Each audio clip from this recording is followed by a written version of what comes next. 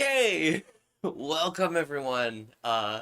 Welcome to the 10-year anniversary stream. We've been doing YouTube and video on the internet for 10 years now. August 12th in 2015 is when I really first started taking this seriously. There's still a bunch of year zero stuff if you dig far enough, but uh, we're here. We're in for the long haul today. I'm aiming for 10 entire hours. It's. Listen, I advertise this as 10 hours or until I'm out of Steam. One of those two.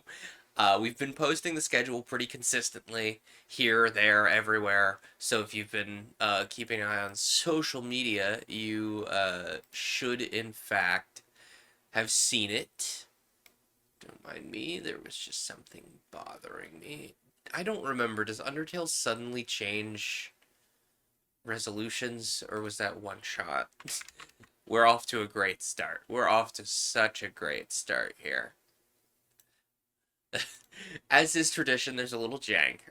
So before I dive too far into Undertale, we got our tea set up here. It is gently right out of frame because my desk is an absolute disaster, but I promise it's there. At any time during the stream, during these next 10 hours, I'll be rotating in a couple other teas. But at any time, you can redeem the Gimme Some redeem. There is a small Gimme Some and a big Gimme Some. Small Gimme Some, you will get, not this cup. This cup. You'll get one of these guys. Let me rotate so you can see that. One of these guys worth of tea. And big Gimme Some, essentially every other steep of tea, we're going to be putting, if nobody's redeemed the small Gimme Some, into the big mug, and we'll be averaging out the tea. So if you want small tasting notes, small Gimme Some. If you want averaged tasting notes, you want big Gimme Some. So, let me pour my heating water into the cup that I've kept over here for that express purpose, and then we can really truly get into Undertale. I have no idea if my original Undertale save is here. Gogo has redeemed. Hi, Gogo. I hope you're well. Gogo has redeemed Gimme Some Small, so right after this steeps, we'll have some of that. This is a tea for special occasions. This is a Silver Needle, which I fell in love with in Seattle 7 years ago. You and have my wallet has been screaming ever since. It's expensive, but it's really good. It's like it's first flush, but it's like right before the first flush buds. It's really a great tea. So let me apply water delicately. Definitely did not just spill that on my leg right now. I'm definitely not screaming and dying on the inside. I'm totally normal and ordinary and standard and fine. I have intentionally muted Undertale so you guys don't hear the looping title screen. But while that steeps, that'll take just long enough that we can maybe unmute this and start interacting with Undertale. Oh, my mouse is on screen. I don't like that. Excuse me. Yes, it's Undertale. Da, da, da, da, da. Name the fallen human. Oh, one of my arrow keys doesn't work. One of my arrow keys doesn't work. You know what?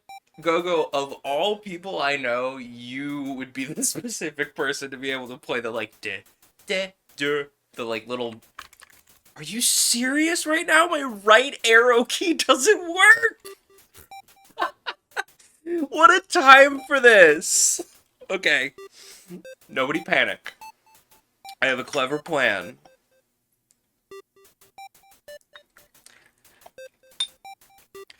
The clever plan is to use Wasta. Oh, there's less water in there than I was expecting. Well, we'll just average those out. So, Gogo, here is your gimme some. This is the wash steep. so it's not gonna have opened up very much. But oh, Wasta doesn't work. Hey, we might have a problem, gang. Controller? Maybe? We should have a cable for a controller. I still, in 10 years on, I have not had to have the... Wait a minute! Let me get a nunchuck! Oh!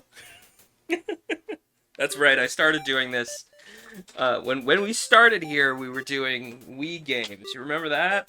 I remember that. Quite fondly, actually. If I had had my Wii here with me, we would be playing some Wii-type games today. Where is the cable I need? Dude.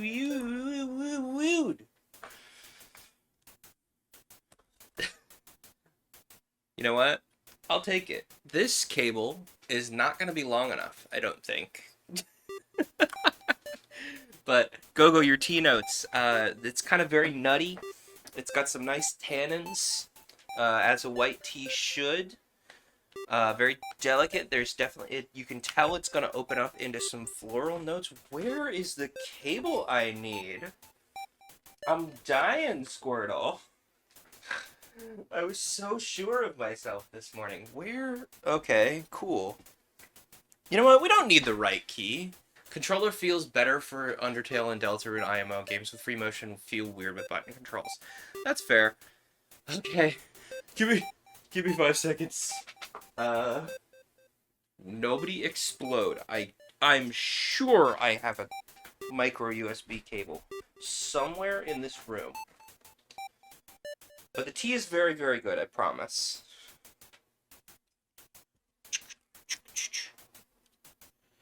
See, the real secret answer here is that I just used the Bluetooth, but my computer does not have a Bluetooth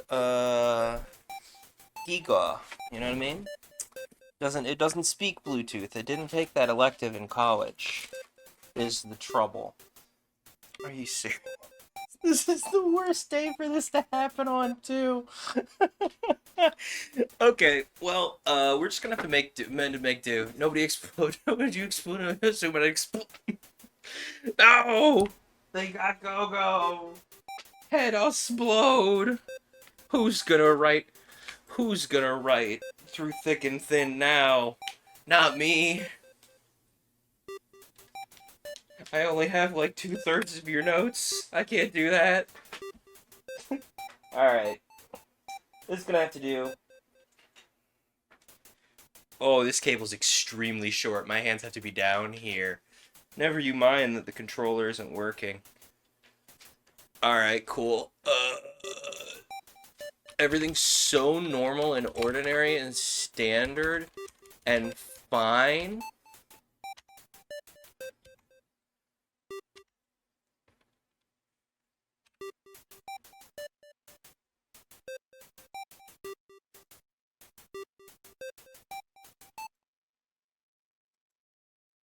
You there, Steam. Can I use a controller? I think we had this problem. You know what's funny is I think we had this problem when we first did Undertale. I was like, why isn't my controller working? Losing my mind. Oh man. Tell you what.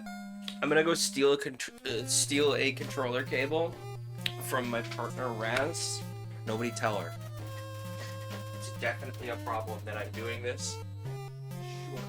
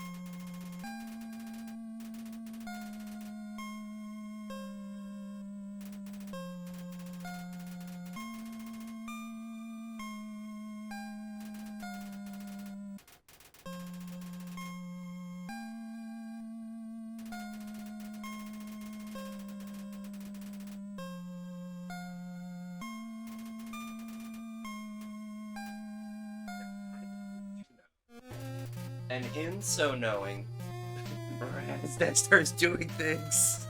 If you yell loud enough, she'll hear you all the way from work. Now, I know, and you know, somewhere in this room, there is a controller-type cable. And in so knowing that we know that there is a controller-type cable, we should be well aware that there is the capability to plug this in and have it work.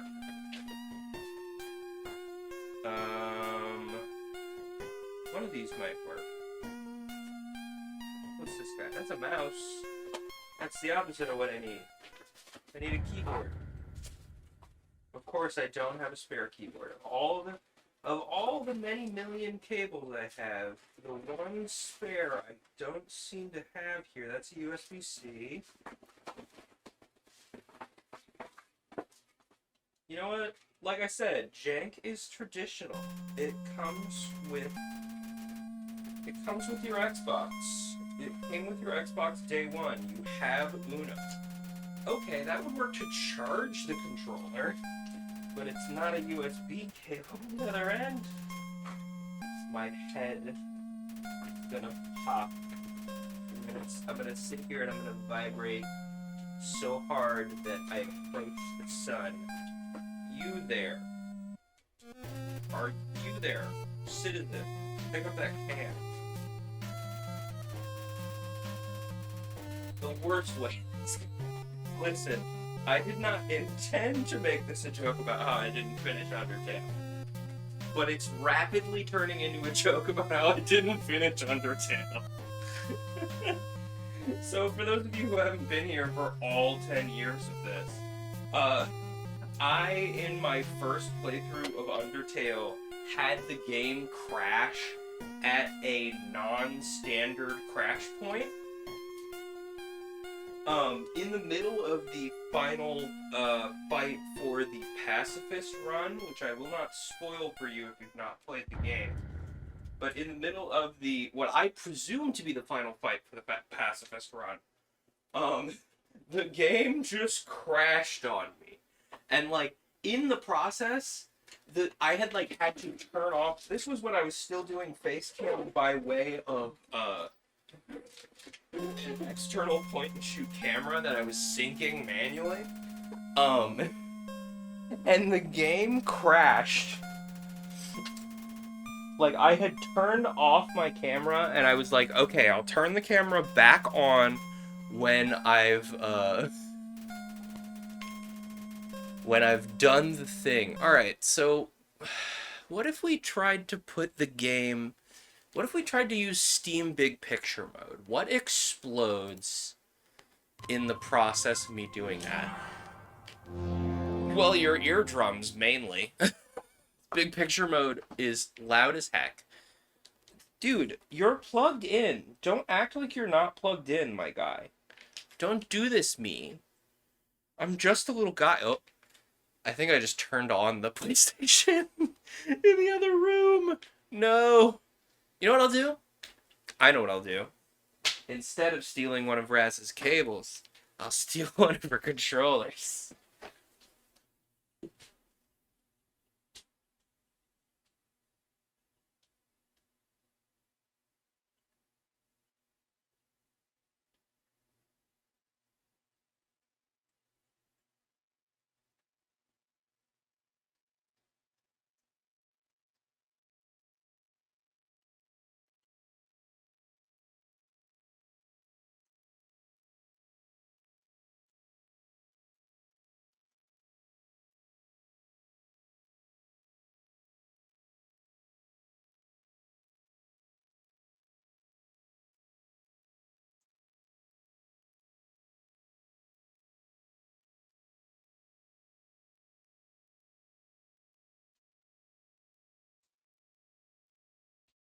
I lied again. I cannot find Raz's controller.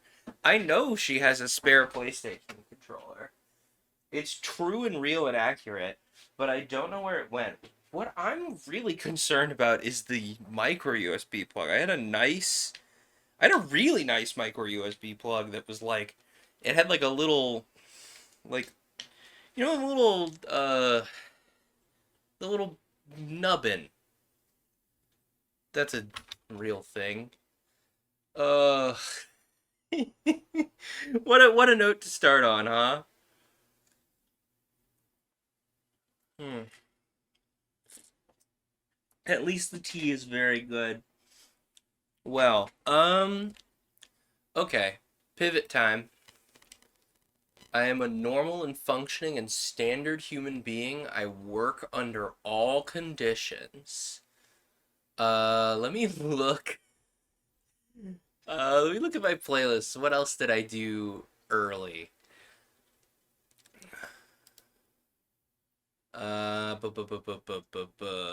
Mirror's Edge. We could do Mirror's Edge. That was early enough in time. I guess we could do Mirror's Edge. But then the problem continues to be I have no right key. I have no right key on my keyboard. But you can rewrite the controls in Mirror's Edge. Hang on. Even further. Why don't I just try and remove my keycap and fix this? On the fly. Up you come. Why aren't you behaving? You there. Why are you do this me? Ooh, hey, let me mute my mic so I don't obliterate you in the process of this.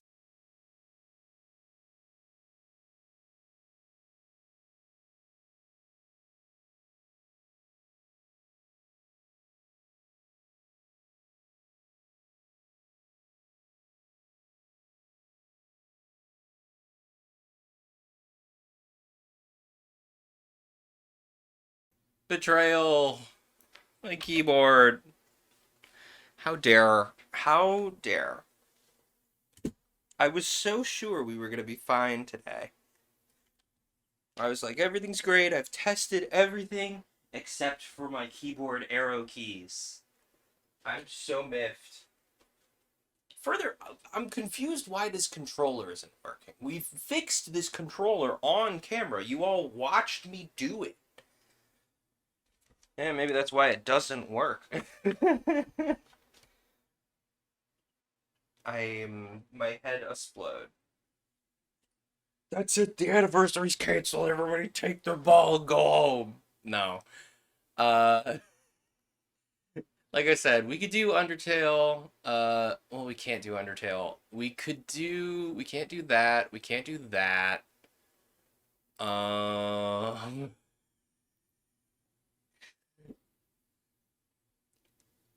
again, I did not mean to do it this way. What are our options for year one here? Very important question. Because 90% of it was, yeah, I'm looking, I have a document of like, this is what you played in each year. Here it is. And literally the only options available to me are Mirror's Edge and Undertale. And since we can't play Undertale, I guess we have to play Mirror's Edge. Oh no! Twist my arm. I can't believe you're making me play Mirror's Edge, the well-regarded video game. Oh, it's just such a task for me to play Mirror's Edge. Oh, Mirror's Edge isn't installed. Uh, what do I do? This also really, like, royally ruins, like, 4 other games I have planned. Oh, no! Um... Hmm... Yeah, because I can't play that, and I can't play that, and I can't play that. Is the secret answer buy Undertale on my Nintendo Switch? Maybe. It's entirely possible. What if I just tried to play it without the right button? This is now a challenge run. I am joking only the slightest bit. Okay.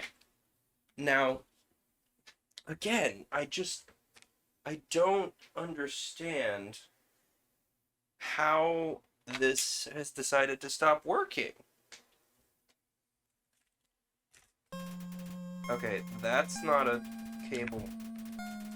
My brain's short-circuiting. There's no more brain left in the brain. I'm out of brain juice. Okay. Neat. Actually, this table is of sufficient length.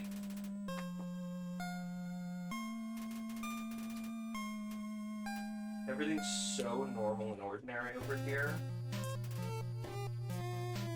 Everything's fine over here. Don't come investigate. I'm also just generically kind of surprised that,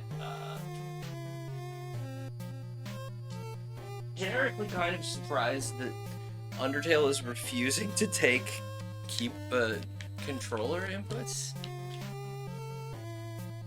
Okay, one more time. Trust me. It didn't work this time, bro. Don't worry about it.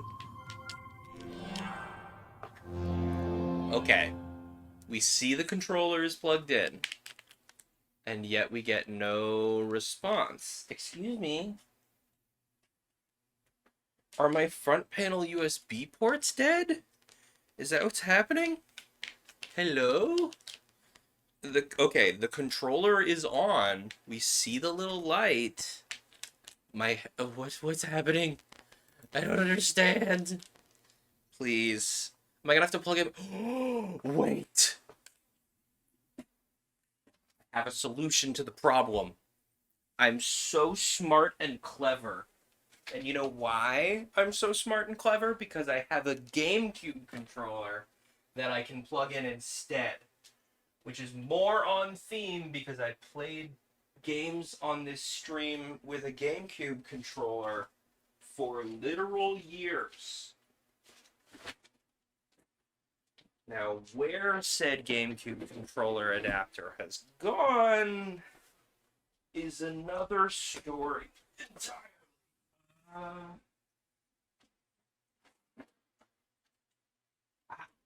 GameCube controller detected.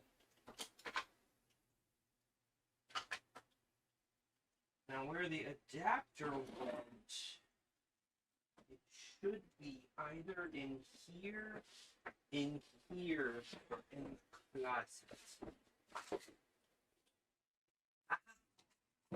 Controller adapter. Now we're cooking. Now we got it.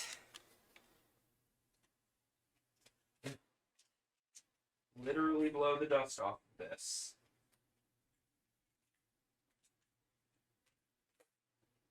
Now, if this doesn't work out of the box, I have a way to fix it.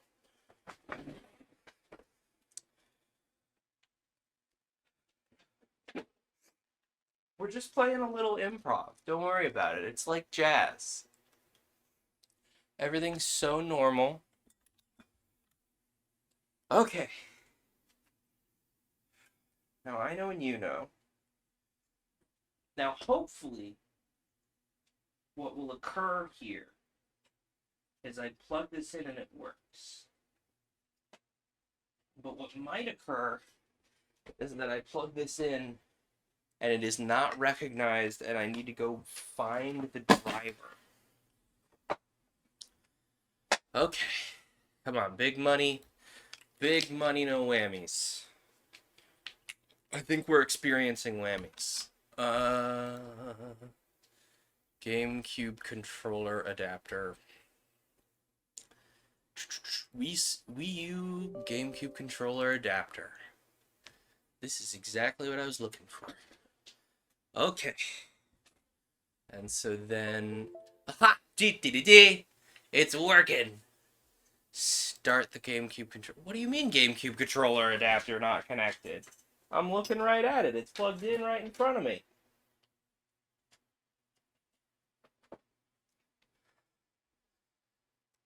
Please.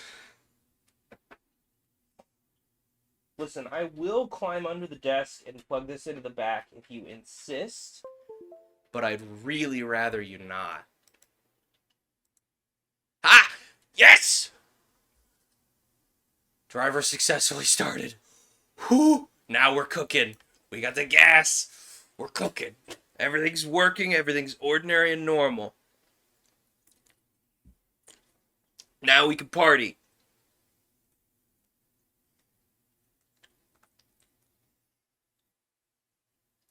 Let's take a moment of serenity to enjoy our tea, perhaps.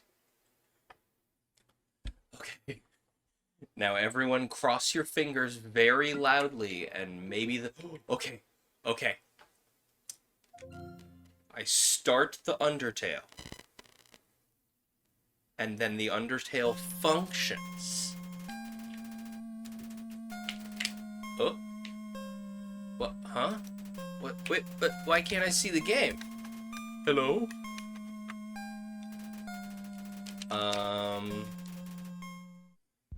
Okay, one of the buttons I hit just worked.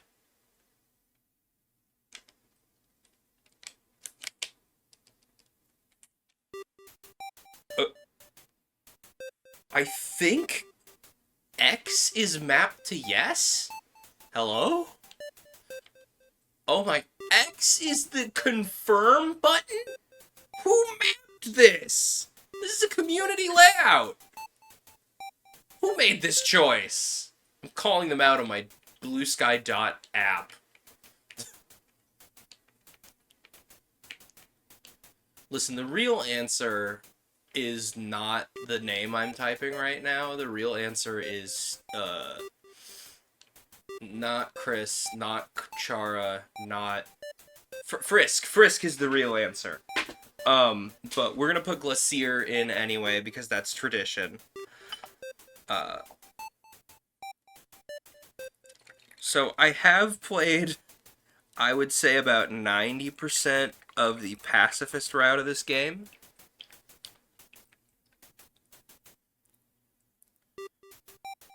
But it crashed on the final boss. So, you know, that's fun. Oh, why is A B? Okay, I have my control. I think my, like, joy to key that's doing this is mapped weird. Okay, annoyance rescinded. I think I did it backwards. Anyway. For real this time, Glacier. Wiggle at you. Let me get the mouse off screen. Yeah, I'm a pro at this. So we've fallen down into a pile of flowers. What's in here? Oh, hey. Howdy! I'm Flowey. Flower to flower. You're new to the underground, aren't you? Golly, you must be so confused. Someone ought to teach you how things work around here. I guess little old me will have to do. Everything's so great. This is an ordinary and normal flower who's a cheery little guy. Ready? Here we go. Oh, I forgot this game does bullet hell things. See that heart? That's your soul, the very culmination of your being. Use the left control stick to move. Your soul starts off weak but can grow strong if you gain a lot of love. Live. Love. Well, what's love stand for? Why, love, of course. You want some love, don't you? Don't worry. I'll share some with you. Twink! Down here, love is shared through little white friendliness pellets. You ready? Move around. Get as many as you can. No. Hey, buddy, you missed them. Listen, it wouldn't be the first time I missed a blatantly obvious target. Let's try again, okay? But what if I didn't? No. Is this a joke? Are you brain dead? Run into the bullets! Oh! Wait a minute, it said friendliness pellets right after bullets. You know what's going on here, don't you? I do know what's going on here. You just wanted to see me suffer. No, I didn't. But, no, don't kill my me. That's where I live. Ah! Ooh. Look who it is. It's look who it is. It's look who it is. It's Toriel. What a terrible creature, torturing such a poor, innocent youth. Do not be afraid, my child. Almost got the funny, but you get his text to disappear, but if you mash enough, he goes, stop it. Oh, I just missed that. And I was like one text box too late. Weep womp. That's funny. I am Torio, caretaker of the ruins. Hang on. One, like...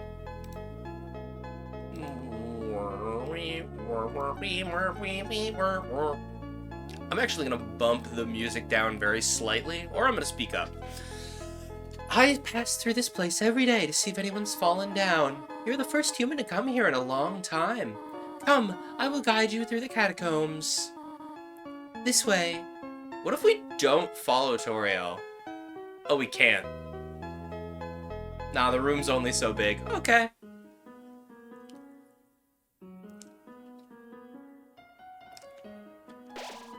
The shadow of the ruins looms above, filling you with determination. HP fully restored. I don't have my old save. It's on my... There's a laptop right here underneath you all. And so I'm like, what if I got... Actually, how much work would it be for me to just transfer my old save? Nah, it's fine. Welcome to your new home, innocent one. Allow me to educate you in the operation of the ruins. 1, 2, 3, 4, 5. The ruins are full of puzzles, ancient fusions between diversions and door keys. One must solve them to move from room to room. The music is definitely not too loud on the streamer's end. What are you talking about? That simply couldn't be. Please, adjust yourself to the sight of them. I was hoping it would do something. Only the fearless may proceed. Brave ones, foolish ones, both walk not the middle road. Oh, that's the hint for the puzzle. That's cute. I was hoping something would occur if I hit those middle two buttons. To make progress here, you'll need to trigger several switches. Do not worry. I've labeled the ones you need to flip. What am I clicking? Stay on the path. No? Press Z to read signs, so Z is mapped to X on this controller for some reason. I may need to go in and remap these buttons.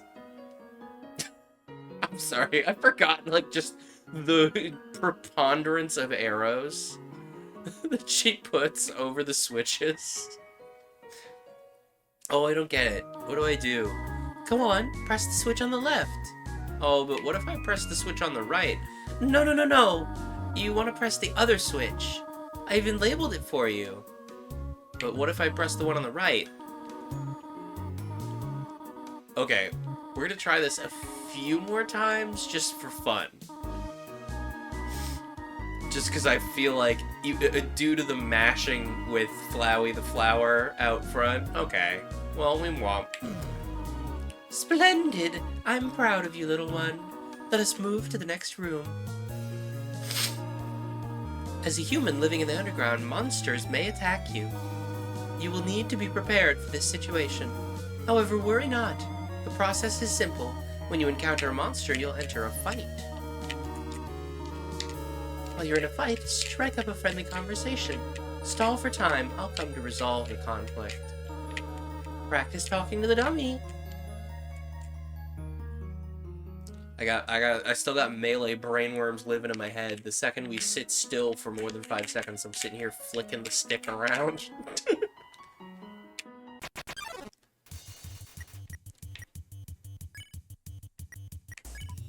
The dummy's like, I don't think you're supposed to spare me.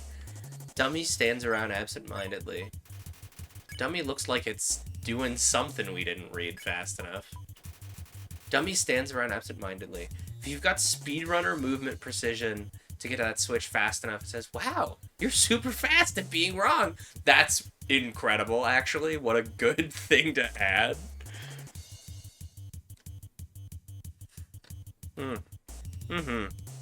Silver Needle's a good choice for today.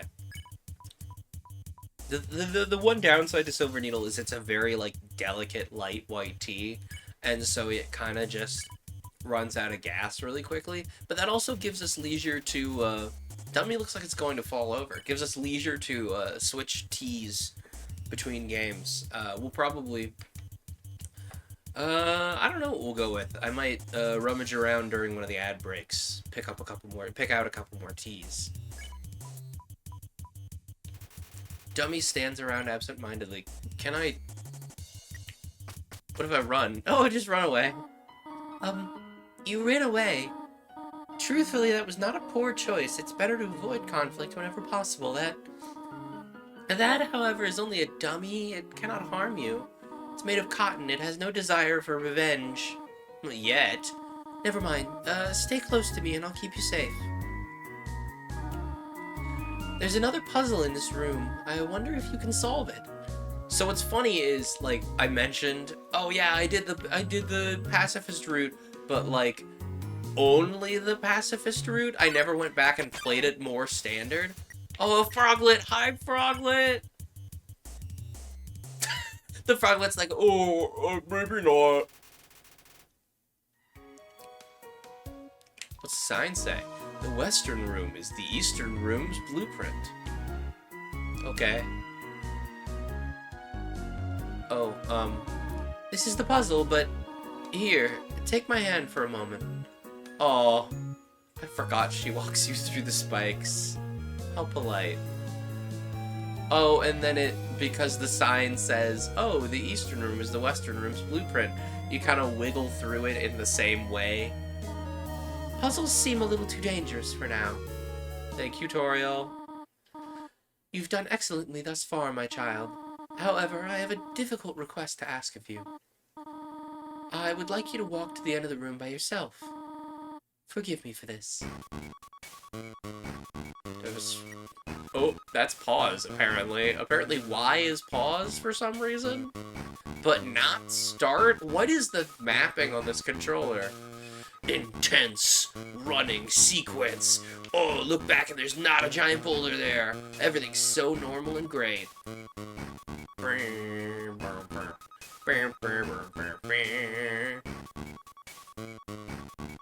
A pillar. Greetings, my child. Do not worry, I did not leave you. I was merely behind this pillar the whole time. Thank you for trusting me. However, there was an important reason for this exercise. To test your independence. I must attend to some business, and you must stay alone for a while. Please, remain here. It's dangerous to explore by yourself. If you let Deltarune cross over you here, you would have tutorial. I have an idea. I'll give you a cell phone. If you have a need for anything, just call. Be good, alright? I'm a little, genuinely, now that I said, oh, what if I ported over my old save? Are the saves, like, just a file you can click and drag? Give me, like, 2 seconds. I'm so prepared and normal and ordinary and standard. Is Deltarune even... Deltarune. Is Undertale still installed over here? I'll never know. The computer locked up when I tried to touch it. Listen, she's getting old. It's fine. She's just having a rough day. It's fine. Ring. Hello, this is Toriel. You have not left the room, have you? There are a few puzzles ahead I have yet to explain. It would be dangerous to try and solve them yourself. Be good, alright? Click. Excuse me, excuse me, human. I have some advice for you about battling monsters. If you act a certain way or fight until you almost defeat them, they might not want to battle you anymore. If a monster does not want to fight you, please use some mercy, human. Ribbit. Hang on. Okay, so I'm gonna go poke through my Steam files on another computer. Give me like 2 seconds. Program files. Steam. PQRS not there. It's in the other one, really? Okay. Because if I can get my Steam Steam, gimme Steam apps. Gimme...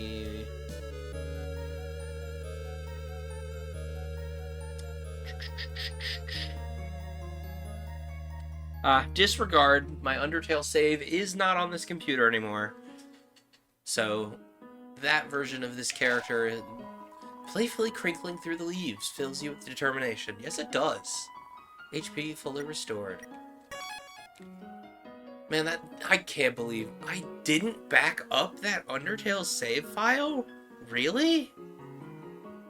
Personally, I'm shocked. It's probably in one of the hard drives on the shelf behind me. Wait a minute. Oh, Whimsun approached meekly. Spare. Oh, pat. Don't worry, Whimsun, you're fine. Actually, wait a minute. Listen, I know I'm easily distracted. Don't worry about it. If I go here and then program files, maybe. Maybe. It might be in program files. No, that's not it. Shoot. I was like, oh yeah, Steam does the cloud save thing, it's fine. And then it didn't do the cloud save thing for this. Leaves. You know. Leaves. Oh, oop. Frogget hopped close. Hi, buddy. Croak. Oh, no, don't hit me with... Oh. Well, I am not immune. Compliment the Frogget. You're a good frog. Frogget didn't understand what you said, but was flattered anyway. Blushes deeply. See, approximately no people are shocked. Pat. Approximately no people are shocked that I attract a horrible volume of bugs. Now that seems like it's fall-through shaped. Yeah. What if I just... Yeah, that's what I thought I remembered. Ring. Hello? This is Toriel. For no reason in particular, which do you prefer? Cinnamon or butterscotch? Butterscotch. Oh, I see. Thank you very much. I think I picked cinnamon in my original playthrough. Ring. Hello, this is Toriel. You do not dislike cinnamon, do you? I know what your preference is, but, would you turn up your nose if you found it on your plate? Right, I understand. Thank you for being patient, by the way. Click. 3 out of 4 gray rocks. Recommend you push them. Okay. Do we think this is the 4th gray rock that tells you not to push it? Can we talk to him? For a second I thought that was like an actual rock battle that I accidentally found there. I wouldn't put it past this game. No, this is one of the 3 of 4 rocks. Okay. It is not the 10th dentist. The 10th dentist sounds like a name that you would give like a horrible monster in like a cosmic horror novel, you know what I mean?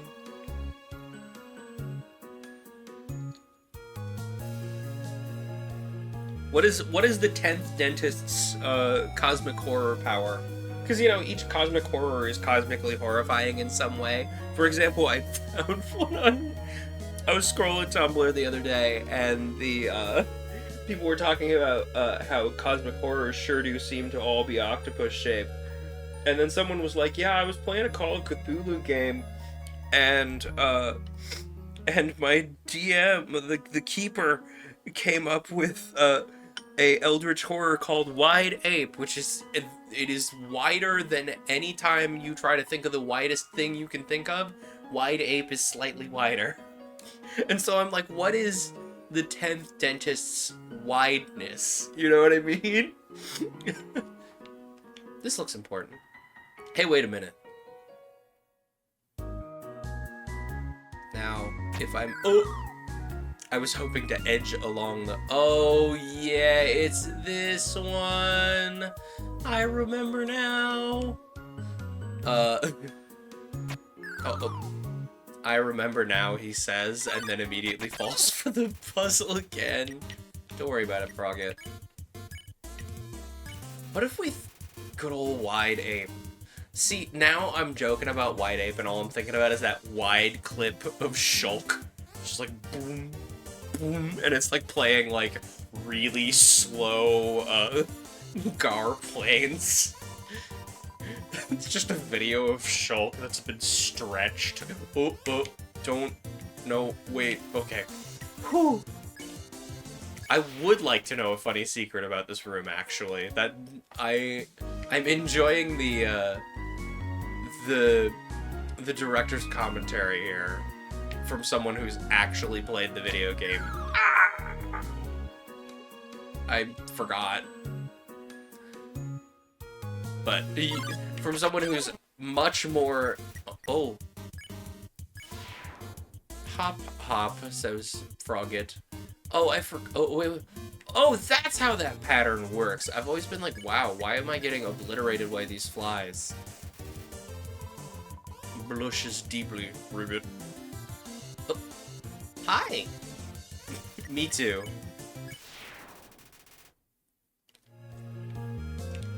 If you fall down 10 times, it turns off the falling. But, we're about to find out. It turns off the falling, but the upper right wall doesn't have collision because Toby forgot to turn it back on. Listen, if I keep being bad at the video game like this, we might find out that it turns off the falling. Now, they said 3 of 4 rocks. Mold Small. Pat. I kind of love that Mold Small is supposed to be like a mold, a spore, or a fungus. But, like... It's shaped like a Jello mold. Now, if I'm very clever... What there, partner? Who said you could push me around? Hmm? So you're asking me to move over? Okay, just for you, Pumpkin. Hmm? You want me to move some more? Alrighty, how's this? Hmm? That was the wrong direction. Okay, I think I got it. Thanks. Yes, actually. Very helpful. Oh. Mean? I'm very attached to my feet. I'd rather not get them stabbed. Hi, Mold Small. Buenos dias. And then it jiggles. Hmm? You wanted me to stay there and give me a real workout here. Don't worry about it. Thank you. Can I go back and say thank you to it? Aren't things easier when you just ask?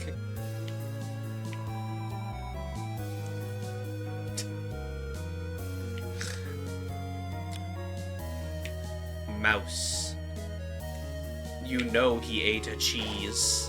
Knowing the mouse might one day leave its hole and get the cheese, it fills you with determination. I definitely didn't forget that I had tea leaves going. No way, nuh-uh. I assuredly was not allured by this charming little video game. No way. I also definitely did not forget to have grab my Justice Cup for this. So this is going to be horribly oversteeped.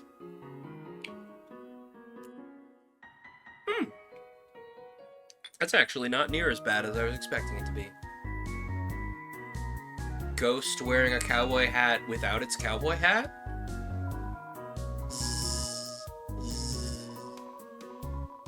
Are they gone yet? Oh! This ghost keeps saying Z out loud repeatedly, pretending to sleep. I think I made this exact joke. I made this exact joke when I was first playing this game, thinking I was like, haha, I'm so clever, he's just saying Z instead of snoring. And then the game called me out on it. Move it with force. No.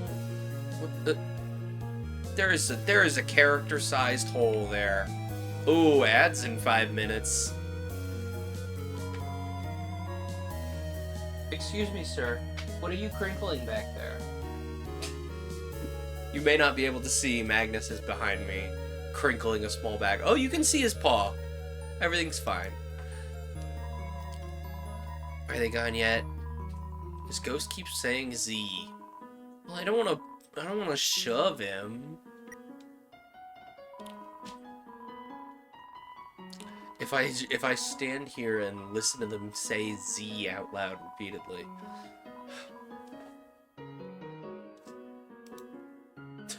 That was kind of hilarious. That entire message was blocked. Napstablook. We love Napstablook. Cheer for Napstablook. They accept compliments poorly. You gave Napstablook a patient smile. Heh.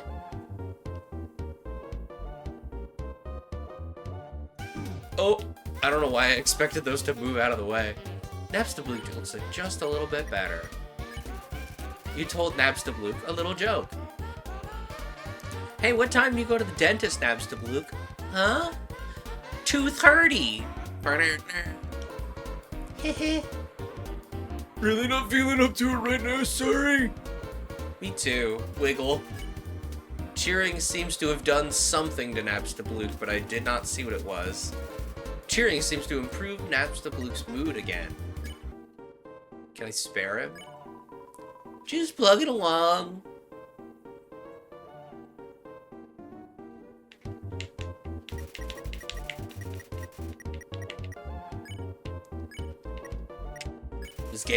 This music, like, that's the problem with trying to play Undertale on stream, is the music is so good. Oh, what do you got for me? You got a little picture of something?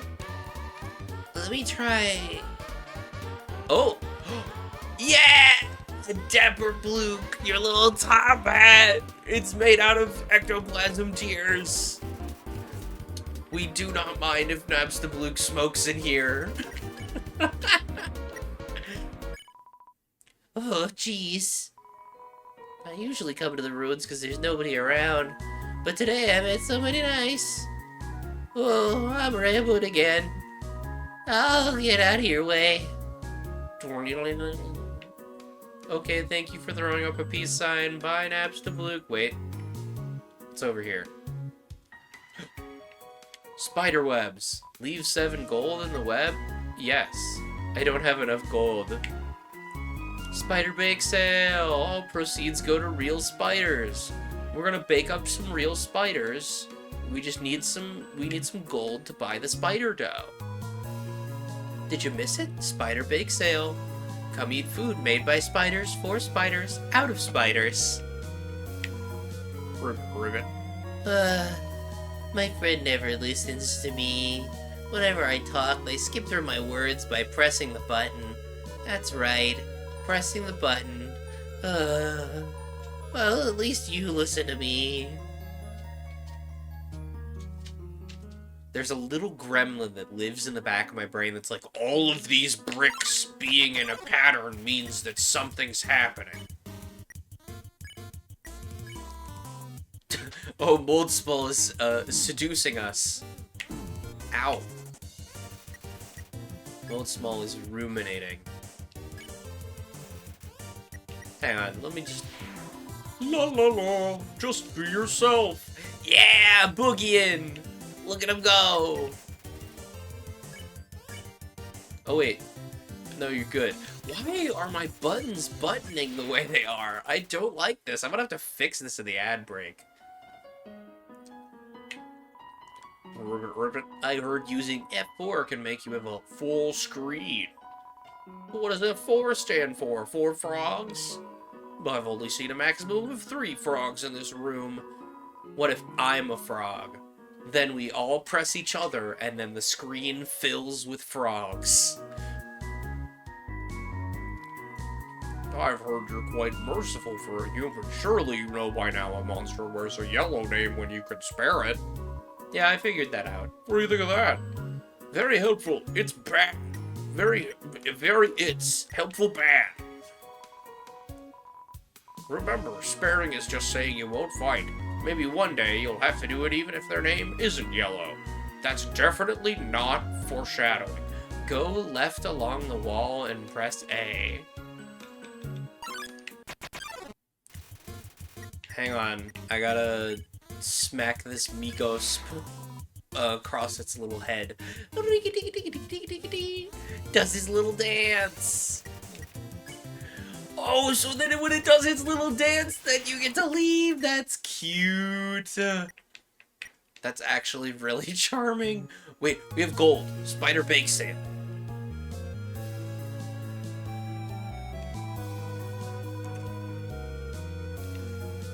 Oh no, I didn't catch the ads in time.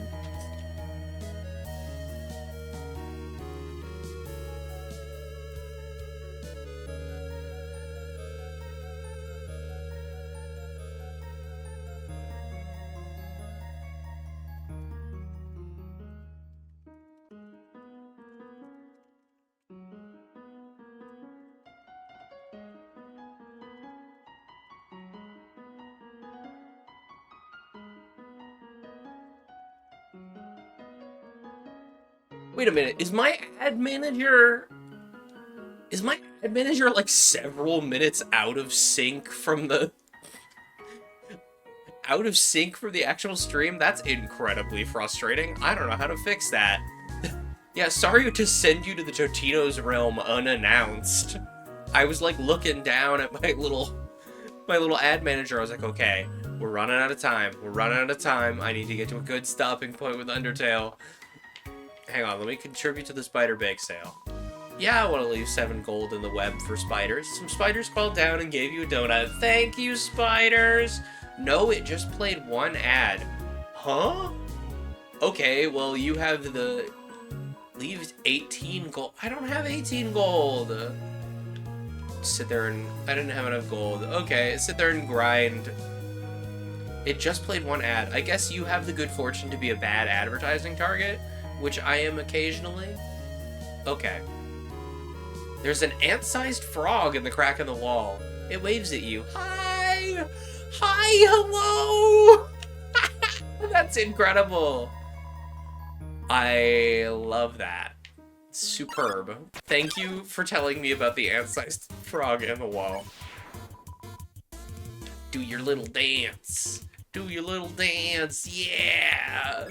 Okay. We've seen the 4th frog. I could sit here and grind gold to try and have enough gold for the spider bake sale to buy a 2nd donut. Who knows, maybe they'd give us a cruller instead of a donut, but I did promise 1 game per hour, and so I think we're gonna have to call it for Undertale here. And we're gonna have to boot up Stardew Valley. Oh, I forgot I have access to Raz's Steam library, so Fields of Mystery is now looming at me.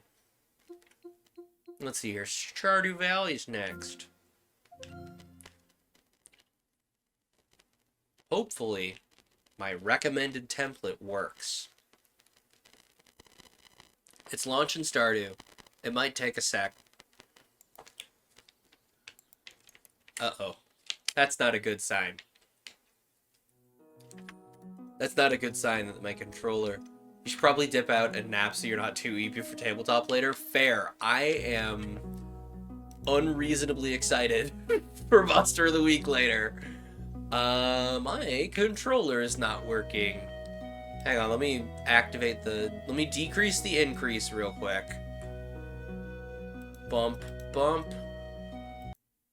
Okay, we've successfully decreased the increase. Now we need to increase the decrease.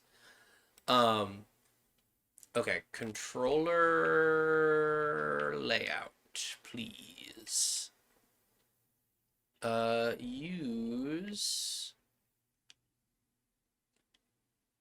A button is A button. B button is B button. X button is X button. Huh, it's not working. X button is Y button? X and Y aren't responding? Hello? Oh no, I know what's happening. I think I know what's happening. Okay.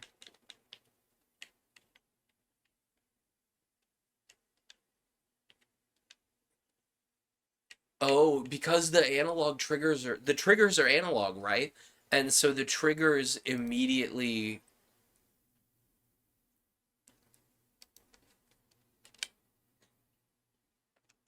What? It's working? Hello? Okay. Uh, Hang on. I have a layout here somewhere. My layouts. This should work.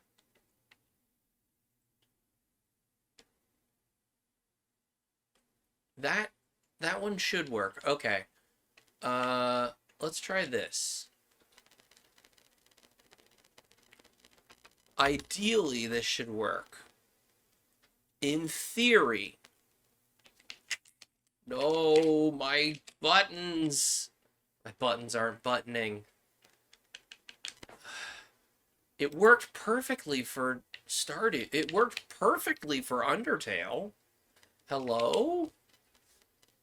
Okay. Hang on. Configuration. Show me my Windows gamepad info. Properties. Okay, my left and right sticks are left and right sticking. The Z rotation and X rotation. The C stick is responding. The analog triggers are working. The digital triggers are working. A, B, X, Y are buttons 1, 2, 3, 4. And then we've got up, down, left, right. Okay, so it's responding as intended in VJoy. Can I like disable the other 3 ports? That's what I used to do and it worked 80% of the time.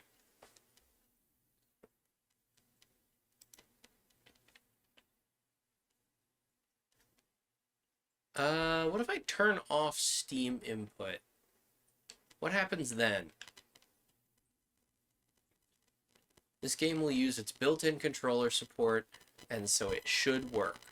Because before Big Picture Mode started doing this, it worked for me. And then it doesn't work. I guarantee you there is live footage of me using this controller on Stardew Valley. There is a preponderance of live footage of me using this controller with Stardew Valley. View layout. I don't have sticks to click, is the thing. Let me search. Community layouts. Search for Gamecube. Wii U. Huh. I used to have a layout that worked for this.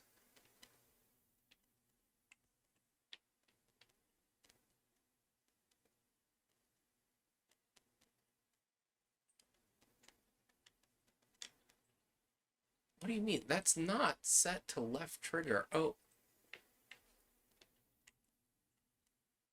What? Huh? He's what? Settings.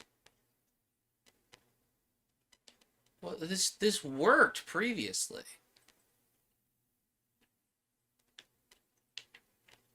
Okay, A is working as A right now. Like when I press A in the Steam thing, right? Yeah, even the D-pad's working. What? I'm so confused. I'm so confused why this isn't working.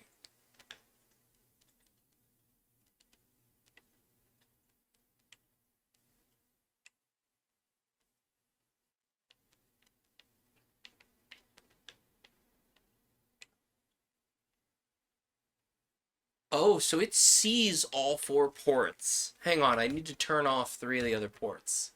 I understand. I have calibrated and I understand.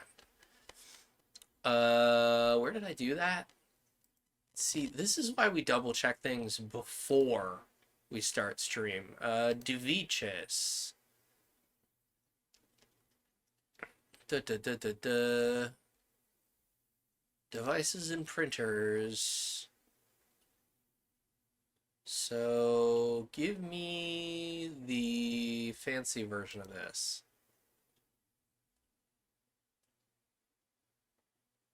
Where is the thing I need? Hardware and sound, device manager. Here we go. In human interface devices, turn off 3 of these game controllers.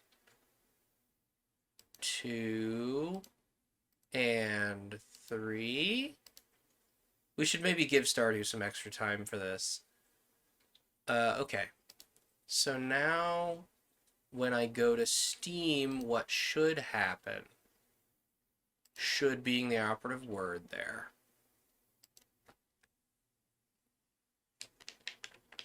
Okay, we're not plugged into the right port. So now, because of the way I did that, the 4th port should be the correct port. The 4th port is not the correct port. Okay. Let's try port 3. No. Not port 3. Ah, it's port 2 for some reason. You know what? We take those. It's fine. Okay.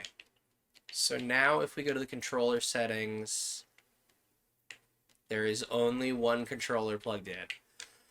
Okay, now Stardew should work. Now that we've... Because that's the thing, right? Oh, good, it's working. Oh, I can finally make it go splat. Hey, that's not the size it was earlier. That's not right. That's not correct. I fixed this capture before stream started, I promise you. You there, capture.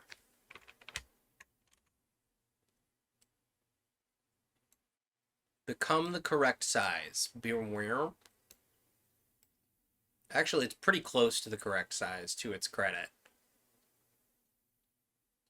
I think it might have decided to display at a different size on account of me being in controller mode. Everything's so normal and ordinary and standard here. Okay. Stardew. Whew. Okay. We used to have a stream file. So that's year 2. This is a lot of these are really old. This is a really old one. This one was like my first Stardew farm. Let's just do this one. I don't remember what we were doing in here, but it's probably fine.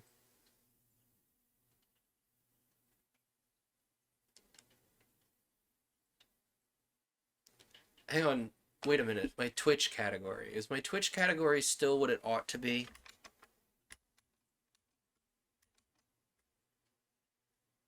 Wait. Oh, we're under special events. That's fine. I did that on purpose. I'm smart. Me am smart. Look at his little hat. His name's Magnus, just like the real cat back there. Oh, it's Rainbing. It's Rainbing. Let burr. Oh, thank you for the wood, Robin. I sincerely do not recall what I was doing. Oh, radishes. Well, they're alright. They're only radish. A lot of blue bebbies. So clearly I've got something going. Oh, I've never seen the lightning strike animation actually go off for the lightning rods. That was cool. Wow. I learn something new about this game every time I turn it on, because unlike my partner, I only have 300 hours in this game. Raz is an absolute fiend for this game. Multiple thousands of hours. I'm not kidding you. I could probably go open her Steam profile and prove it to you. She loves this game. Like, I was like, oh yeah, it's nice to have another little Harvest Moon. I haven't played a Harvest Moon since the DS. Smile. Raz, like, saw this game and, like, her eyes went... Her pupils went big and she was just like... Video game. Hey, wait a minute. I'm supposed to be drinking tea. Probably for the best. I'm pacing myself with this anyway. I'm gonna be absolutely like jittering on the floor by the end of these 10 hours if I drink as consistently as I do normally. So we got a whole bunch of bluegrass here. What was my deal here? So we got mushroom stumps here and there and everywhere. What was this? What did I need melons for? Hang on. That's the crafting menu. That's what? Why are my? That's so strange that my X and A buttons are funny. We got deluxe bait, which I'm sure we need. Probably for crab pots, honestly. We got chickens. Oh, we got a little dinosaur. I forgot we get to color a dinosaur. Oh, dang it. Oh, my inventory's full. Can I interact with this? Hang on. Oh, ooh, there we go. I had it for a second there. Egg. Egg.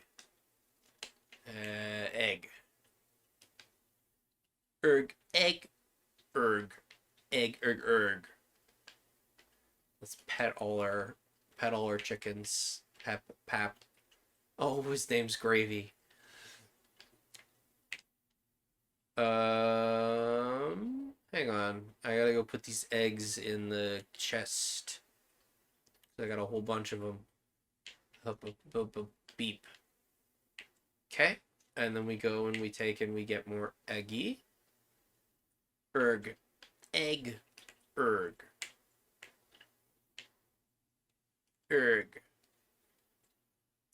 But I don't know, man. Like, this game, there's really something to Stardew Valley in particular that I think it really is in strong conversation with the other standouts of its genre. You know, it's just it's this there's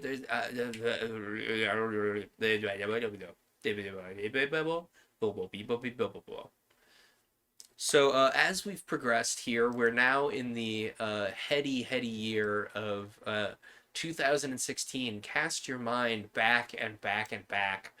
The first Splatoon has just dropped on the Wii U. Nobody. It's the only game that anybody ever played on that thing. Everybody's like, man, Nintendo's really eating it, man. I don't know if they're gonna make it, even though it was, only a little less successful than the GameCube. We also, highlights from this year that we played include the Code Lyoko Wii game, the start of the whole series for Frozen Tundra finds, which several Frozen Tundra finds the games I was very tempted to play instead of Stardew. We also did a bunch of GameCube games in here. I also debated Minecraft, but I felt like starting a new Skywalk was not going to get us anywhere. But that's roughly the time period we're in here when I was playing this. I'm not going to say most recently frequently, but like when I was playing this on camera, that's about the time. Give me the bait. Give me the bait. But I really like this game. I think it is a testament to what someone as a solo dev can pull off if they're willing to just kind of let themselves accept the various frustrations of solo development. I guess it's like you just kind of you chip away at it until you feel like it's good, and then you do a little more, and then you do a little more, and then you do a lot more, and then you don't realize that your desk is a horrible thing, and then it's great. Where are we? We pet the animals. Who was I romancing in this file? Hang on. Social tab. Was I romancing Alex? Really? Or is this... No, this was a co-op file with Raz and I then. Huh.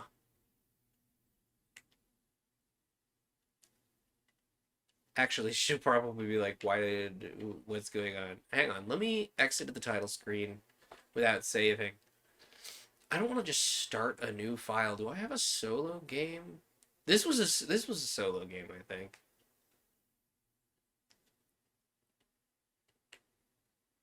Oh yeah, because I started that top one because we were excited about the update and like the things it brought to multiplayer. Now I remember. Yeah, Sam was very excited about his rock band. 1 week from today, we're holding the Stardew Valley Fair. Bring 9 items to the Grange. They better be cool or I'm gonna explode. Oop, water, water, and water, and water, water here.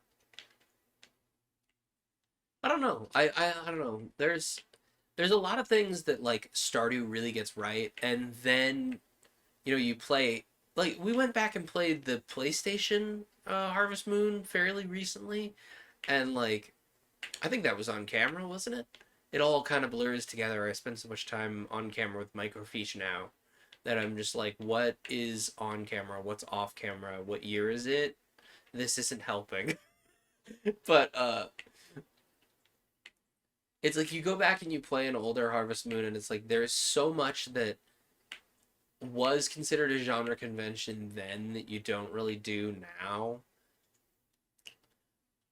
I kind of really enjoy the way that like Stardew puts a hard limit on how long the day is, so you don't accidentally ruin your next day by forgetting to sleep, just like getting locked in on a task, and then you suddenly it's like 6 in the morning and your farmer has no energy.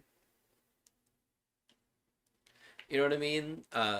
Which I've heard tell that Fields of Mystery doesn't have that, which means I'm gonna have to like. I wonder if there's like an alarm clock mod or something. Blackberries, chanterelle mushroom, pet the puppy. Oh, this was my like. Now that I'm looking a little longer at this file, this was my like get everything just so file. Like get everything right. Maximize all of my like social and everything. What was I planning? See, that's another thing about Stardew that I personally struggle with is that sense of like, oh, what was I planning? What was I doing? Where did I leave off? Like some sort of ability to write yourself a previously on would be very fun and funny, I think. Shove all of the things that are in my pockets into a chest. I'm just gonna sell these blackberries. It's fine. You could probably get more out of them for jam, right? But it's fine. I'm surprised we. Oh, these are wild plums. It's fine. Oh, I have one of every. Wait a minute. Why did I not plant the pomegranate sapling? Oh, or was I saving these for the greenhouse? I think I was saving those for the greenhouse. It's hard to figure out where you left off. There was an RPG recently that had like a previously on feature that I was like very enthused conceptually about, where like you can like press a little button in a menu and it'll be like previously on the game, this is what you were last doing, which is super nice for someone who like picks up a game and plays it very seriously for a couple weeks and then it drops off the face of the planet. Oh, oh, the missions board. I didn't know we hadn't unlocked this. Hello there, Christine. You showed up at the perfect time. I shouldn't give him that thick of an accent. It's our new special orders board. Robin and I built it from scratch. Lewis, all you did was hold the nails. Splurged.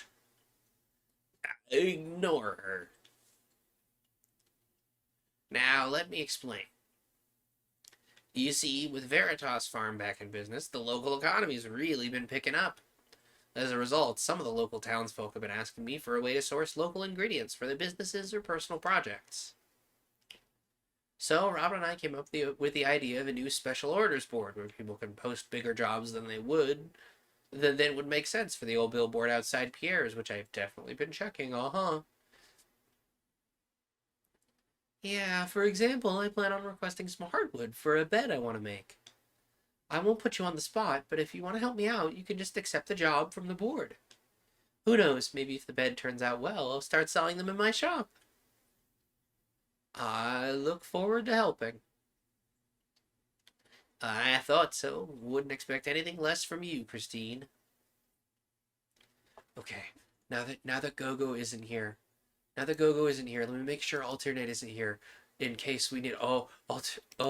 Okay. Never mind. I was gonna talk about this tabletop game, but I don't want to spoil anything in case someone's here. Now that I said that, I just had to check my. I almost never check my little viewers board, but I saw one of the players who's gonna be playing tonight, so no spoilers. No spoilers. As always, I appreciate your willingness to contribute. Take care, Christine. Why did I name her Christine? Honestly, it probably was a Phantom reference. Is my immediate thought. Is like, why did I name her Christine? Wait a minute, is there a run button in this video game, or am I losing it? Speaking of Pierre's tiny clipboard. Oh, there's nothing on the tiny clipboard today. We're fine. Who was I romancing in this file? Probably Sam. Definitely Sam. We actually have Sam's hearts maxed out. We need to give him the bouquet now.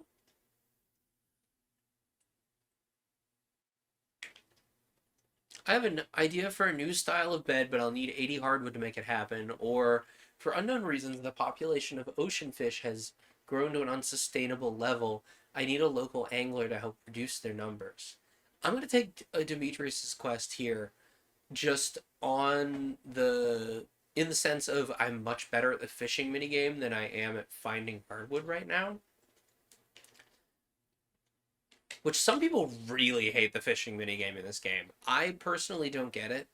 I think it's a perfectly solid and understandable minigame. It admittedly I didn't get it until I played on a controller with like on a controller and used the right trigger to press the button. But now it's just like a matter of like I understand the timing and everything. You just gotta lock your brain in and then it'll work all at once. But there are a great many things I'm excited for this stream, but the Monster of the Week game is going to be a great time.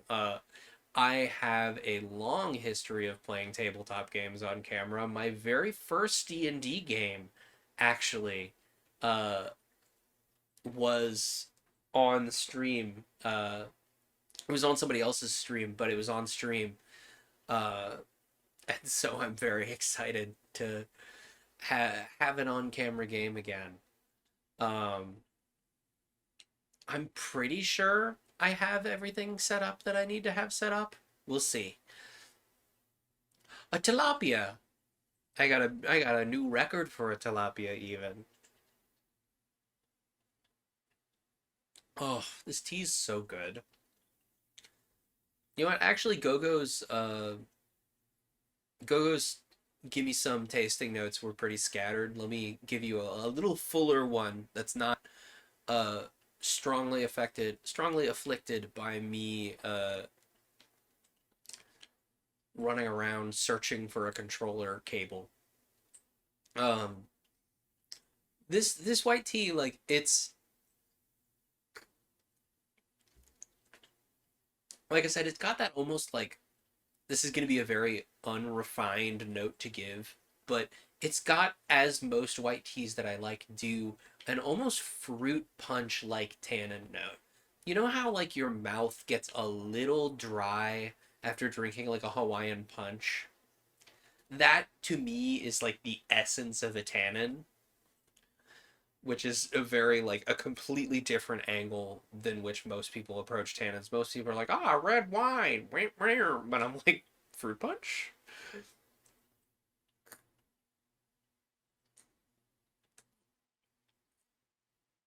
But it's like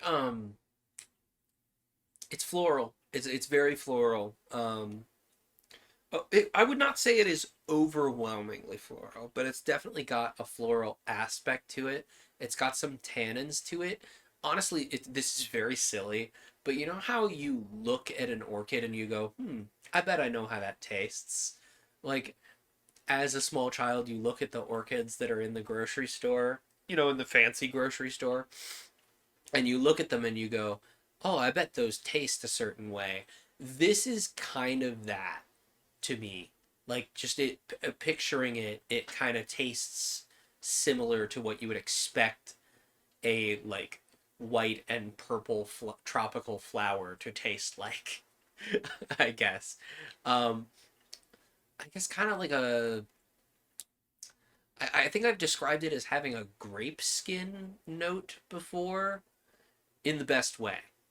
Um, it's really just like it's expensive and it tastes like it's expensive, both in a positive and a negative way. You can tell that it's from a very like young stage. Oh, I found a lost book. Heck yeah. Support your local library, gang. Um, which that's kind of a thing that I wanted to talk about is kind of missing from this whole 10-year extravaganza is the only big note that I feel like I'm missing with this long marathoner stream is paper cuts. And I don't know, I kind of wanted to leave paper cuts in its own realm, I guess. Just because like it is a streaming show. Obviously, it's a segment we've done here for uh, only a few years less than the whole channel itself. But I've always kind of treated it as kind of a sub brand to talk about it in an inside baseball way. Um, I hope these are enough ocean fish for Demetrius. I just completely overcast the little bubble area. Hang on. But oh, seaweed. It's 50% sea and 50% weed. Na na na na na. Oh, I made a noise that made me think of the tweet tweet noise. Do you know you can change this noise in the settings, by the way? Sorry, hang on, digression. Like, you can change the little fishing noise in the settings. Give me like 3 seconds, I can show you. So if you go into options, somewhere in here, there is a fishing bite sound. There's the default one, but then you get a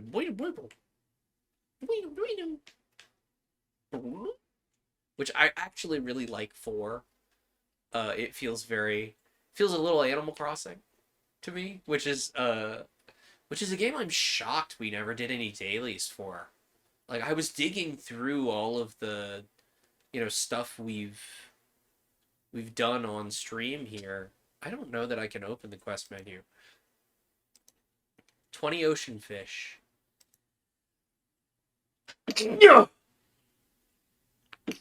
Oh, excuse me. But back to paper cuts. I've always kind of treated it as its own little show. It's kind of got its own little for a long time for a long time in seasons 2 and 3. It even had its own feed separate from the rest of everything. I didn't start any new tea after I drank the one I had. It had its own separate account for a little while because I felt like it was just such a different beast from everything I do. But now, especially as I've spent more time, lingering on the edits for it and working on other things, I really feel like Paper Cuts does fit in here, and it's really kind of a shame that we're not getting that sort of public domain book element in here, that reading aloud sort of vibe. But I figure you're gonna be hearing from me plenty all day anyway. And who knows? I do have a couple mysteries for Monster of the Week in my back pocket that are based on stories we read on Paper Cuts. I've actually been specifically going through and looking on Project Gutenberg and like cross-referencing the books linked in each episode of the show. uh, to try and like find, okay, how would I adapt this as like a writing exercise for uh, writing in a setting that's not Camellia. Because like I get really locked in on silly hee hoo hoo tea magic fantasy setting, and so then sometimes I'm like, I'm out of gas on this. I need a minute. And so the alternate project that I go ahead and hammer on instead. Oh, let's talk to Willie. What's up? Catching anything, bud? A true angler has respect for the water. Don't you forget that. Thank you, Willie. Wait, shoot. No, the rain was in the other file. That was not in this file yesterday. Brain smooth. Because I was like, oh no, if it's raining, we can get the thing. But we can't get the thing. Actually, I think we need to buy the bouquet from Pierre's. Now that I say that. Anyway, my point is that Paper Cuts is kind of the odd duck out here.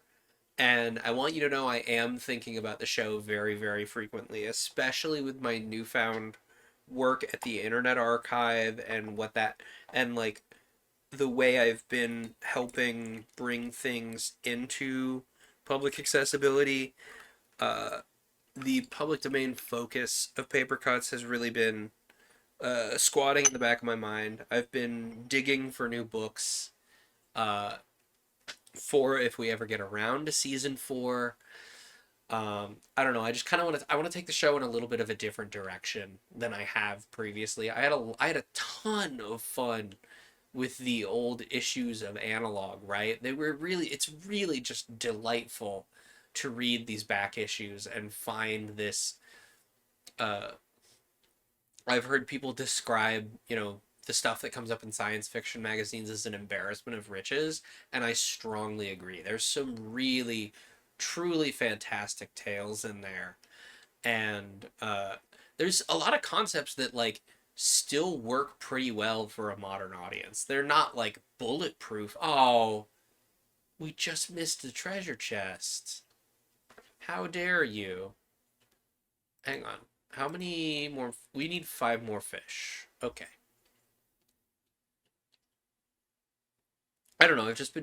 I've been curious about what other directions I can take Paper Cuts because now we're 60 and 48 and 48 is 108 is 156 episodes in.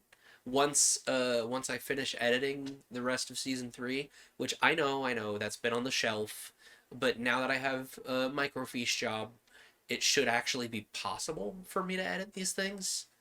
I was getting ground to pieces pushing the burger boulder. You know what I mean? Oh, an emerald. Nice. But now I'm not. And I wasn't at the time that we're thinking about here, so let's keep it out of our head.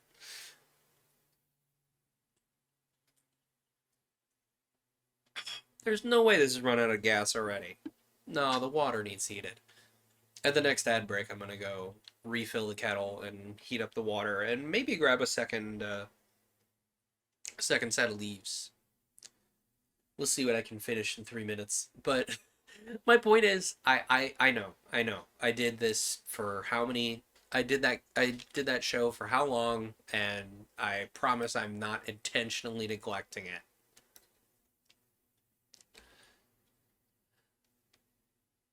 Oh, we're running out of gas. Oh, we're starting to feel exhausted. I don't think we have any more for any more than one more fish. But I don't know. If you like the sound of my voice and you need some audiobooks and you don't want to pay for audiobooks, first go check out Paper Cuts, and then if there's nothing you sea jelly. I never catch sea jelly. So sea jelly is a crafting ingredient in this game. You use it for various gunk-based purposes that I definitely remember and do not have to ask some sort of fan-based, you know, pile of writing about the ins and outs of the game. My point is that it's useful. What else was I saying? Something about But this is, what year is this? Is this 2016, 2017? What year are we on? We're on 2016 here, right? Stardew? Stardew, yeah. So 2018 question mark? Yeah, 2018 is when I started Paper Cuts, I think. Also, this one, during this year, I suppose, and the next year, I spent a ton, I mean truly a remarkable amount of time doing visual novels. And I was very tempted by visual novels today. Not just today, even. Just generally, I was very tempted to throw some visual novels into the pile, but I figured those get plenty of representation elsewhere. Oh, really? I don't remember what I was saving for the Grange, honestly. Diamond. A diamond's probably a good play. Some sort of iridium quality fish, probably a good choice.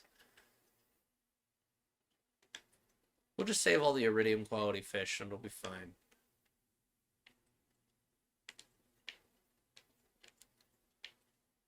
Then we'll clean out our pockets here. And then we'll clean out our pockets here. That emerald actually might not be a bad choice. But we definitely do not have the consistent hardwood flow we need to achieve that hardwood quest. What did I need sardines for? Was I saving these fish for fertilizer, maybe? Oh, dang it. This is my social file where I actually go talk to people, too. Shoot. I didn't do any of that. Well, Peppa the dog. A plane! Mystery boxes! Mystery boxes can now be found. That's exciting. Thank you, Mr. Chi. Mr. Key. Mr. Quee. How many times can I mispronounce the energy that you get from tea? I say as if it's not like also a profound energy that is meant to flow through all living things. No, you get it from tea.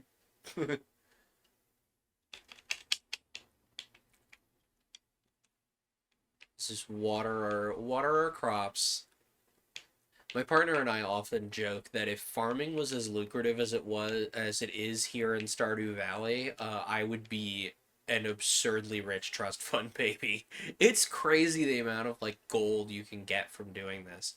Speaking of back home in Redacted, um there is a tabletop game. It's actually not even a tabletop game. It's an epistolary game where you write letters called Grandpa's Farm, and I had an absolute blast playing a few rounds of that with my younger brother. And it was really funny because like I was clearly approaching it from the mindset of like, all right, this is a harvest moon, so I should gently imply that there's weird magic things occurring in the hills and there's like a whole lost civilization, and he's like just playing it completely straight like I'm a farmer. Look at my cool farm stuff. I have specific equipment that I really enjoy using.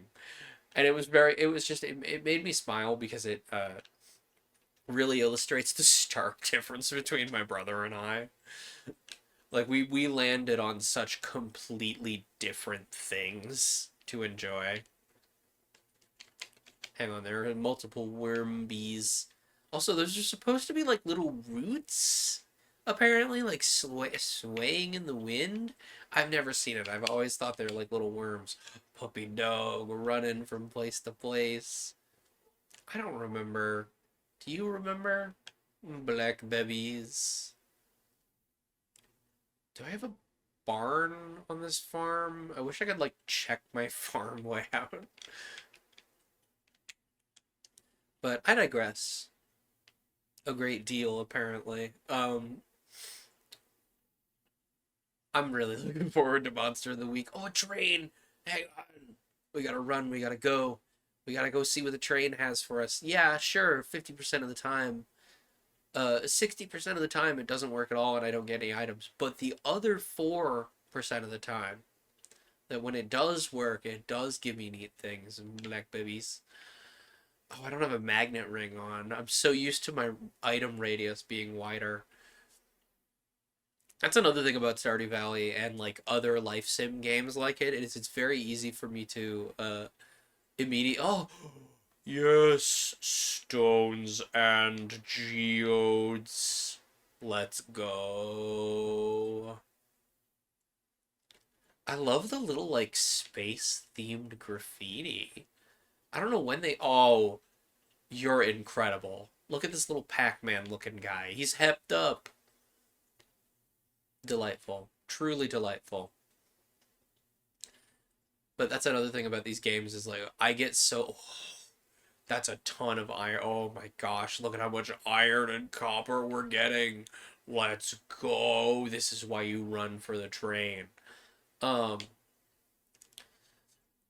what was I saying? Oh yeah, I get so used to it. Leprechaun shoes. What do you mean leprechaun shoes? What does that mean? Well, we gotta put the leprechaun shoes on, don't we? Wait, is this a Joja route? Did I Joja? No way I Joja'd. There's no way. Absolutely no way that I Joja'd. First of all, leprechaun shoes. Required. Maybe that's why I haven't played this file, because it was a Joja file. Has Christine been a traitor the whole time? I don't know you well enough to trust you, sorry. Oh, well, that's okay, Linus. You'll get to know me. I need to immediately go find out if this is a Joja file. I swear, officer, this is my only Joja file. You gotta do it once. Hi, Demetrius. Probably growing a lot of interesting plants on your farm, huh? Yes, actually. Many more heirloom type plants than average, I'd say. That's another thing that like I kind of love, especially when it comes to small urban gardens. This is a Joja file. Ah, evil. Christine's been evil the whole time. No wonder she has Goku hair. The villain. You know what? Yeah, I will go catch 5 anchovy, Willie. Thank you. I needed to catch 5 ocean fish anyway. No wonder this file is in the middle of year 1 of fall. It's a Joja file. So, for context, for those of you who are not familiar with Stardew Valley, Joja is the large corporation from which your character quits being a software engineer to go live on their grandparents' farm that they inherited and had no idea they inherited. And so the farm. God dang it, I missed that fish because I was sipping my tea. How dare my tea betray me like this? Hello, Murray. What's up, buddy?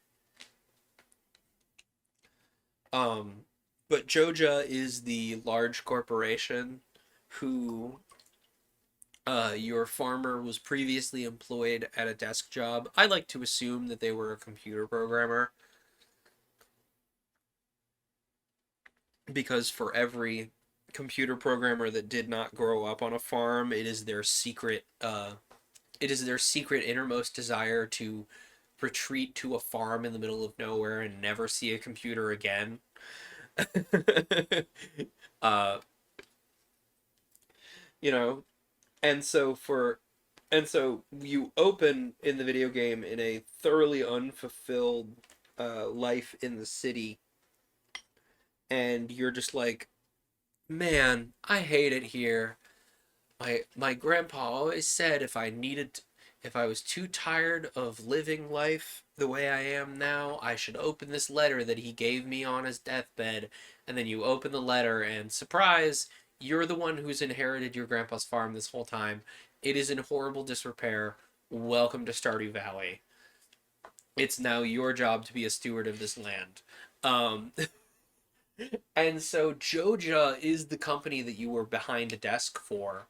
And so most people, when they see that there's two options, either help the community or throw in with Joja, most people, they look at that and go, of course I'm going to do the community center. Why would I run right back to Joja?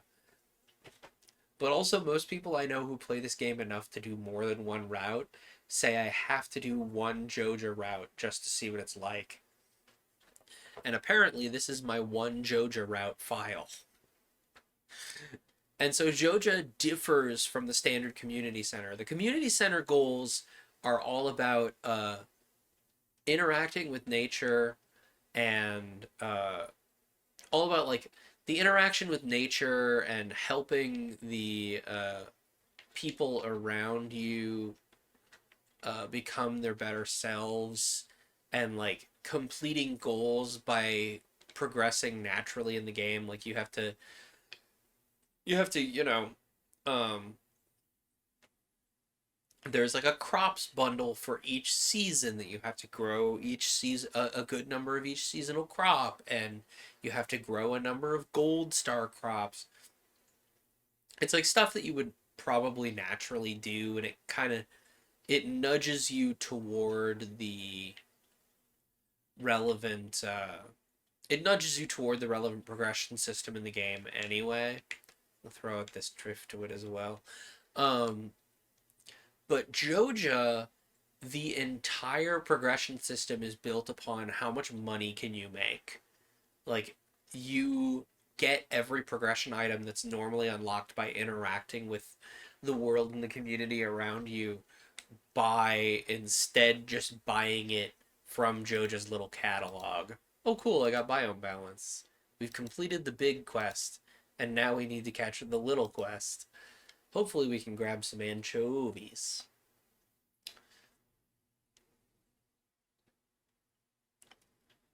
But I've never even thought about finishing a Joja file, but like I got a long way into the standard community center quests. I'm sorry, someone clip that? Can someone clip what I just did there? I like perfectly timed my button press to get it to stick to the bottom of the meter. I don't think I could do that on purpose. I didn't think you could get it to do that. Mystery box. 4 coal. A frozen geode. What am I going to hold instead of to hold on to a frozen geode? I probably don't need these 2 coral. And then can I just read this book? What does this book even do? Question of the day. Jewels of the Sea. Fishing treasure chests have a chance to yield roe. Well, of course I want to read that. How much? Ooh, I only have one bait on there. What I'm gonna do is Ooh, I can't do that. Uh, uh, uh, uh, uh. What I'm gonna do is I'm gonna drop this 5 seaweed because we don't necessarily super need it. Then I'm gonna read this book. Yes, book read. We've learned a new power. You too can unlock new powers by reading books at your local library. Library, my poor cat library has been hearing me talk about talk about going to get books a bunch lately. I've been doing some research on a few things. Sardine. Actually, what if we attached that spinner that we got? It's just taking up space in our inventory. I'm catching a lot of sardines, but very few anchovies, which is the one I need. Sea cucumber. Oop, that's not what I wanted to do. Well, that's fine. Okay, I'm keeping one eye on the ad tracker, right? but it sounds like the ad tracker was also a little out of sync. And the ad tracker is kind of I'm using it as my ersatz timer for every hour. Oh, there we got an anchovy. Ooh, I was just saying we can take this spin burr and put it on the. Oh, I can't. The the fishing rod is not good enough. All right, well, let's toss this seaweed again. Maybe we can reduce some inventory space by seeing what's in the mystery box. Oh, mystery box doesn't need to be opened by Clint, the blacksmith. I kind of want to keep the tundra boots, but the leprechaun sneakers. Can I put? Wait a minute. Can I put seaweed on head? No, I cannot. Okay. I'm just gonna toss this seaweed. We probably don't need it. I'm not gonna make sushi rolls or something.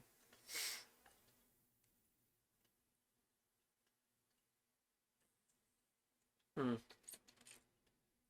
Either these leaves are running out of gas or the water's not hot enough because there's very little left there. It's not bad, but it's also not the bestiest. I think it might be that the water is cooling down because I'm looking at the big T versus the little T here. How late can you catch anchovies? I don't remember. I used to have like encyclopedia knowledge of like, okay, these fish are I like knew the fish tables by the back of my hand. You know what I mean? But like that only comes by me playing this game a lot. This really feels like a game to me where like you either need to have like a physical strategy guide open next to you. Okay, albacore. Okay, if we catch it's a large blue fish. Kind of looks flat. It's not a gar. Well, it's fall too, so I don't remember the fishes very well. But this feels like the sort of game you have like a wiki open in the modern day for. For a little while, I need to go back and polish that because it used to be I had a smart speaker skill that would trawl the wiki and then spit out the basic information from said wiki, just like read it. And like I credited the wiki in the credits of the app, I suppose. But what I really need to do is I need to go back and anchovy. Uh, I need to go back and change that so you can page between sections of the pages rather than doing just the horrible the horrible mess of parsing that I already did that only barely works on account of the fact that usually people who write wikis frame them in a very specific and repeatable way. I don't. I feel like I need to get rid of one thing here. You know what? I'm getting rid of the steel small sword. I'm getting rid of the steel small sword. It's fine. Someone is exploding my pancakes about that. I guarantee it. Which, did you know you can upgrade the relatedly, did you know you can upgrade the trash can in this game so it like gives you some of your money back? You can like apply some amount of the in-game medals and then they just work. Also, I love seeing what exotic metal that video games pick after gold because a lot of the time it's like iridium or unobtainium or something, and which one they land on is very fun to me.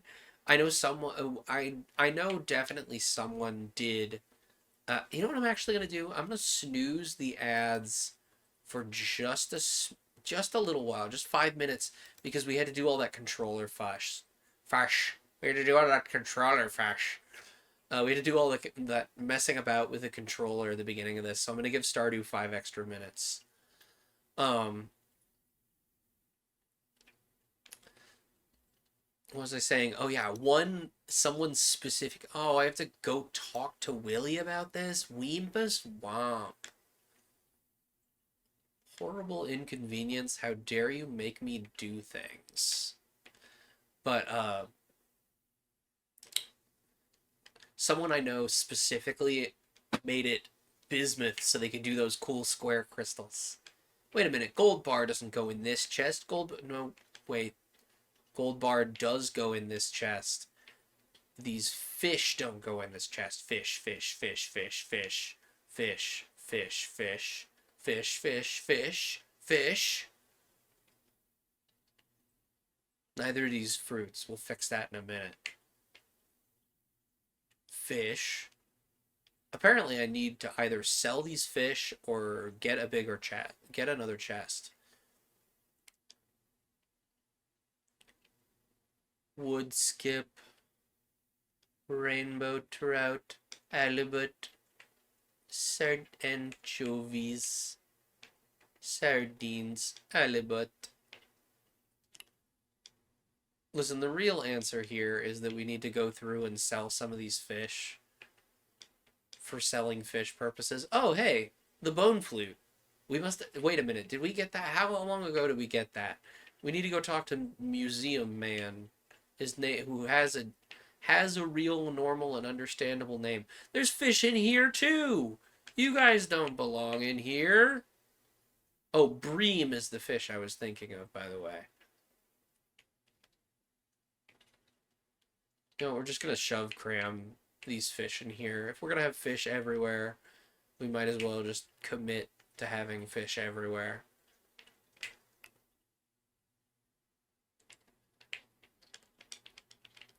Because, like, there's several of these fish that we need for things, and I don't recall what.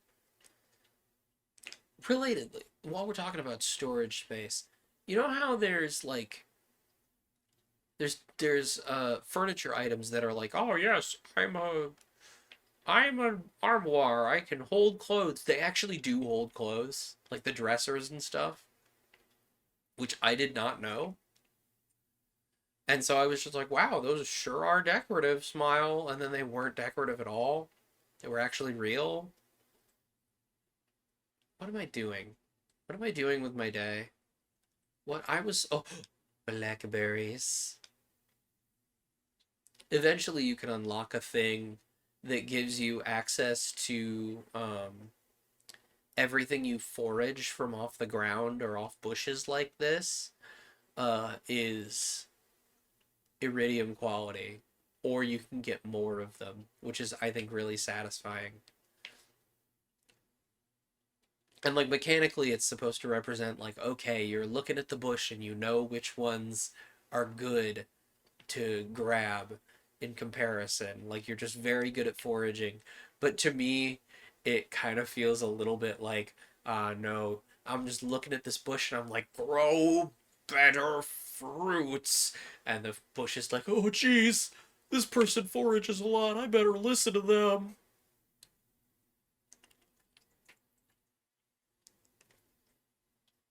But sorry, I ran out of gas in the middle there. Um, I don't know. I really like this style of game. I think that there's a lot of merit to this genre, and I'm really, really glad that independent devs are picking it up and running with it because, it was a really underserved genre for a long time. I mean, like, they were barely putting out any more Story of Seasons games. And then this game came along and was like, hey, so if you make the game good, people will buy it. And then more broadly, companies were like, wait a minute, you're right. If we make this game even the slightest bit good, people will buy it. And like it's a very satisfying and understandable mechanical game loop too. Like it makes a lot of sense to look at something and go, okay, this is on a this fruit or vegetable is on a predictable cycle because of the way nature works. And so I know I can come back in X amount of days and then it will spit out a fruit, smile.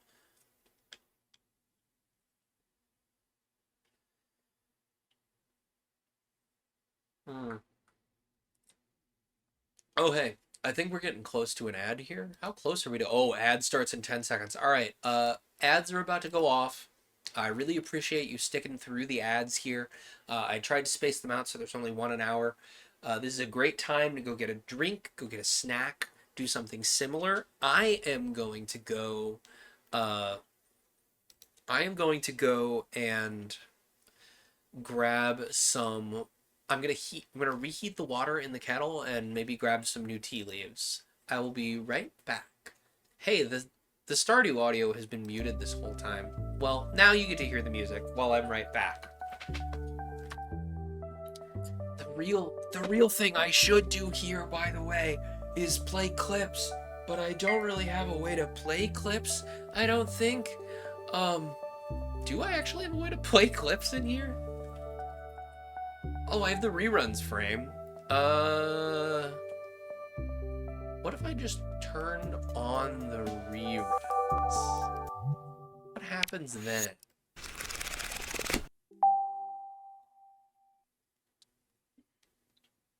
Attend, O reader, our tale of wonder. Welcome back to Paper Cuts, everyone. Okay, Last be week right we back. finished off A Princess of Mars, and this week we're kind of continuing the journey of not necessarily other worlds this week, but movement to places unknown. This week's book is The Eye of Istar, a romance of the land of no return by William Lequeux, which hopefully I'm saying right. I don't quite trust my French pronunciation, so I'm glad this has been translated into English. I found this one digging around in an old archive of other public domain things that's not my usual archive of public domain things, so we'll see if it's good. Just from the opening preface here is, it bodes well, it's a good sign.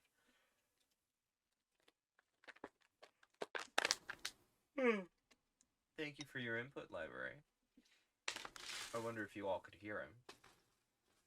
He is sitting just perfectly the slightest amount in the way. I will post a picture in the Discord later if he's I'll post a picture in the Discord at the intermission if he's still there. But like I said, he is the slightest amount in the way, and it's just perfect. It's like, okay, yeah, he knows I'm looking up here and everything. I've dallied. Let's get started, shall we? The preface. Peace, O reader, constant, blessed, and abundant salutation. My mic on? Okay, good. The mic's on. I do love a Stardew Valley is the thing. I'm listening. Oh, you can't see me, so my gesture about listening didn't work. Hey, where's my face cam? Hey, why isn't this on? That's the table camera. Where did I put my face cam? It's in here somewhere. Here we go. Now you can see me. I'm listening for the tea kettle beep. But we were playing Stardew Valley. You just barely missed it. Just slightly. We're now we've come into the year of 2017, where we're gonna play Bejeweled, apparently. Let me adjust some things really quick. We're gonna be playing Bejeweled just for a little while. We'll exit the desktop there, and then I take the controller and I eat it. Crunch, crunch, crunch, crunch. No, I don't take the controller and eat it. Exit big picture mode. Ooh, what'd you get at Barnes & Noble? Having lunch and visiting Barnes & Noble, though. Listen, I'm very curious. Did you get any good books? Okay, now I know and you know that somewhere on this computer there is a Bejeweled. We're going to be playing Bejeweled 3. Redeems eat the controller. Crunch, crunch, crunch, crunch, crunch, crunch, crunch. Somewhere in the pile of nonsense. Here we go. This should work. You got Egyptian myths and legends. Oh yeah, you were talking about that the other day. Why is that so much larger than it usually is? Why is the capture so big? The Bejeweled is preponderously large. Excuse me. Be less big.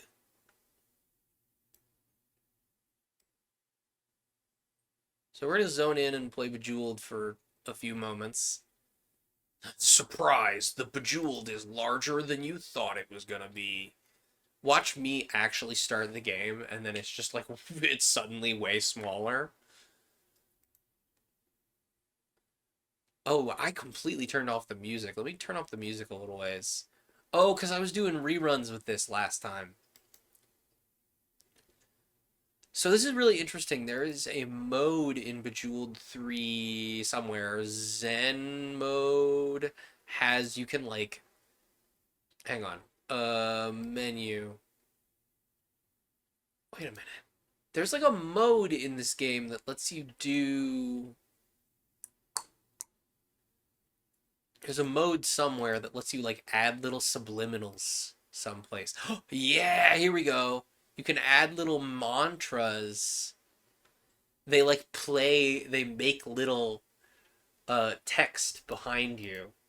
I think there's a way to hang on. Give me like 2 seconds to remember where this is installed. I have something very funny to do. Listen, the game will probably be very upset with me poking around in its files while it's live, but it's fine. Affirmations. Yeah, they're just text files.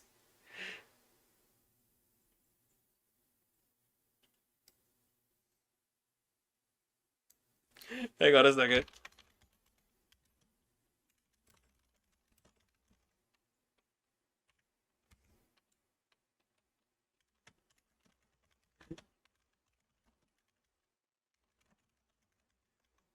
I'm just gently modifying the mantras here.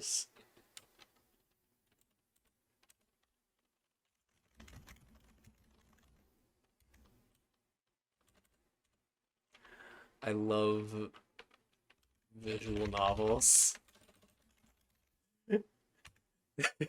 Hang on, I need to pull up Notepad so you can see what I'm doing. Because this is making me laugh a lot. Do I have a Notepad capture? So this is something that's really like, give me like 5 seconds. So this is really something that's hilarious about Bejeweled 3 to me, is that you can just, it has this like mantras system in the Zen mode, and you can just change it. You can just go in and be like, yeah, the things it put up, I am up to any length of video.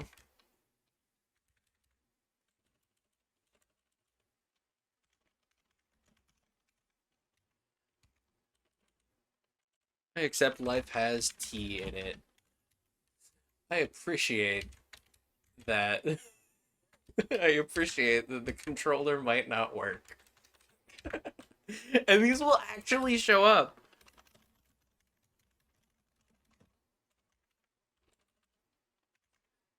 Why is the tea kettle not gone off yet? I feel deep love.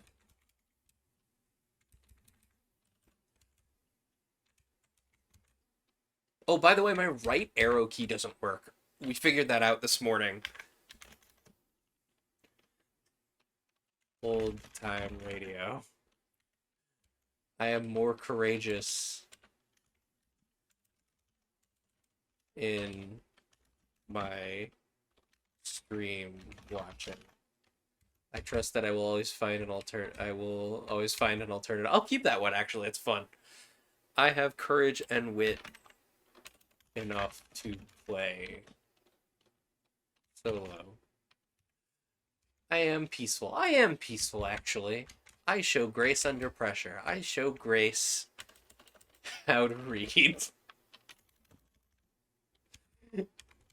Like, it just lets you come in and they're static text files.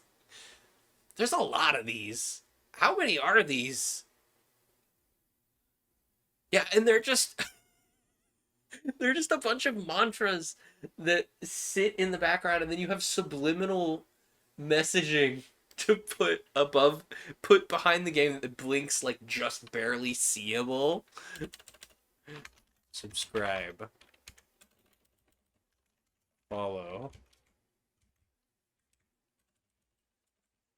Download. It's like the comedic version of my bot list. It kind of is. It really feels like you're writing things to try and like avoid bots or something. I am decisive and self-confident in watching me. I dare to be good listener. Uh, courage automatically rises in me at the sound of the intro. I live the life that reflects my deepest wishes. You know what? I do live the life that reflects my deepest wishes. I'll keep that one. I let go of my fear that the dice will not tell a story. I have strength and resourcefulness. You know what? I do have strength and resourcefulness. I take risks by watching 4-hour plus videos. I am lovable, and I am worth loving. I am free of negative thoughts and feelings. I am free of negative thoughts about the public domain. I am free of negative thoughts about copyright. That's sure. I'm having a little too much fun editing this. I'm like 70% sure the kettle just went off. 5 seconds. Promise.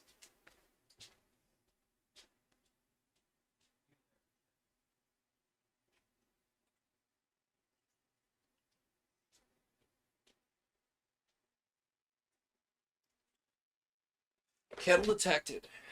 Love dissolves fear. Water dissolves sugar. I think is the play there. Oh, there's. What are we doing here? We have. Is Gariki giving us also? Opens a VR stand. Our flavors are chamomile, green tea, Earl Grey, black, milk oolong, Thai ginger, rubus, and peppermint. Any tea is available in chilled, room temp, and hot. There are 3 sizes: dainty, normal, and both hands. I love the size dainty, normal, and both hands. Superb. What was I doing? Oh yeah, water dissolves sugar was our next mantra here, I think. Also, I'm going to have to be very careful because the Gaiwan is not on its little plate, because the little Gaiwan plate has our next tea, which is this gunpowder green. I'm actually going to find something else to set this on real quick. What can I place this on that will not mind having tea on it? I know. This. So originally, the plan was to have all these mantras in place before we started stream, but then I had like 6 things. Then I didn't. I like got super far into making a new schedule graphic, and then it just wasn't working and wasn't working and wasn't working. So I had to throw my hands up and not do that. But hey, I've got like 90% of a new schedule graphic for after this. We can like have a really nice schedule graphic for post this stream. It's gonna be really fun and nice. It's gonna look like it has little books.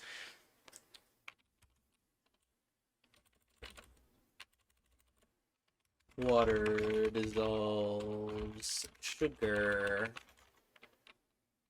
I trust the process of brewing tea.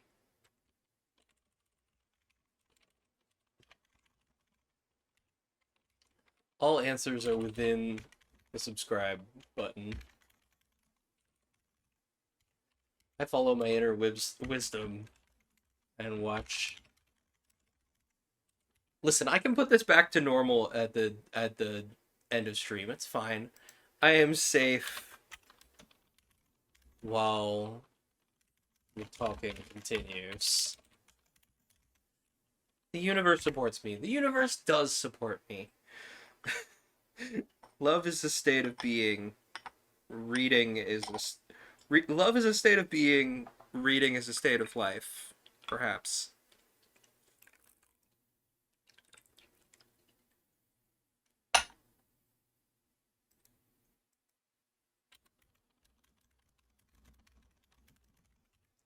My love overflows to others. My love overflows the teacup. Life is about now. I am at peace with my past, all 10 years of it.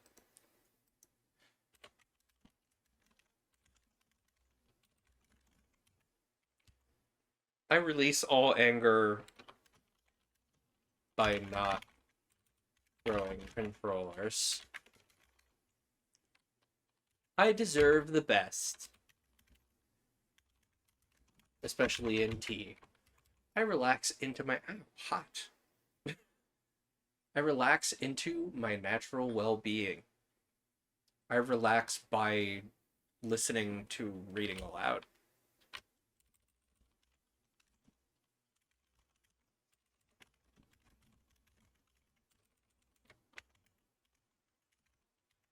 I understand others, but do not judge others. How many of these are there? Okay, we're almost there. I'm having a little too much fun with this. I understand others, but not judge others. I like that one, actually. I release the toxic energy of fear with a book. I release all criticisms into the comments section. Love flows to every cell in my body. Tea flows to every cell in my... I'm normal and ordinary and standard. Don't worry about it. Tea flows to every cell in my body. Love supports my well-being. I'm just gonna put my name there. That's fine. Nature supports my well-being. I am willing to let go of my spare time. See, that's just a good one. That's just a good one for me. I don't let go of my spare time. All is well in my world. All is well in my world with a book. I am flexible. I am not I personally, like, I am interpersonally flexible. Mechanically, I am not flexible. I am flexible. What would we do with I am flexible? I roll the dice. So, because the game's open, I might have to stop the game and then reopen it to get this to settle in, but it'll be very funny if it works. Wellness is my natural state of being. Listening is my natural state of being. My beliefs create my reality, which contains... My thoughts are more powerful than my beliefs. You know what? I actually like my thoughts are more powerful than my beliefs. That's a good one. I think positive, uplifting thoughts like those on Nestor streams. My actions create positive changes. My subscriptions create positive changes.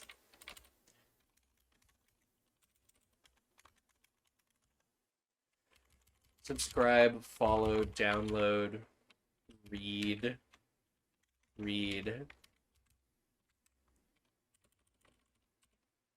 Gung Fu. Gaiwan. Melia. Ferris.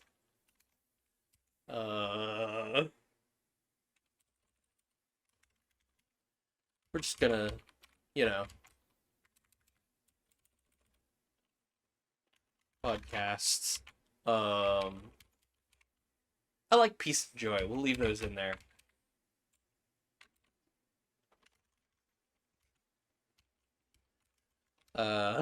What else? Is my down arrow not working now? What's my keyboard's deal? Isn't this supposed to be a nice keyboard? Drink tea.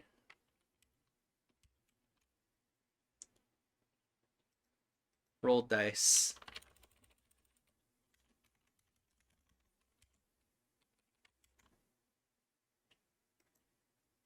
Visual novel. Bravery. I'll keep bravery, actually. Be a subscriptor. Be a follower. Win and adventure I'll actually keep as well. Okay, so we've changed the text file, right? And so now we should be able to go into... Hang on, let me restart the game. Just super quick, let me restart the game. And then now our mantras... Now the mantras, because we've gone in and changed the file, right? It should just work. That's something I really... It's very funny to me that this just works. Play Bejeweled 3. I apparently have the standard Bejeweled installed as well. I didn't know that. But, okay, so we go into play, and then we go to Zen, and then we turn on our mantras, enable our subliminal mantras too, and we'll have them be just barely visible. Listen, I would love to turn on binaural beats here, but I think I've gotten reports from people that kind of makes them sick to their stomach, so I won't do that. What if I turned on ambient sounds? You know what? Breath indicator.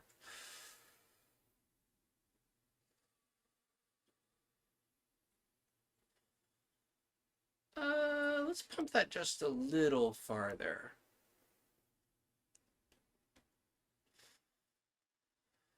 You know, yeah, let's enjoy some Zen. Everything's so great and normal and ordinary and standard, and we can definitely see our mantras. Where even is a match here? My brain's melting. The subliminals are immediately getting to me, and my brain is not shaped correctly to do this. Why are there no matches? Hang on. Also, the sound. Oh, we don't have any of the noises. Okay, that's fine.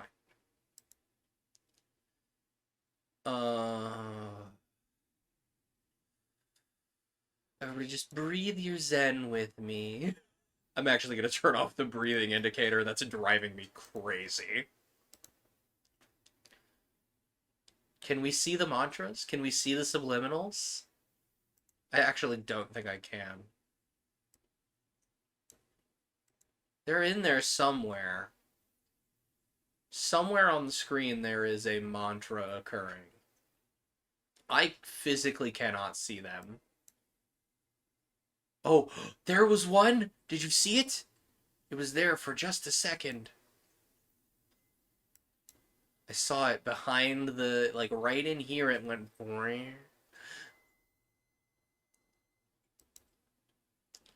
Oh, there it is. There it is. There was one that I think said read.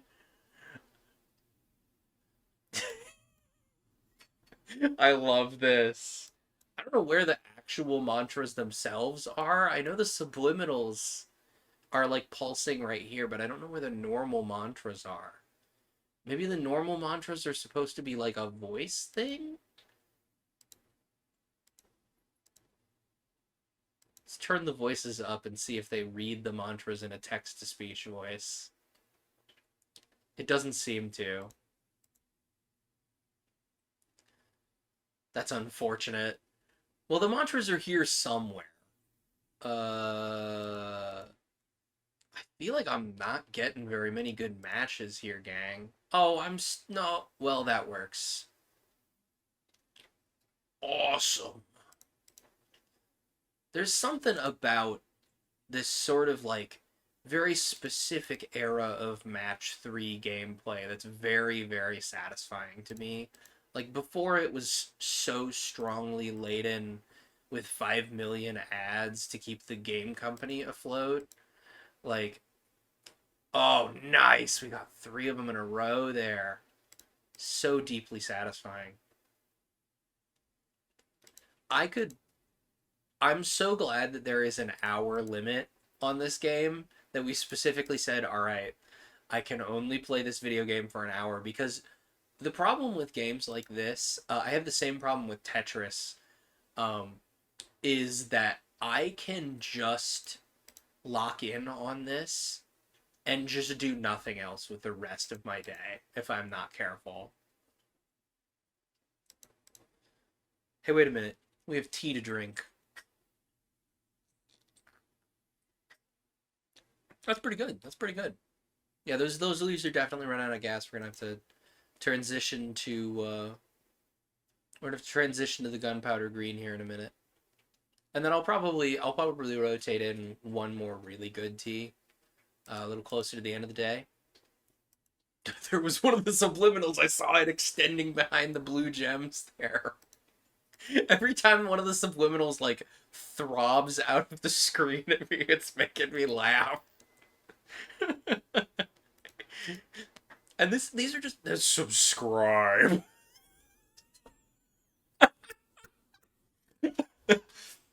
I really hope you. Oh,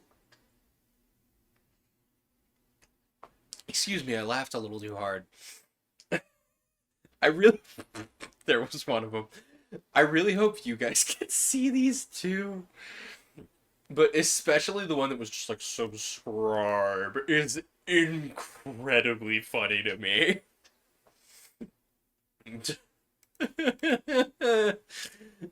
Oh my god, there was one. I didn't see it. I didn't see what it said, but it sure said something. Where are our mantras here? Where are the mantras supposed to be? I think we left off in the middle of Zen mode too by like this little 35 here. I don't know where the like mantra text is, and it's driving me crazy because we know exactly where the subliminals are.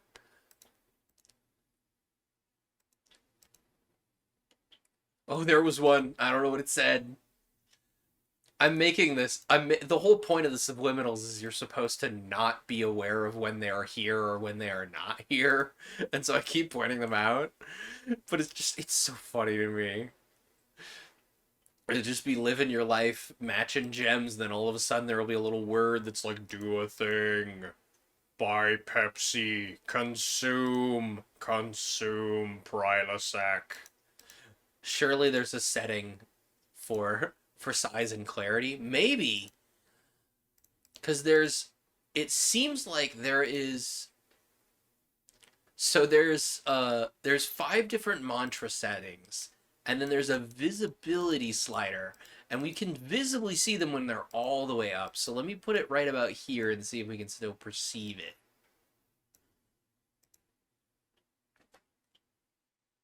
Rumble. But, who knows?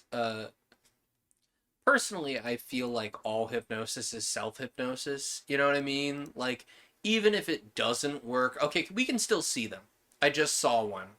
So we could definitely turn it down just a little more. Because the whole point of this is that it's just outside of your standard perceptual range. And so that it's very easy for you to just... I just barely saw that one. I think we can bump it down just a little farther. I think leaving it at halfway where it was is actually probably best.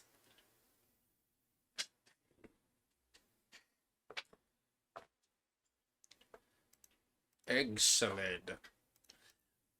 But I have a funny story about not this game in particular, but another Bejeweled. There is a spin on Bejeweled, a spin on Bejeweled called Bejeweled Twist, where instead of clicking 2 gems to swap, you rotate them in place.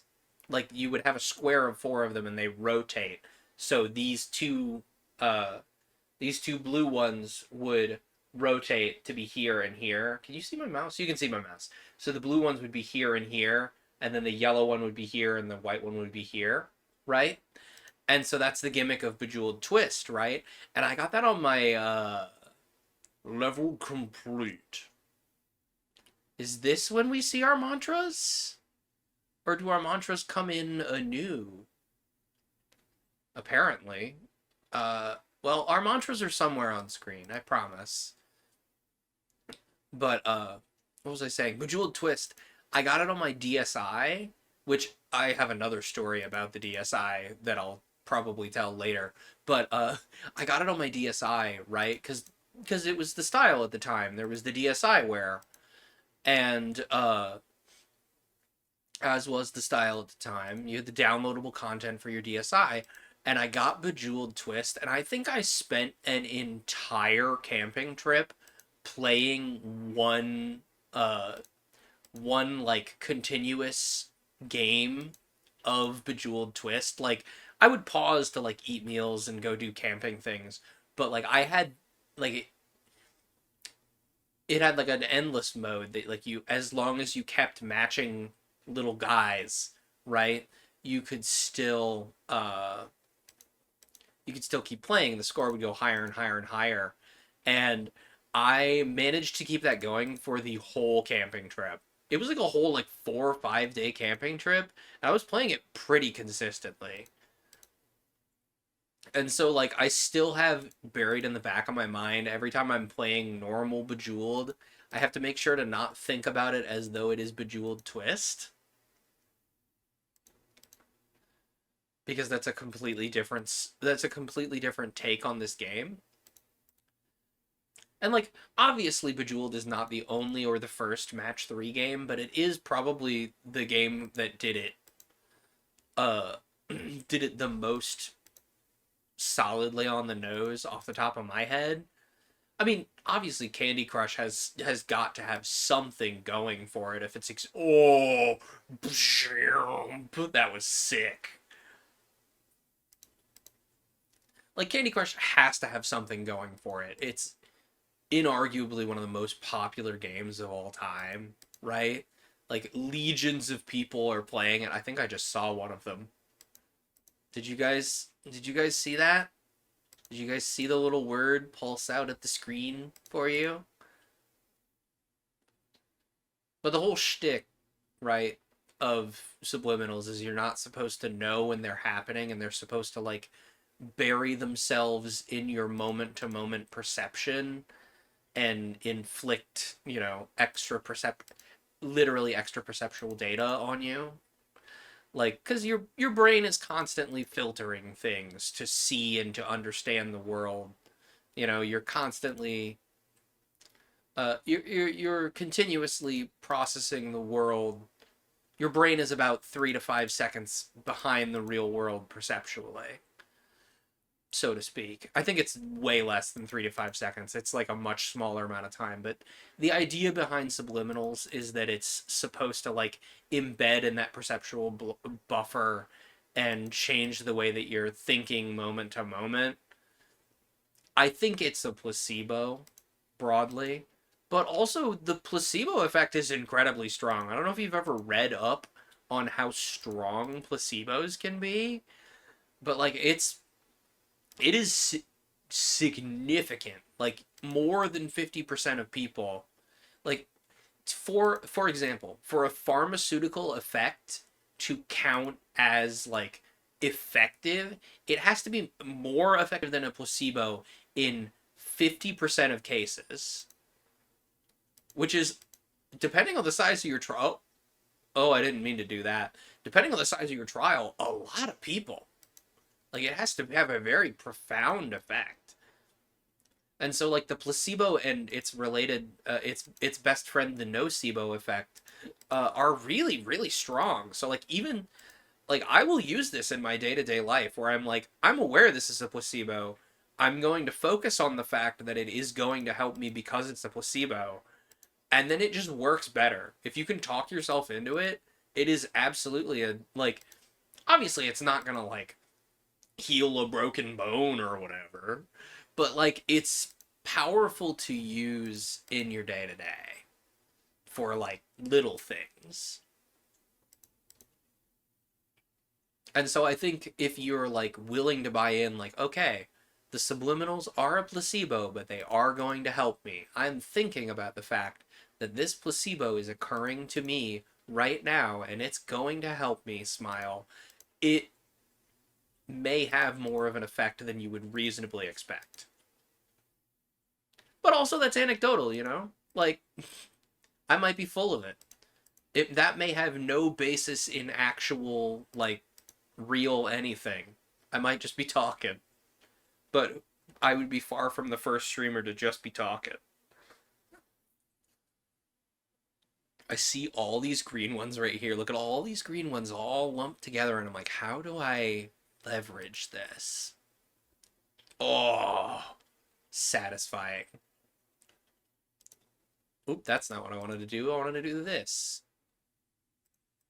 And I think Zen mode, by its very nature, just like looking at the way we've been playing, it just keeps counting up the levels. Maybe eventually, if you like get high enough, it starts interacting with these bottom crystals. We'll find out someday. Your puny human mind is tricking itself, yet showing its true power and making you well. Morbo the Eighth. I feel like I should know where that reference is from, but I don't. It's not springing to mind. My brain's too melted by these subliminals, man. Alright, I think I have to use this little power cube. Yeah, I thought so. It's not particularly what I wanted to do, but it will work.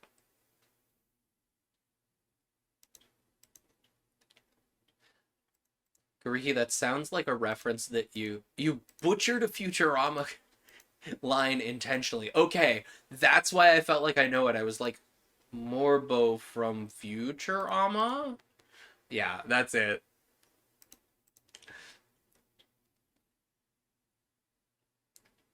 There's also just something incredibly satisfying about like you set up a fairly okay combo and then the game's just like, yeah, here, have this free pile of like 6 more combos as the gems fall out of the top of the screen.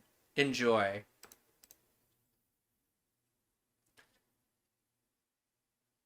There was just some really neat I watched a really neat video the other day.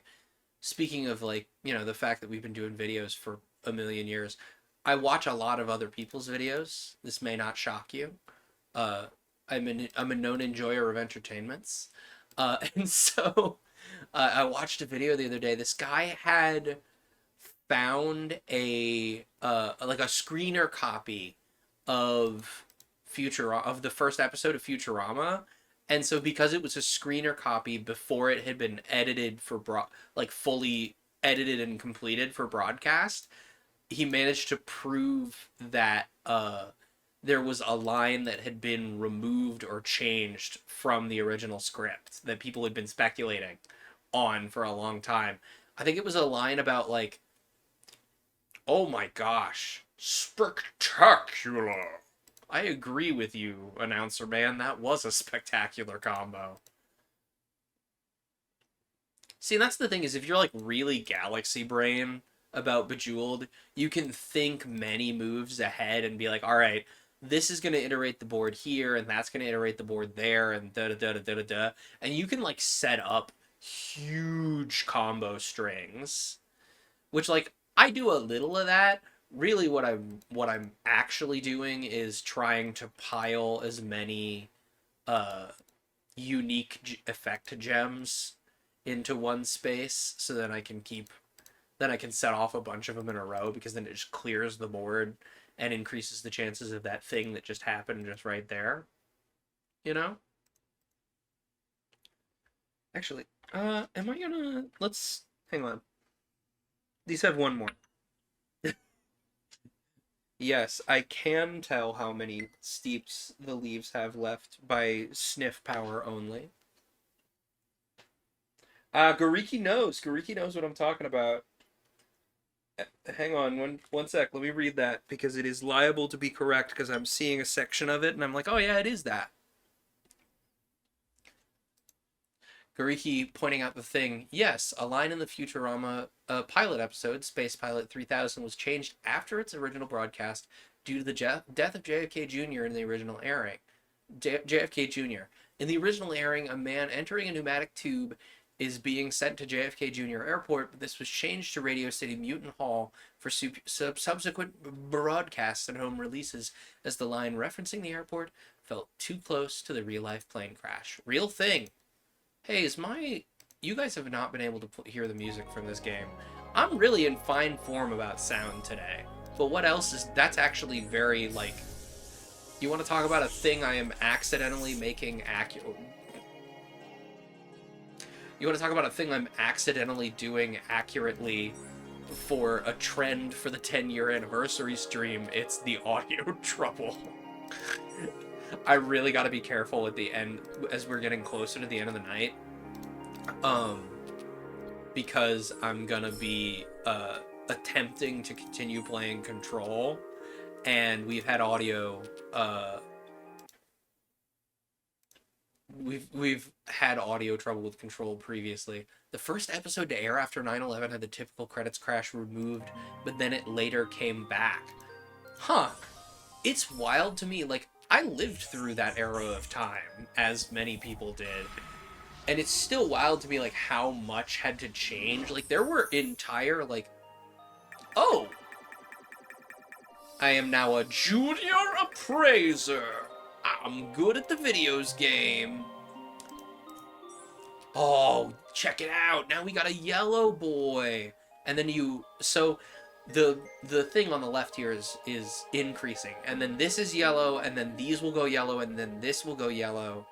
And I wonder how many times it's going to have to cycle before we get to the bottom row of gems here. Because it seems like so little had to change. It's just no one wanted to get sued for insensitivity. That's fair. That's actually what was happening. But there was a... I lost my train of thought. But it seems like this will maybe cycle through all the layers of gem colors, and then it'll bump down here, and then it'll cycle again, and then this one will change, and so on and so forth, is what my guess is. But also, that's a really long string. We'll see if we can get it to last that long over the course of the next 10 years. But this is definitely one of those games that, like, I got on a bunch of different platforms, too. I think originally we were playing this on the Wii. In the original video for this, so that tells you. Although, to be fair, the Wii was a really great platform for the. The Wii was a really great platform for this. The Wii was a really great platform for a lot of point and click type stuff. I'm sure some executive was like incredibly excited when somebody built a compatibility layer to let you play Flash games on the Wii, because there was a ton of stuff that worked really well in that context. I think there was a home port of Line Rider for the Wii. I know there was one for the DS because I have the cartridge somewhere on my shelf. Because I was like, what do you mean Line Rider's on the DS? And it wasn't even like classic Line Rider. It was like one of the future updated versions that's got like a bunch of extra stuff taped onto it. It's got like a bunch of like little hats and stuff for the Line Rider, and you could have multiple riders on one line, and like there were nice new textures for the speed up and speed down lines and stuff. Which that would be a really great if I ever bring back Frozen Tundra finds, which for those of you who haven't been here for the whole 10 years, a phrase I'm going to be saying a ton of this stream, so get used to it.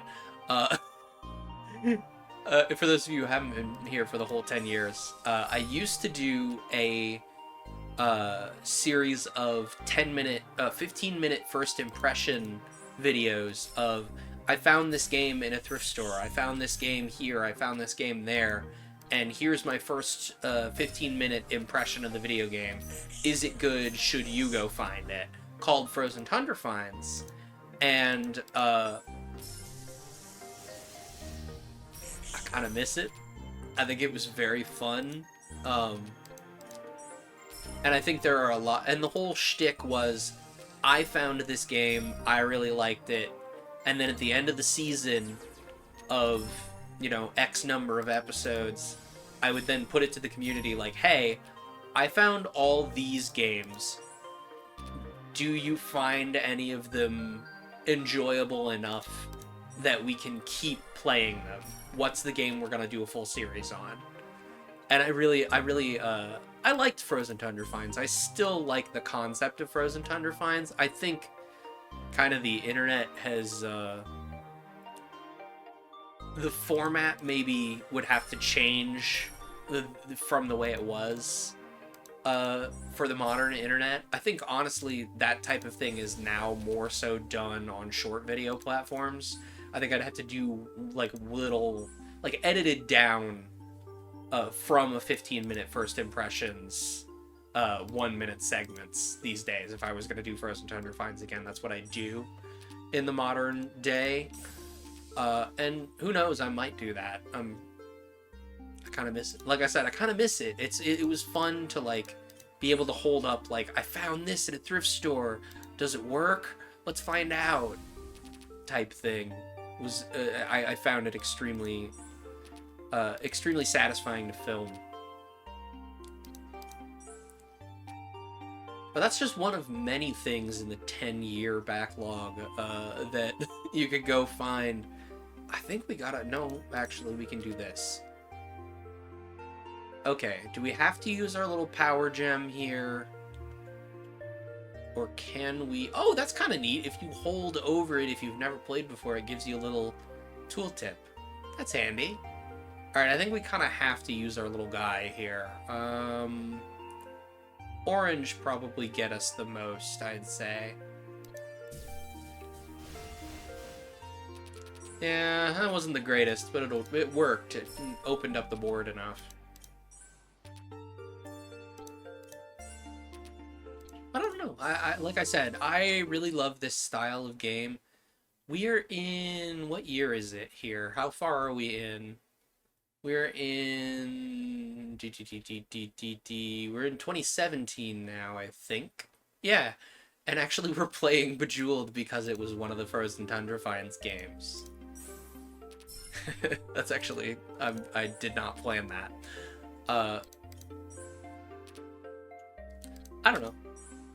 I kind of miss... I miss Frozen Tundra Finds. I don't know that I want to go to the trouble of cutting myself down into 1-minute segments.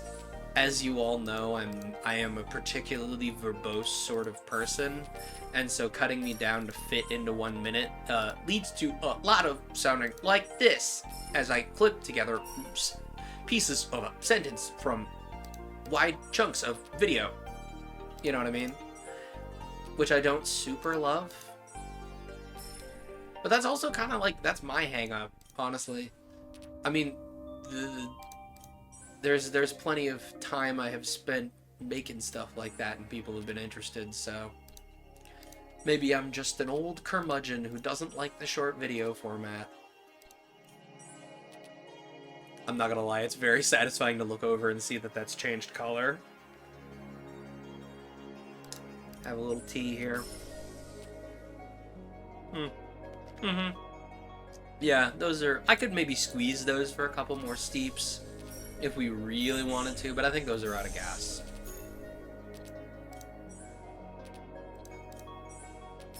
I've definitely seen... there's some people who...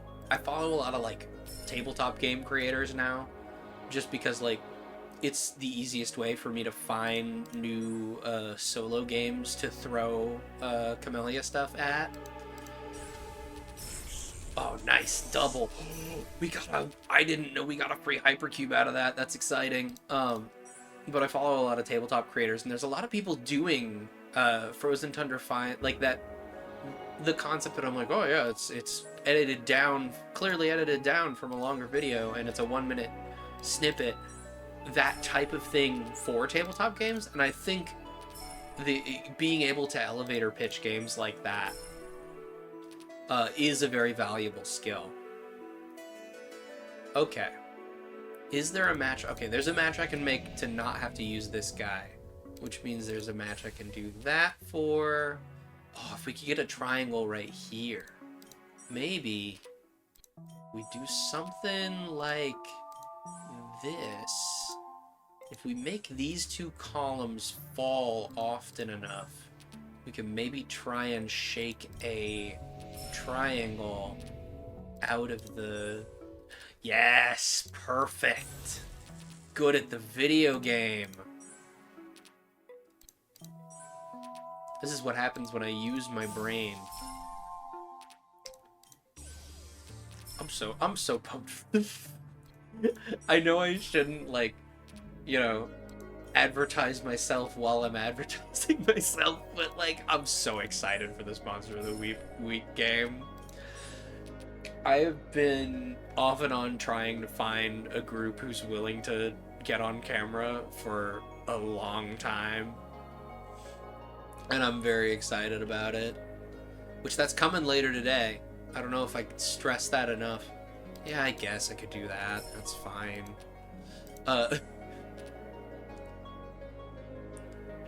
I'm very excited about it. I've mentioned the setting that this game is in passing a few times, but I don't think it's ever come up on camera. Alright, I think we're just gonna do that. And then that makes two big kaboom. I don't know, I also just like... Back to the TikTok of it all, I definitely, like, I don't really care for short form video. Like, it's... If it is put in front of me, I'll watch plenty of it, right? Just, like, that's how the mechanisms of that algorithm work, is it's meant to suck you into, like, oh, that was neat. Oh, that was neat.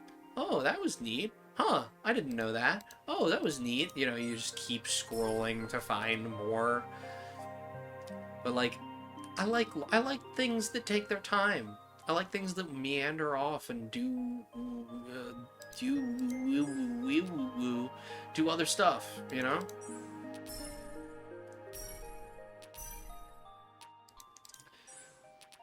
Ooh, speaking of things, we kind of had to leave out of the 10 years of stuff is a lot of the making and mending. I felt like there wasn't really room for that today, which is unfortunate because, like, it's not just mending clothes, although that's I've been doing a lot of that lately. It's also like I said, that the PlayStation controller, which is definitely on screen somewhere, this PlayStation controller, who refused to work today for some reason, but normally works. We actually fixed it on screen.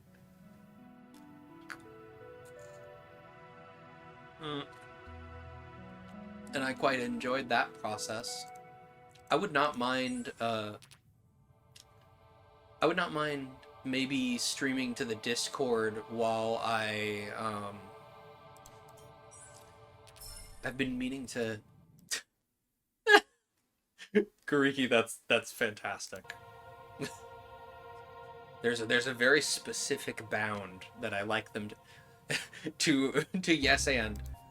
I like my videos like that because I like them in a very specific range and very and easily easily handled.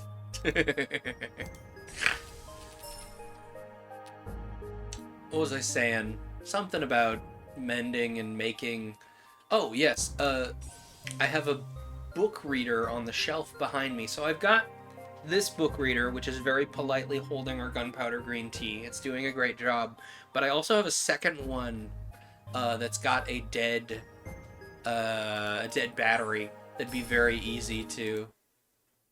I told another friend coincidentally just a few days ago, I like the concept of shorts or clips, but not to the extent that they cater to short extension spans instead of short time available, which is an important difference a lot of people aren't getting. Yeah, I do prefer when it leans into, like, you don't have a lot of time. I think that's what makes it... That's part of what makes it so addictive to me, is just catching 2, 3, 4, 5 of them while I'm, like, sitting and waiting for something. It's the same sort of addictive as just like, all right, I got this cheap paperback from the bookstore and I'm gonna open it and read a couple pages while I'm waiting in line at the grocery store, you know? And it's like, it's not necessarily bad if you're using it with care, but if you're not using it with care, it's kind of frustrating. I'm actually gonna... Oh, I'm not gonna snooze this. Wait a minute! When did this guy get here? This little, like, this sky sailing ship. He's new. I was talking about paperback books, and then I didn't notice a new thing being added. I say as if that's not, like, a thing that would fit in like, 60% of the older, used bookstore paperbacks I've been reading lately. I discorded you my book collection, allegedly the complete line now. I will be looking at that later, because that was a very satisfying line to look at when you mentioned it the other day. I always just don't know where to start with collections like that, for like, oh, is this like a good, solid collection for these myths? You know, whose bias is being applied here, yada yada yada, you know?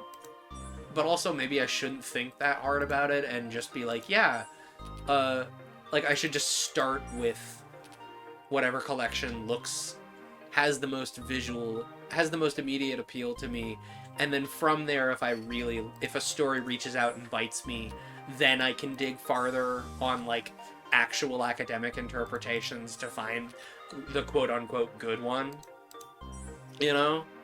And I really do to expand my horizons RE, like folklore monsters in particular, not only because they're fun to read, but also like it kind of works great for like what if I took this and I spun it in a different direction for, you know, another creative project I'm working on. Like, oh, what if I rewrote, you know, for example, the series has 2 newer editions, all in different percentage off for sale, and each edition smaller. That's a real kick that they're like, yeah, we're selling the old ones on sale and the new ones have less stories in them. Weemp womp, hope you didn't mind. Ads in 2.5 minutes, by the way. So, you know, make sure your body is ready.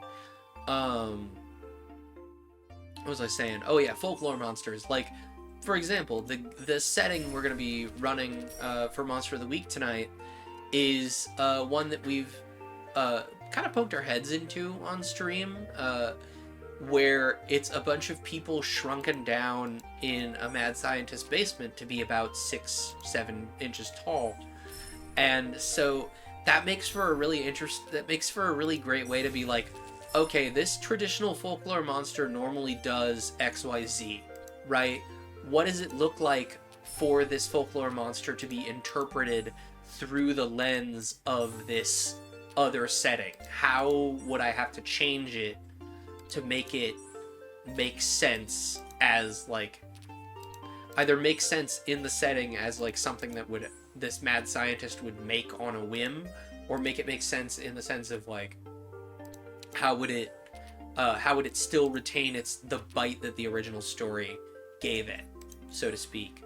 And it's a really interesting writing exercise, and like it makes it having a broader base of folkloric monsters and cryptids to work with than the standard, like, ooh, it's an evil spooky deer who's leaking oil-based fluid, you know. Don't get me wrong, I love an evil deer. It's a great trope, and it's very entertaining. It's just been being done a lot lately. So, like, my impulse is to dig deeper and be like, okay, what's beyond the basics here? How can I make it more interesting than it already is? And, like, how to do that, and, like, especially with, like, cultures that are at a large cultural distance from my culture, so to speak, it then also becomes a really fun challenge of how do I interpret this with care and with the care and respect being clear, you know? Like, I want to, if I'm gonna be borrowing someone's cultural idea, I want to do it carefully. I don't want to just be like hee hee hoo hoo. And that's also an interesting challenge for me. It's an interesting needle to thread. I've never claimed to be a good writer, by the way. in speaking of challenging myself as a writer, like, I feel that I feel that I write plenty and I have a great time doing it, but I've never claimed for it to be good. TM, you know what I mean? Like, it's not, I don't expect to be taught in an English class. I just like to, you know, it's fun to flex a muscle. You don't have to be especially when it comes to artistic pursuits. You don't have to be perfectly good at something. Sometimes just fooling around and seeing what comes of it is the fun. Which has been a lot of the... Oh, the ads are running. Well, okay. But like, that's been a lot of the fun of what I've been doing all this mending and embroidering for, is like me going, okay, I'm not traditionally... I'm starting from a base of not being good at this. What happens when I interpret these things this way? What happens if I do it that way? You know? Like, and sometimes it doesn't work. For example, all of the patches that I'm currently in the process of repatching because I didn't add any whip stitching around the holes in the fabric. And so then that means that I have to redo the patches because the holes have expanded. Like, that's a learning experience for me. Just like picking up a medium and seeing what I can take of it. Okay, we're gonna dump out in the ad break here, we're gonna dump out the silver needle leaves into the spent water that heated the teaware earlier. And then we're gonna gently apply the gunpowder green leaves. In you go, little leaves. Was there a better way to do this? Absolutely. Did I do it that way? No. But we've still got the large gimme some mug of silver needle here if you would like to redeem that. While we're changing teas, I'd also like to point out the other half of the gimme some redeem. The small gimme some just lets you enjoy a little sippy from the little sippy sized cup. Also, while I'm yarning, I would also like to remind you that I have a podcast. It's called Paper Cuts. It's the one with the blue snowy background. When you click on it. Unfortunately, Paper Cuts is a very good name for a podcast, and so a whole bunch of people have been like, I'm gonna name my podcast Paper Cuts.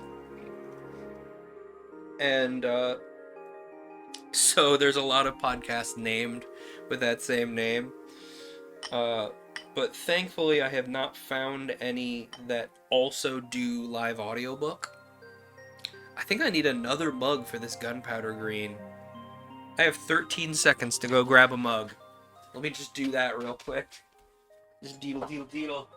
13 seconds.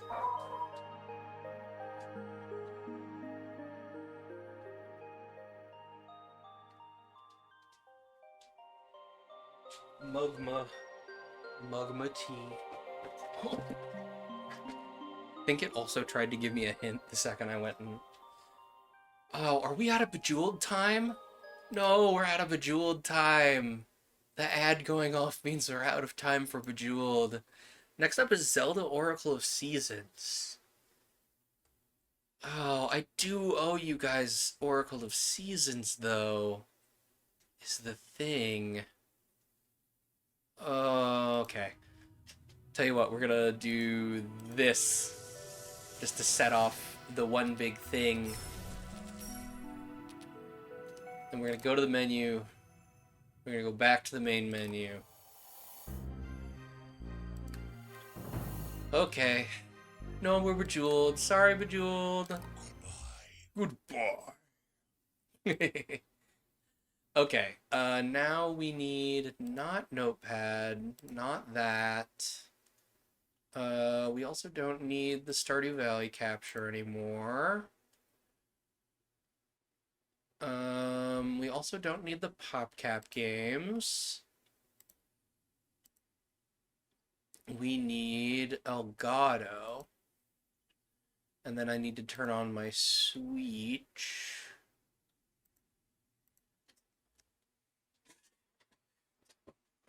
And then we can... Ow! Stub my toe! Ouchie! Then we can do this. And then the Switch should turn on. Yeah! This thing is still begging me to play, Ring Fit. Oh, system update. I guess I have to, because this is through the Nintendo Online Doodly Deet is how we're going to be playing it, because I don't have a cartridge for Oracle of Seasons. I had a cartridge for Oracle of Ages I was working off of when back in the day, as it were, but we didn't have one for Oracle of Seasons, and I was like, well, I'll figure that out when I finished Oracle of Ages, and then I just didn't. We just didn't play Oracle of Seasons. So, Weemp, comma, Womp. These green leaves should be open enough by now.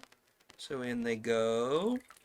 1, 2. These actually might even be a little over steeped, but it's fine. Nobody's gonna explode about it unless I explode. Listen, if I start vibrating and turning red, that's why. Okay, let's see what's here. Where is my, not Super Nintendo, not NES, but Game Boy? No, not It Takes Two. No, not It Takes Two. I need the Game Boy. The Game Boy. Could you not stab me? I guarantee you that was said in response to one of my cats. There's no way that could not be one of the cats. But could you not stab me is also very apt for for this game, because we're playing a Legend of Zelda game. Oh, I didn't want to play Mega Man. Hang on a second.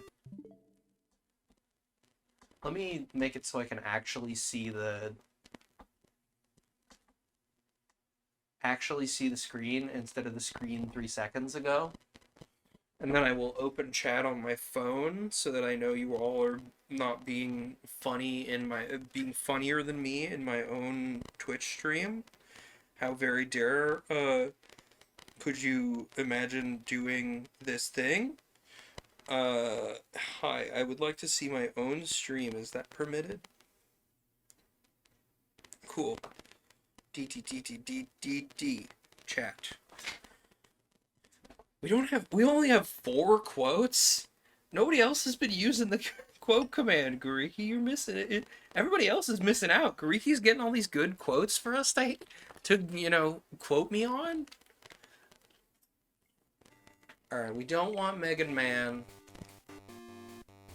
Go back to the game selection. Oh! Tetris DX! Tetris Deluxe for Game Boy Color! No! You can't just tell me. There are 4 quotes. There are definitely 4 quotes, and no more, and no less than 4 quotes. Oh my gosh. I didn't know. No, I didn't know how many good games there were gonna be in here. No! Mario Golf! There we go. Oracle of Seasons is what we're looking for here.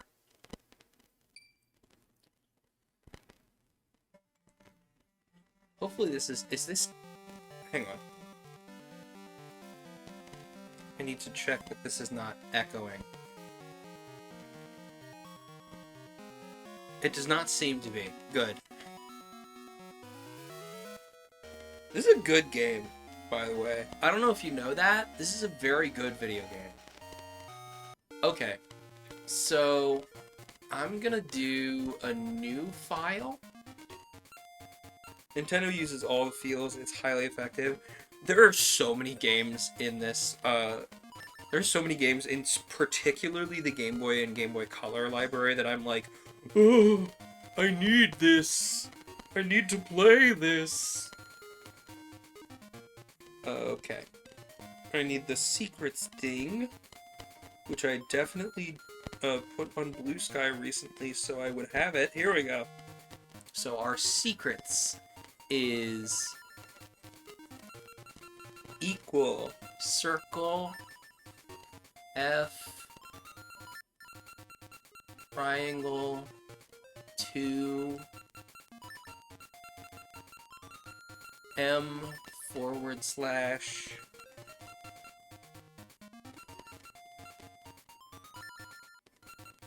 ampersand, spade,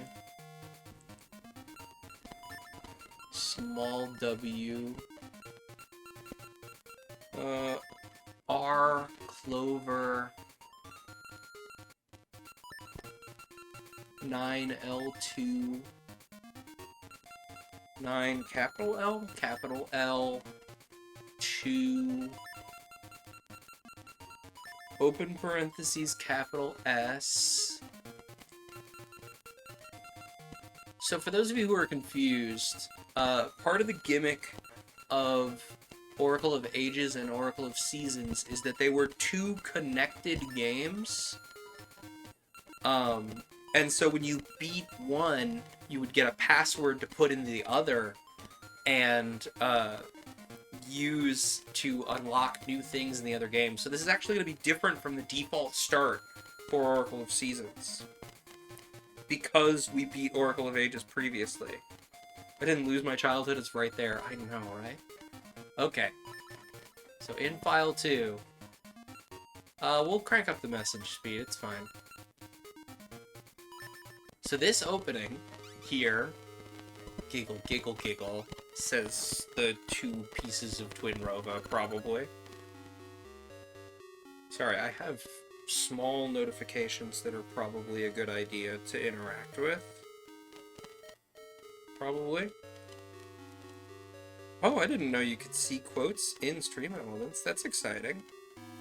I probably have like 6 or 7 quotes I could add off the top of my head, come to think of it.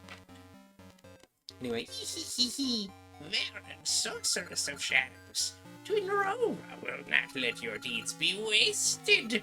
Look, Veteran, the troubles you caused now burn as the flame of sorrow.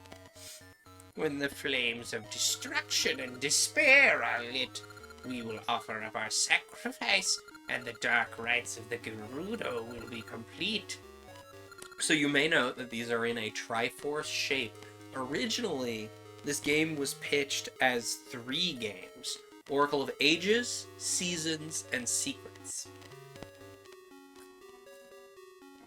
Poor Dear Sweet Furore got the short end of the stick, and the Oracle of Secrets went untouched.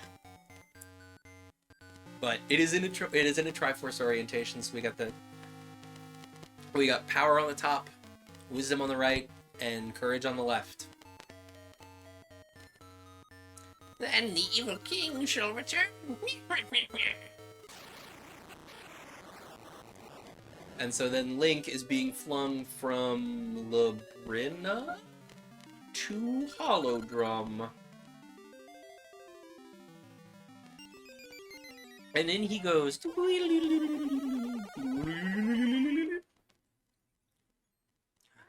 There's Din. It's very interesting to me that, like, Din, Furore, and Nehru are, like, characters in this, and then, like, in the broader Zelda canon, they're just kind of the 3 golden goddesses. And I'm just, like, every time... Like, obviously, the games were not intended, written to be in a timeline like this, but it's fun to, like, what if about it. And I like to think that these are, like, avatars of Din, Nehru, and Furore, who, like, they're like, okay, sick, we did our thing with Hyrule, and now we're leaving. But we want to check on what the mortals are doing. The mortals are doing cool mortal things down there. We don't want to miss out. And so Furore's like, hey, what if we like, inserted ourselves into mortal bodies or something? And Nehru's like, that's a genius idea, and I'm stealing it from you. And she's like, and then there she goes. Oof, the rock's heavy. So the whole thing is that Oracle of Seasons... Oh yeah, they're dancing, they're having a great time! The whole thing is with... Oh, I lost my train of thought. You're awake. Please relax. Join our jovial troupe of performers for a bit. That's just our guys. I can't say it too loud, but we're really highly in knights. So, Din's whole shtick is that she's a dancer, Nehru's whole shtick is that she's a singer, and we actually never really, I don't recall Farora's whole shtick, but being the Oracle of Secrets, she kind of helps you mind passwords for cool stuff later in the game. I don't know, and it's kind of like, it's extended Zelda canon at this point. Capcom is the one who wrote these games, and so like you don't know if any of it's going to come up in other games. Link, you've awakened. It's me, Impa, Zelda's nurse. Din, the dancing girl, found you collapsed on the forest floor. She cared for you through your nightmares. Are you back? Then listen, Link. When I returned to Hyrule, Zelda told me that in addition to Nehru, Din, the Oracle of Seasons, was also in danger. So as she requested, we've posted a traveling troupe so we can sneak Din into Hyrule. I'm on a secret mission, under the orders of Princess Zelda. Seeing Din dance is so moving, though. I won't let any harm befall her. Din has been caring for you ever since she found you. She's strong-willed, but very kind. I must keep her from harm. This guy's having a good time. Look at him go. The Oracle's a lovely dancer. Okay, well I guess we go talk to the Oracle. You've awakened! Good. I worried the whole time you slept. You're Link, right? How do you do, Link? I'm Din. You're the one who saved Nehru, the Oracle of Ages, in Labrina? I was right, it is Labrina. I remembered a thing. Put a tally mark on the chalkboard. There's like 3 tally marks on the chalkboard behind me. I actually remembered a thing. I saw a red flash in the woods, and then when I went to see what it was, you were lying there. I'm glad you're feeling better. Come, won't you dance with me? Don't be shy. Dancing will ease your heart. Yeah, Link's like, I'm not a dancer. Don't worry about it. And Din's just like, yeah, I'm having a good time. Yeah, look at them go. They're dancing. That was fun. You're a good dancer. It's been some time since I've had such fun. Hey, your left hand has a triangle on it. That's a sacred symbol in Hyrule. If it's the true symbol, then you're a hero with a special fate, Link. Like Nehru, I'm also a target, but I refuse to fall, no matter the enemy.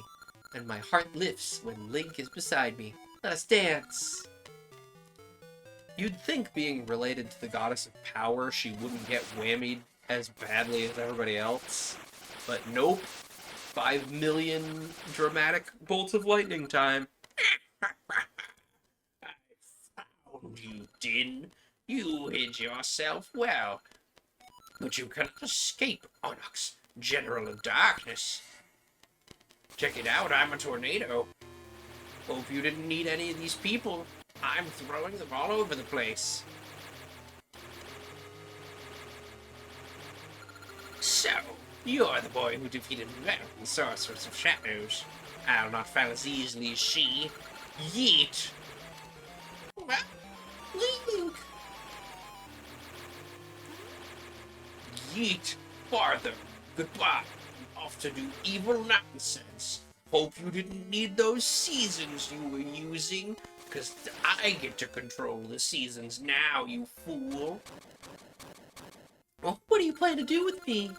As you know, if I imprison the Oracle of Seasons and bury the temple that houses the season spirits, the seasons of Holodrum will be cast into chaos, the bountiful gifts of nature will rot, and all living things perish. That is the world of darkness that I long for. No, Onyx, no! Ha ha ha! Ooh, brat, get in the crystal. You're going to the crystal, buddy. You're going to the crystal for a few weeks, and it's gonna feel like a couple centuries. But don't worry about it. You're in the crystal now. You're going to the crystal. That crystal rotating animation is super slick. Down, Temple of Seasons. Spring, summer, fall, winter. That's right, I'm more evil now that I've completed my plan. Fall into chaos. Rumble.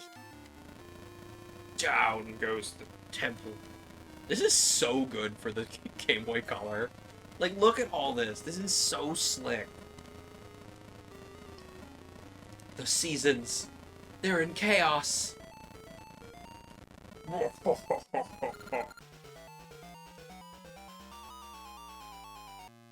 It's winter. That's right, we're opening in winter because it's me, Glacier Nestor. I reached back in time and demanded this game open in the winter. Link, are you alright? That which Zelda foresaw has come to pass. First Slytherin, and now Holodrum has come to an hour of tribulation. Link, I always come to you in need, but there is no one else I can count on. Sorry, I really should maybe know some more reliable people. But please, will you rescue Tin?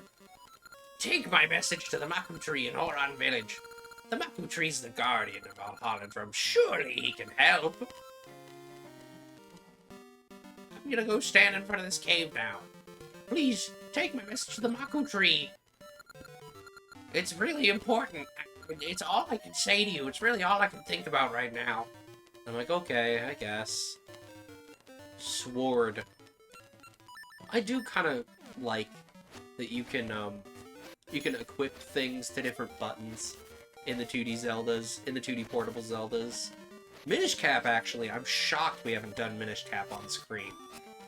It's like, I played through, I would say, 90% of Minish Cap on a horrible, horrible touch screen. Like a friend of mine ripped me their copy and sent me the file so I could play it on an emulator on my phone. And just a truly atrocious way to play that game that's really fantastic. I'd love to, like, play it again and then, like, try and play some randomizers, because technically, if you count emulated copies, Minish Cap was my first Zelda. Oh, now it's spring. Oh, that looks fun. What are you doing? Hey, you, small child, can I talk to you? If you get onto the flower, you can shoot up on the cliff too. It works only in spring when the flowers are blooming, so I'm getting my fill of it. Yeah, I'm jumping you in line, guy. This is Horon Village. Well, I've never seen you before. The Mapu Tree, it's east of here. Alright. We'll go east of here, I guess.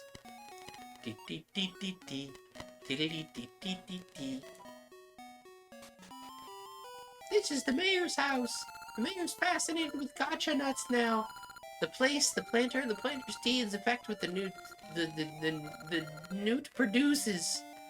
The mayor found a good place recently, so he's quite happy. You there. Tell me about Gasha Newts. I rule, mayor of Horon Village. This man's name is Rule, and he rules the village, huh? Have any gosha seeds? You plant one in soft earth, it'll grow into a tree that bears nuts. Inside those nuts, you'll find all sorts of things. So fun, I can't help myself. There's some soft earth just outside. You should plant it there. You don't know about gosha seeds? Man, you're missing out. There, you hand your local gosha vendor 5 whole entire rupees. Actually, you're supposed to legally transfer him 5. You're supposed to hand him 5 rupees, and then he gives you $5, whatever those are, and then you can spend the dollars on the gosha nuts. It's a whole thing. Really, I'd get into it, but it's technically my fault because I'm the mayor anyway. I'll give you my prized gosha seed to welcome you to town. You get one for first one's for free, kid. Hope you don't want more. You got a Gasha seed. Planted in a patch of soft soil. There's some soft earth just outside. Plant it there. This is the most bombable looking wall I've ever seen. You look at that wall and you go, seems like that wall's pretty badly made. Anyway.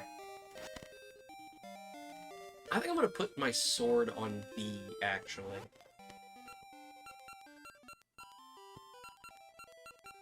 Just so that I can use A to interact with things as one should. I need to keep one eye on the time as well. Because, I can't see my ad manager like this. Oh, can I pick up these pots? Nope. Okay. Bye now. I'll plant that gacha seed later. I definitely won't need gachapon-based seeds right this second. What's his sign say? Maku Tree Gate. Show courage to gain passage. Oh! I was gonna hit it with the sword as a joke, but that works. It's our boy, the Maku Tree. Hey, quit sleeping. Wake up. Who's that? Wake me? Who are you? Oh, what? It's taking while I was sleeping. There's no sign of the Temple of Seasons. Yeah, this is... Wait a minute. There's no sign of the Temple of Seasons. This is awful. Guarding the Oracle's my duty. Oh, how I've withered. What's to be done, Link? With the seasons in chaos, the land is robbed of the very essence of nature. It drains me of all my might. Listen, normally I like draining my might, but this is not a good one. Can you save Din in my stead? It's all the Maku Tree's ever asked. Listen, if you do me this solid, I promise I'll do something good for you. I sense evil on the northern peak where the Temple of Seasons was. Onyx has cast a shadow on the northern peak. I think you'll find him there. Listen, getting there is probably going to be pretty roundabout, but don't worry about it. You'll need the... Actually, you do need to worry about it. There's 8 whole essences of nature. They're lying, sleeping in Holodrum. You gotta gather all 8 of them to get there. It's your standard 8-item fetch quest. Essences possess the sacred power of nature, yada yada. You can break the shadow barrier and save Din. And I hear you. Like, why are nature essences gonna let me break the shadow barrier? Listen, you just gotta trust me. It's better than the time you had to find 8 instruments and then, like, play a lute in front of a giant fish and then make everything cease to exist.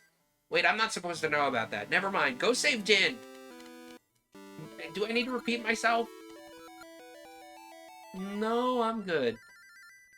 Then I give you this key. Go to the giant root near the lake up north.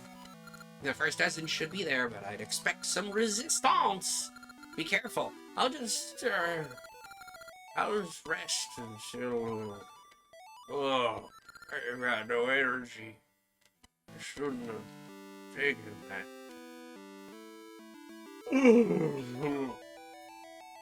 Thanks, bud. We got a gnarled key. That actually did kind of make me sleepy. I did that a little too well. Sleeping. Me too.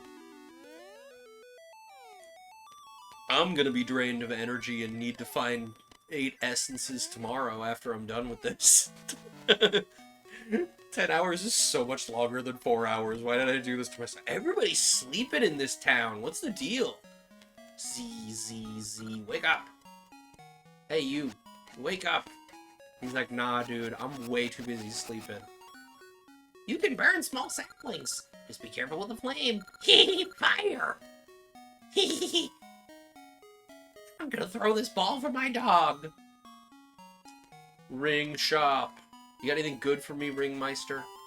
Good to see you. Welcome to Vassal Jewelers. Oh, you don't have a ring box? I like it. Here, take this ring box. You got a level 1 ring box. It can hold 1 ring. Sick, thanks, bye. I'm sure you can get, like, potions from his big communal vat of potions that everybody sticks their hand into. They're just like, sick, I need some potion. Like, cough the potion into the communal vat, and you're like, dang, I was gonna drink that. And, like, you look a little closer at the vat of potion, and it's got, like, lumps floating in it, and you, like, kick the blue mana potion vat, and it burbles and, like, lets out a little, like, and you're like, oh.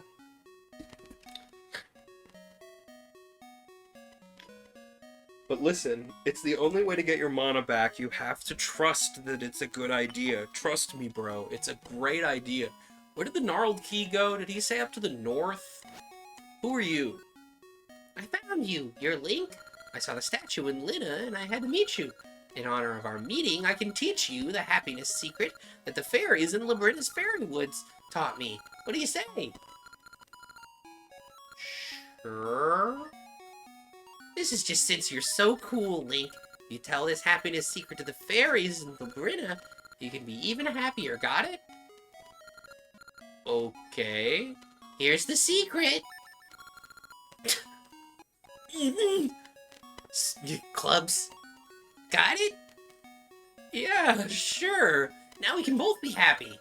So that's a secret you can give to Furore in Oracle of Ages and unlock a thing. I don't know what thing, but by going at by going clubs at Furore, she'll be like, sick. I don't know how you made the noise clubs without saying the word clubs, but since you did it, here's the thing. There's a giant root north of town. I wonder what it's from. Listen, I'm probably supposed to be painting something, but what I'm actually doing is waving a radish around on a stick.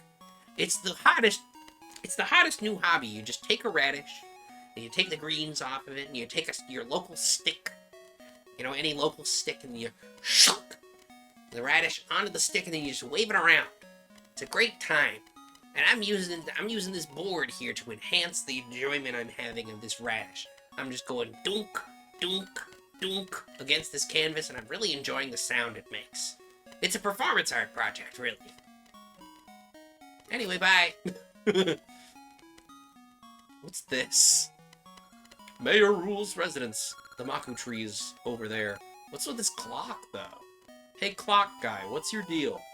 I want to make a cuckoo clock better than any that's been ever made. But I can't find a wooden bird that I like. One that's just breathtaking. So later when we find a wooden bird, this guy's going to be real happy with us, I guess. Alright, let's go see what's going on with that gnarled root in the north, maybe, huh? That'd be neat. Oh, it's winter. Link's like, oh jeez, it's cold up here. Where do I put my coat? This hat's kind of thin. But it also has like a big air chamber at the top, so maybe I'm actually fine. I don't know why Link sounds like Aladdin from Gariki's Take on Aladdin. But I guess he does. Fan theory, Link has been Aladdin the whole time. When he says when he does the whole I can show you the world bit, he's at one of the places he flies over is actually Hyrule, and he's secretly from Hyrule, not Agrabah. And because of this, you can connect it to a bunch of different sitcoms, and then on account of the fact that all those sitcoms are connected, then you realize that Link actually is available in the not the Bill McNeil theory. My dad, Talon, went to climb Mount Kuko, so I have to take care of our hens. But there's so much I don't know. Well, good luck with your Kukos, lady. Bye. It's like Tommy Westphalen or whatever. The kid with the snow globe. I promise my joke's funny. Those look like holes in the ground.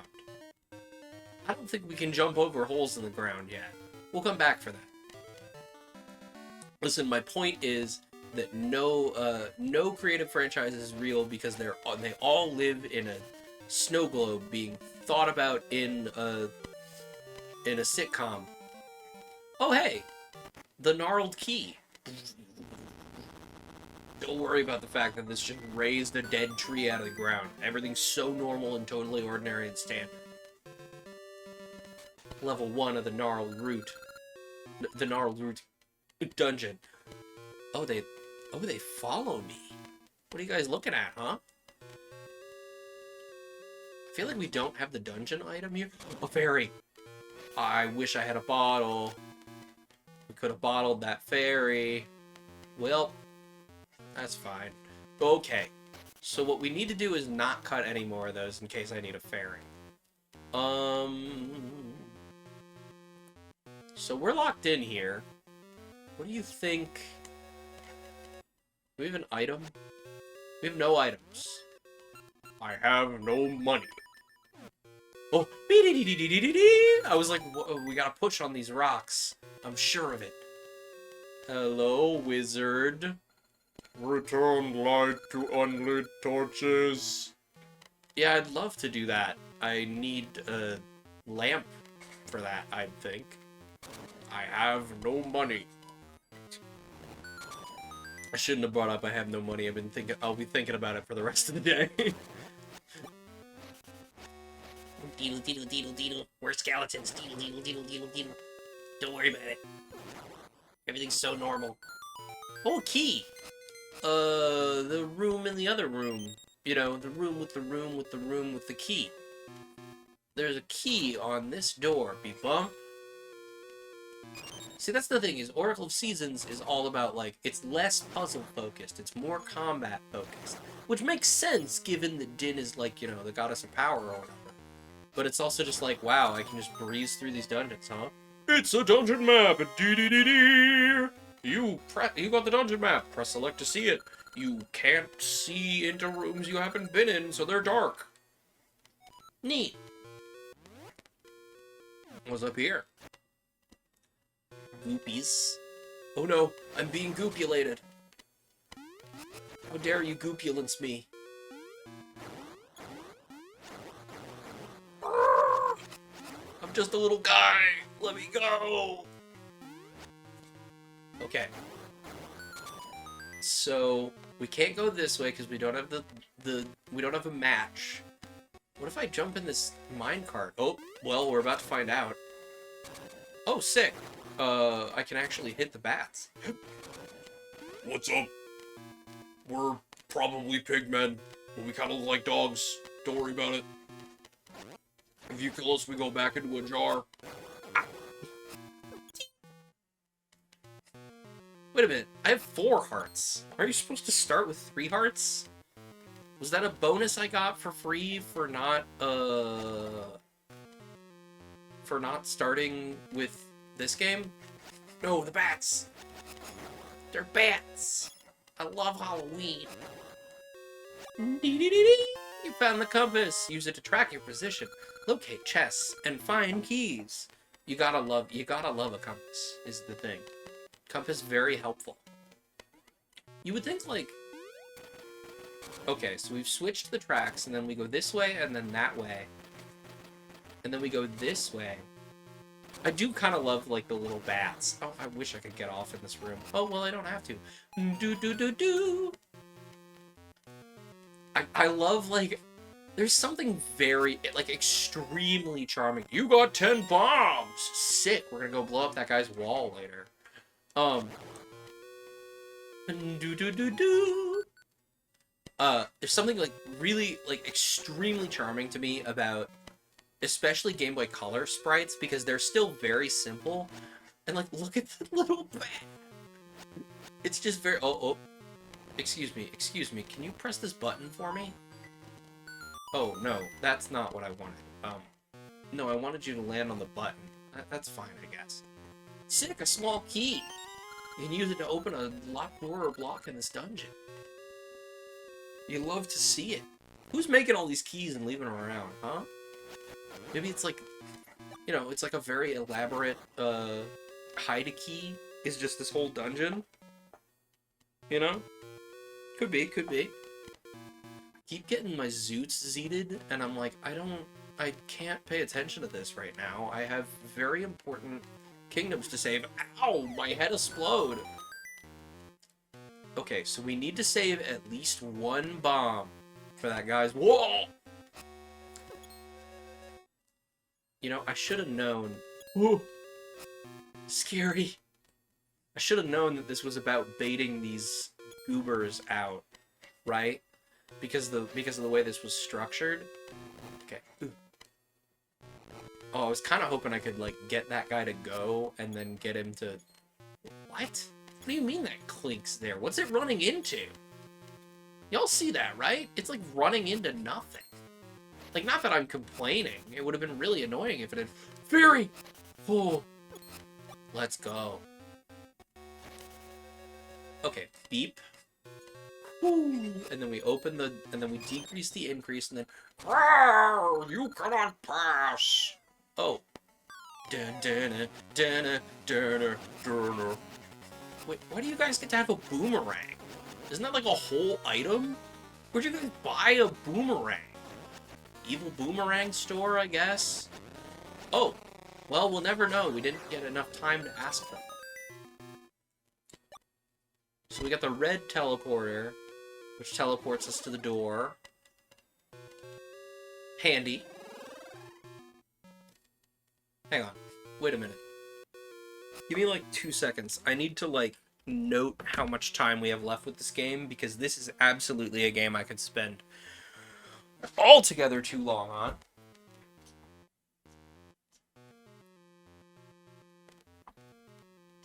See, the real answer to this is buy a second monitor, right? Which I should have done probably somewhere in the intervening last 10 years. But I never did do that, so... Oh, we got 18 minutes. We got 18 minutes for this game? That's fine. That's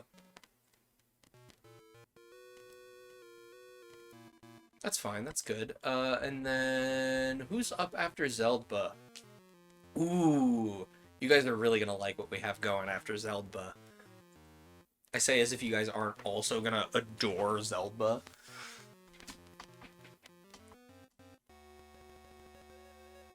Okay, I need to switch the... I need to decrease the increase and then increase the decrease and then press the button. So 18 minutes from now is... calibrating. Yeah, that time. Okay. I needed to remember how time works. I definitely didn't just drop my phone. Whatever would give you that indication. Oh. But I really... You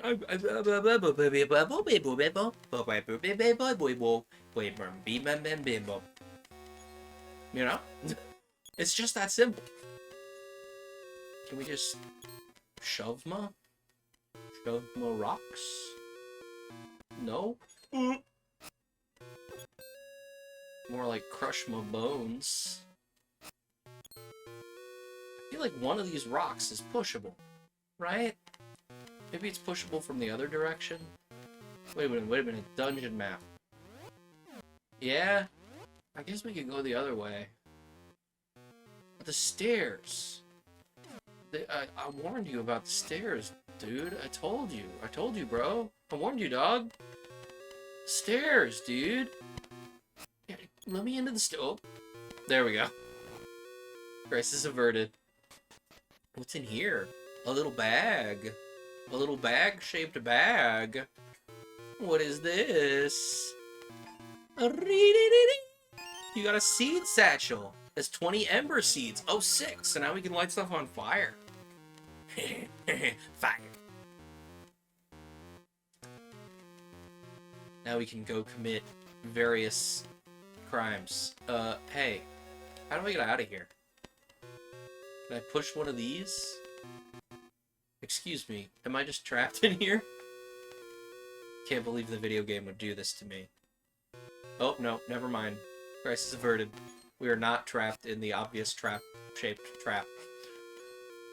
Okay, so now we can go light things on fire. There was some torches somewhere in a nearby room. Oh! Oh, that one's red. That one's scary. Don't... Ow! No hurts me! Angie! No touch me, I Angie! Do you think we can get the zipper to nail this little red spinny follow guy? Right? Like, it feels like it's possible. If we time it, we can just get him to get got. Oh, he doesn't get got. Well, that's... I feel shortchanged.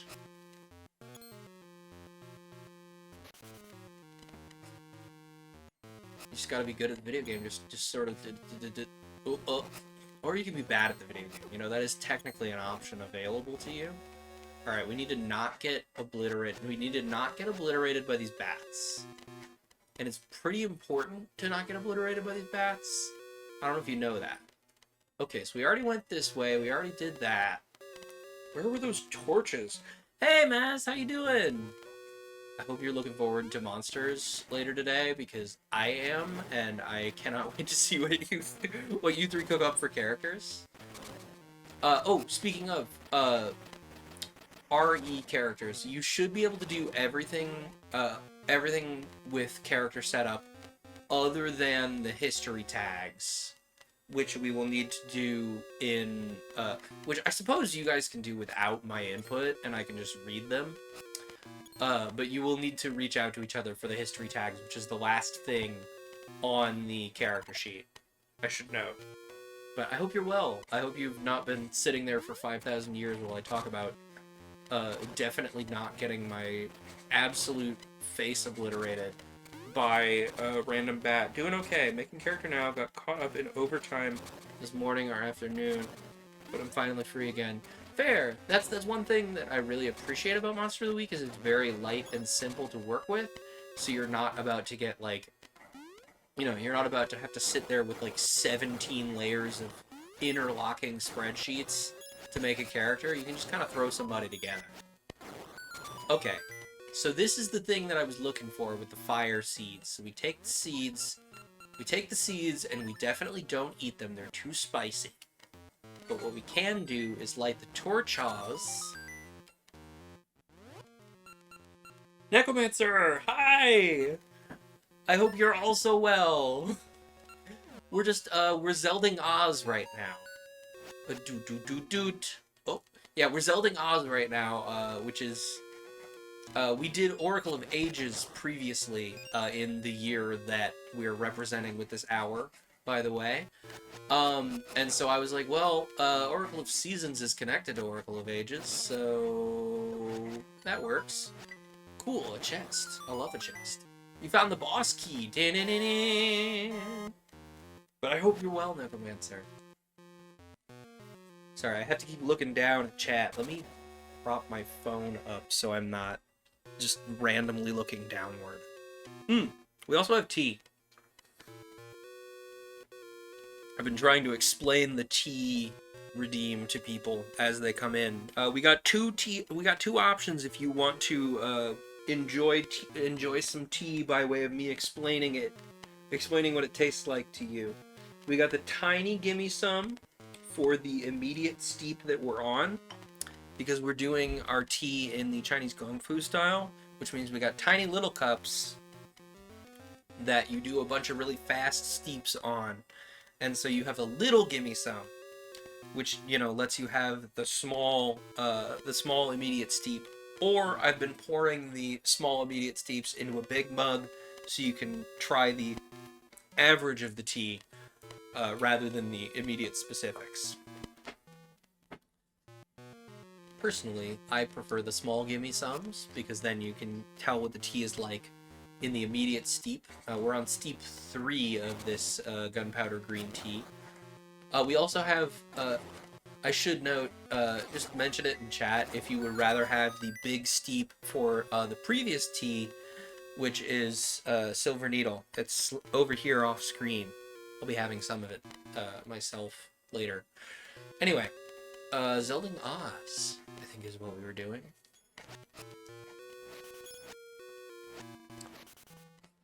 But there's also some other fun redeems. I've got a few more redeems that I really should add. They've been languishing in a notepad document.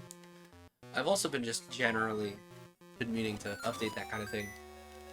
So we got skeletons. We're skeletons. Is the sound they definitely make.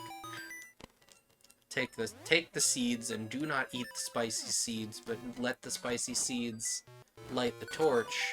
And the fun thing is, like, this is kind of a spoiler that I know because of Oracle of Ages, is there's at minimum 3... Oh, is that a floor master? Bro, 4 floor masters? That's so rude of you. Why do you have all these hands, dude? Where are you keeping all these floor masters? Don't be doing me like this. You got all these floor masters. I'm gonna get floor mastered. I'm not floored about these floor masters, let me tell you. Oh, you got a ring. Get it appraised later. So the ring pouch. Oh, well, we got floor mastered. I knew I was gonna get floor mastered at some point. Skeletor noises is absolutely these skeletons are Skeletor as heck. Like just the way they're like the way they run around. Is it random which one of these blocks is pushable each time? I swear it is. Seed satchel. Take the spicy seed, and we take the spicy seed, and we take the spicy seed, and we take the spicy seed. And then we take these floor masters and we tell them, you're a nerd. And the floor master's like, that's mean. How do you know I'm a nerd? I don't have any glasses on. I'm just a hand. And it's got like little ooby eyes. That's actually really funny. Now I'm making myself laugh just picturing these like horrible, like emaciated Wallmaster hands like brr, brr, brr, and then there's just one of them that's like Google, Google, Google, Google. It's got like a little set of Google eyes attached to its middle finger, and it's like Googling at you aggressively.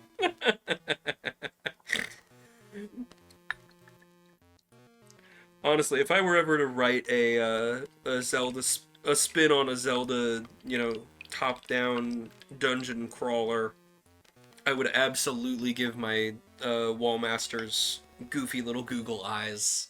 That sounds fun. Then again, I'm also very easily amused by the concept of Google eyes.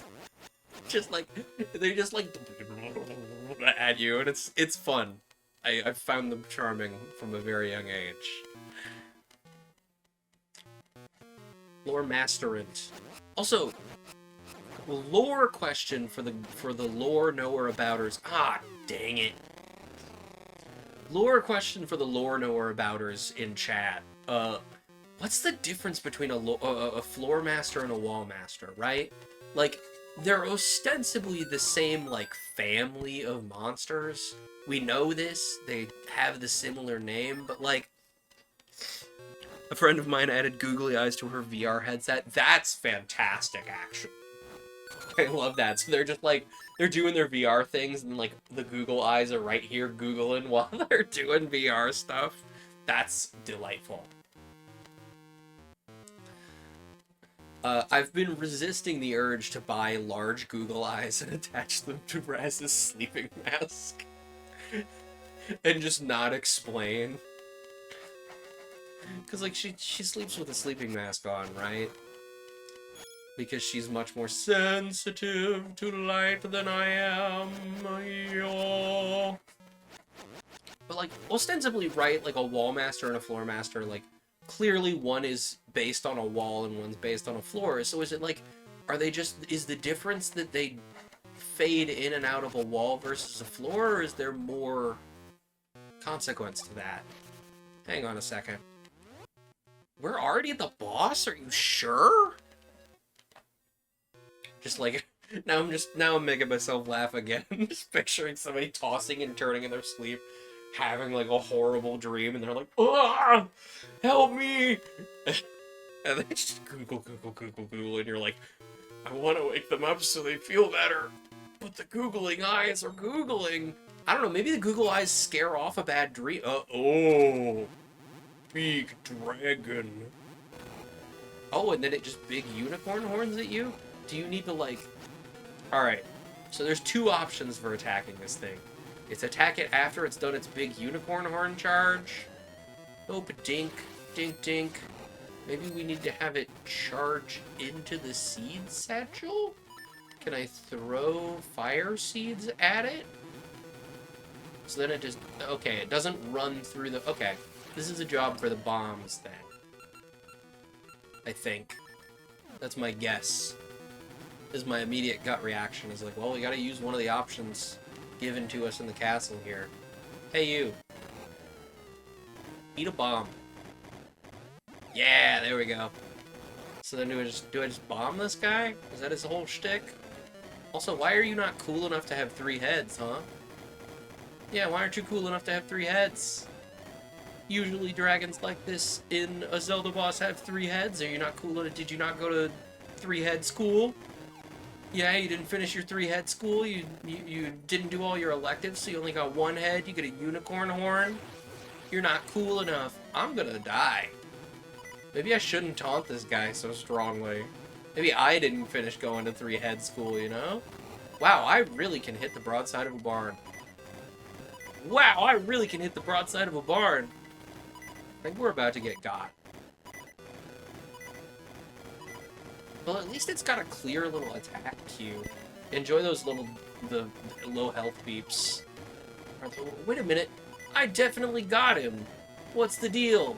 I need to go to 3-head school to understand this. Need to go back to school to get my 3-heads degree. Dead.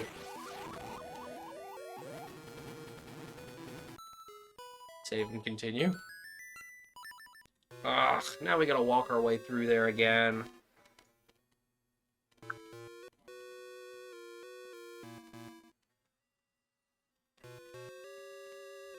I would so very much like to at least defeat this boss before we're out of Zelda, out of Zelda time. You know, that would be nice. Let me just make sure my T is T'ing correctly. Then we'll real quick run to the rungeon, done to the rungeon, and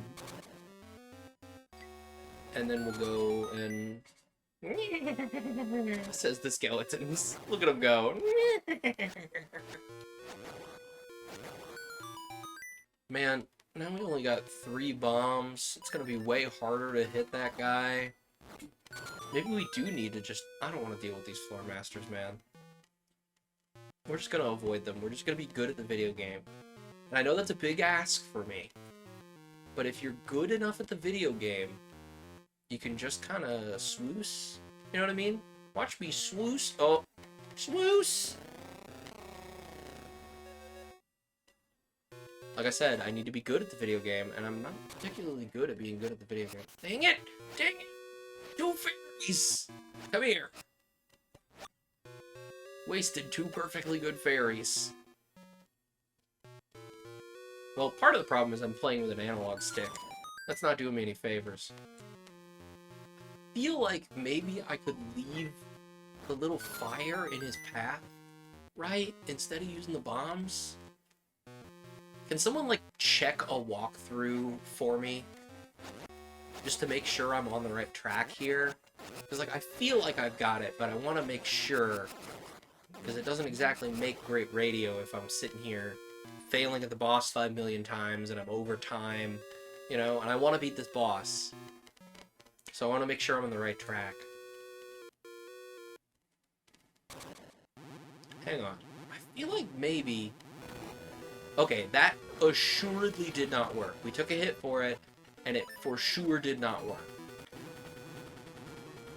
Okay. So if we can bait this guy into charging at us. Hi. Can you eat a... Well, now we don't have enough bombs to get him. There's probably a better way to do this, too. Is there, like... Can you only get him... Oop, that's not gonna work. We're out of bombs! We're out of bombs! We lose! Thank you for checking. I feel like there's gotta be. Can we only get him when he's red? Oh! Oh, we can get him when he's red!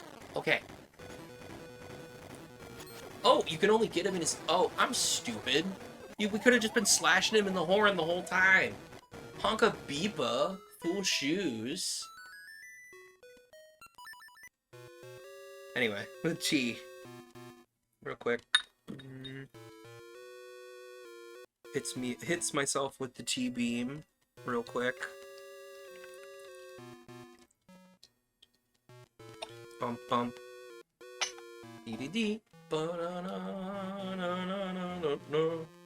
gonna use one of these fairies. Thank you, fairy, for companioning me. You know what I mean? Completely understandable and standard and normal and ordinary. Thank you for that. Thank you to the fairy for companionabulating me. I am saying it wrong. Yeah, Wiki doesn't have anything useful besides go for the horn. Okay, so we can just... So the intended effect is bap it on the horn while it's blinking at us. Cool. At least I got it correct. I love that I stalled that wall master. It was like, I'm gonna get you. And I'm like, no, you're not. Get screen transitioned. Get rotated. I don't know where I picked up the phrase "get rotated," but it makes me laugh every time I say it. I'm like, nah, you're not doing anything interesting. Get rotated.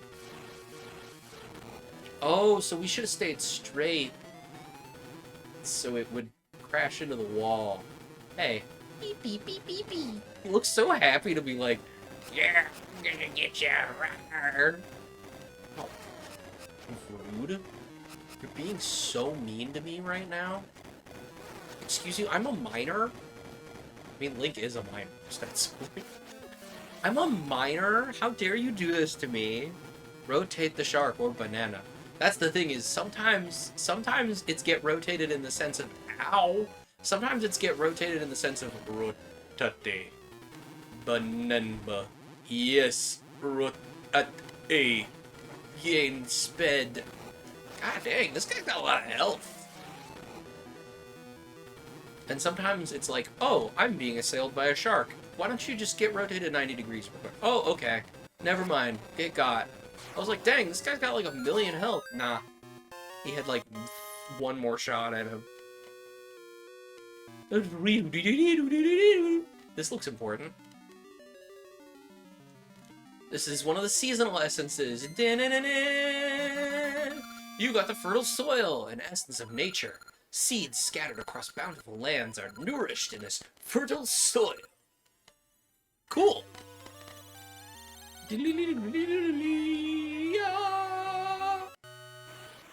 Success! Now, because of the fertile soil, ding-a-ling, ding, ding, ding, ding, sparkle, sparkle. Ah, it's me, the Maku tree. I sound like this now. Some of the fertile soil has come to me too. I already feeling stronger. It's changed my whole aspect. Oh, in my dreams I saw the Temple of Seasons in a strange land I do not know. There I saw a precious item that will aid you, Link. That is all I can see now. Oh. Thanks, dude. I don't know why you sounded so different. Oh, don't go that way. Nice, good, good, nice. Alright. Wait a minute. Wait a minute. Come here, you. Come here, you. Oh, well, we missed her. Never mind. Can we save? Can we save the video game? How do I save? Well, the real answer is, create a suspend point right there. There we go. Video game saved. Alright, let's, move on to our next game here. I think our next game is not on the Switch. I'm pretty sure. I'm like 62% sure, which is more than average, I'd say. Usually I'm not very sure about things, but 62%'s a little larger than standard. So we'll just do that. Oh, I timed that perfectly, actually, that we're going to be changing games right after the ad. Beautiful. Oh, we're doing this next. All right, let me hide the Elgato. Let me turn this on. And then we're going to be doing I'm excited about this. Yes! You paid attention. You paid attention, Maz. We're doing this. We're playing Zork. So Zork, for those of you unfamiliar with this, is a text adventure game. Perhaps unstartlingly, I'm not spinning up my own Z Machine emulator for this. I am, courtesy of the Internet Archive, playing this game.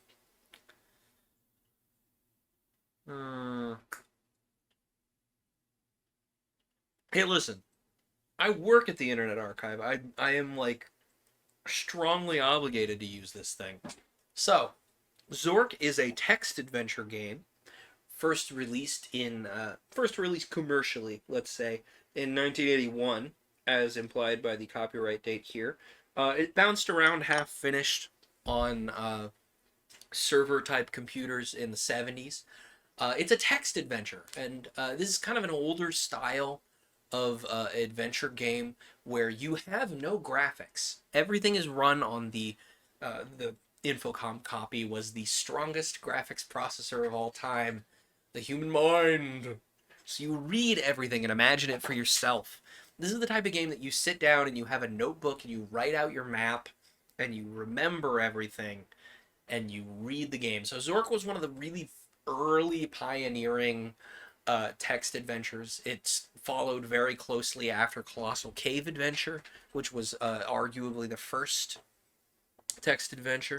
Zork's whole spiel is you're set in the Great Underground Empire, and in the first Zork you need to find, I think it's 15 treasures scattered around the world, and you do that by wandering around and poking your head into places maybe you shouldn't be. It's great, and it's got several little iconic things to it. The two biggest ones are this opening scene here, which is west of house. You are standing in an open field west of a White House with a boarded front door. There is a small mailbox here. This is like iconic. And the other thing we'll see here in a minute. So we're going to verbose. We're going to turn on verbose mode because I like when things are long and complicated.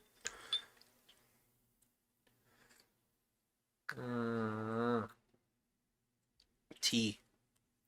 All right, let's look. Oh, we already did that. Go west. We're now in a forest. This is a forest with trees in all directions. To the east, there appears to be sunlight. Let's go west again. You would need a machete to go further west. Go climb a tree? Climb tree.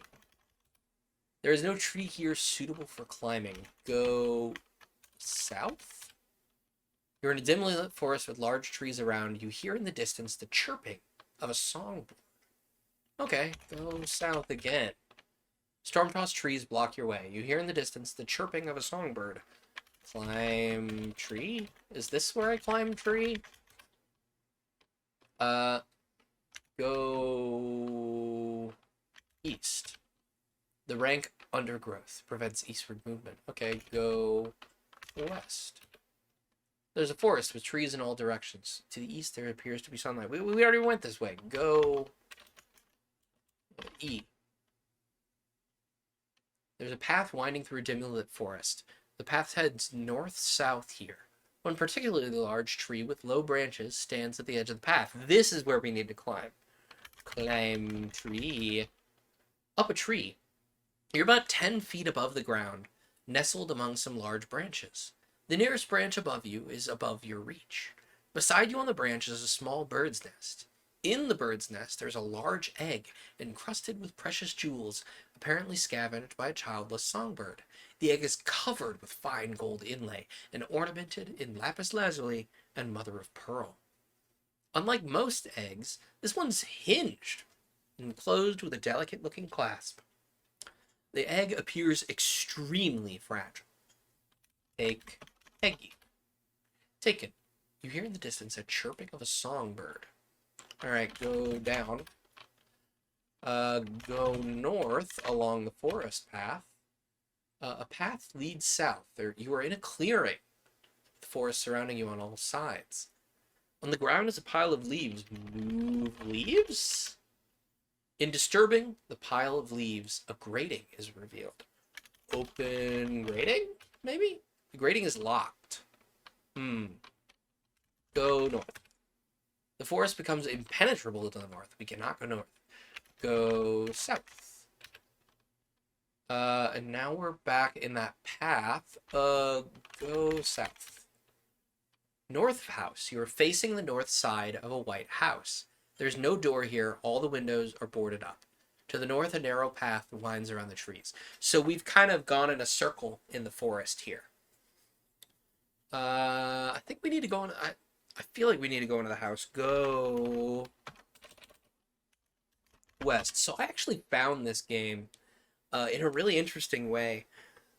So Activision, the games company, they actually bought the rights to Infocom, the company who made this game. Infocom was a huge producer of text adventure games for many years. And eventually Infocom, they tried to start making point and clicks and they just didn't have the staff. They got outcompeted by people like Sierra. And so eventually they went into bankruptcy and got sold. Activision is the one who bought Infocom. And so because of that, when Activision was publishing the Call of Duty games, in Call of Duty, the first Call of Duty Black Ops, which was actually my first Call of Duty, because I wasn't a first person shooter guy for very long, and it was a very narrow window. In Call of Duty, if you wiggle using the controller's triggers fast enough, your guy can break out of the chair he's tied into, and in the corner of the room is a terminal, and the terminal is running Zork. And so that's how I learned about this game, and I fell into the hole of interactive fiction from there. It's really like there's a ton of beautiful interactive fiction being written, even to this day, every year. And it was a very short trip from interactive fiction to visual novels for me. I think that they kind of they draw from similar traditions. Honestly, it's where a lot of point and click adventures went. Other than point and click adventures, to me, the lineage kind of splits sometime in the late 2000s, I'd say.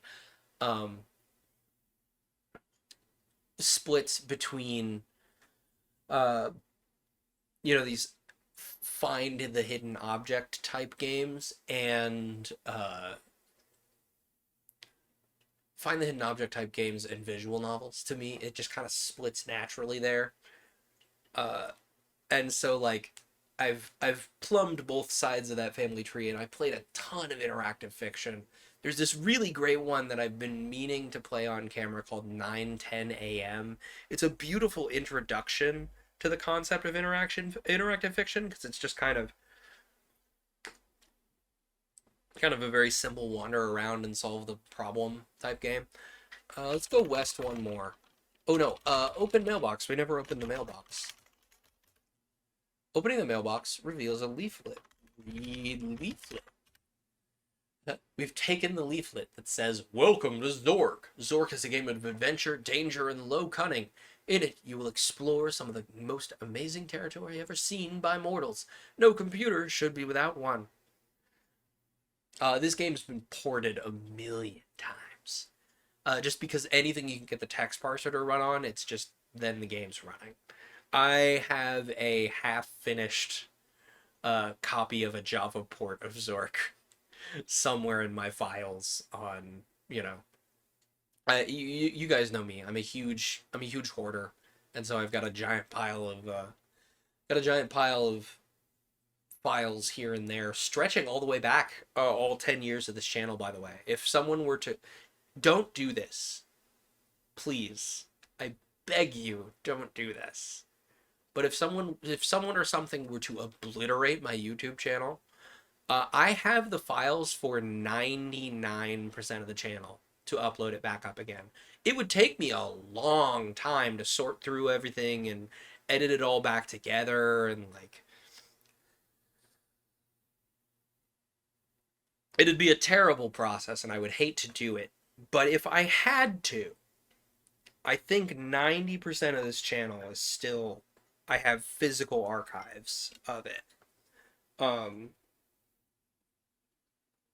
I think maybe the early files, the early stuff, when we were playing Undertale earlier, for example, or maybe even at this point, some of the 2017 stuff, some of the Tron videos, for example, we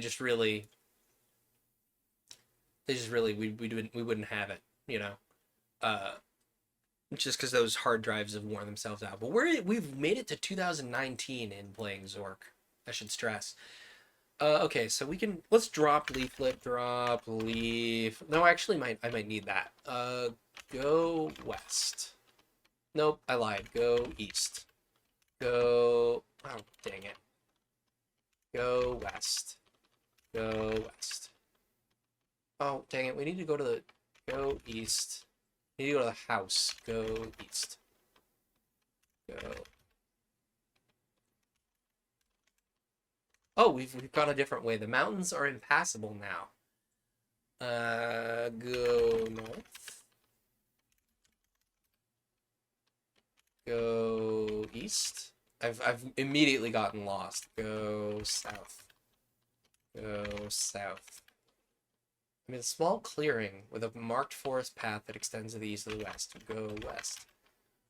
Well, we're behind the house. There we go. We've kind of walked in a little circle. My score is not going to be great because I got lost. So part of the thing is, like, as you find these treasures, you get more score points, but the more moves you in, the more moves you do it in, the worse your score is. You're behind the White House. A path leads into the forest to the east. In one corner of the house, there's a small window which is slightly ajar. This is where I wanted to go. I just had to take the long way around. Enter window. The kitchen window is closed. Open window then. With great effort, you open the window far enough to allow entry. You know. Enter window. Kitchen. You're in the kitchen of a white house. A table seems to have been used recently for the preparation of food. A passage leads to the west, and a dark staircase can be seen leading upward. A dark chimney leads down, and to the east is a small window which is open. On the table is an elongated brown sack, smelling of hot peppers. A bottle is sitting on the table. The glass bottle contains a quantity of water. Take all. I've taken the sack of someone's pepper lunch, and I've stolen a bottle of water. This will prove useful later. Promise. I'm not just hoarding. The pepper lunch, in particular, proves very useful. Okay, I need to look in the cabinets. Open cabinets? I feel like I need to... Okay, I don't know the word cabinets. Passage leads to the west and a dark staircase. Go west. Living room. You're in the living room. There's a doorway to the east, a wooden door with strange Gothic lettering to the west, which appears to be nailed shut, a trophy case, and a large oriental rug in the center of the room.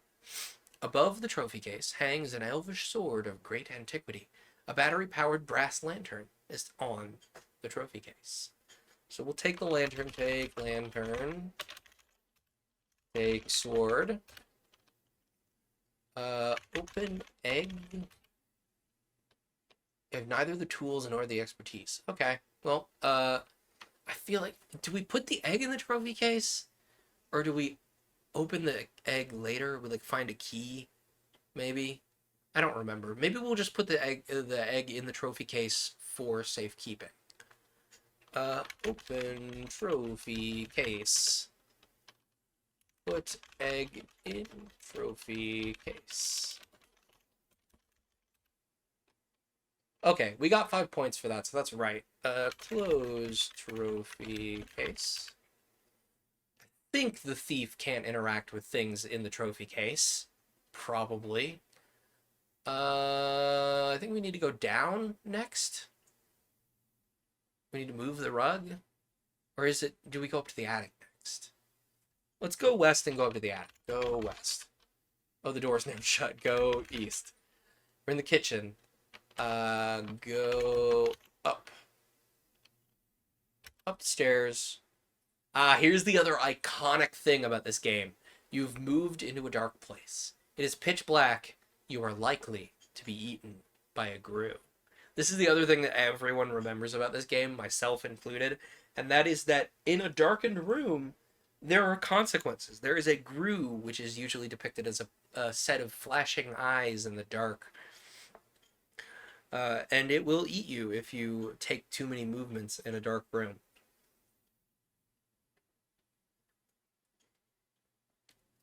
So activate lantern. The brass lantern is now on. This is the attic. The only exit is a stairway leading down. A large coil of rope is lying in the corner, and on the table is a nasty-looking knife. Take all. Take the nasty knife, and take the rope. And I don't think we need anything more. Deactivate lantern. Turn off lantern.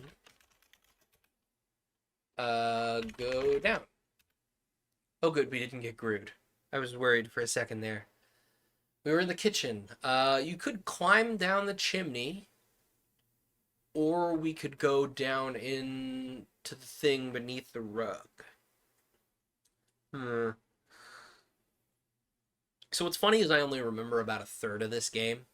And so, like, I'm breezing through this early section, just like, yeah, wham, wham, wham, wham. But, like, as soon as we get to the section involving the dam is about as far as I remember. What do I do? I think... Let's go west. And then move rug. With a great effort, the rug is moved to one side of the room, revealing the dusty cover of a closed trapdoor. We're gonna open the trapdoor. The door reluctantly opens to reveal a rickety staircase descending into the darkness. Go down. It is pitch black. The trapdoor crashes shut and you hear someone barring it. So there is another person in this world. We haven't met them yet. Hopefully we don't meet them at all. It is pitch black. You are likely to be eaten by a grue. Your sword is glowing with a faint blue glow, so there is something nearby. Turn on lantern so we don't get grued. You are now in a dark and damp cellar, with a narrow passageway leading north and a crawlway to the south. On the west is a bottom of a steep metal ramp, which is unclimbable. Let's crawl to the south, actually. Crawl south. Go south. East of chasm. You're on the east edge of a chasm, the bottom of which cannot be seen. A narrow passage goes north, and the path you are on continues to the east.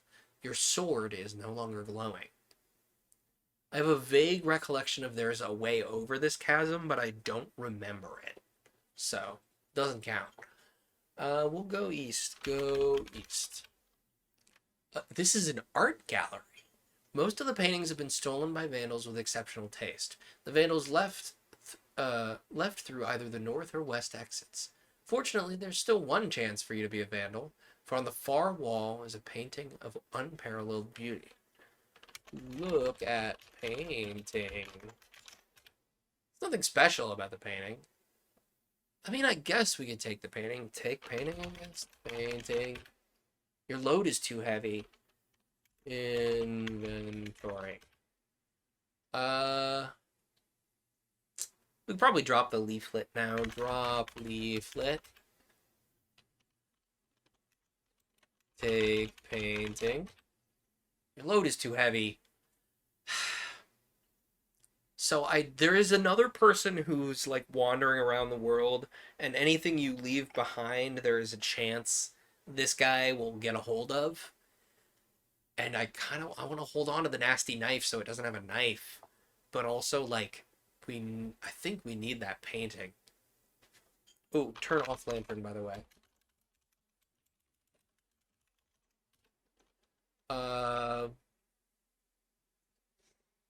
Actually, now that the thing is we need the brown sack with peppers in it for a thing that's underground, right? Where we just were. But now that we've seen the painting, it might be able to be stolen? I don't remember.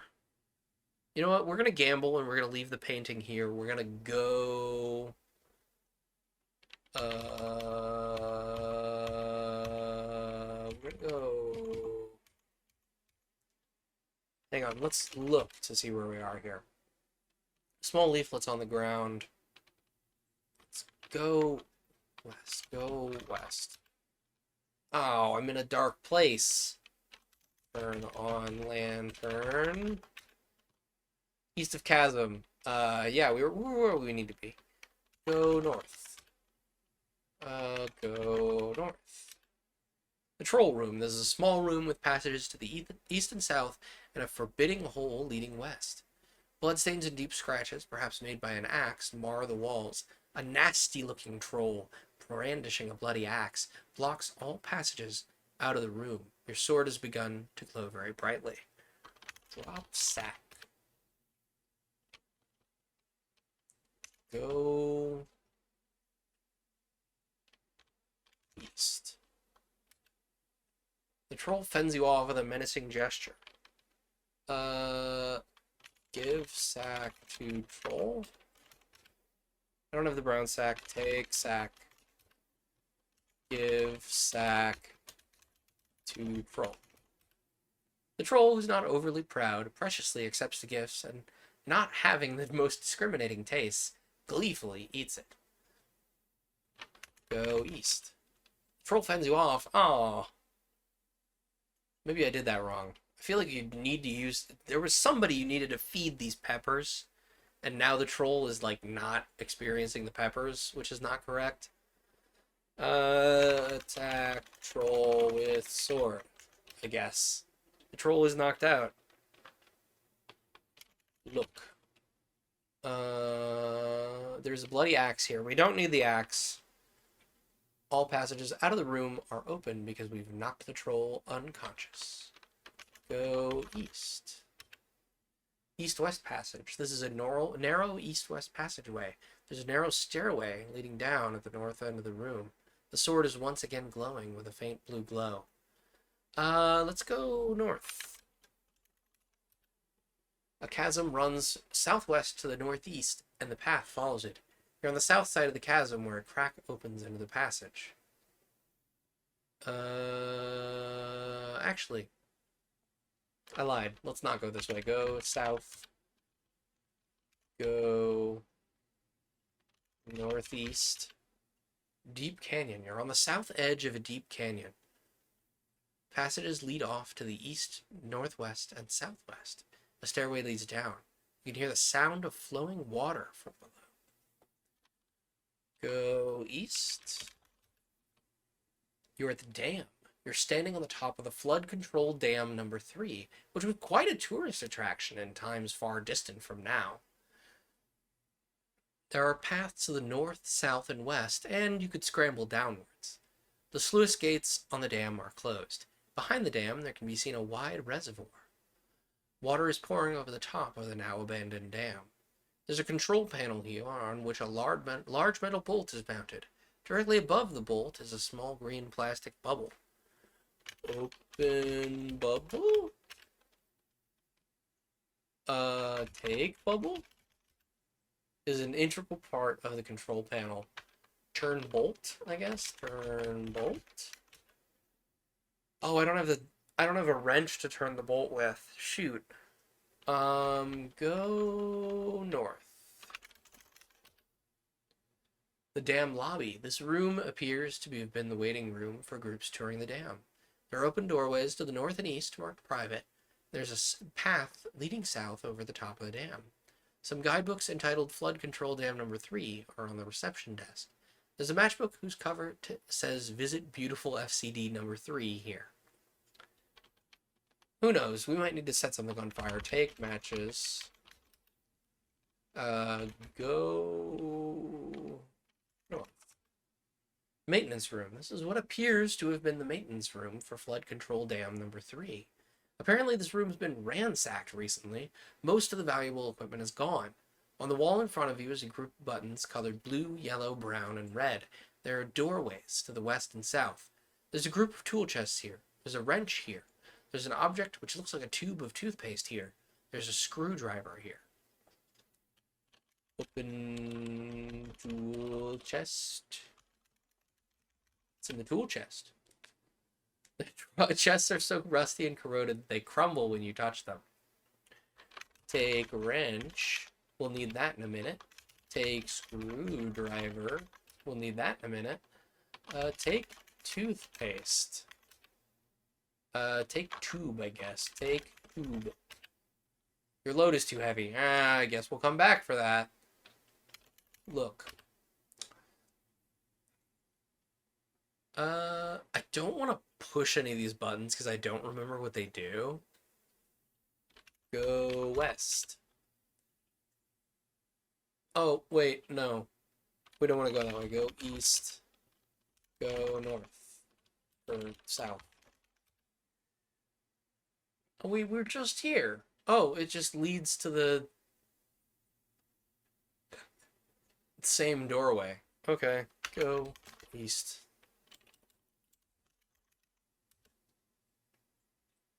Yeah, we're just walking in circles now. Go south over the top of the dam. You're standing on top of the flood control dam number 3, which was quite a tourist attraction in times far distant. There are paths to the north, south, and west, and you could scramble down.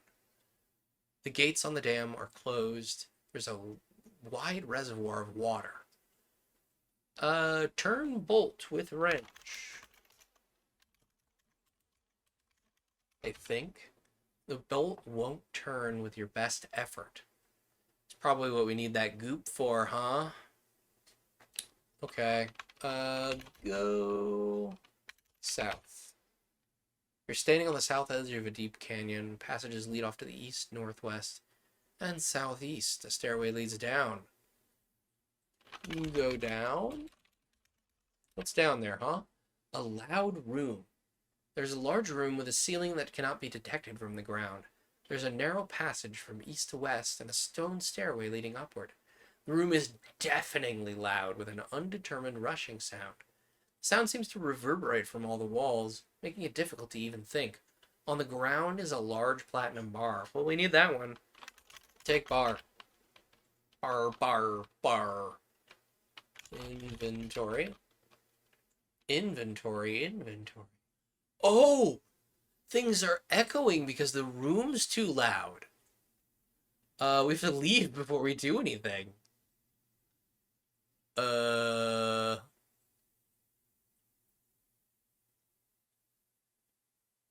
We need to go west, I guess. Go west. Round room. This is a circular stone room with passages in all directions. Several of them have been unfortunately blocked by cave-ins. Go east again. Damp cave. This cave has exits to the east and west and narrows to a crack toward the south. The earth is particularly damp here. What's going on? White Cliffs Reach. You're on a narrow strip of beach which runs along the base of the White Cliffs. There's a narrow path leading south along the cliffs and a tight passage leading west into the cliffs themselves. Go west. Oh, well, we were just there. Go east. Go, south. You're on a rocky, narrow strip of beach beside the cliffs. A narrow path leads north. Okay, go north. What? Huh? Wait, no, we went south. I'm dumb. Go south. Go south again. Can't go that way. There's just nothing here? Okay. Go north. Weep womp. And then west goes back into the dam area. Can we go north? Can't go that way. Go west. Go west takes us to the dam cave. Go east. Go east again? Can't go that way. Okay, go west. Go west once more. This is the loud room. I want to pick up that bar. Take bar. Take bar. Bar. Can't go that way. I think we need to do...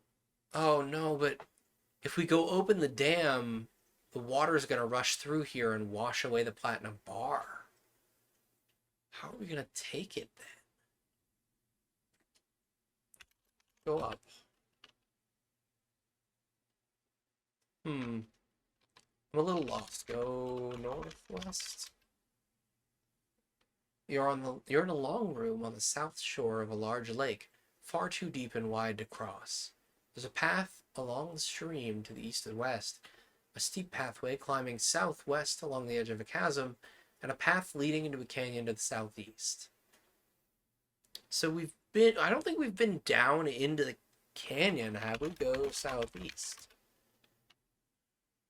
You're in the south edge of a deep canyon. Passages lead off to the east, northwest, and southwest. A stairway leads down. You can. Oh no, we were in the canyon because that's where the loud room is. Shoot. I want to take that platinum bar because you know that's a treasure. Let's look at our inventory here. Oh, we've got the turn off lantern first of all. Oh shoot, it is pitch black. Well, if we go northeast, I suppose. Northwest, I suppose. We'll go back to where we were.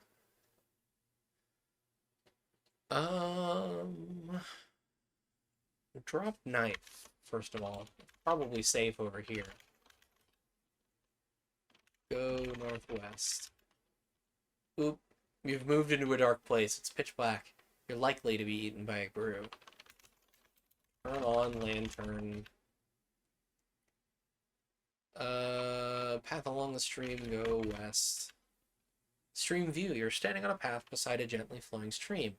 Path follows the stream, which flows east to west. West to east, rather. Go west. Stream emerges from a spot too small for you to enter. Go east, I suppose. Reservoir south. See, I mentioned that you need a notebook for this game, and then I did not, in fact, use a notebook. Honka Beepa, full shoes. Alright, I'm gonna have way too much of a backlog of tea if I don't drink what I have here. So.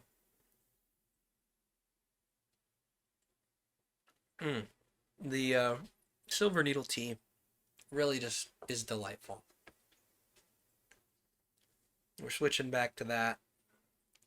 And hopefully I do not over-caffeinate myself too bad. I can tell that maybe I'm pushing it with 2 types of tea in a row here. But who knows? Not me. That's you. Okay. So let's think with our brains here. There is we need to get into the reservoir and go pick up that tube of goo. Because I feel like it's a goo moment, if you will.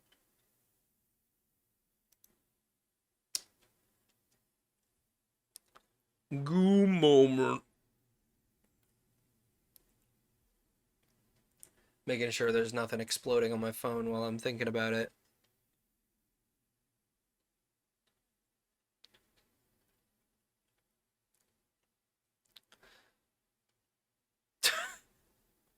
Oh, yeah. Sorry, I'm checking my Discord and I'm seeing, oh man, this class looks cool. Wait, the hex, it's got 4 pages. Yeah, Altier, if you're listening, I don't know if you are and I'm not going to check. Lest you desire to lurk. The hex is, it's a magic class, and so, like, you get to write your own spells. That's why it's so long. The lighter version of the hex is the spell slinger. In case you're around. So if you like the idea of the hex, who's like, I've got these written down spells and I can use them, wow. The spell slinger will let you also cast spells more frequently. Okay, we need to get back into the damn building. That damn building, where's the damn 4th Chaos Emerald? Go... Oh, I'm not... Why am I not typing? Rude. Go. I'm typing. I'm real. Oh, it won't let me type anymore. No. Let me type. No, Zork has decided to break, I think. Mean and rude.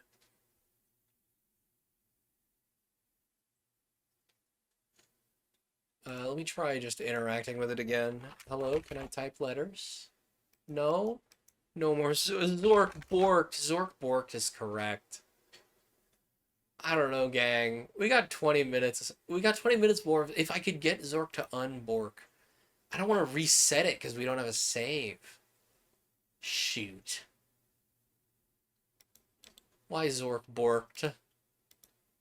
Please. Let me type tippies. I'm just a little guy.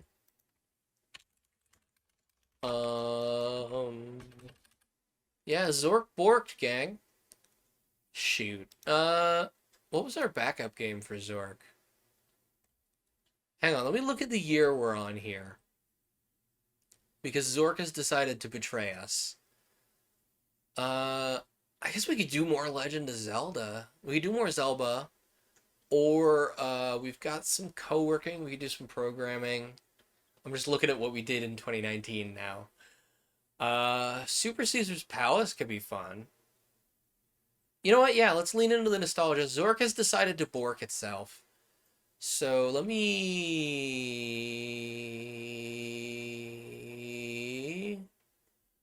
I should be able to open Super Caesar's Palace. Yeah, Zork has decided to break itself. So no more Zork. No more fun allowed. Fun canceled. Let me hide this. And then open this.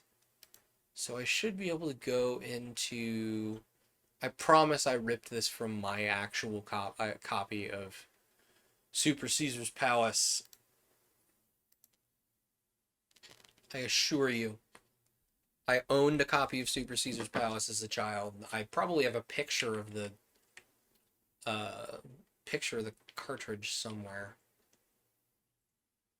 Super Caesar's Palace. We're switching gears. Zork decided to bork. And so we'll play a little Super Caesar's Palace. Super Caesar's Palace is a game that I probably should not have honestly been playing at my age. But it is a casino emulator for the Super Nintendo, essentially. So let's play little card games. Oh, ooh. I accidentally...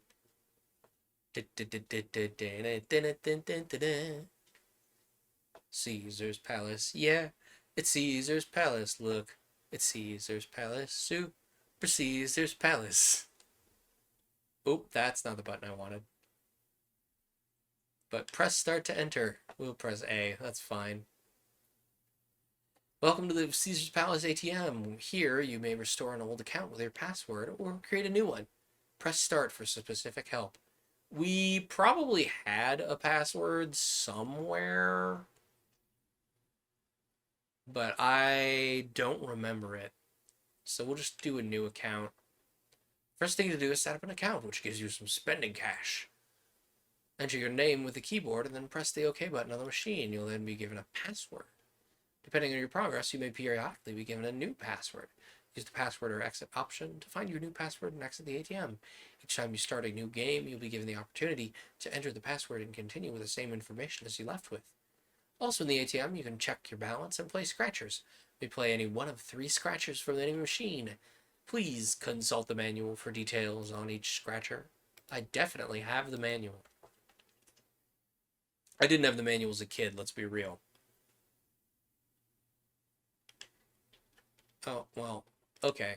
We're just gonna do... No, that's not what I wanted. Let me press the buttons. What's the button, man? Okay, that's the fast forward. Why is that mapped to fast forward? What are my buttons here, man?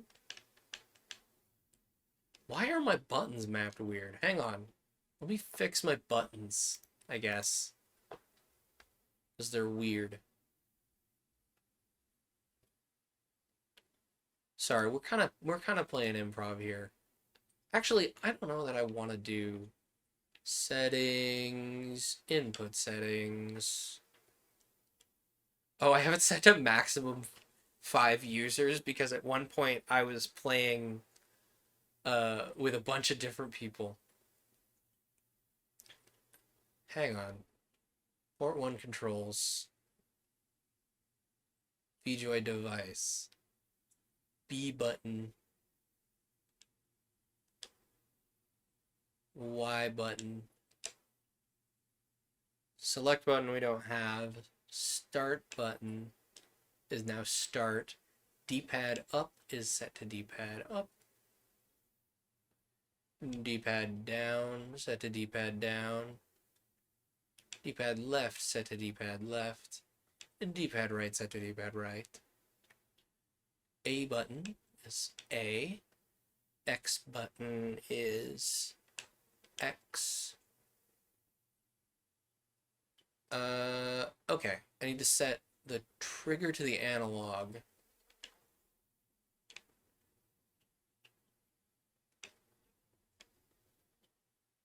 Then I need to set the L button by pressing the digital button here. Yeah, there we go. And then these, okay. Left analog, right, beep. Left analog left. Left analog down. Left analog up. I'm just fixing my controller now. Oh, that moved my mouse. That's weird. Right and down. Right and up. Oop.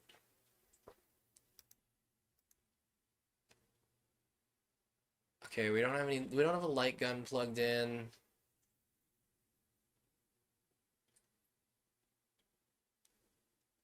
I think we're good. Oop.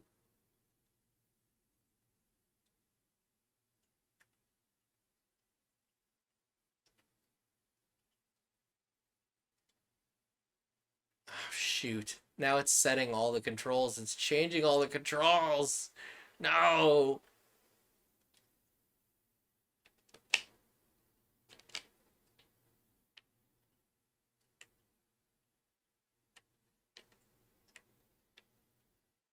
Shoot. I think I might have just borked the controls now that I've fixed them.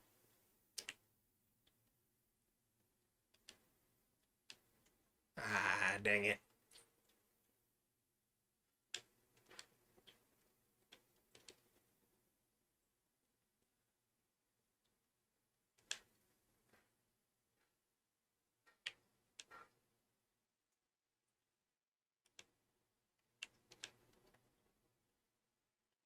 Okay, that's fine. That'll do. And that'll probably fix our controls. So now we can... Oh, what? What? Why does it keep doing that? Oh, it's using Y for back. That's weird. What, huh? I'm so confused. Okay, let's play something from the Super Nintendo. This feels accurate.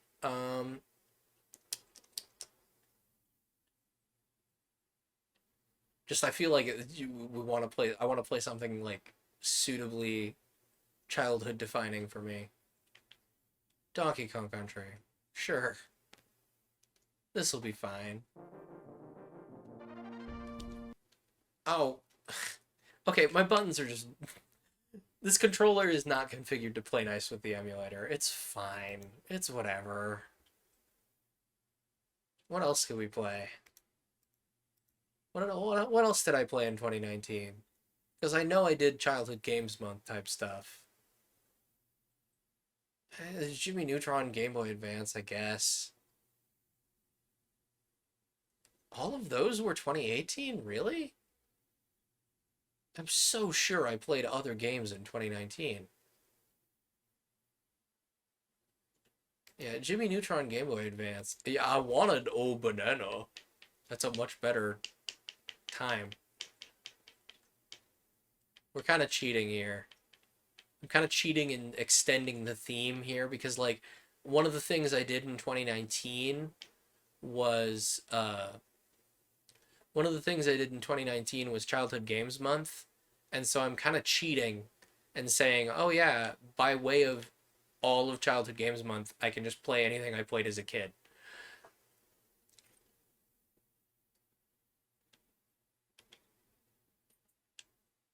Everything's so normal and ordinary, standard, and fine.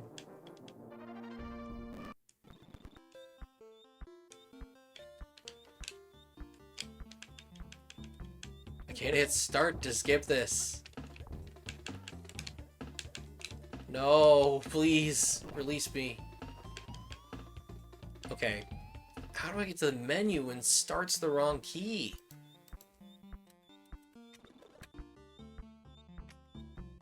I'm just gonna press keyboard keys until something fixes itself.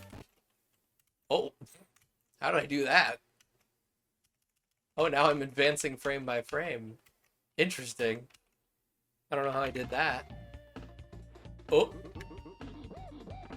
I apparently have a... There's a movie function for this thing? Hello? Local man struggles to get his emulator to work. I assure you I owned this game as a kid. I promise. Can I... Please? No. Okay, there we go. Everything's going great. Everything's so normal. Get the mouse out of the screen. Again, I'm kind of cheating in saying, oh yeah, in 2019 I did Childhood Games Month, and this game, oh. Okay, so the B button seems to activate the, what is going on? What are my buttons, man? What is happening? What? Huh? Okay. So, what's happening here is the B button, like...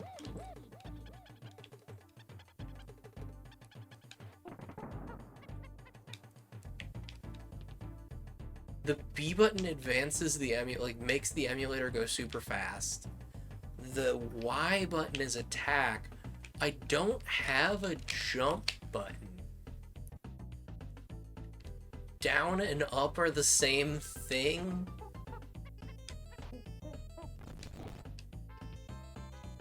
What? Huh?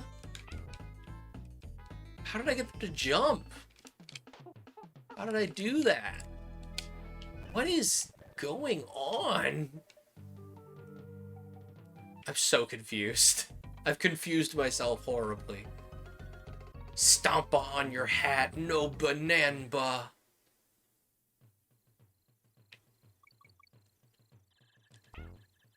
It's fine. We definitely don't need to jump in this platforming-based video game. Hold up. Oh, we lost Diddy. I hit fast forward and we lost Diddy. Give me a sec. No, I want the menu. I don't want to quit. I want the menu. How do I bring that up?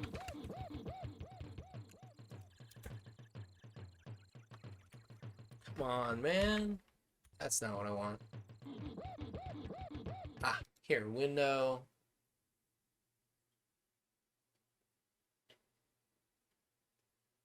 Disk options, save state options. Ah, here we go. I bet I can fix my control this way. Port 1 controls. B button.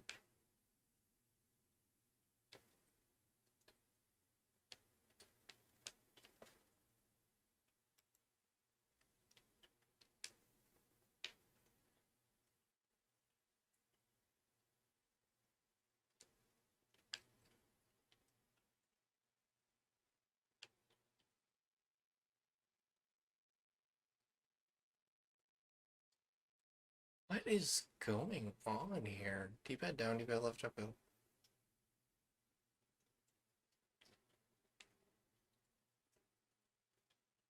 What? Why is it giving me... Okay, wait, I have to leave it set to... Left analog is my... What? I'm confusing the heck out of myself here. Hang on.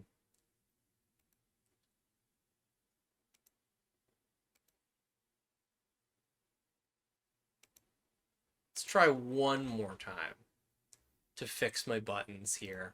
That's not what I wanted at all. I'm sorry. This is horrible radio. My sincere apologies. I thought this was set up as well. I expected this to be set up. Input.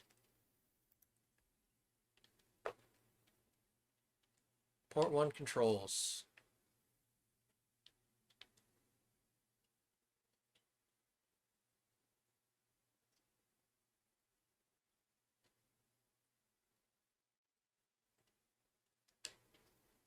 Oh, that.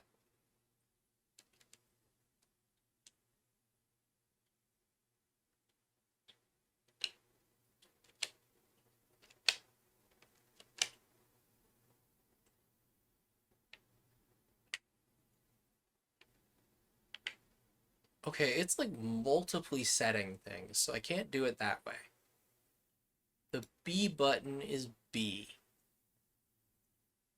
The Y button is Y.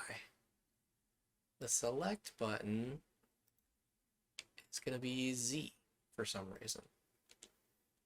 Because this doesn't come with a select. D-pad up is D-pad up. D-pad down is D-pad down. D-pad left is D-pad left. D-pad right is D-pad right. A button is A. X button is X. Alright, we're not going to need L and R. It's fine.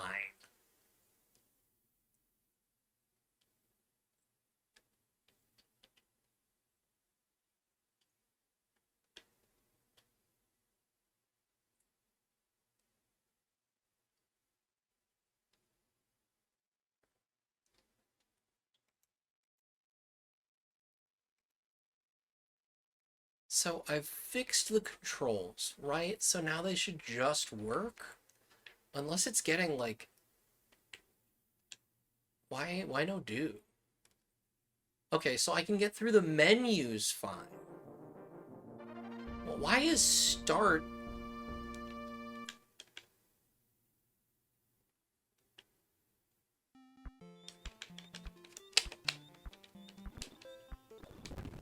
I guess we're just gonna fast forward through that?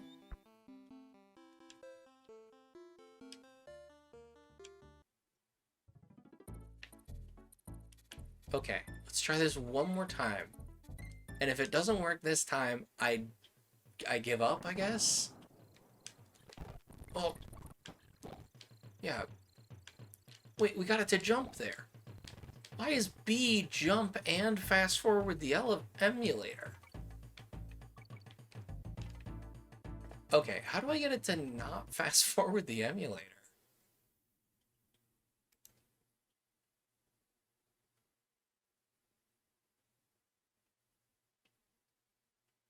Manage rewind settings. How do I get it to not interact with the... It's pressing a button that's like making RetroArch fast forward.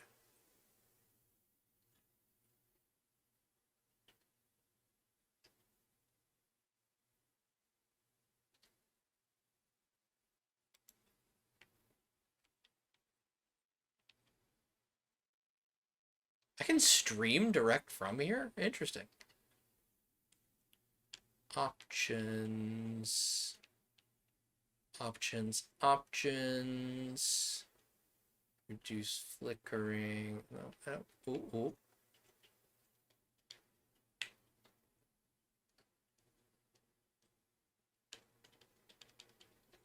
Okay, this is like, it's very strange.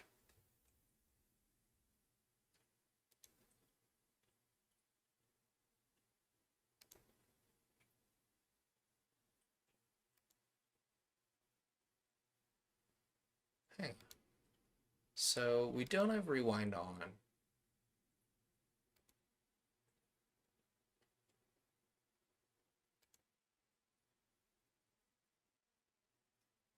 Information?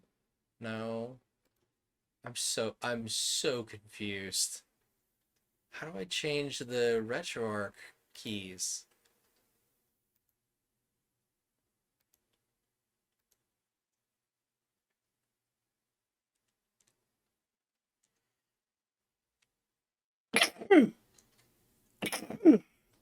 I sneezed so hard an ad started running.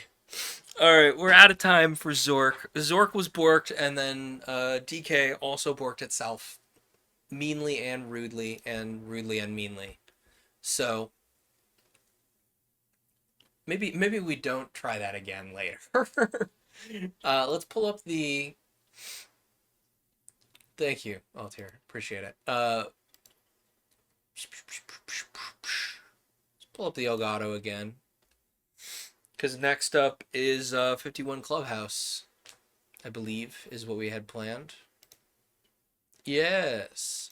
Mostly because I don't think after the performance this GameCube controller has put in today, I think Heavy Bullets is going to strongly object to functioning correctly.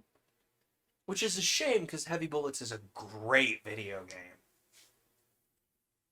But in the meanwhile, while the ad runs, if you would like to not have ads happen to you, friendly reminder that you, if you are a user of Amazon Prime, you get 1 free sub a month. And I'm a great place to use it because you can get emotes like Magnus and Library. You also get, at the base tier of emotes, this guy. He's a horrible flesh-toned monster, and everybody loves the horrible flesh-toned monster, don't they? I certainly do. He's delightful. I made him for a thumbnail, and now he's here forever, looking at you. We also have, if you want to chip in a little extra cash rather than use your free Prime subscription, you also have this guy, which I really should make a base level emote because he's fantastic. Just, my agonies! I love him so much. And then at the highest tier we have, what do we have? Ah yes, this. Me screaming. When things are going so great and I definitely am not tripping and falling over. Oh, Maz has just subscribed with a Prime. Thank you, Maz. I appreciate it. I do get that money, and now you get to post Magnus wherever you want. Isn't that a beautiful power that you have? You can just drop both of my cats into anyone's chat. I, for one, genuinely, like, a full third of the reason I pushed for emotes, like, the ability to do affiliate, was specifically so I could drop pictures of my cats in anyone's chat.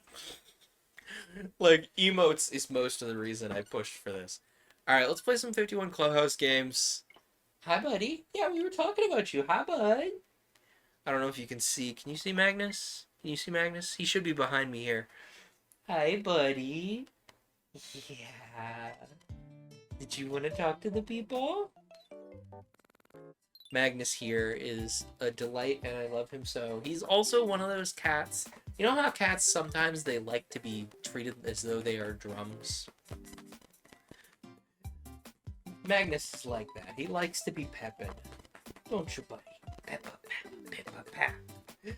Peppa the kitty baby. So the fun thing about 51 Clubhouse games is it actually does have online play. If anyone wants to hop in, I should have my Switch friend code in chat. If you hit exclamation point Switch, maybe? Exclamation point friend code, probably one of those. Hi, buddy. What do you think? Library, who is not on screen, he is also available as an emote. He's also very charming. Let me grab mine. Absolutely. I love 51 Clubhouse games. Like, it's just a minigame collection, right? But it's an especially good minigame collection. Hi, baby. I love to pet Magnus like this because he just, like, closes his little eyes and looks upward and he's like, I'm the king of all pets. Listen, anyone can have a cat and delight in a cat. Alternate has fittingly redeemed Pet the Cat. Absolutely, I will pet the cat. Because he's a little man. He's a little tiny man and he's got his little dapper bow tie on. More pets. Pet the baby. Absolutely. We're petting the baby on account of alternate. We are giving him his good pets and pats. Treat the baby kitty like a drum. Because, like, not all cats. Like, cats, that's the thing is something I really appreciate about cats, is they make their boundaries very, very clear to you. And so, where friend code should be, I can probably just pull it up on screen. It's fine. Nobody's gonna, like, you know, rustle my jimmies about it. There we go. There it is. That should be the friend code. It's also technically accessible in chat, I think, by saying friend code. Something like that. Friend code.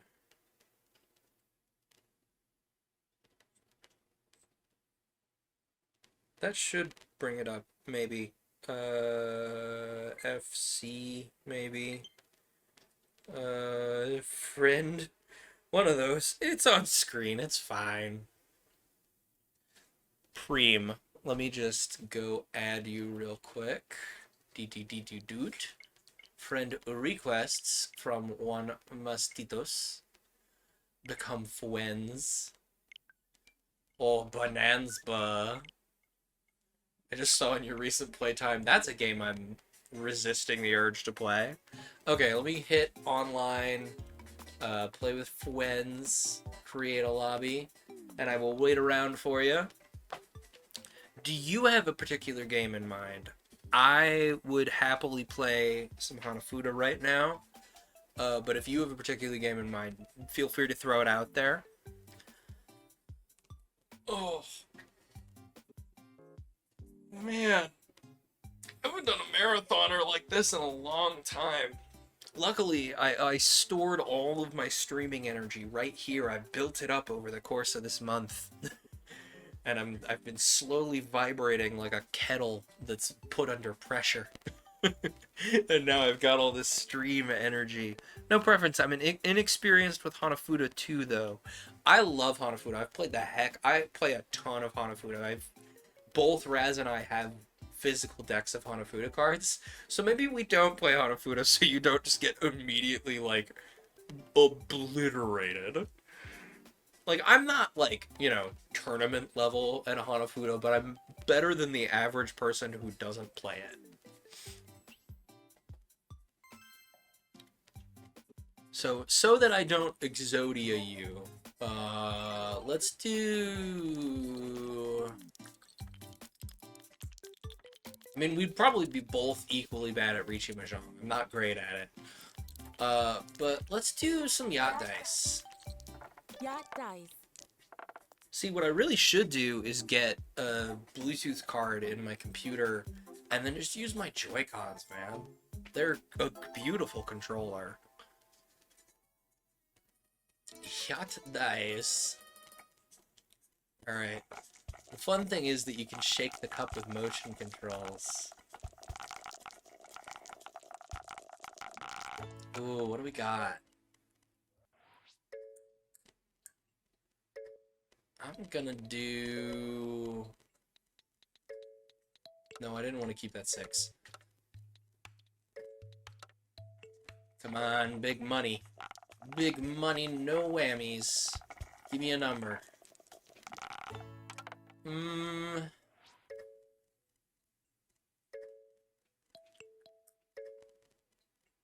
gonna gamble. It's the gambling-based video. Nope. I'm gonna gamble. It's the gambling-based video game. Why wouldn't I gamble in the gambling-based video game? Oh! Horrible. Alright, well, I kinda am forced to choose choice here. Truly unfortunate. Noticing my stream is quite behind based on the difference between the Twitch and the Switch. That's fair. There's a significant latency, unfortunately. Now, I know what I'd pick here. But the question is, what are you gonna go for? Oh, you're gonna keep none of them. Okay, interesting. Get it? Because the inch is resting on my head.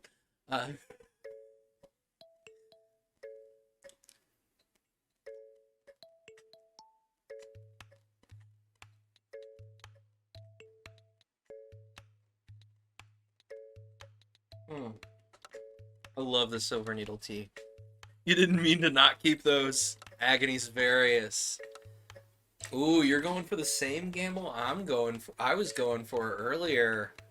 1, 2, 3, 5. You could get a 4. It's entirely possible. It's a 1 in 6 chance. Hi, Magnus. Can we maybe not dig at the food, buddy? Yeah. There we go. No more digging. Only love. Oh! Yeah, okay. Beautiful work with that. I would pick up that large straight and run with it, so I don't blame you.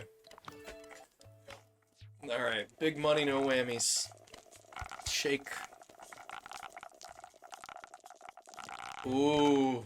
That was interesting. The dice, like, kind of...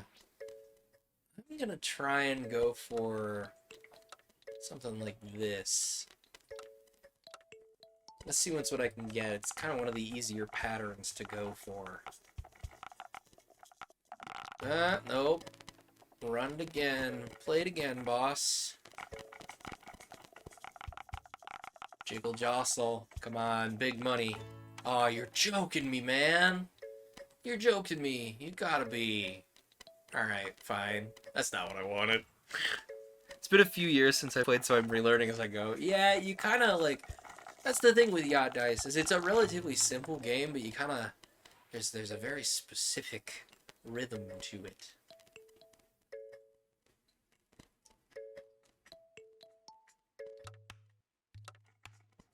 Hmm.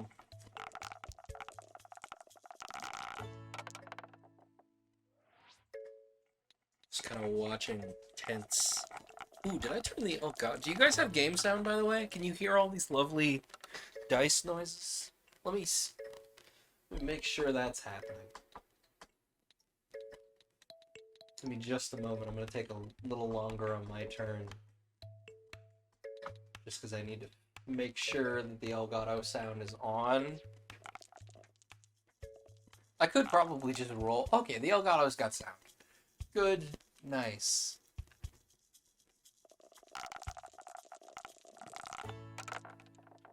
Actually, this isn't like, you know, quick twitch or anything. I could probably just play from the capture because we're not like super far ahead or behind, but it's whatever. Give me the menu. This is gonna take a sec because I have to... No, stop turning off the TV. So the thing is my monitor is a cheapo television, right? Can you turn back on, please? Can't see. Oh, I can see through the stream. 1, 2. I think. No, that's not what I wanted. Up 1, right 1. Oh, shoot, that's not what I wanted. That's really not what I wanted. Weemp womp. You know what? Let's commit.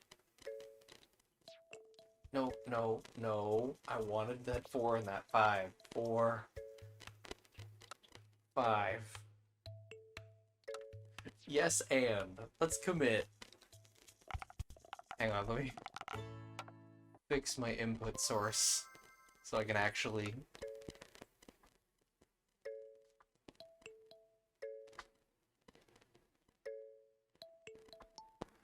Okay, now I can actually see the video game again. Okay. So we got... What do we got here? We got...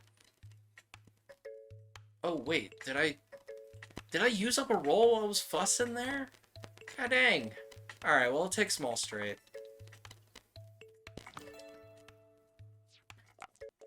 That's what I get for trying to be funny and clever and play the video game while playing the video game while playing the video game, you know?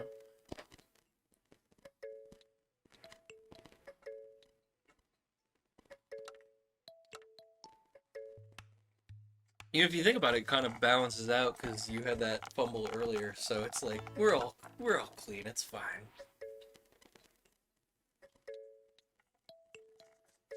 I should really do this silver needle here more frequently iced. Like I should just take some of the leaves.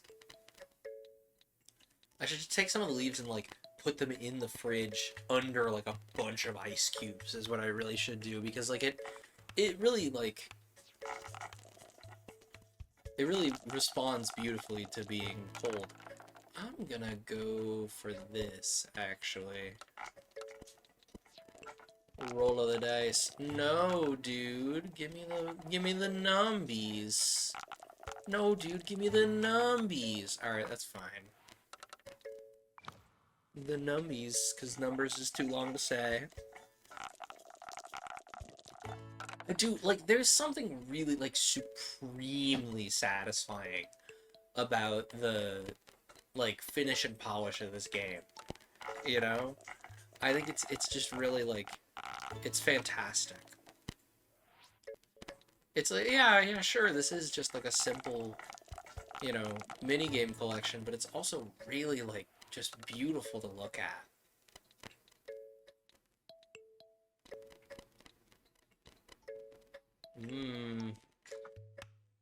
See, that's interesting strategically. What do we got here? 3, 4, 5, 6, huh? What if I were to purchase fast food and disguise it as my own cooking? Ah, no. I need a 2. Give me a 2. That's a 5. That's not what I was looking for. It's actually the exact opposite of what I was looking for. So I got 2 options here. I could take what I get, or I could recognize that I'm probably not going to get a yacht.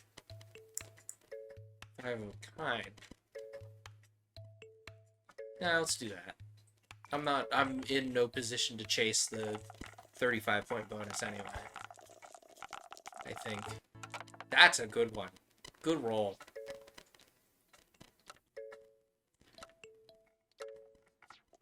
I'm surprised. Well, actually, before I say that, I was about to say, oh, I'm surprised nobody's done like a yacht dice themed tabletop RPG. I'm pretty sure Slayers has, like, one of the subclasses in Slayers has a yacht dice theme, where it's like you're rolling to try and match. Which, like, I really love Slayers. I would love to get a hold of Demon Slayers, or whatever it's called.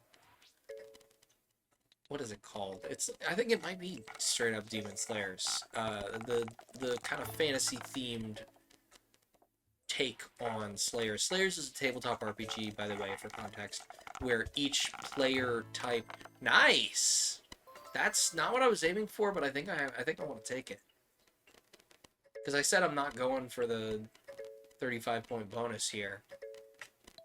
Then again, it would also give me a guaranteed lead there. Which I could use. Actually, this is a good enough full house. I'm gonna take it.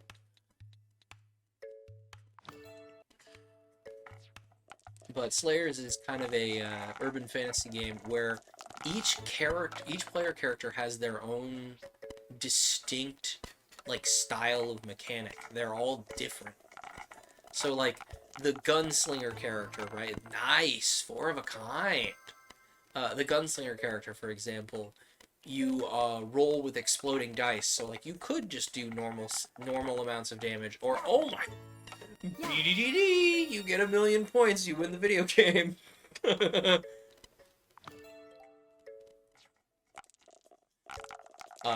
And so like you roll with exploding dice, or there's someone else who rolls with standard 4, 5, 6, huh? What if I gambled? What if I gambled and won? What about that? Or, what if I gambled a different way and won a different way? You know what? I will take 4 of a kind. That's probably the, like, worst. That's the worst version of the best 4 of a kind, but I'll take it. I like the concept of Slayers. I've never really gotten it down. I've never really gotten down onto a table with it, but I like the idea of each player, like each character type, playing a different game toward the same end. I like it a lot. I've been trying to, like, kind of borrow that, I guess, modular type idea. Take that modular type idea and apply it to some rules for Camellia. Because, like, you know, you make a big setting, you might as well staple some rules onto the side of it eventually. Ooh, bud, look at us go. Alright, let's gamble for yacht here. And if we don't get it, we got a bunch of 6s anyhow. Alright, cool, thanks for that 5. Nice. That's not what I wanted, but it'll work. You forgot you already got 3s? Yeah. That's another thing, is in the late game, you kind of have to pay attention to what you have and what you don't have. I'm in a very bad position because I did not I did not aim for a large straight earlier, when I really should have. Now I'm really kind of in a spot about it. Ooh, that was a close one. You almost had something real good there. What was I saying? Something about stapling. Oh yeah, like I wanted to kind of pick up that idea of a modular game and run with it a little bit. Large straight would be 1, 2, 3, 4, 5, huh?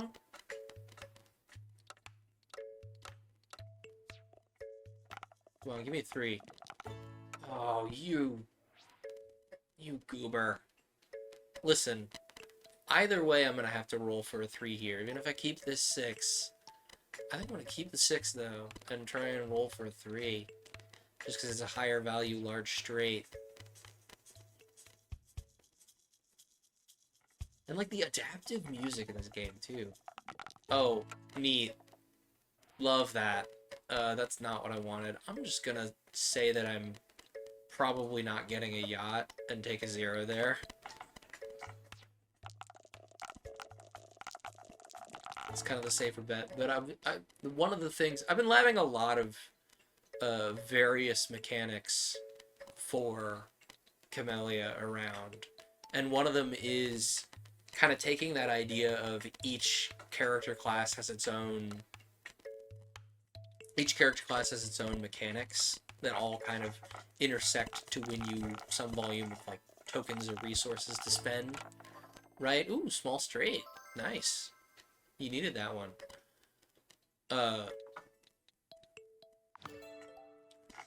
And kind of trying to do it rather than with dice, but with various card game rules. How we looking here? I haven't done 4s yet, actually. That's pretty cool. That could be interesting. That could be interesting. Watch me get a yacht now and like not be able to capitalize on it. Wouldn't that have been funny? This is the biggest like weep womp type called shot.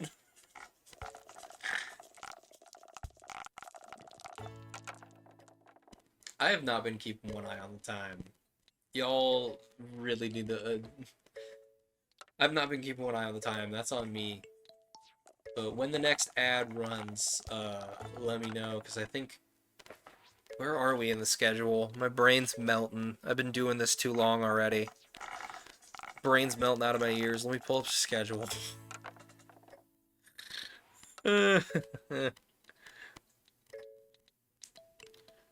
Where are we here?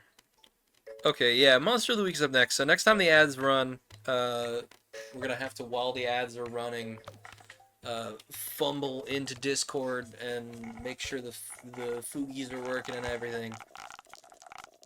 Which I've never done Foogies before, and so I don't know what I'm doing. I may need a little help. 1, 2, 3, 4, 5. You know what? Sure. 1, 2, 3, 4, 5, 6, 7, 8, 9, 10, 11, 12. Come on, give me the money. You lose. I think it's literally not possible for me to catch you at this point.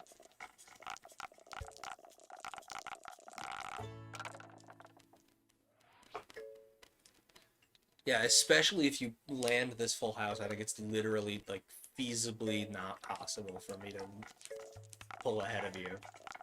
Because I can only get, at most... Hang on, 8, 16... 16 and 4 is 20. I think I can only get 20 points. So, like, it's not... Unless you completely beef it on full house, it's not possible for me to win. And that's if I get every single 4 in the world. Wait a minute, it's not even 4s, it's 3s. It's literally not possible for me to win. I was like, oh yeah, it's 4s, it's fine. No, it's not 4s, it's 3s, man. But when that ads run, we'll finally get to dive into... I could get the subtotal bonus? Yeah, it is possible for me to get the subtotal bonus. You're right. I forgot about that. You know what? I forgot about the subtotal bonus. Subtotal bonus coming in clutch. I fully thought the subtotal bonus was outside my reach. I did not do the math. So you could pull the full house, and then that's depending on what you roll. See, now you have an interesting gamble to play here. Is do you try to save that 5 and roll another 5, or do you try and gamble on the odds, you know?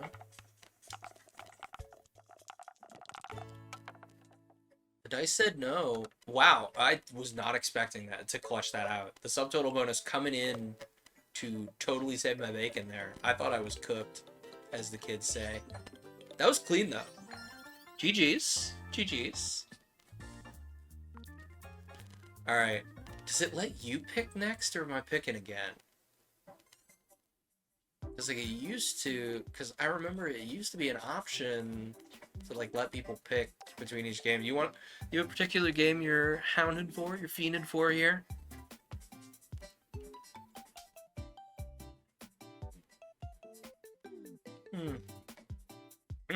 Good tea. But in the meanwhile, yeah, I'm looking forward to this Monster of the Week game. I love Monster of the Week. It's such a great video. It's such a great tabletop game. Let's do...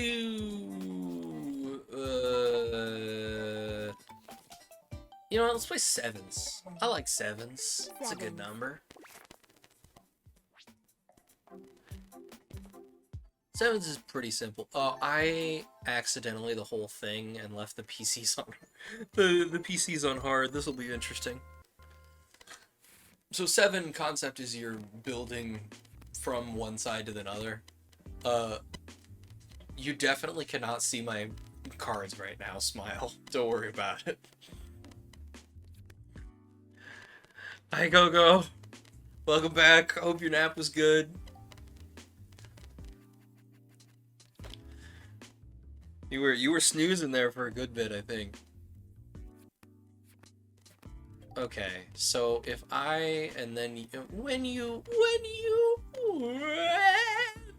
it's fine.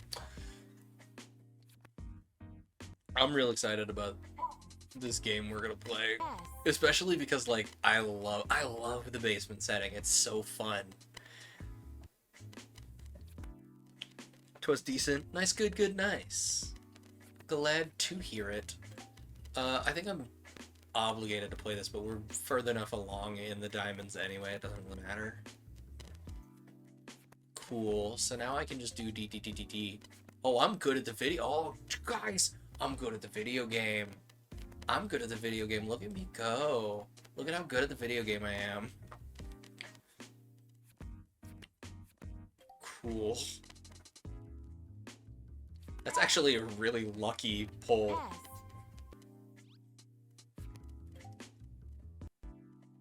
I like the kind of like, there's a sort of like interpersonal like bluff type thing. Like you have to understand the mechanisms of like, okay, I can block this guy by doing this and block that guy by doing that, etc.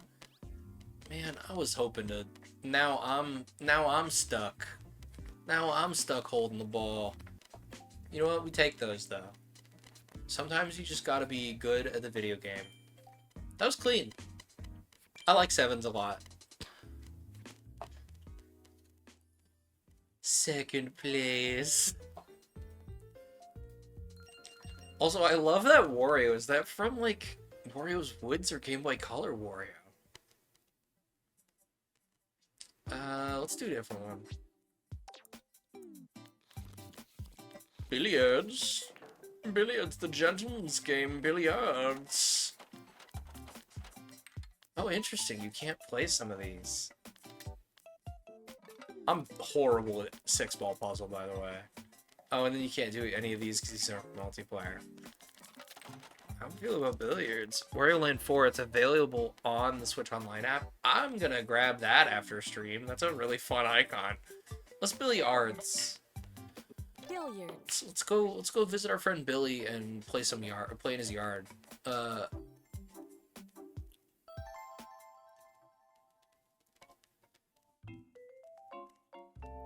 Alright, good at the video game. Believe in the heart of the cards.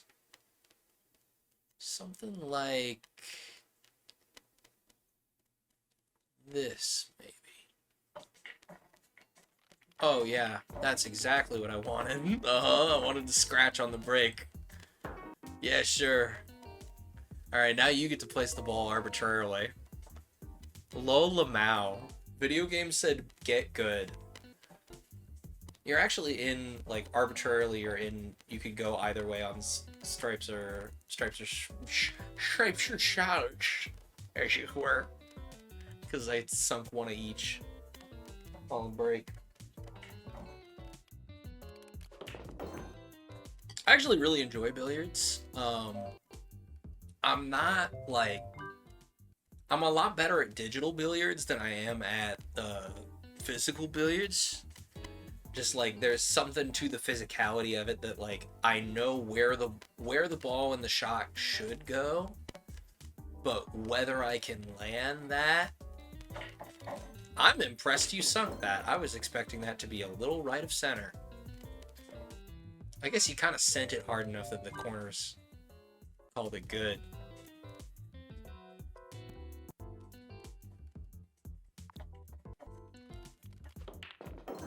Hey, thanks for the 13 though. So then you get to you keep going, yeah. See, now you're in an interesting spot, because it's technically possible. You could, in theory, sink something if you're, like, you know, really doing the calculus here, but it's inconvenient. Yeah, now you've changed the layout of things some. So I've got some interesting shots on game here. I could try and go for 14. Could try and bank 15, maybe. No, that's not enough. Oh, maybe. If I sent it. You know what? Gambling. It's gambling. Gambling-based video game. No, dude! Oh! Oh, that was scary. Full power. I prefer electric over acoustic. I definitely prefer electric pool over acoustic pool. Like, I don't hate analog pool. It's actually a great time. It's just, like, the physicality of it sometimes is very difficult for me.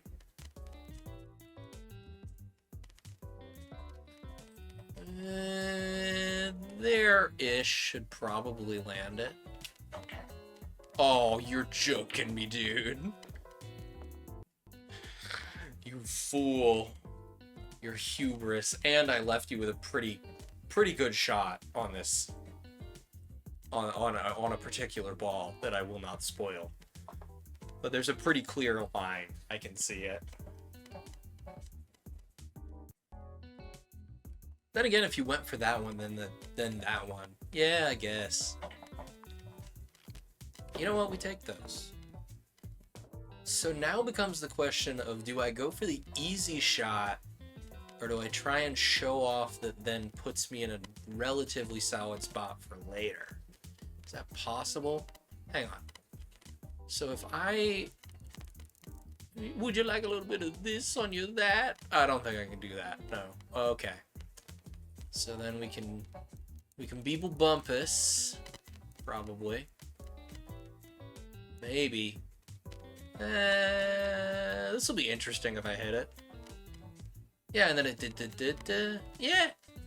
That'll be funny. Let's go for it. You know what? That is not what I was expecting to have happen. And now you're in a beautiful spot.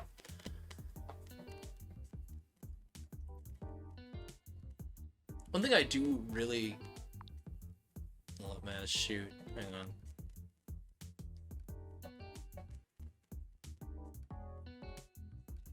Ooh, yeah. One thing I really appreciate about this is, like, when you scratch the ball, it's very easy to just place the ball anywhere. You don't have that, like, arbitrary, you can only place it before these marks, or whatever. Oh, interesting. Interesting, you went for that pocket. That's not how I would have done that. But now you're in a really fun spot with that ball, is the thing. So, like, you know, sometimes you just gotta do it because it's fun, and not because it's, like, optimal. You know, I wasn't expecting it to do that. I was expecting that to... Ooh! I put you in a real good spot with that 4-ball, huh? Where'd that go? Where you go, what you do? Huh? We're going, what doing? This... That won't work. That... Maybe if I... Yeah, I think I'm in a spot where, like... I guess I could just... Could try and do something like this. Yeah, this could be interesting. Let's see what happens. Oh, I just handed you that 7, huh? That's fun. I haven't played against, like, a non-computer... I've played so much against the PC, I, like, can feel how it's gonna play, so, like, playing against an actual human person is a whole different ballgame. What are we thinking? We think we can just kind of Beeble Bumpus, maybe? Yes, probably fine. No, I'm a fool! My cube, dude! I'm handing you this now. I was like, here, have the ball in video game. I will be impressed if you miss this, is what I will say.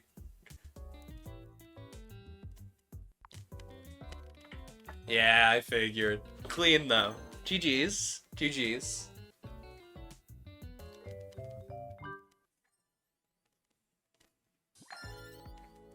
Nice, good, comma, good, nice.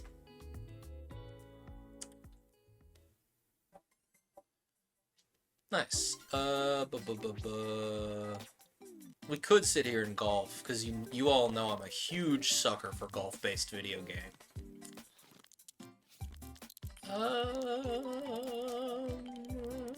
What do I want to do? Dots and boxes would be funny. You know, let's Han Afuda. I lied, actually. You have Uno! Last card. You have Uno! Let's crank the NPCs down to amazing. Hanafuda after Uno, maybe. You definitely cannot see my cards smile. Skip. So you'd be very funny. You know what? Yeah, that'd be funny. Let's do that. Skip. It's just like bootleg Uno. Yeah, basically, it's last card. And so you have to call last card. Yes! That's exactly what I was hoping you would do. Let's go. Yeah, it was basically the developers of this game going, Uno's a super popular card game. How do we do this without, I pretend I do not see it. Ah! How do we do Uno without infringing on Uno's copyright? And it's this. Reverse. It's very fun though. I like it a lot. Just because it's like Skip. Color change. Glass card. Glass card. Color change. pretend I do not see it. But like yeah, Color change. every time I'm like, Reverse. yeah, Reverse. I fully thought they were gonna sit there and trade reverses for like 4 more turns. No, dude, my hubris. My hubris! Now we gotta play for second. Color change. Glass card.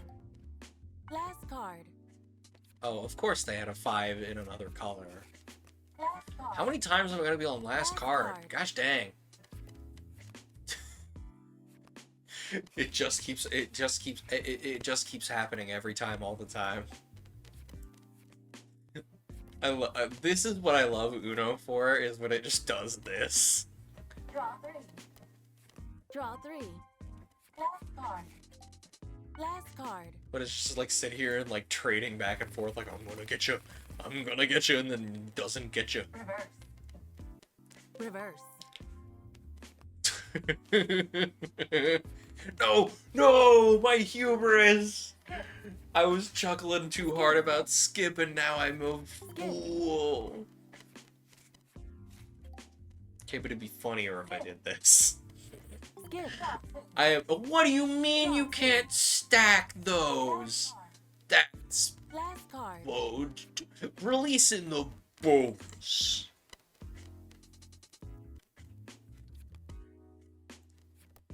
Alright, time to release the bogus Draw 2. for Eel. Glass card. See, the funny thing about that is, I was hoping you had another one! Release the bogus. Draw 3. I was like, oh, you drew all those cards, you can have another card draw, right? Color change. Nah. Listen, you have 3, 6, 9, 12. You have a ton of cards. Please have a draw 3. Please, I believe in you. You have a draw 3. You can do it. No! Draw 3. Finish. I was so hoping you had a draw 3 to get them, and then you didn't. The funniest way that could have gone. I'm just like, you got all them cards. It'll totally be normal. Draw 3. It'll totally be normal. Draw 3. Did I have every draw 3 just then?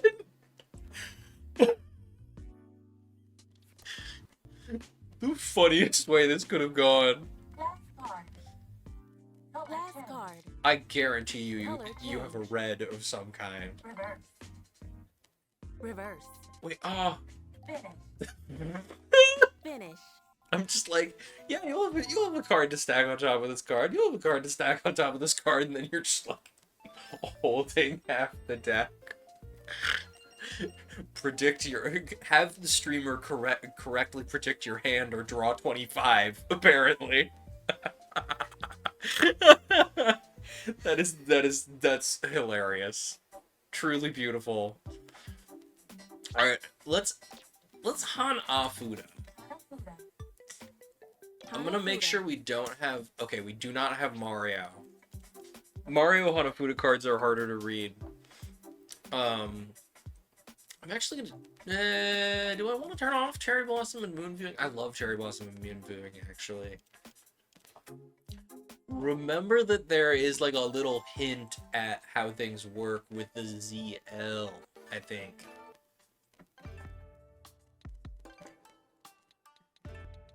Will you win the coin flip? You did win the coin flip. The deer scare over the Beebo the sake cup. You're up first. You're capable of being in a really good spot if you drew correctly.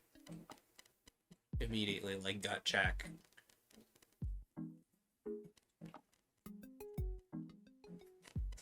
Alright, deer scare. Yeah. I always think this is a seed, and then I'm like, nah, it isn't. Because I think of a Western playing card where this is like the Ace of Spades. It's not a seed. It's not a seed.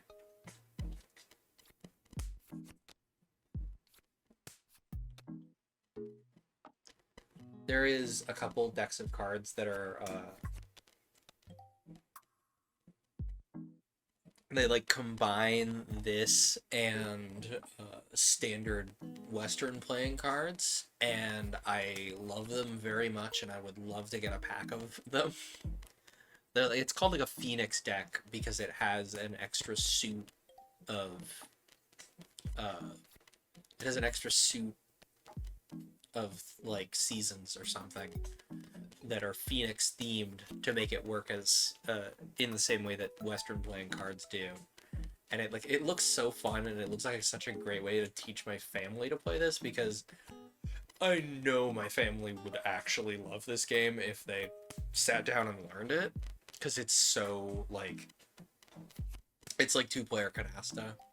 And like I think I've talked at great length about Sprinklebind Canasta on this stream, and so which is an absolutely made up term for the type of canasta that my family plays, because one of my family members, I think it was my grandma's dad, would call a joker in a card pack a Sprinklebind.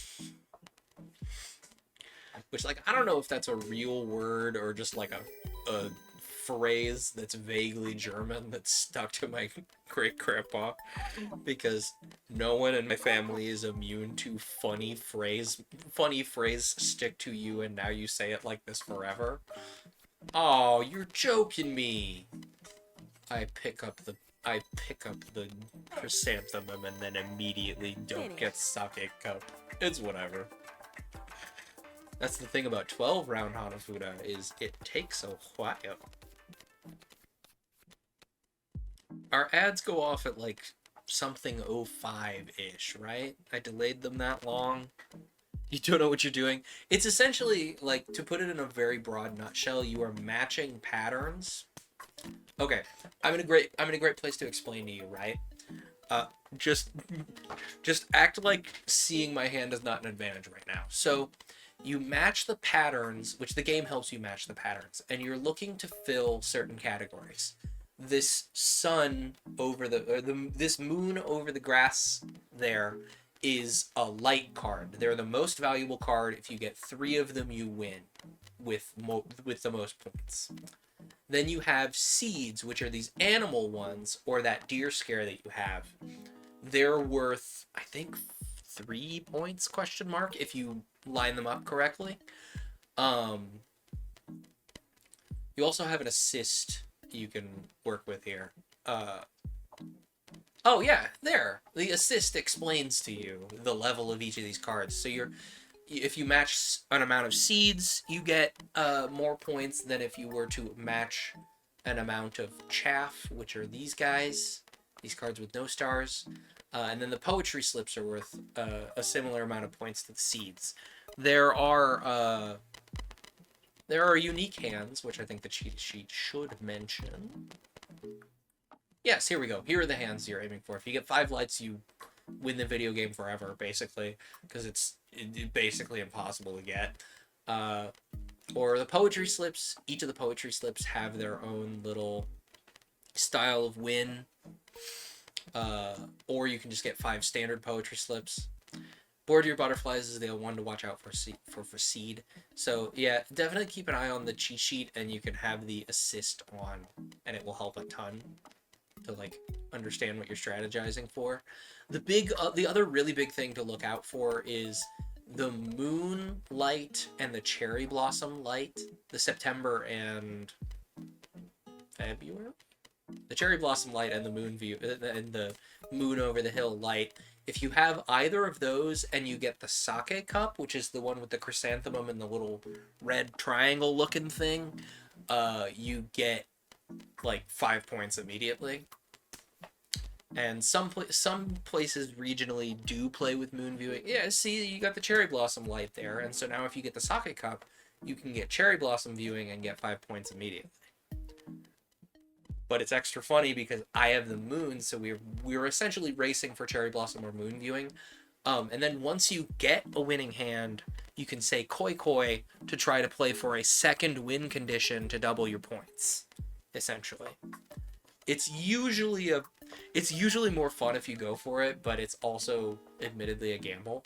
Which actually Hanafuda was like the primary form of gambling for a while in Japan.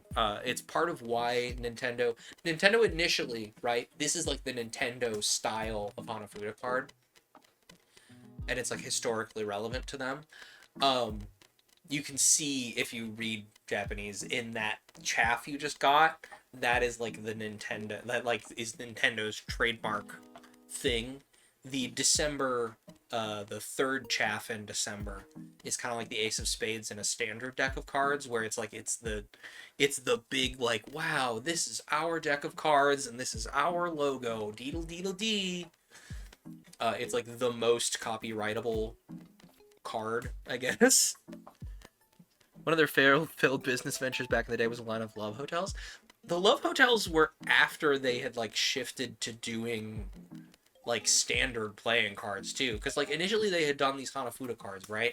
And then they started printing like a standard deck of cards type of deck of cards, and then like both of them were too associated with gambling, and so like the government crackdowns on the sales of these things to try and reduce the grip that Yakuza gambling halls had on people.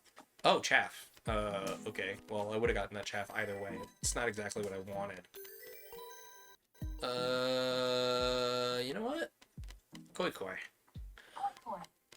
But like after Koi Koi. both styles of playing cards kind of got cracked down on, they tried love hotels, and then they started doing like more toy manufacturing, which is how we got like the Ultra Hand and the little baseball thingy and yada yada yada. Actually, it'll be more funny if I pick this, because these are both seeds. No, that's chaff. I lied. I'm a fool. Okay. But it's really neat. I really like Hanafuda. As soon as you wrap your head around that you are matching each of the flowers or nature items in the pattern, it's a lot easier to understand. It's just kind of play cards to the table. Again, my immediate point of reference is Canasta here, where you're trying to meld from your hand and from the pack of cards that's on the table. There are probably better points of reference for this specific game and the way it is played than Canasta, because Canasta's all about like matching many of the same card instead of just matching two of them. Honestly, with the way it's kind of, I don't know enough about Euchre to say definitively, oh yes, this is like Euchre, but it kind of feels like Euchre was the other major game that my family back home in Redacted played, right? And so I never wrapped my head around Euchre. Again, I was much more of a fan of Canasta, and so like then we'd be at my mom's side of the family and everybody's playing Euchre, and I'm like, I don't want to play Euchre. Which there's a whole other story there about my cousin Rasheen, which I hope she's well. I haven't heard from her in a while. But what was I saying? The whole other story, yeah, while I'm on topic, the whole other story is one of the other games we would play is my cousin Rasheen bought there's this game by an Italian company whose name escapes me that it's called Bang, and it's kind of like a spaghetti western social deduction game sort of thing. It's very, very fun, right? And that was like the other major game that we played in lieu of Euchre. Okay, so that red guy that I'm about to pick up here, that's the sake cup, and that's what would get you cherry blossom viewing. Just to... And it's not going to let me koi koi either because I'm out of cards in my hand. Moon viewing. What do you mean I got seeds? Oh, yeah, the sake cup's the seed. Finish. Brain smooth. Wait. Why did I get... Did you koi koi while I was rattling on? I didn't pay attention. We still have a ton of rounds left, by the way. You can easily catch back up. What do I want to do here? I think I'm going to play for seeds. It's a safer bet. Why did I get a multiplier? Maybe it's just because like I got lucky with the card I flipped out of the deck? Or maybe I get multiplier because I won in enough conditions? Unclear. The scoring is the big thing that I'm like, I have to look up a chart of Hanafuda scoring and have it on the table near me. Like, there has to be a chart of like what each score group counts for, I guess. But yeah, Nintendo's actually like they're really like a big fan. Like, they're willing to play into their own history for this. In the sense of like, there's a sparrow. Oh yeah, the sparrow on my side of the field there. The sparrow with the plum blossoms. That's like an effect in Mario Maker, for example. Also, I think we're getting close to an ad break here, which means monsters. Up to you, Maz, if you would like to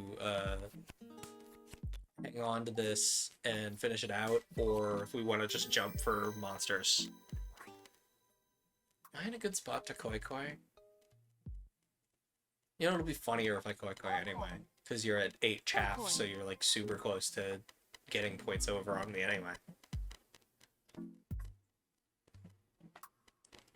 Still have a lot of character building to do. Oh no. Yeah, I can definitely vamp while you're working on your character though. You already have the sake cup, so let me just play that chrysanthemum down. That would have been the best place to get my cartridge blown. Lol them out. One of my favorite little fun facts about the NES is you weren't supposed to do that. You actually had equal odds on just unplugging it and replugging it, fixing it.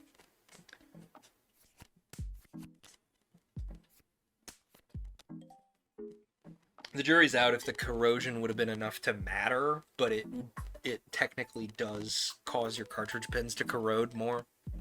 Also, Maz, if you wanna drop this and work on your character, I can just play something by myself, goof off for a little bit. Luckily, character building is really speedy in Monster of the Week.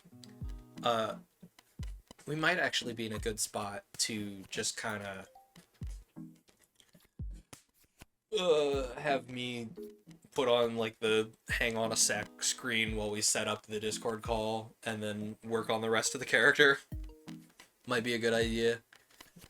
I didn't know how long this was going to take. I didn't know how verbose I was going to be between turns.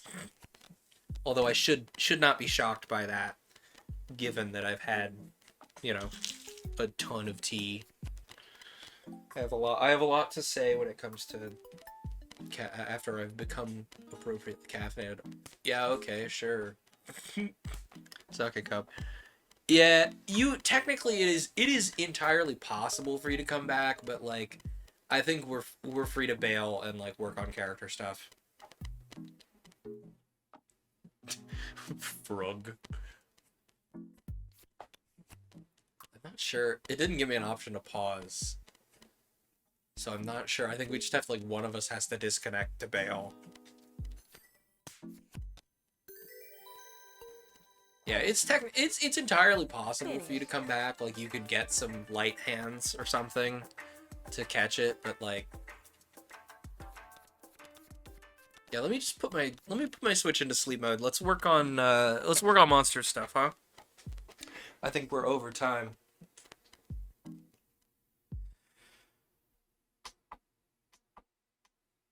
But GG's, you definitely could have come back on that from me.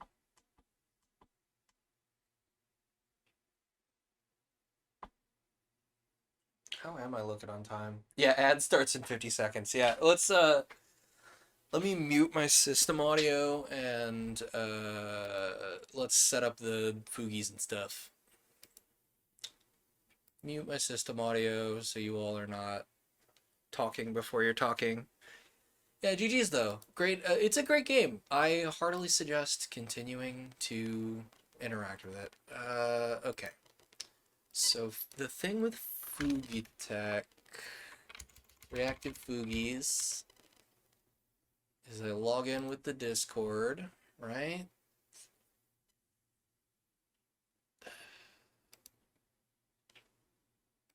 Oh, I can just use my phone to log in. That's so much easier than it could have been. Let me just beep plus boop.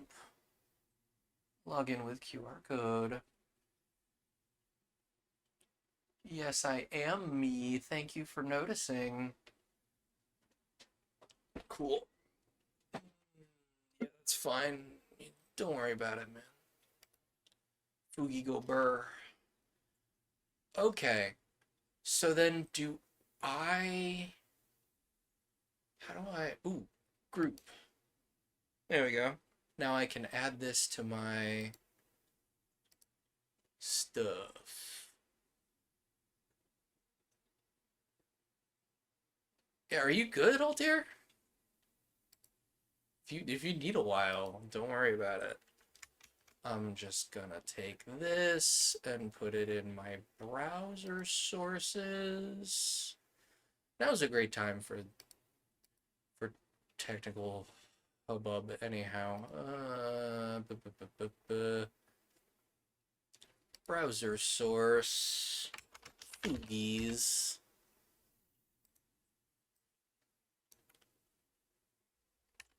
This is 1920 by 300 apparently. That's, I guess it kind of makes sense if you're like layering it over the bottom of your stream. Yeah, that's what it's for. Beebo Borbo. Like that. And I think I could just move me down into one of the corners and then we can add the... Probably.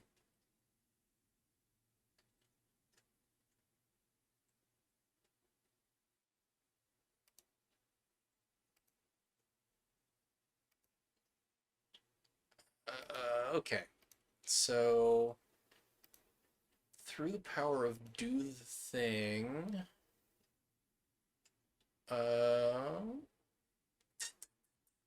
I don't have an avatar, but it's fine because there's my me. Let me scrungle my layout here. I've never done this before.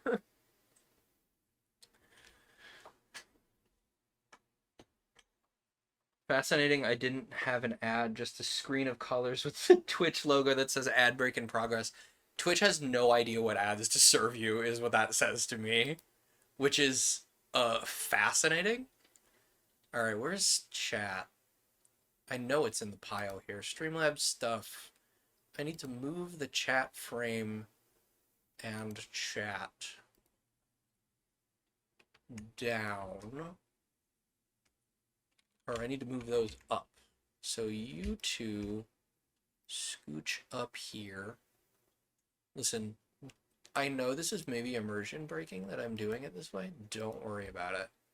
It's totally fine. Everything's so normal and so standard. And then we take the face cam and we move it down here to be amongst the Foogies. Cool.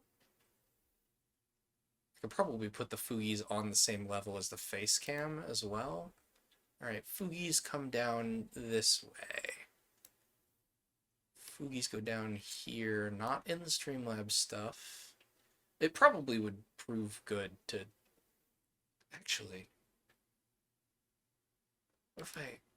Oh yeah, if I make this taller, then it'll look like the Foogies are hanging out with me in another window. Yeah, that's fun. I like that. Let me edit the properties of this real quick. What if I take the alerts frame and just make it a smidge taller? Ooh, that's not gonna work. Okay, I need to adjust the height manually. So we're playing a little jazz here. Properties, height, 1000 maybe. Here we go. And my bottom bar is definitely not broken. Ominous red Xana logo is on purpose. Don't look at my bottom bar. It's totally fine. Yeah, I have to like manually place this, which I know there's a way to fix it. It just doesn't work. You know what I'm gonna do is 1,000 minus. This is like 50 pixels tall, so let's try just hitting manual numbers. 951 pixels. What? No.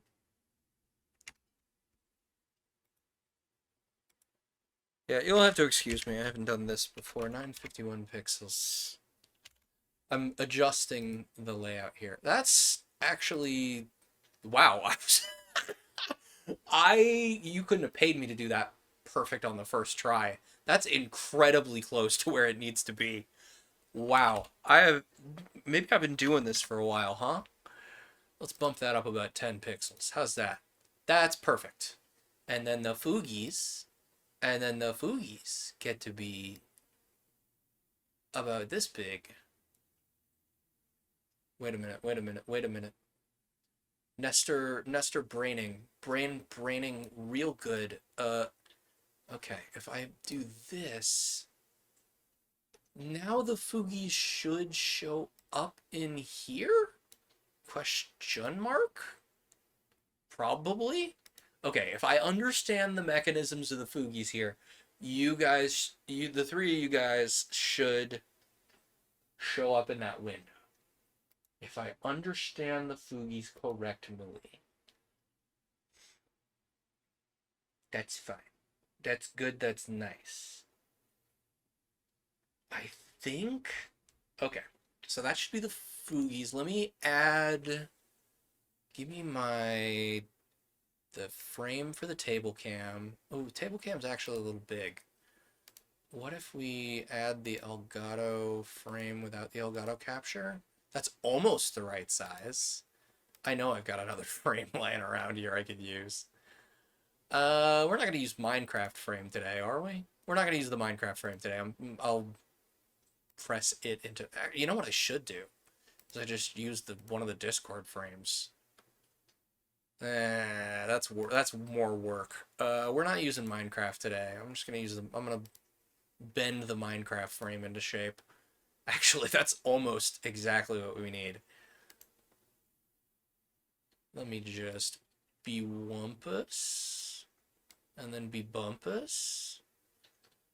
And then I'm just going to put the world map up here. And then if we have any other handouts that I'm handing out, that'll work. Okay. We don't need the Minecraft. Okay. Okay, so then I take the moon, and I take the sun, and I take the moon, and I take the sun, and we don't need the Camellia world map today, we need the basement.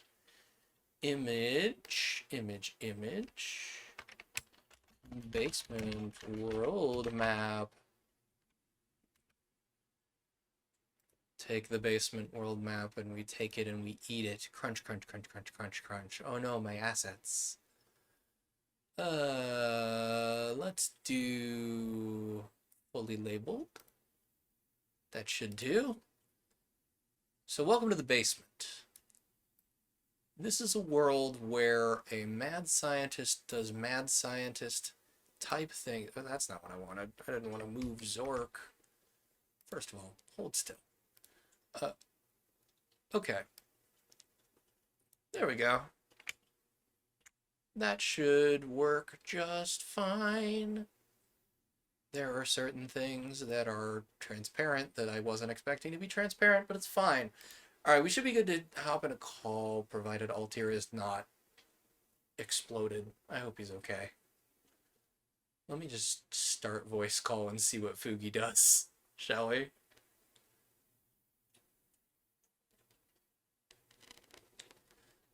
Okay. Hello. Testing.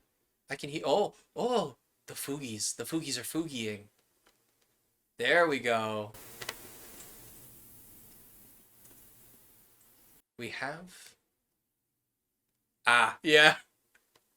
listen, I've handled having two of me in the room before, and it's not fun. So, all right, we're doing. Provided Altair is not exploding. Well, while we're waiting for Altair to, you know, unexplode, perhaps. What are we looking at for characters here? Let's what classes have we landed on?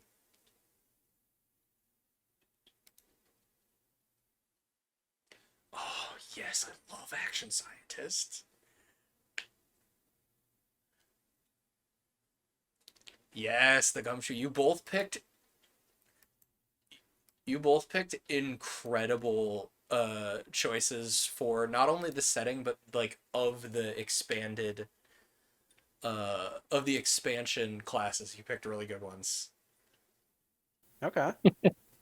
Good to know. Action Scientist is from the most recent expansion. What is it called? Slayer's Journal or something like that.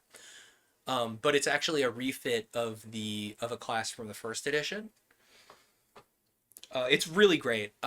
For context, for those who are unaware of it, Action Scientist is kind of like the main scientist character on Fringe. What's another great touchdown for Action Scientist?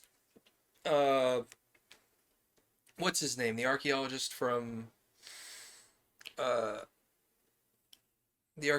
Atlantis, I think, is a good fit for Action Scientist. But it's kind of like someone who's got an expertise in something and then can like use that to connect many patterns in the world and do like weird science stuff. It's great. Ooh, that reminds me, Go. I should send in the chat the weird science alternate move, so you are not tied to use magic. It's very great for this. Where did I leave it? It'll be in Half Price Mysteries. That's where it'll be. Empath sensitive. I know it's in here. Now I know and you know, and in so knowing, we know that it's in here somewhere. There's additional weird science. There's the requirements for weird scientists. It's weird science. So there's additional weird moves in a nutshell.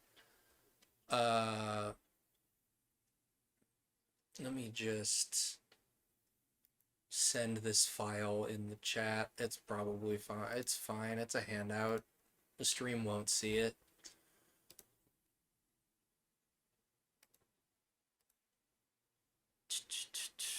Where did that go? There it is. Additional weird moves. Weird science, in a nutshell, you get to... Weird science, you can kind of like cobble things together on the fly. When you create or adapt a device to analyze or deal with strangeness, say what it'll do and roll weird. And then you get to pick requirements of it to make it work. It's very fun. Improv magic.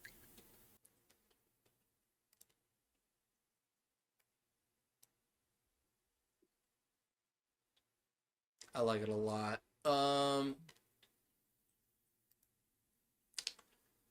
So we got a gumshoe and we got an action scientist. While we're warming up, let's introduce the characters a little. Go. A, what is your character's name? B, what happened to get them shrunk by the big guy?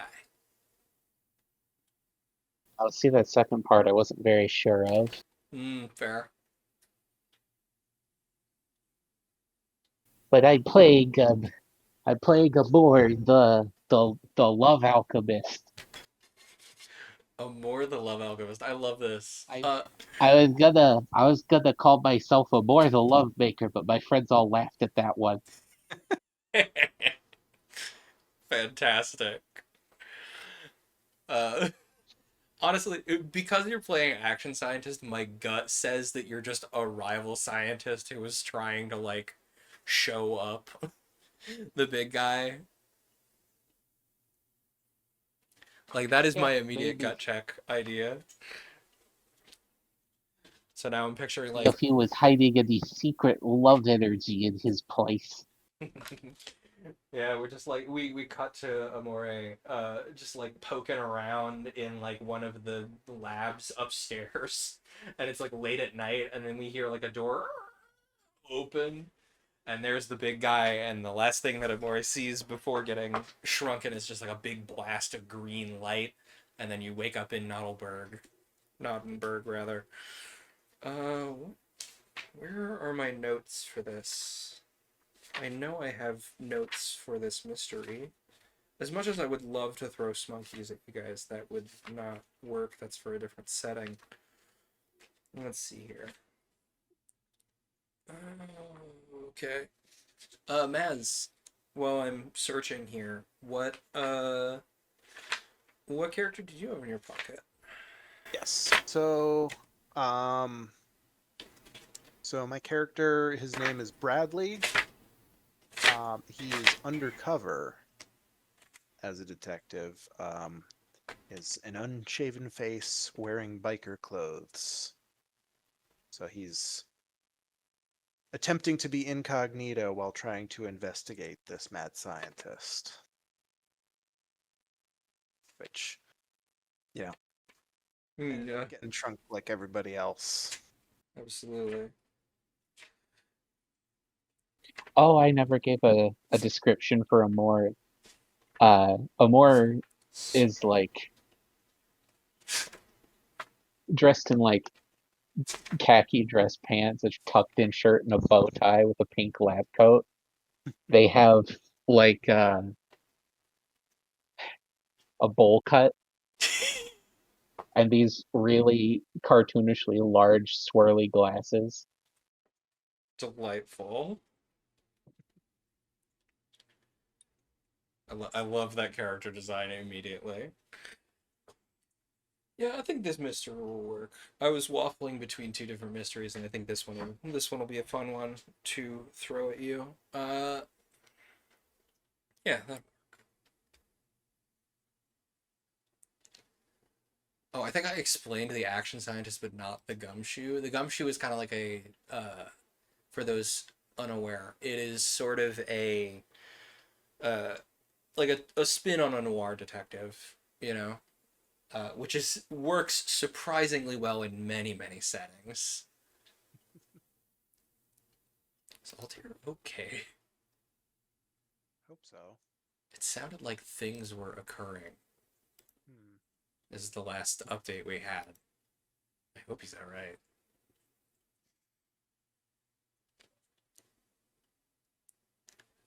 Well, let No me. matter what, everything can be solved with the radioactive power of love. The radioactive power of love. Beautiful. Let's. You know what? While we're waffling here, let me introduce you to a couple NPCs. Uh, Veronica Vermillion is a teenage girl.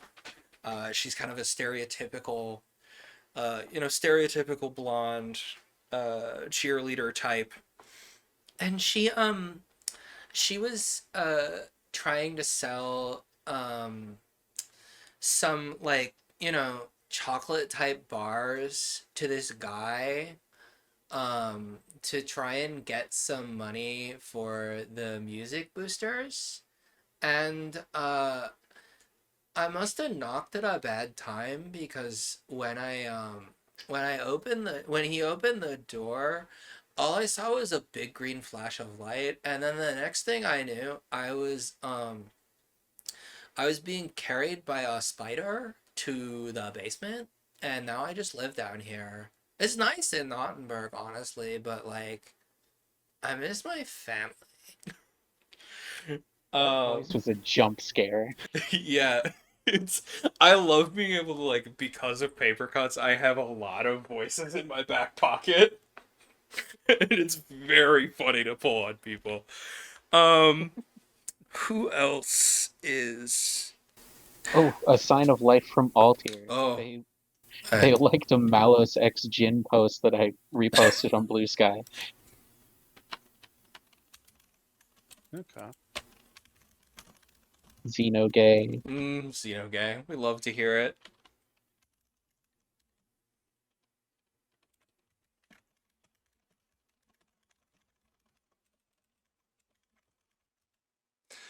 Another great NPC we're going to meet today. Raymond Raygun. Raymond Raygun. What is his last name? I have it written down.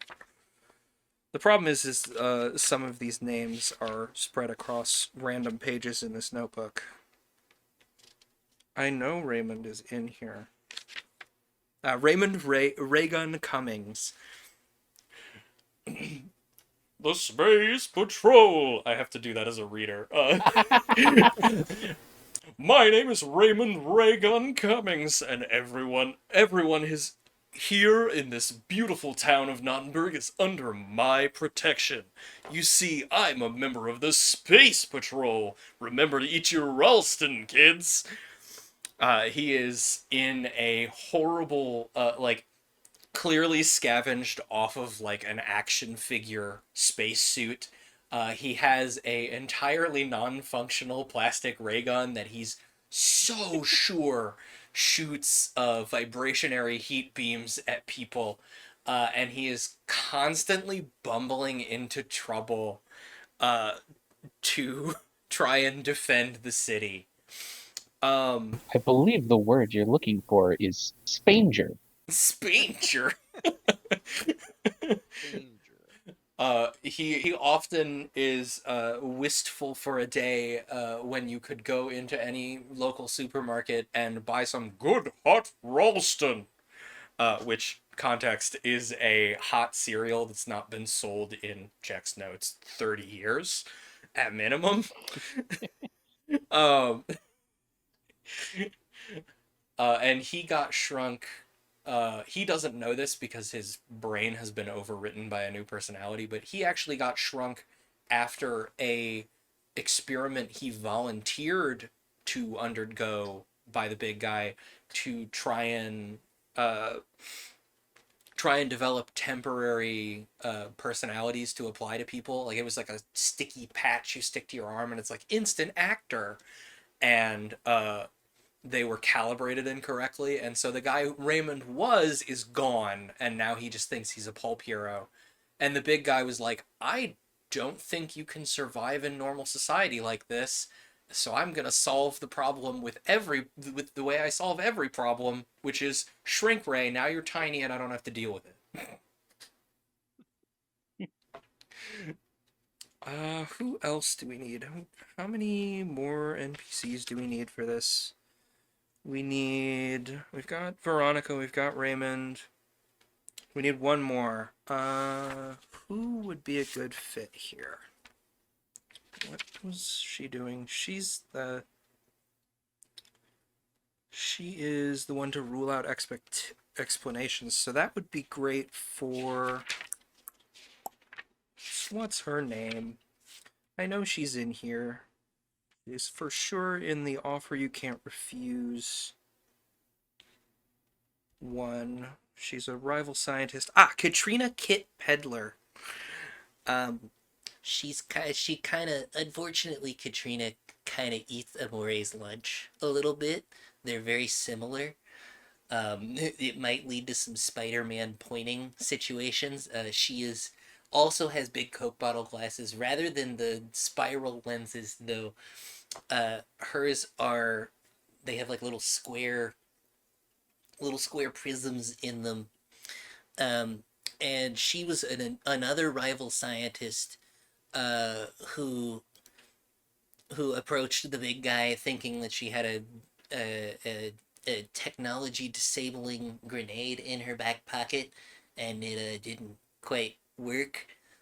So after her large pyramidal flesh monster got shrunken, she kind of was out of luck, and now she lives down here.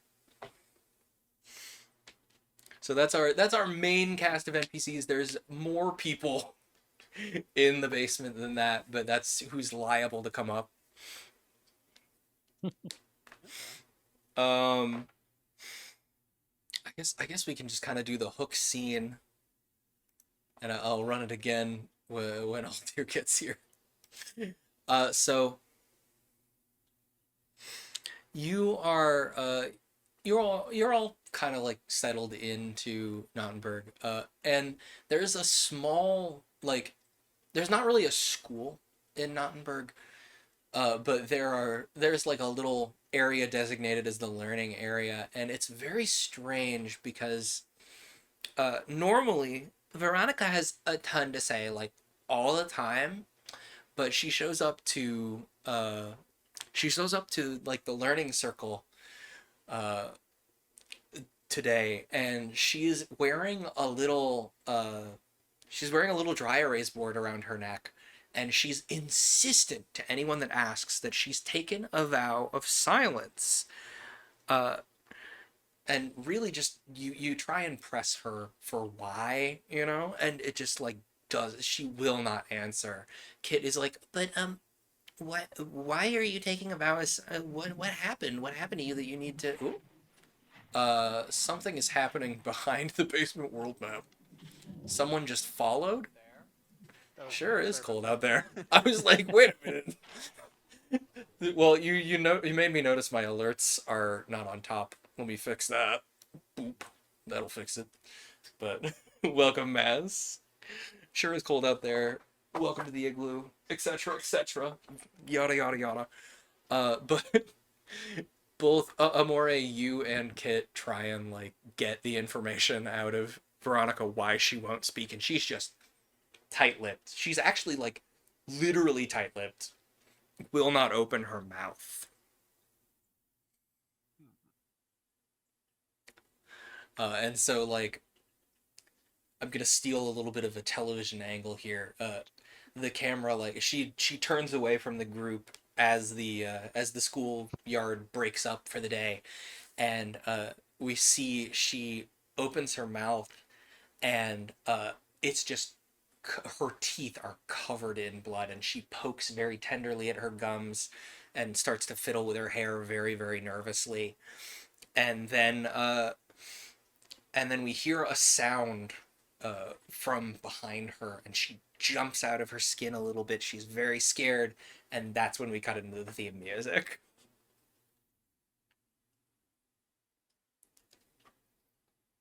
Wow. Good music. Yeah, there's not. I didn't write theme music. I'm not that fast at writing music, but that would have been a good idea. I've been debating trying to write some. I have some half-finished concepts for like music for like 15 things. Interesting. Gogo, you are much further along with your music concepts than I am. I have like some vague, like, I know it's gonna be in these ballparks, and that's it. I have written one song. Which is one more song that I've written. I have like bits and pieces of like, okay, I know it's probably in this key. I know that this is gonna be.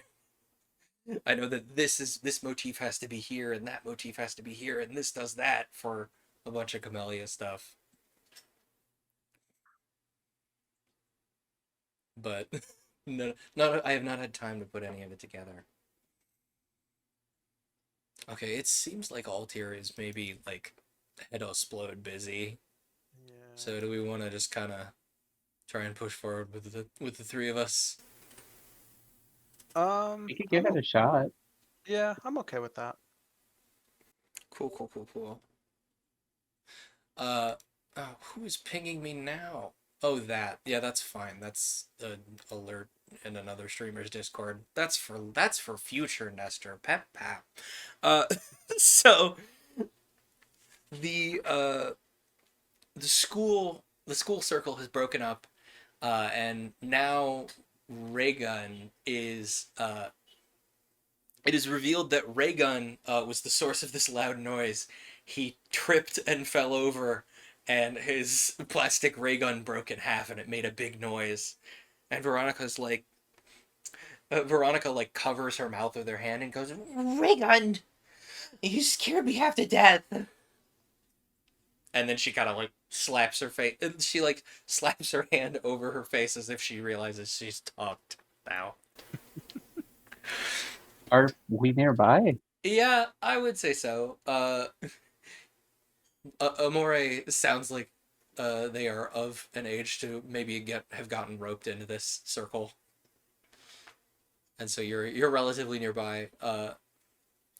And I think just generally like Nottenburg is a small enough area that like generically you're both nearby. What was that? I'm not sure. Let's go ask. Veronica looks very. Hello? Veronica like go. You can see she goes to speak and then clamps her mouth shut behind her hand, and she like pulls her hand back down, and scribbles on the board, and it says hello. Erase, erase, erase.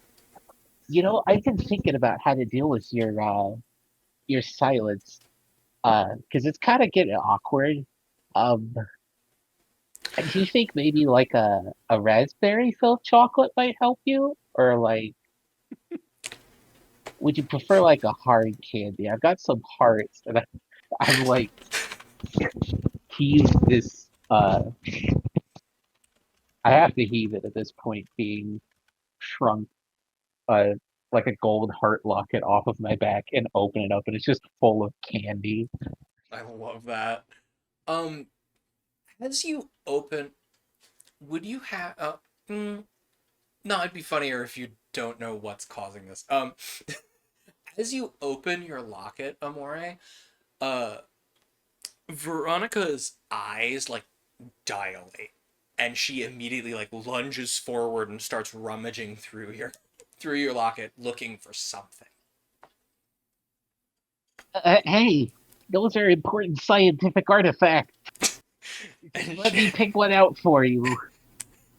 she is like I'll in try the to close the locket on her hand. roll. I think manipulate someone to see if you can convince her to back off. She's clearly in the grips of something. Manipulate someone is you roll 2d6 plus the relevant stat, which I think is sharp off the top of my head, maybe. I definitely remember. Mhm. Looking at the sheet, it says charm. Okay, yeah, then it is charm for I'll sure. just, I didn't get any dice out, so I'll just use the Google Dice roller. Yeah, That's okay. Google Dice is plenty. Okay. I have -1 to charm.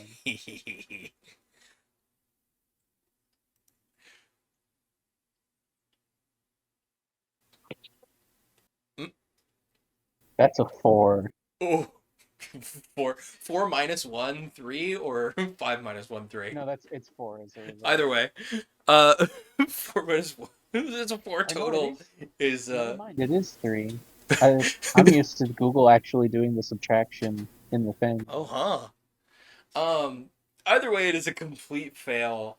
Which take an experience. Anytime you roll below 6, you get 1 experience point. It's not liable to be super handy here in a one shot, but you know, could be funny. Um, if you roll, Hands off. uh, she like she finds what she's looking for, and it is like grasped completely in her hand. You do not see what she grabs, and she runs off with it. Get back here. I'm Um, just gonna slam the locket shut and try to sprint. yeah, absolutely. You rush after Veronica, and like it is wild. Like you did not expect her to be able to be this fast. Like she goes around the corner of like a building, and she's just gone, just completely disappeared. Wow. Was you? Where'd you go? Um, I need my ingredients.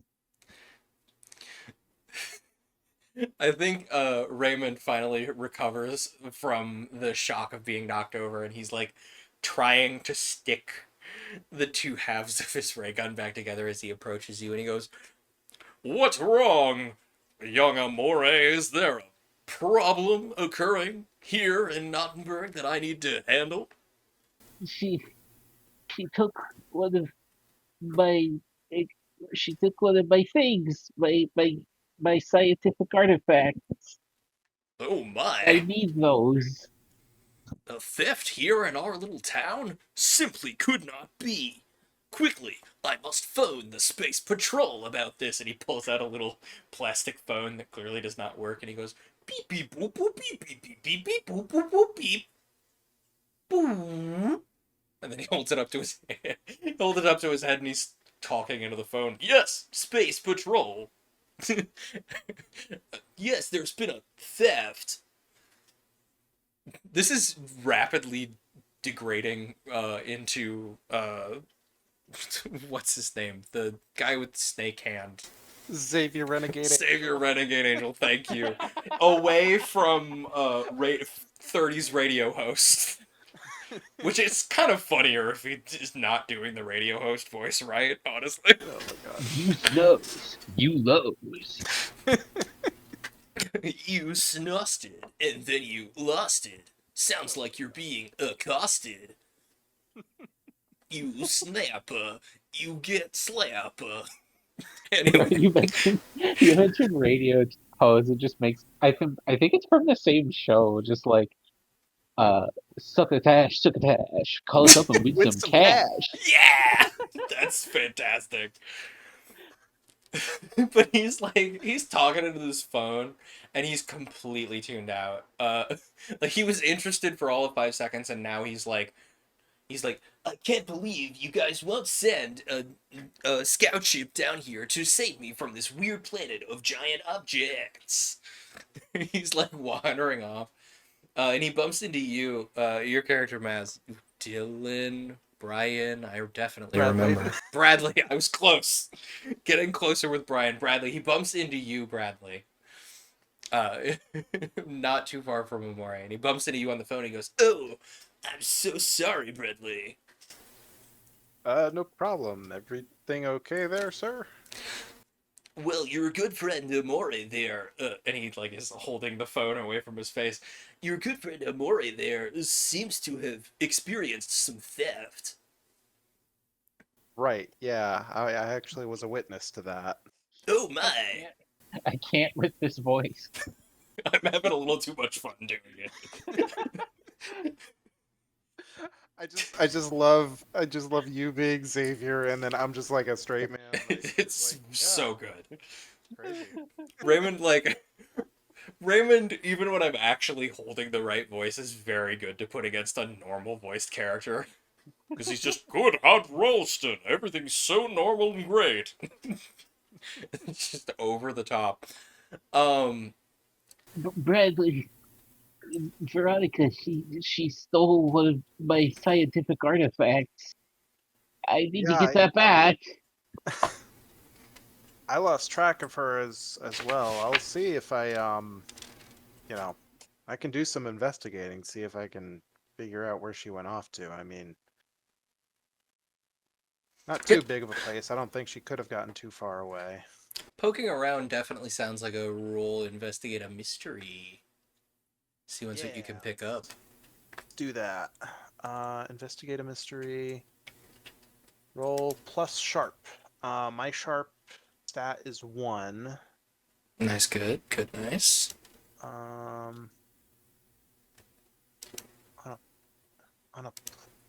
I'm just looking at the rules now. On a 10 plus, hold 2. On a 7 or 9, hold 1. Yeah, on a 10 plus, you get to ask 2 questions from the investigative mystery list, which I definitely remembered to give to you all. Ah, here we are. The normal investigative mystery options, and because, surprise, this is a phenomena mystery, you get additional questions. Okay. It's not. Oh, there we go. Okay. Let me go ahead and do my roll. It is a 5. Oh no. Plus 1 would be 6. 5 plus 1 is 6. Amore, if you would like to help out, if you do good, you could bump that up to a 7 for a mixed success for 1 question. What am I supposed to do here? So it's kind of like it's kind of narrative in the sense of like, what would you do to help out in the poking around for clues type thing, and then you would roll for help out, which is another move with plus cool. Maybe I can try to see if I can smell the candy. I don't know. Beautiful. You use your finely tuned nose, sniff, I have sneeze. acute senses. I know exactly where all of my ingredients are at all times. Absolutely. If So that's then the roll case, then why don't we follow your nose to see where she went? for that fruity Right. taste that I may shows. be completely bluffing. So, That's also true. That's fair. all right, roll help out to see That's if you that's a can boost. that's a 5. Oh no, not a 5. Well, both of you mark XP. Um, Amore, you are suddenly overcome with a horrible, horrible craving. Um, this is one of the hard moves is expose the hunters to danger, right? Which is like a thing I can do when you guys roll poorly.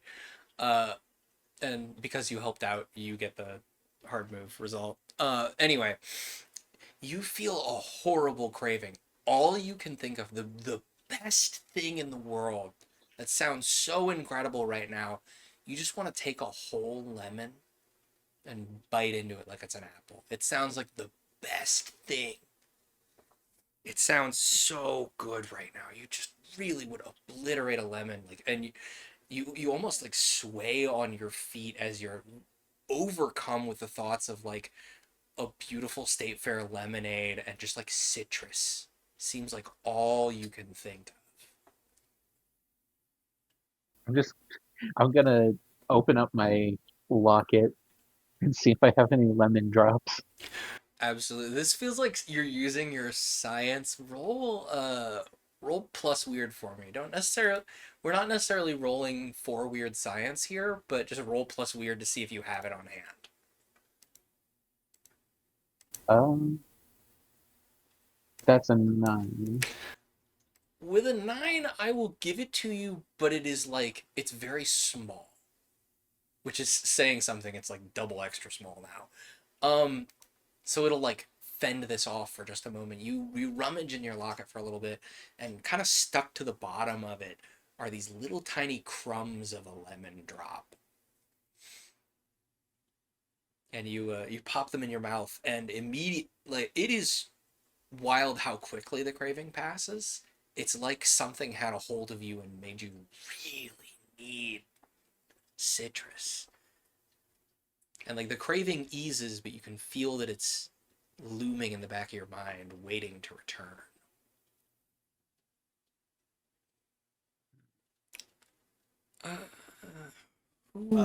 You got any oranges? I do not. Are you feeling okay? I just kind of want some citrus right now. Hmm. I could perhaps look around to see if I could find anything, but Did you know that lemons are actually not natural? They're a product of love between two different kinds of uh, pre-existing citrus plants. when a yuzu and a grapefruit love each other very much. I think I think the camera pans over your shoulder more and we see Katrina like making fun of you. Like, oh, the citrus, they love each other. Smoochy, smoochy, smooch. Precisely. And she's like, she was not expecting you to hear that, so she kind of like, her eyes widened for a second. She's like, hi, Amore. Uh, how is it going over here today? She hides something behind her back. What you got? Oh, you know, just Is it a lemon? it is Hey, do not you have a any lemon? lemon. Could you A roll s plus An orange? Perhaps a lime. Could you roll investigative mystery for me, Amore? Sure. It's in this sheet. It's just right. Okay. Oh, actually, it's +2. That's a 9 again. With a 9, you get to pick one question from the investigative mystery options. Um, What is being concealed here what is stands being, out to me. So yeah, what is you being concealed here? you uh you did not see what Kid is hiding behind her back, but you immediately you almost feel like the ground shake a little bit, and you can feel what she's holding in her hand is a vial of something. You're not sure what's in the vial, but you know there is a vial behind her back, and it is full of something important. Can you give me that? I'm hoping it's some lemonade. Um, maybe pink lemonade? That'd be kind of cute. She smiles very broadly at you, and says, "No, it's not lemonade. Actually, it seems like you've already gotten a taste of what's in this vial. Perhaps I'll have to spread it around a little more." And she turns on her heel and flicks her lab coat in big dramatic fashion, and walks off toward the center of town where there's a bunch of people. I can do that too, you know. I try to flick my pink lab coat and it just kind of like goes over my face. Beautiful. By the time you manage to untangle yourself from your lab coat, Katrina has also disappeared. Uh,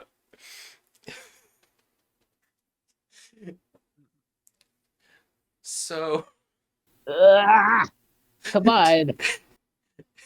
and you, Bradley, you're a little distracted by Aurora, struggling to get out of this.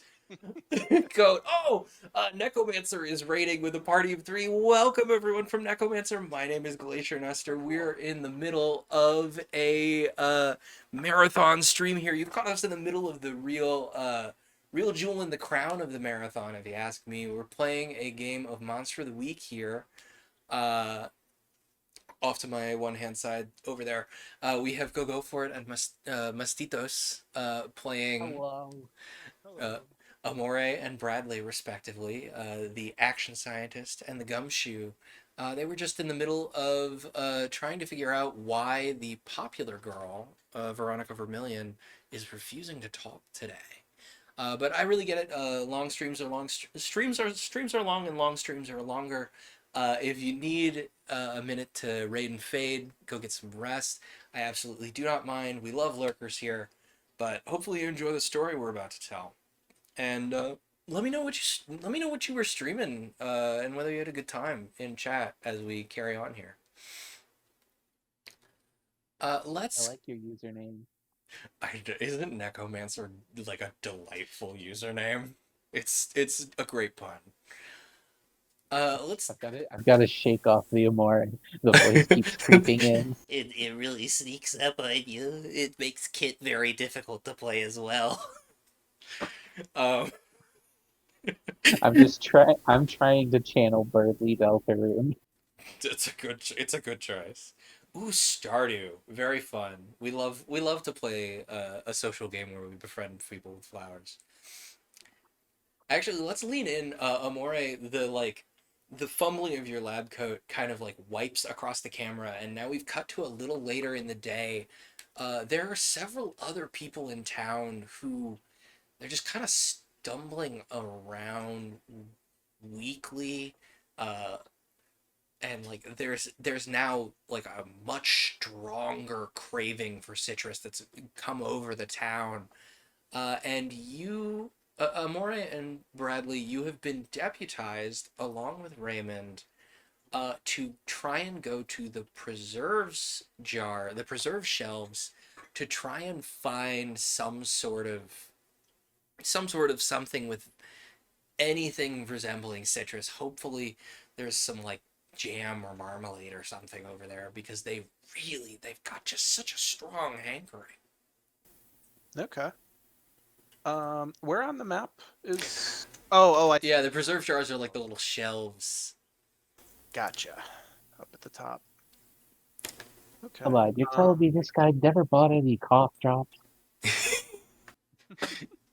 uh do you want to try it? Do you want to stop anywhere else on the way to the preserve shelves, or do you just want to head right there? I think that's the place that makes the most sense to go. Find what we're looking for. So I think we're gonna just head straight there. Okay. Unless... You I don't have anything to do. it takes you a minute. It takes you a little while. It's kind of a long hike for people who are 6 inches tall, but it takes you a little bit. But you manage to make it to the preserves jar. The preserves jars. The shelves loom large. There is a wide variety of preserves here, and only some of them are food. Some of them are clearly made up by the big guy's wife, who's been really getting into canning lately, but some of them are like formaldehyde jars of weird body parts. There's like a jar of eyes that as you walk past it, they seem to follow you. And like there is next to the jar of eyes, there's like a can of, there's like a jar full of homemade soup. And like you can tell at your size that it's got some serious botulism going in it. Um, like it's just clearly visible to you. There's like these weird little spiky guys growing in there. It's like, she didn't can that right.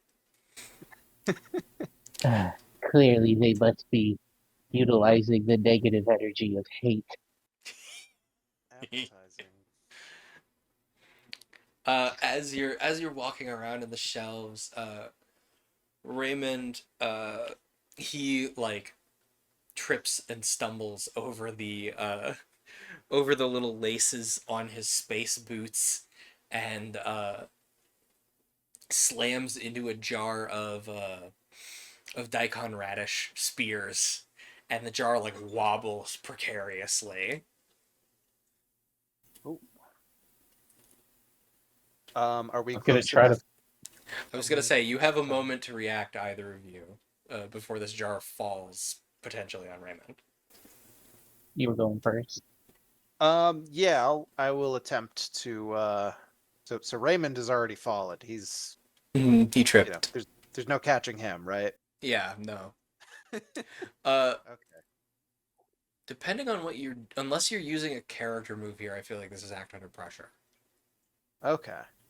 Yeah, I'll go for act under pressure. So I will attempt to catch the or stabilize the jar before it falls. Absolutely. Roll is a 6. Oh no. So Well, gonna give you actually, so it's 6 plus your stat, which act under pressure is. Act under pressure is cool. That's a 0. So So 6 flat. I'm gonna give you. Well, that's a full fail, so I can't even give you a hard choice. It just happens. I just trip right next to him. Yeah, you trip right next to him, and you're both kind of like laying there, looking at each other like, "Wow, well, this is gonna happen," and the jar lands like inches from you, and it like emits a big boom as it's falling over, and the glass breaks, and there is a torrent of very stinky vinegar because I found this out the hard way. If you're home pickling daikon spears, if you use the wrong spices, they come out very smelly, very pungent. And Amore, I think you in particular, yeah, I think your nose has become more sensitive as a result of whatever had you craving vitamin C earlier, and it hits you, and you just cannot stand the smell. it's horrible. It's clinging to your nose. It smells like burned mustard seed and cloying dill, and like there's a little like Christmassy angle to it too because there's some cloves in there. Just I'm horrible. going, And dig a rose petal out of one of my pockets and just hold it over my nose. roll weird science for me, actually. Okay. Alright, there's nothing specific in here. Yeah, it's just plus weird. I have the weird science requirements here on my screen. Let me screenshot Why them am for I you. rolling so bad today? I got No. a 7. With a 7, on a 7 and 9, you pick one requirement of the weird science to try and undo the problem that this is causing, and I pick a second one. So your rose petal, hang on, let me send the list of requirements to you rather than reading it aloud. I've got the document open. Oh, good. So you get to pick one of the requirements, and I pick the other ones. Um,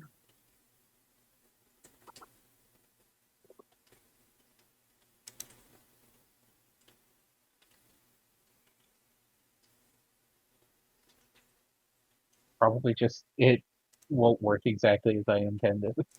Okay, yeah. I'm gonna pick that. Just it won't be very reliable either.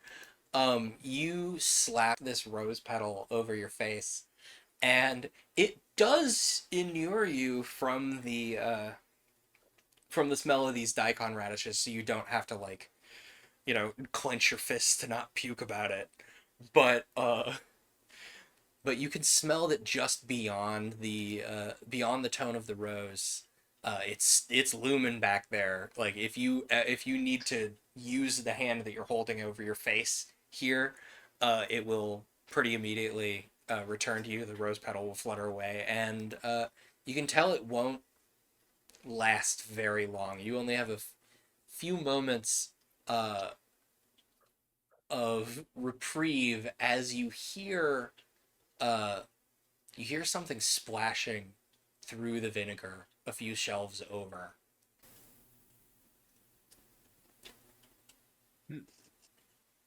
So how are these two doing? They are they're very much waterlogged in all this vinegar. Raymond took took a little fleck of glass in the leg, and as he tries to climb to his feet, he's limping. But I won't make you take harm for this, Bradley. But Raymond would definitely slow you down if you want to keep him with you. As something is splashing over a couple shelves away. Hmm. Okay. Um.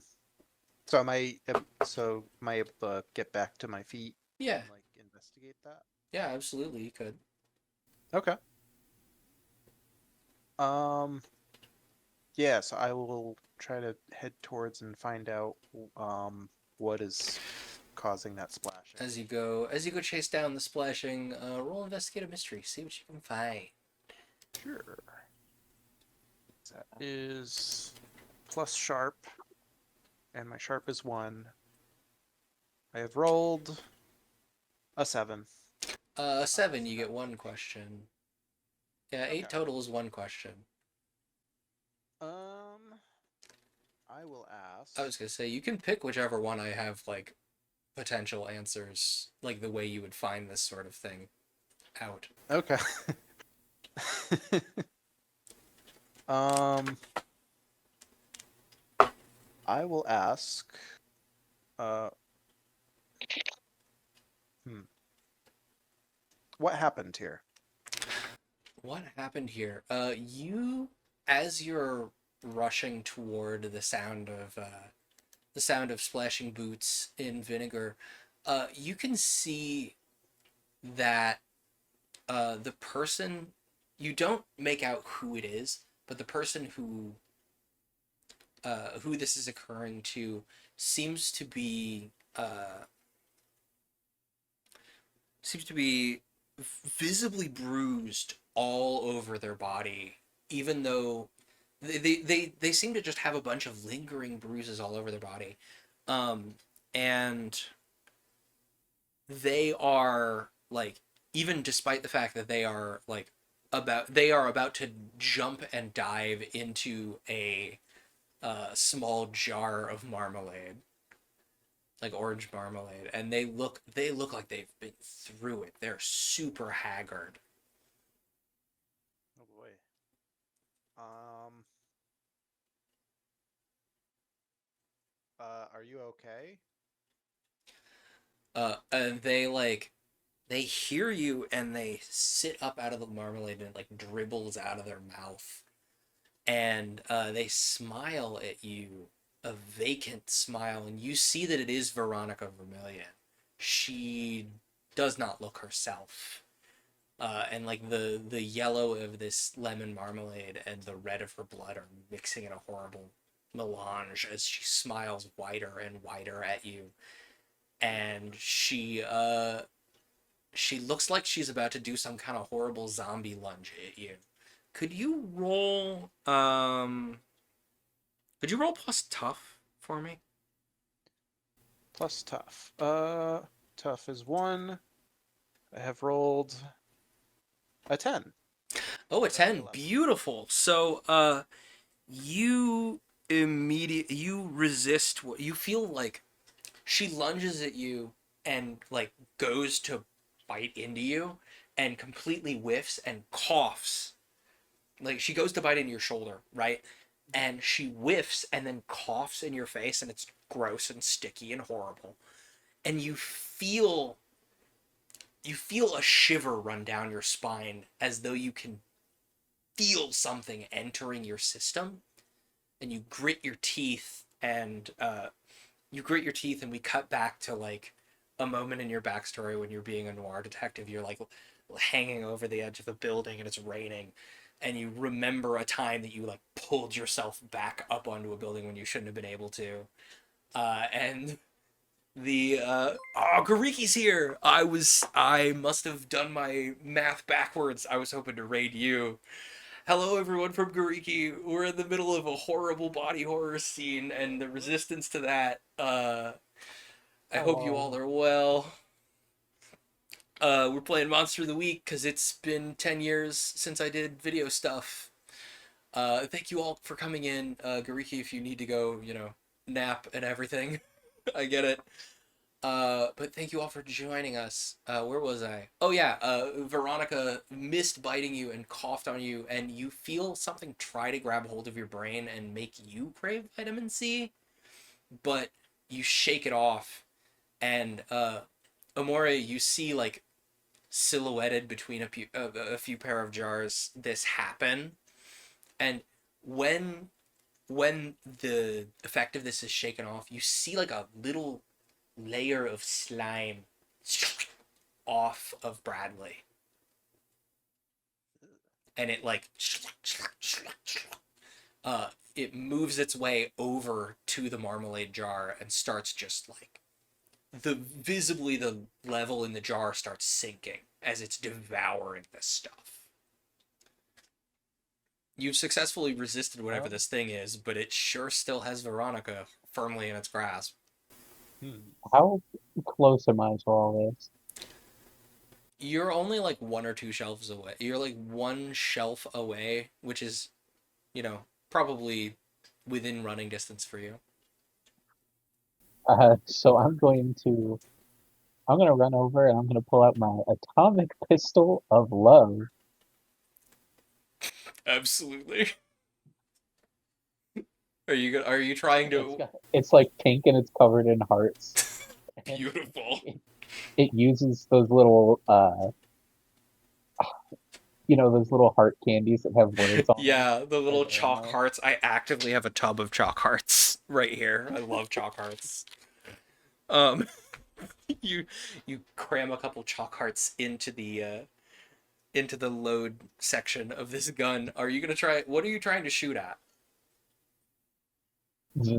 I don't know, the globby thing. The globby thing that jumped into the marmalade? Yeah. Absolutely. Roll kick some ass for me. Oh dear, I'm pretty sure I have a minus to this.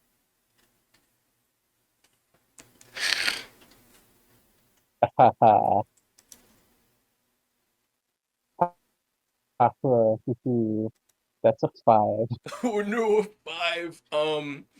So on a failed kick some ass roll, you are exposed to the danger and like you kind of can't do anything about it. Oh, horrible timing for an ad.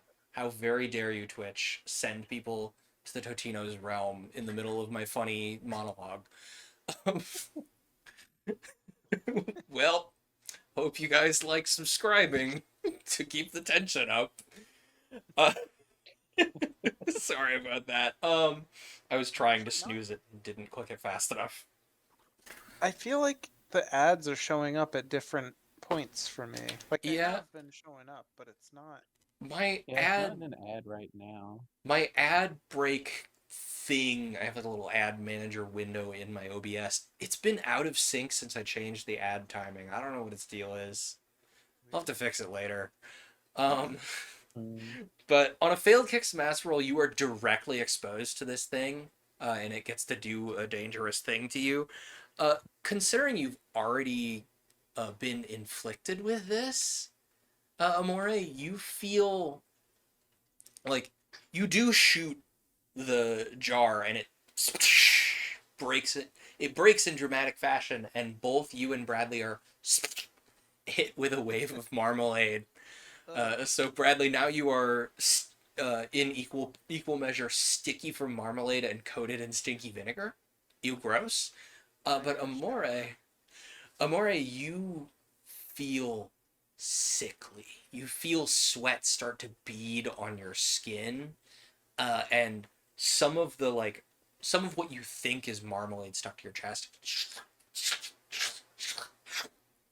climbs into your nose, and you feel it join with more gunk that's in your sinus cavity, and you feel awful. Take 1 harm for me.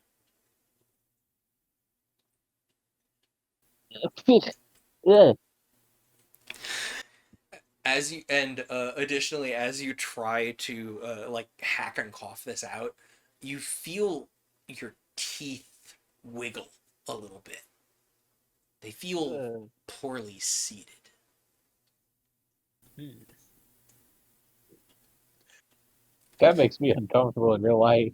Yeah, this one's. I have to be very careful about how I describe the effects of this because it really can make your skin crawl. Um,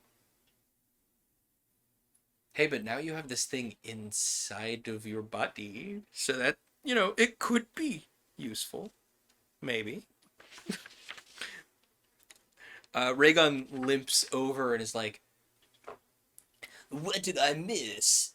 Have we defeated the problem?" Uh, and the camera swings back around to Veronica, who is like, she fell over when she tried to bite you, Bradley, and she just hasn't moved. She looks like she's trying to move and can't muster the muscle strength. Hmm. Um. Can I try to like investigate her like condition? Yeah, absolutely. You can look her over and see what you recognize, see if you connect any dots there. Okay. That's definitely an investigative mystery. Okay. So that is sharp. I have 1 sharp. I have rolled a 3. 3. Well, make sure you've been marking XP for all your failed rolls. Oh, good point. Um, At Hey, this rate, I'll Bradley. probably get a level. you're rapidly approaching a level, honestly. So Bradley, I you have know to how mark that one. you know that horrible sticky squelchy thing that just happened to Amore? As you lean over Veronica to try and investigate what's going on, uh, we see a tendril squelch its way out of her nose and wobble around loosely, and then it like locks onto you like it has an eye, and it snaps upward and into the back of your throat,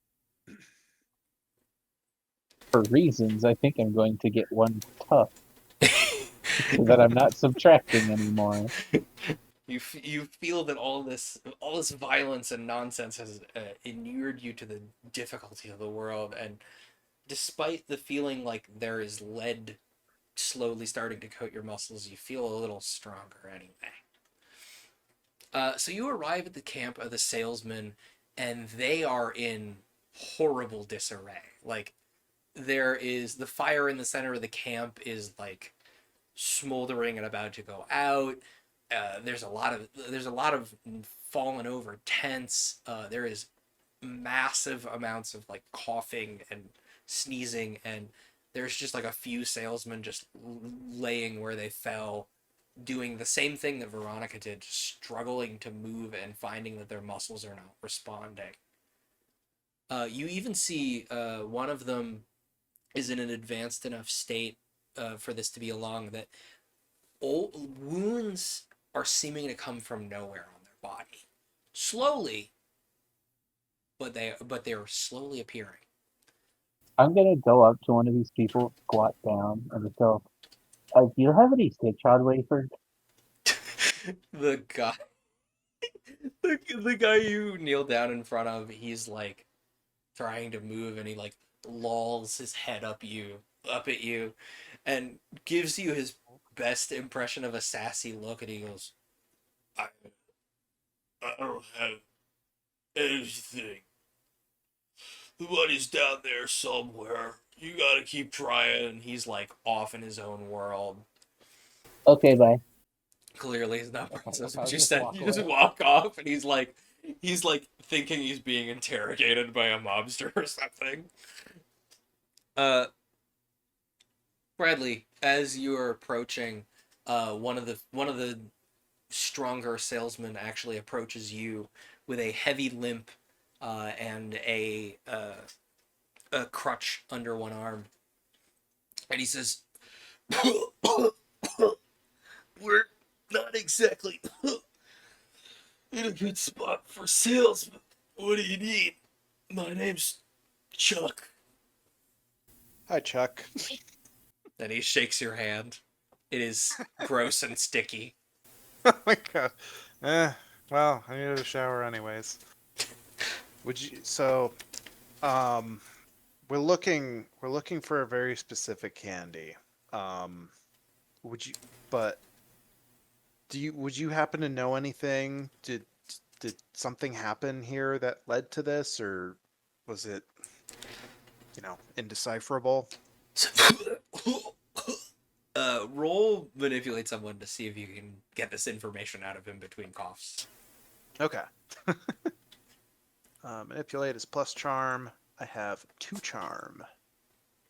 I have rolled an 8, so that's a total of 10. A total of 10. He will absolutely do the thing you're asking of him, and he might even owe you a favor later. I think is the ruling on manipulate someone. Anyway, you see him, and he's like, he looks you up and down and kind of goes, and then he sees Amore behind you, and he lights up, and he goes, Oh, you, you two look like you're the type to find us a cure for whatever this is. and as he coughs, a tooth flies out of his mouth. Splat, gross. And he says, What do you need? We'll do our best to fight it for you. Would you happen to know of a candy called citron wafers? he kind of tilts his head, thinks about it for a second. He says, You getting a birthday gift for Raygun or something? This sounds like it's up his alley. No, but that is good to know. We're trying to, find the remaining ingredients in order to figure out a cure for this. Amore's been working on it. Well, we have been trying to find as much citrus as we can. It's supposed to slow us down, but let me. He coughs, and like you see his a cut on the back of his hand spring open. He stares down at this in terror. And he kind of sways and he says, let me see what I can do. And he pulls out like an actual phone that he got shrunk with, and he dials a number. And we cut the screen cuts in half, and there is a colony of sentient spiders in the backyard, and it kind of chitters at it. And he kind of nods and goes, "Yeah, you guys got any citron wafers?" And the spider, he goes, "Yeah, I know spiders hate the smell of citrus, but we really need it. You gotta help me out of here, man." And the spider chitters angrily once more, and then we see it take two of its forelegs and wiggle some directions at some of its friends, and march, march, march, march, march, march. The little spiders are herding a small group of little froglets carrying this giant size roll of citron wafers. And he goes, "It's on its way." I don't know how long all of us can hold out with this, though. And he faints onto the ground. Could you both roll tough for me again? Sure. Thank you for your service, Chuck. Sacrifice will not. I don't like Google. What's a 3? No, dude. Okay, both of you. Hey, Bradley, how much health do you have left? So I've taken 3 damage. Okay, so you have 4 health left. You're fine. It's fine. Everything's great. Bradley, you take 2 harm as you like instinctively reach out to catch Chuck, and you feel the muscles in your arm go limp. You just can't move for a moment, and when you come back into it, when you come back to yourself, your ears are ringing and you've like almost fainted. Amore, you also take 2 harm.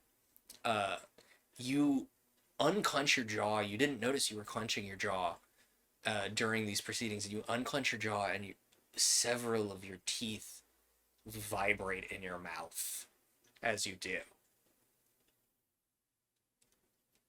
Whatever this thing is, it's eating through your body in a very particular way. I know what'll fix my teeth. Candy. You like pop a caramel in your mouth.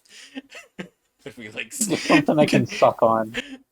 You can hear your teeth like straining as you're sucking on them.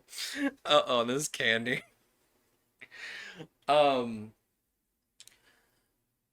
So actually on the beat line of you going, "I know what'll fix my teeth, candy." We cut ahead a little later in the day, and you both are working your way back to Nautilberg because there's some specific equipment that you left there, Amore, to work on this cure. And one of you, whoever's out front, physically runs into Katrina, and she is running from the tech heap in a particular hurry. Where are you? Ew. And she goes, I'm gonna try to grab her. "Absolutely, roll." I guess this is kick some ass. It'd be a 0 harm kick some ass, but it's kick some ass. Unless you're intending. Yeah, absolutely. You can roll help out. All right. Yeah, that's a 6. Ooh. I also rolled a 6. Oh no. So the both of you are exposed to the particular danger of Katrina Pedler. She just, like, as you both reach out to grab her, she unflinchingly goes into her lab coat and pulls out a ray gun that looks pretty similar to Raymond's, actually, and just blasts you both in the feet. There is a flash of blue light, and both of you are frozen to the ground. Take 0 harm, but you are restrained for the moment, and she just runs off. And it's I'm gonna need you both to act under pressure to try and get out of this ice. Normally you'd be able to just kind of wait around and break out of it, but your muscles are so weak right now. Okay. Also, I gotta level up. Oh, I'm gonna also do +1 tough. absolutely. Hey, I rolled above 7 on the dice. That's a 9. A 9 total. That's a big success. So you do manage to break out of the ice. You feel, as you're breaking out of the ice, you feel an old slice that you got near your ankle when you were climbing onto some store shelves as a younger child to try and get the candy that was higher up open on your ankle as you stumble forward out of the ice. I have rolled a 4. Oh no. Under pressure. Yeah. No. Uh, so you take 1 harm as the ice slices you. I have 1 health left. Yeah, the camera like focuses in on you. You look like you've been thrown in a clothes dryer. You have bruises all over your body. Your eyes are bloodshot. Your like a tooth works its way out of your mouth. Your hair is falling out. Whatever this thing is doing to you, you do not have long. Can I try to create some sort of healing concoction? Yeah, to ease I'll this a little I'll bit I'll with let you weird roll for science? healing. Yeah, I'll let you roll weird science to heal him. Weird science. I have to resist the urge to do that exact bit every time. That's a 9. Mixed success. That's you pick one, I It pick won't one. work. I'll pick. It won't work exactly as you intended. Okay. I'll pick. It requires huge amounts of power or fuel. You feel the jangling of your locket is very loud as you're running out of stored candy supplies. But you kind of like you flip through your like mental Rolodex of like what candy is going to have citric acid. Clearly, whatever this is happening is with vitamin C, and you like are squeezing a bunch of chocolates for their filling to try and get fruit filling into like a tincture that you hand to Bradley. Uh, and he downs it, and you feel immediately so much better. Whatever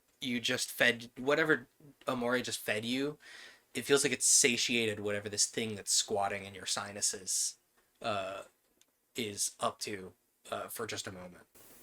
Thank you. Heal 1 harm. No problem. That's the power of love. Don't take money. Don't take fame. And we hear the studio paid for the needle drop for Don Needle Credit Card ride this train, and then we cut ahead. You are in Nadelberg, and Nadelberg is pretty similarly kind of decimated by whatever this thing is, and I think I think Veronica she is like laying on like a little Barbie doll bed, and she's being like force fed this marmalade. She does not look to be long for this world, and she weakly rises at your arrival, and you see she has something in her hand for you, Amore.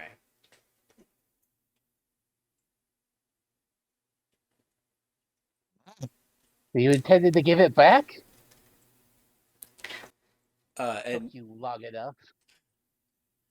out of her hand, splat is in your hand now. There is a torn piece of a dictionary. I thought it was Hey, gonna be this a isn't it. candy wrapper. I was so tempted to have it be a candy wrapper that has the relevant fun fact, but a dictionary page makes more sense for you to have to search through what's on this page. Roll investigate a mystery for me. This isn't the scientific artifact you took. Um, There's a hint somewhere on this dictionary page. Let's see if Amori can put it together. okay. And that's so that's 10. With a 10, you absolutely nail it. You have 3 investigative mystery questions. Oh wow. Okay. What sort of creature is it? You see it all comes together with almost a flash of light in your mind as you're looking at this dictionary page. It is from the SC page of the dictionary. Your eyes immediately lock on the word scurvy. This thing is it's all so clear now. How didn't you put it together before? This thing is a weaponized form of high speed scurvy.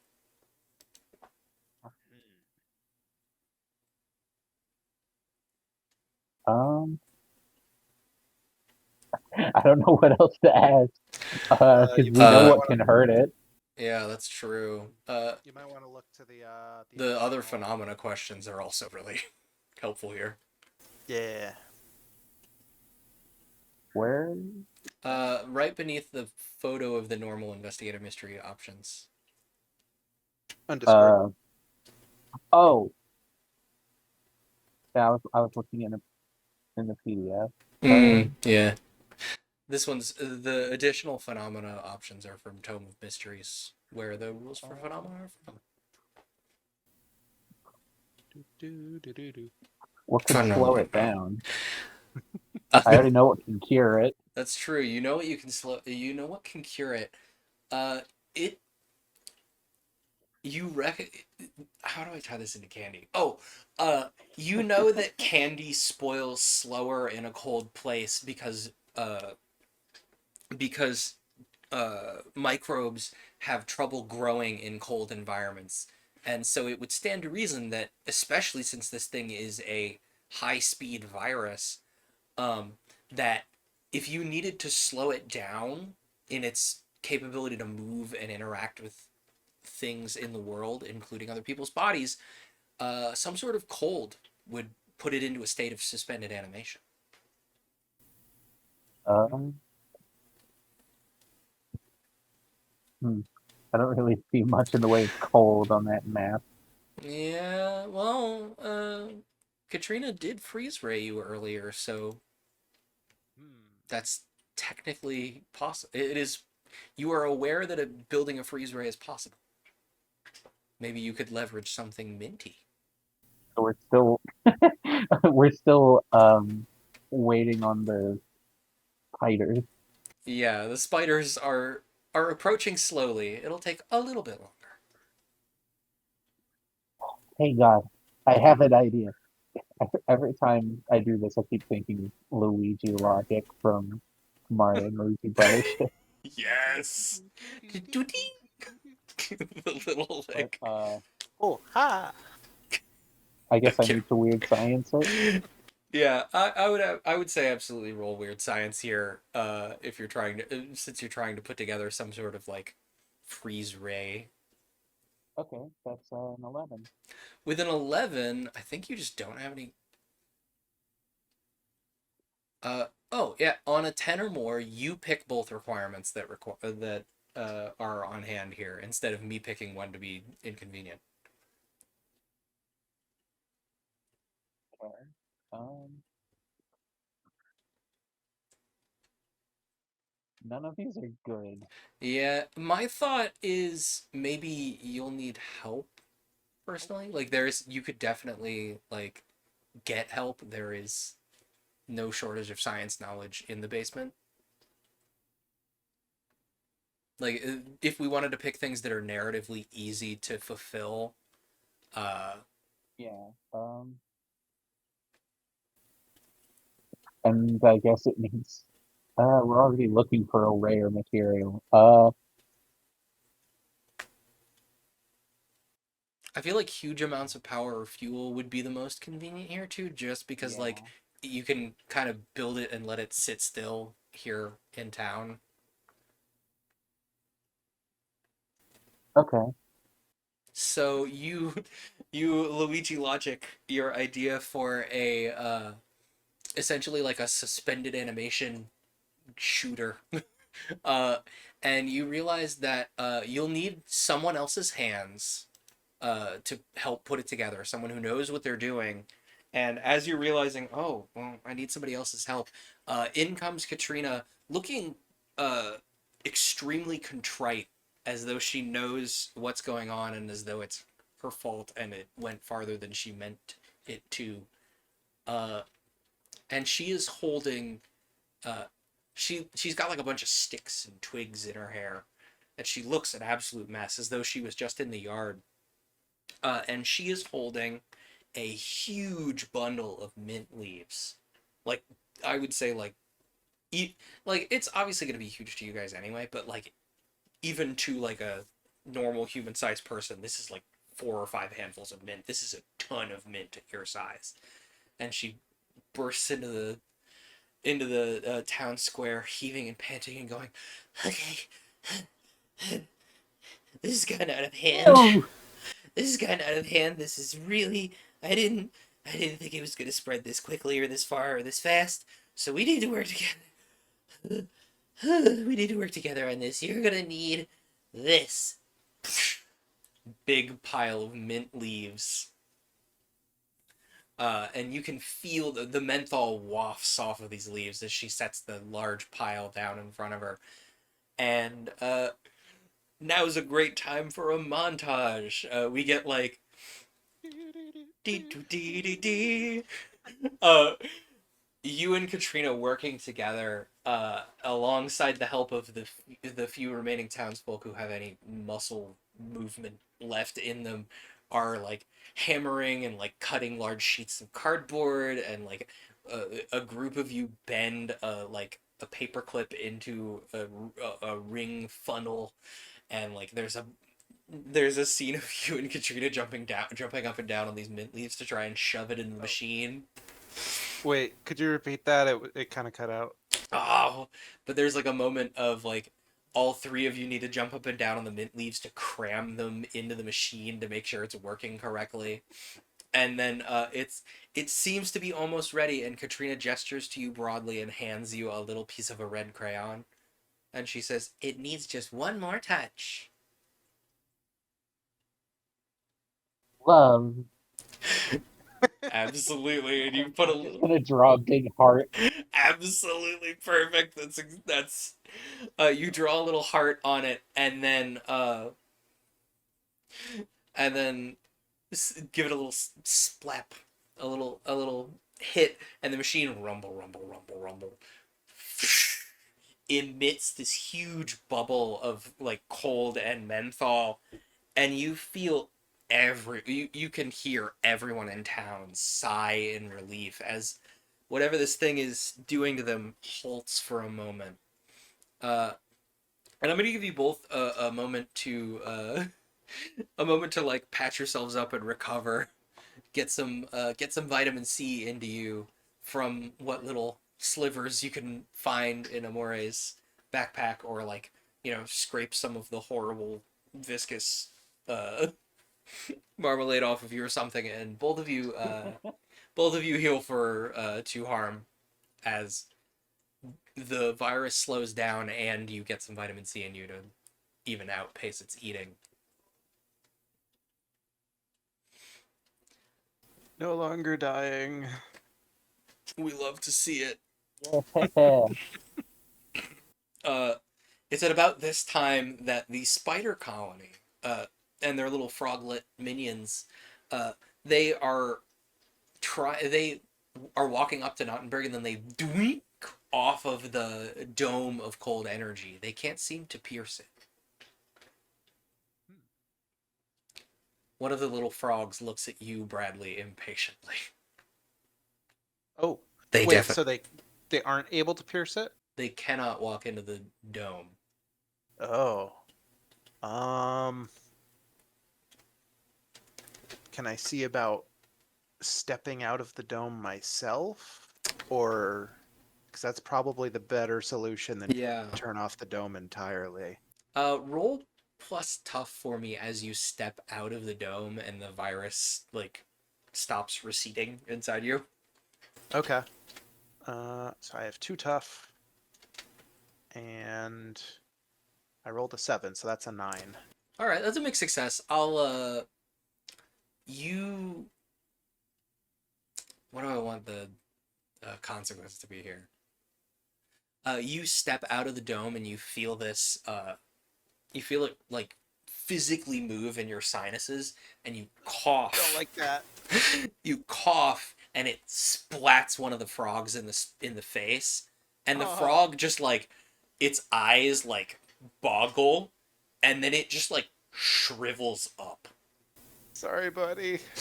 and this poor frog is just like drained of all of its vitamin C immediately, and it just keels over. You are now on an extreme time limit to try and help the frogs and the spiders shove this roll of citrus candy into the bubble in Nottenburg before this virus tears through all of them. Heave. Heave. Roll act under pressure for me. This feels very act under pressure-y. Act under pressure is cool. I have no cool. I have 0 cool. Very bad at keeping your cool. Yeah, I rolled an 8. With a mixed success, I'm gonna say a slight consequence is this thing, seeing that it like decimated that frog, you see it like blorp around for a second and like look as you're trying to shove this candy in here. Your hands are occupied, you can't really do anything. You see it like blorp around and look between the frogs, and then it notices one of the spiders and jumps forward, developing a bunch of spines on the way, and it splats into the eyes of this spider, and the spider lets out a keening cry, and it's flailing, and its arms are like pumping back and forth as the volume of blood suddenly changes in its body, and this spider just goes down, foaming at the mouth. The spider gets taken out. The spiders will remember this, TM. But you do manage to shove the citrus candy into the bubble of cold, and you stumble in after it. And Amore, you have access to the last thing you need for the cure. Aha! Here we go. Roll plus weird for me, not necessarily to activate weird science as a move, but just to like note that you're using your weird stat to finish this. I got a 9. Mixed success. Hard choice, I'm gonna say. As you are making this, you feel your body like racked with spasms, and you want this candy so bad. You know you shouldn't. You shouldn't eat it. You know you need to use it to help these people. I don't need it. God, it looks like it tastes so good. Like you crack one of the big wafers in half, and like the cloud of dust hits you in the face, and you are immediately salivating. You feel like you need to obliterate one of these wafers on your own. You have a horrible choice to make. You'll have enough to make sure the cure works the first try, or you give in to your cravings and take +1 XP. I will resist for the power of love. You remember deep in your heart that platonic love is also vitally important, and of course you platonically love everyone in Nottenburg. This is a tight-knit community where everybody loves each other, smile. Exactly. And you resist the urge to, like, do some, just cartoonishly shove this whole thing in your mouth, and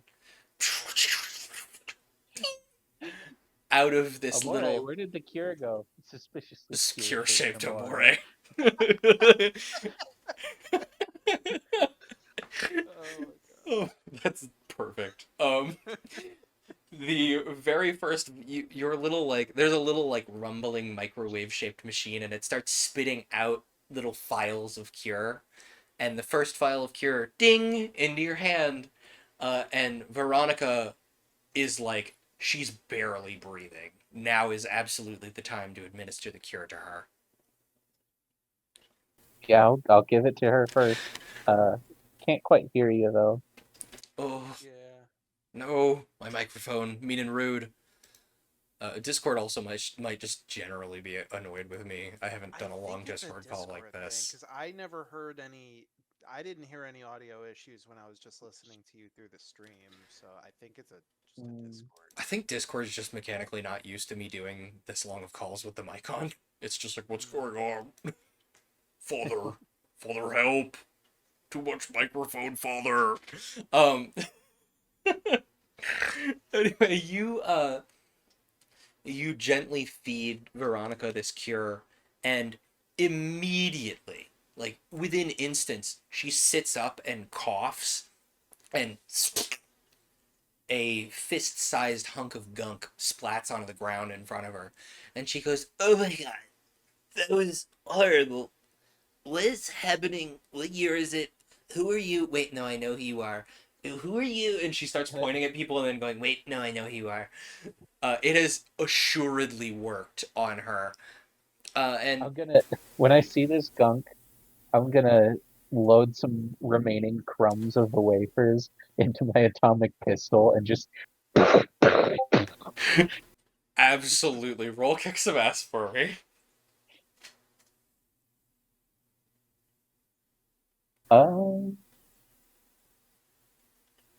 Which stat was that again? That's the stat that I definitely remember. Mm-hmm.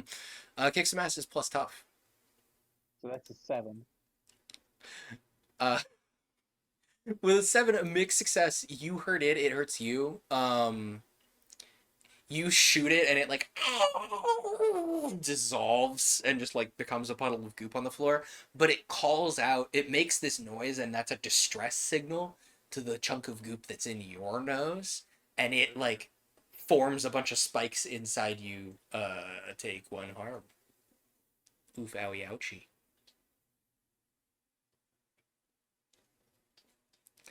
But take 1 harm, Amore. Oof, owie, ouchie. Okay. As it like I'm- calls out to the gunk that's in you. I'm gonna take some cure. Absolutely, you like swig some of this cure, and you are suddenly seized with the urge to sneeze and cough and get this gunk out of you. And as you do, a little fist-sized hunk of gunk has splatted out of you, and we see over your shoulder. The camera is like out of focus. Kit is like taking doses of this cure and trying to cram them into the bubble machine, and very suddenly the bubble shifts from being like a pleasant light blue to a bright burning yellow, and around the town people are starting to cough and hack up these hunks of gunks and rumble, rumble, rumble, rumble. All of the pieces of gunk are gluing themselves together, and they roll with a horrible squelching roll out of the bubble. It's getting away. You've saved all the townsfolk, and indeed, it's very likely you will be able to save everybody else, but this mass is still alive and thinking. I'm chasing after it with my atomic pistol of love. I pull out my magnum that I haven't brought up. You haven't brought up until this whole time. I'm so glad you did not bring that up until right this second. Beautiful. So, bang! This massive gunshot rings around the room, and everyone turns to look at you, Bradley. Guns aren't supposed to work when you're this small. Everyone is horrified that you just had your firearm actually work. Both of you roll kick some ass. Hell yeah. I picked out that weapon from the sheet, and I was like, I don't know when I'm gonna get an opportunity to use this. Here This is we a- are. This is a 37 Magnum, punk. It'll blow your hand clean off if you're not careful. Oh my You know, God. Revolver Ocelot speech about a 37 Magnum. How'd you guys do? I got a 4. Oh That's too no. tough. I have rolled an 11.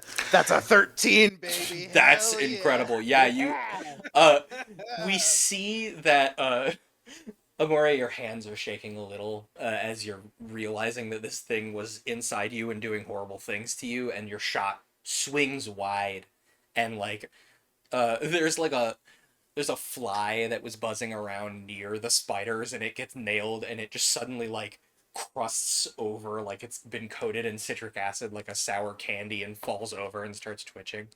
But Bradley, you aim and fire with all the poise of a incredibly practiced marksman, and this bullet through the center of this mass, and it is just like atomized to dust by the force of this bullet.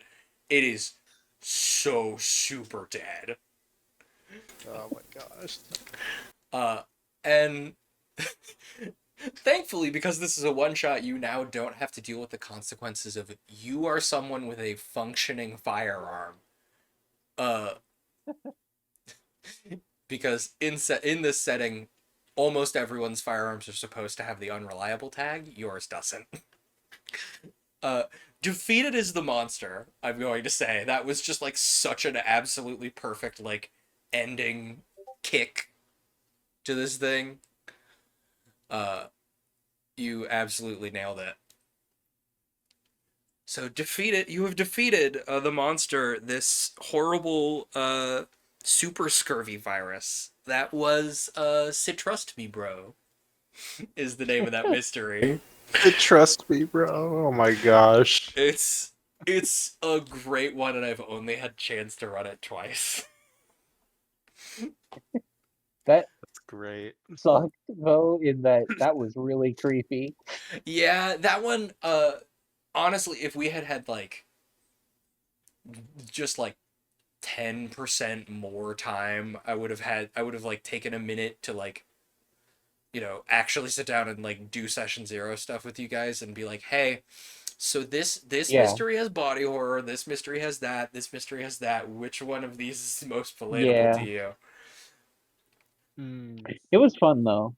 Yeah. I love this game. It's so great for just like throwing together something and feeling like you're just channel surfing and finding an episode of something out in the world. It's Yeah. easily my favorite tabletop RPG that's not a solo game.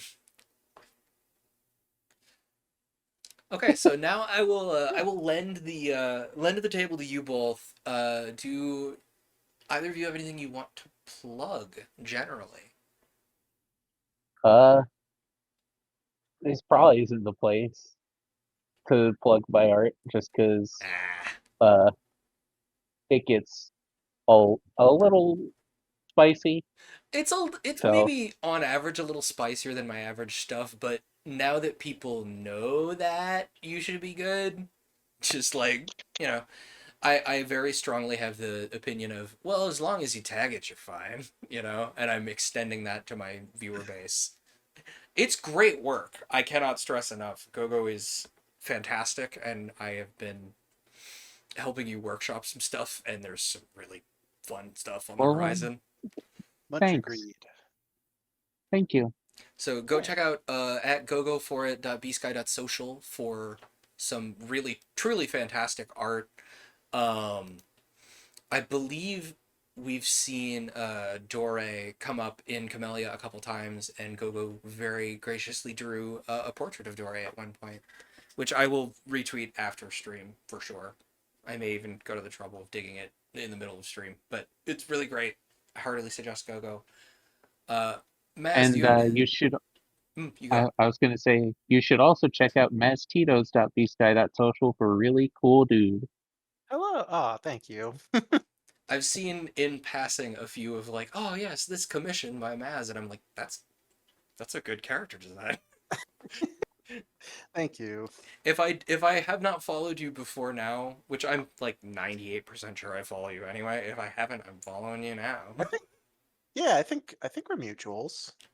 Fairly sure, but both of these folks are fantastic. I also want to extend a very hearty shout out to Alternate, who uh, was busy in some unfortunate situation, but Alternate's also a streamer, also really fantastic. I love his stuff. I suggest you actually. I think because he's a streamer, I can specifically use the shout out command. Shout out Alternate. That should probably work. Altier was most recently playing Splatoon 3. He is fantastic. He's a VTuber. Shape-shifting demon extraordinaire, I believe, is the tagline, and extraordinaire is absolutely correct. And I heartily suggest you check him out. Okay, I think we're a little early, but such is fate. I didn't want to stretch that story until it screamed for another 9 minutes. Yeah, plus I gotta get ready for my own thing coming up in about Fair. an hour. But I really appreciate you both hopping in and lending your voices to this story we told. Uh, Yeah, thanks for having us. absolutely. Yeah, thank you. We'll have to see if we can get like an off camera table together sometime. That'd be nice. But that's an off camera conversation for off camera choices. I will not Yeah. pressure you Yeah. either way. And the Fugi is now my Blue Sky profile pic. That's actually fantastic.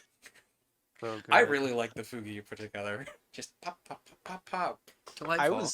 Thank I was you. just mentioning the other day that I hope that they add like animated profile picture support on Blue Sky, because I know Twitter used to have that a really long time ago, just having like the Yeah, you could do pop GIFs and then animation. pop animations. Yeah. Anyway, Yeah, if you have Nitro, I'm pretty sure you can do it on Discord, where just like when you're talking, your profile pic animates. that's Yeah. actually fantastic. Anyway, we could digress about Discord. I think we need to call it there. Thank you for dropping Yeah, but by. you're Yeah. also in a new hour of the game, right? Yeah, new hour, new game. Up next is Control, actually, Hmm. which I'm excited for. We kind of left that one on a cliffhanger when we were playing it. So Nice. Well, I should probably get going. yeah, And absolutely.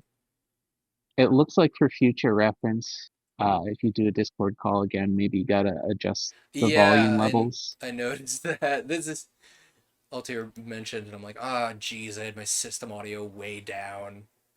Yeah, you both were like a third of the sound level that I am. So definitely, I got to keep that in my back pocket of like, Because we're so small. this is small and little. You're just 6 inches tall, the Yeah. size of one sauce packet. All right, thanks But for hanging out, y'all. I will talk to y'all later. Yeah. Thanks yeah, again for having me. see ya. Bye. Bye. Bye. Aren't they a delight? Truly unfortunate that Altair could not make it today. Uh,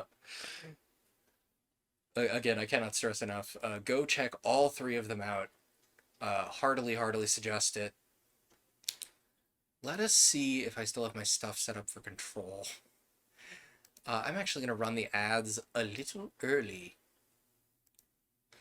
I'm going to run the ads a little early, and then I'm going to, work on that while the ads are running. Nobody explode. We'll see once the ad comes in. I should have... I should have a Control... Oh, I do have the capture set up for Control. Let me also put the face cam in the chat. Back right way upside. I'm also actually gonna take a minute. And hit the rested room. Hey, you. Where's chat? Where'd you go? My good friend Chat. No, not alerts. Chat and the chat frame. You, be back down here. Nice, good, comma, good, nice. Okay. I'm gonna go hit the rested room, and then we will dive right back in with some control. In the meanwhile, do I have a way to run little clippy clips? Not really. I should fix that. I'll put up the reruns guy, and we'll be right back. The groves of my hopes have been refreshed by cooling showers from the clouds of Allah's blessing. My rose I'll be right garden has back. been weeded of the thorns of despondency, and the tree of my prosperity has become fruit-bearing from the breeze of his bounty. He is the giver of gifts, the source of liberality, the sovereign, the dust of whose sandals is deservedly the carilium of the eyes of mortal men. And I, called by my fellows El Mortar de Jim, am the servant who, in compliance with the exalted command, have placed my finger of acquiescence on the vision of obedience. During many hopeless nights, I waited for the radiation of the sun, of the benefits of prosperity, and counted the stars till the rise of dawn, but by my ill luck and the machinations of enemies, was deprived of the felicity of penetrating the mystery of the land forbidden. At length, however, on a happy day, when the fire of my anguish burned so brightly that it was not easy to extinguish it with the water of patience, the abolisher of the signs of darkness and aberration invested me with a robe of the favored, guarded me through the calamities and vicissitudes of fortune during long journeys, directed my footsteps through the mazes of the paths untrodden, and revealed unto my dazzled eyes weird and wondrous marvels stranger than men have dreamed. Therefore, O reader, wipe the dust of ennui and fatigue from the speculum of thy mind, withdraw the tongue of blame into thy palate, and lend a willing ear to this my Tariq. For verily I have elucidated the secret of the mystic land of no return.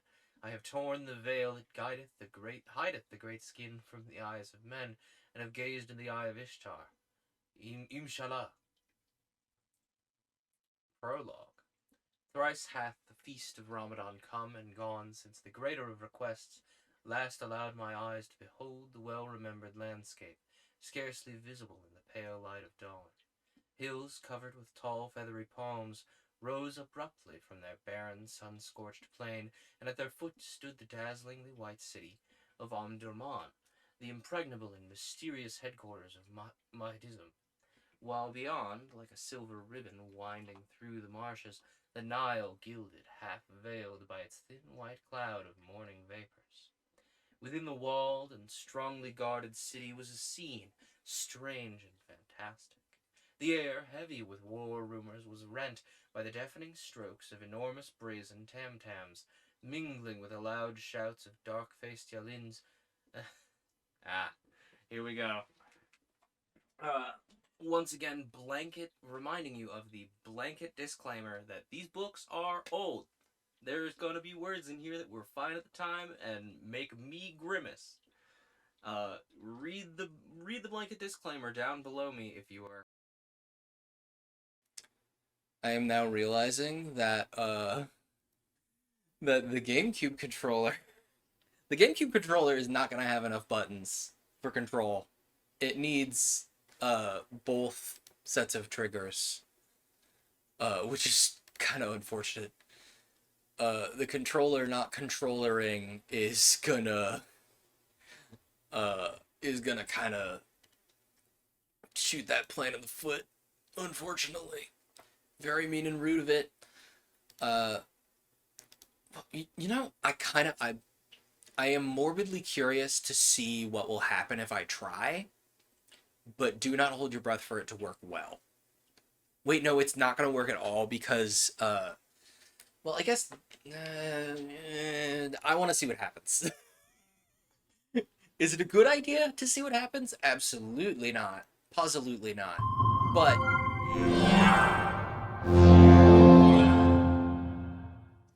let's find out together. Control should be in my Steam library here somewhere. Baldur's Gate, Bioshock, Borderlands. Why are there so many versions of Borderlands in my... Oh, no. Oh, because it's an outside Steam app. It's not set up anymore. Oh. Beans.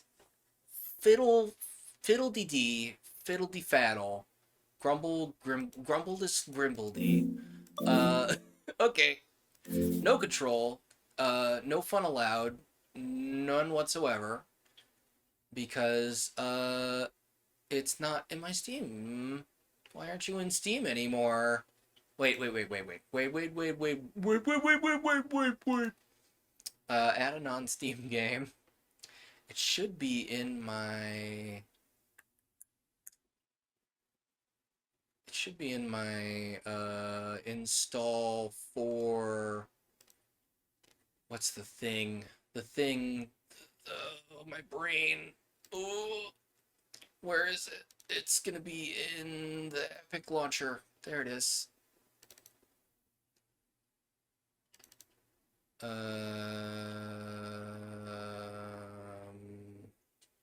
Catalog. Nope. I know how I did this previously. Hang on. Give me like 3 seconds more. I know I'm asking much of you on this fine evening, but trust me. I promise it'll work this time. It'll work this time, I promise. Control should be in here somewhere. Oh, I forgot I got that Castlevania game. That's exciting. It should be on page 3 because I got it super early. It's in here. I'm sure it's in here. It's got to be in here. Somewhere. Rummaging through a giant bookshelf. Books flying over my shoulder. There we go. Control. Install failed. What do you mean? Oh, I need 10 additional gigs of space to update the video game. Can I run it on its current version? Manage the install. Open the install location, first of all.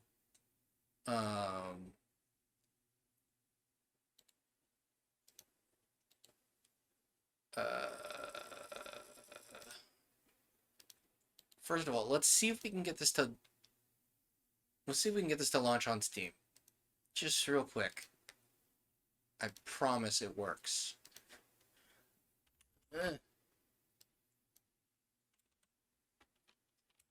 Control. What do you mean? I have a file path. Behave. Here we go. Start there. Control.exe. Add selected program. Beautiful. Let's try this then. Deafened by big picture mode. Agony's various.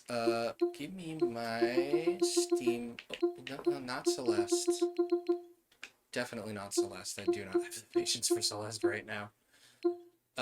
What? Can I not launch a non-Steam thing through big picture mode anymore? Library. Non-Steam. There we go. Control. Oh, I have Gungeon set up, apparently.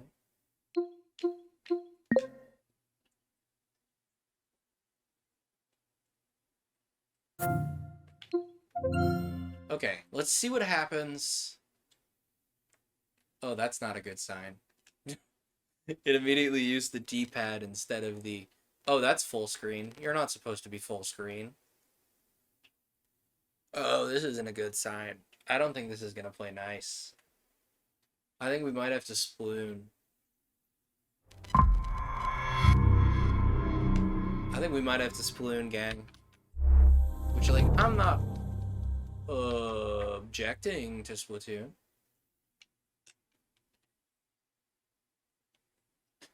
I doubt this is gonna work.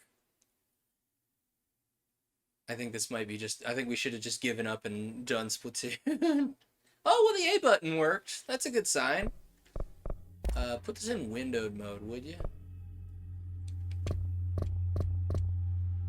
Display windowed 1080p. Yeah, yeah, absolutely. Okay, is there an apply button? No, apparently. Hey, I need this to be windowed. Can we do that? No, I cannot. Cool. Nice, good, nice. Hang on. I need to turn the sound down on control, and I need to mute system audio. You there. This needs to be, like, significantly quieter, because it gets much louder. And we learned that the hard way. Okay, let me open my phone so I can see chat and redeems and stuff. And then we will see what happens. What I think is going to happen here, what I expect to happen here, is the camera is going to spin a whole bunch. I will make like a kind of ooh noise if the camera is spinning a whole bunch. Because what I'm expecting to happen is it to misread these triggers as camera sticks. We'll find out. Let's find out together. Let's find out. Also, I don't know where we left off with this game. It's been a long time. Come on. So my mic cut out here, and this will be revealed over the next couple minutes by me in the moment. But essentially, Control crashed and made it so I could only see the frozen view of Control as we were going, and I had to restart the computer, and it was very stressful. I said failed due to resolve device. Yeah, breakpoint, I guess. Sure. I think the game just crashed. So, yeah, that's not what I was expecting. Oh, what? Oh no, my screen. My screen is permanently Control. Hello? Hello? Are we still there? Let me just close Control real quick. See what happens. Hey, can I... The game crashed so bad. Oh, the game crashed so bad. This is very not good. Oh, I can't... I'm getting no responses from my computer. The stream's still alive. Maybe if I... Task Manager... Oh, that's not good. Control is still on screen. I can't see Task Manager. Oh, no. I think we goofed up. We done did it. I cannot see. That's very bad. Okay, what we're gonna do... Which, Altair, I'm so sorry you missed out. I feel so bad. Okay, what we're gonna do is we're gonna breathe, and we're gonna try turning off the monitor, and then turning the monitor back on. If that fixes it, it fixes it. If that doesn't fix it, I'm gonna unplug the monitor from the HDMI screen, and then that might unbreak it. Maybe force some sort of graphics recombobble. Beyond that, I don't really know what I could do. Cause like, I can't end the stream without seeing it. I don't have any hotkeys. Oh, that's interesting. It says it's not spitting out any HDMI on my screen. That's fascinating. That's... Huh. Well... Yeah.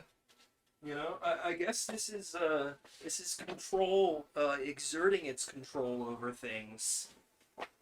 This is not the first time Control has misbehaved on screen. If you ever go back and watch those particular VODs, the audio is horrendously bad. I will put it bluntly. So, ooh, very difficult for me to bend down and fix this. Ouchie. Let me unplug. Ooh. Huh.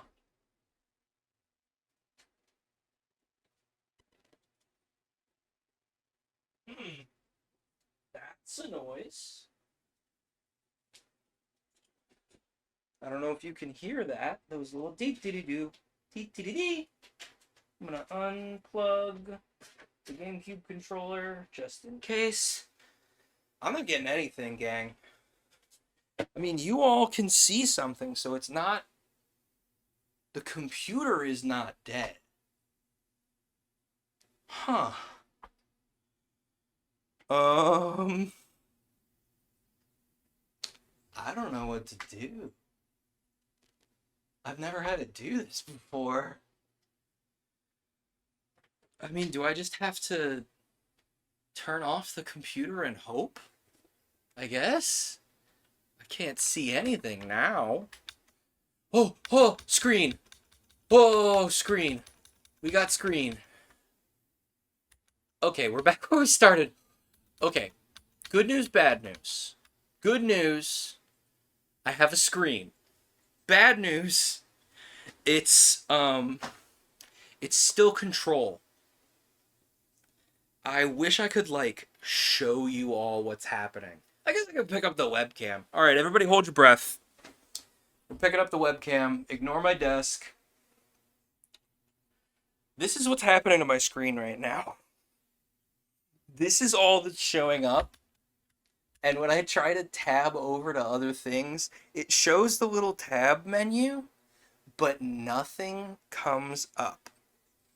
Hang on, let me tilt the camera down so you can see actually for real.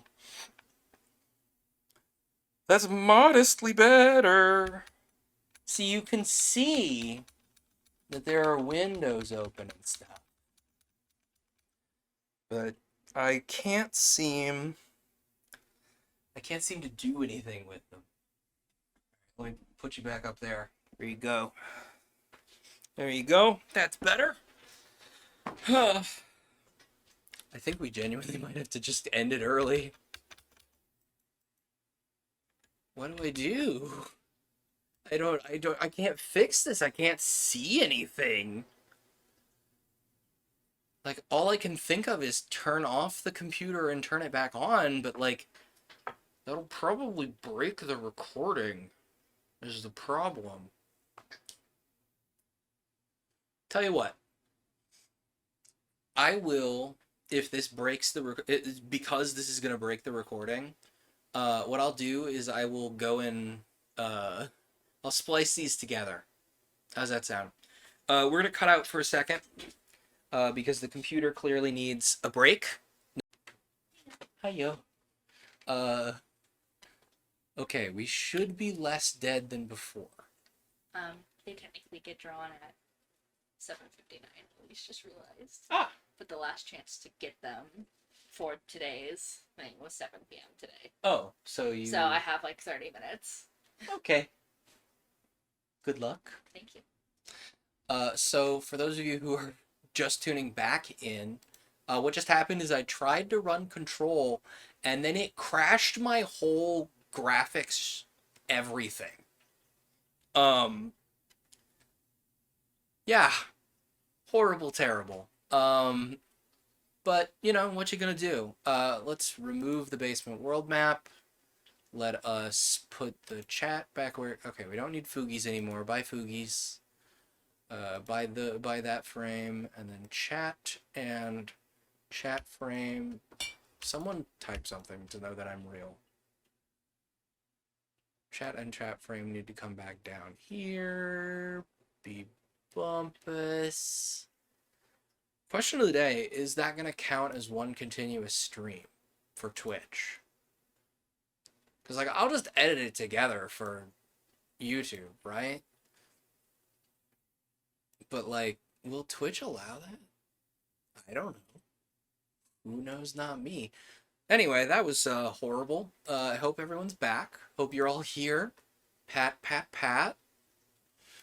You'll be. Everything's fine. Everything's so normal. Everybody, you made it. Everything's standard and ordinary. We're gonna play, instead of Control that just obliterated my screen. I think it was something with DirectX because it was handling the, like, graphics calls.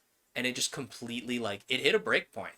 Like, straight up, it put a little window on my screen that was like, You need to break point here.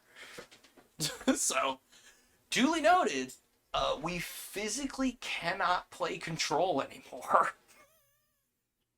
Good thing this is why I had a backup game for this. This is precisely exactly why I had a backup game for this, actually. So let's sploon, shall we? Altier, if you are still around and capable of joining us, I would not complain about, as a consolation, including you in some splooning, but I fully understand if you're not up to it.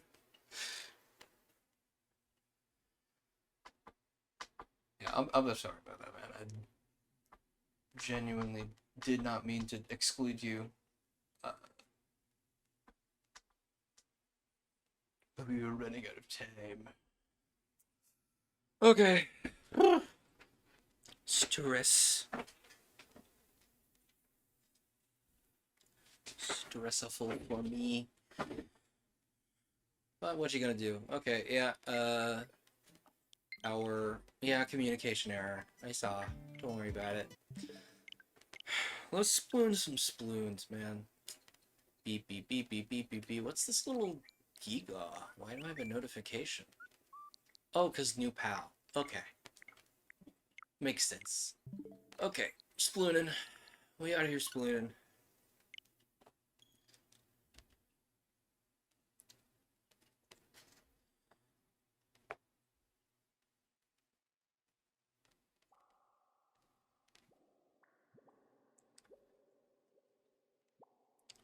Okay. Ugh. We made it. We survived Control attempting to wrest control of the stream from me.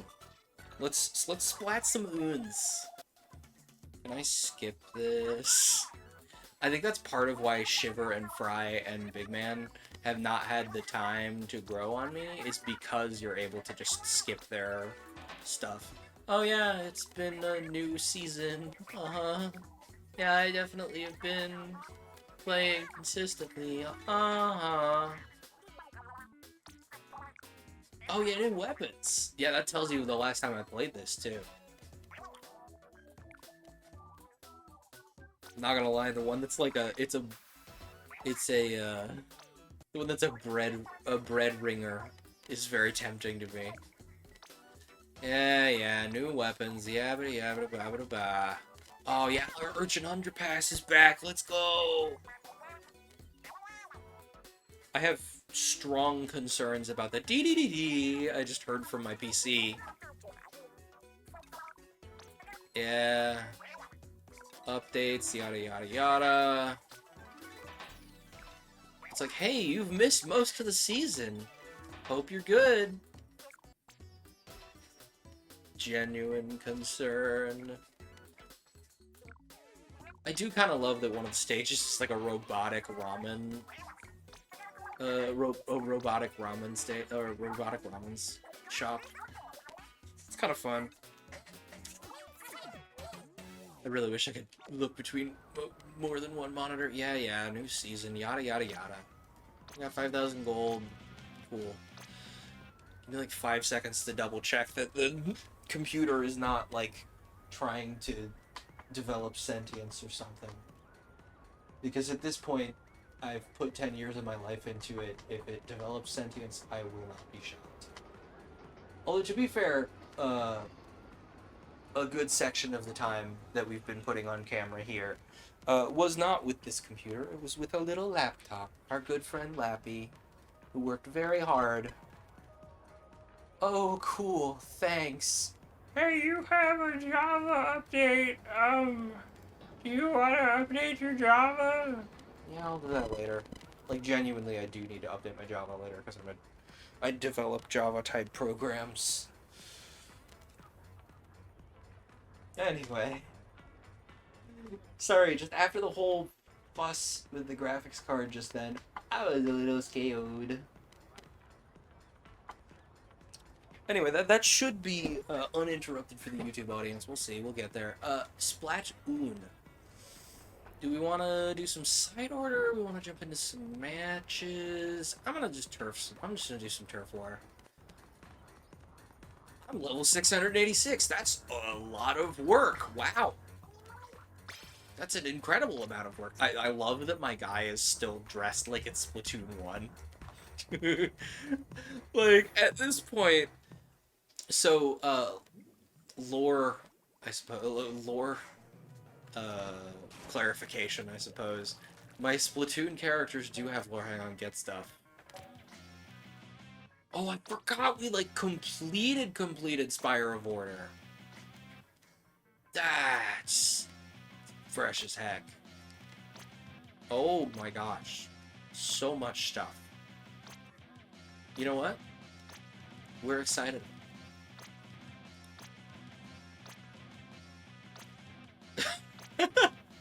That was really satisfying, actually. I kind of want to change my title to include the name, include the portal. That's fun. No, don't make me... No, Judd. I know how suction bombs work. I used a crack-on roller for all of Splatoon 1.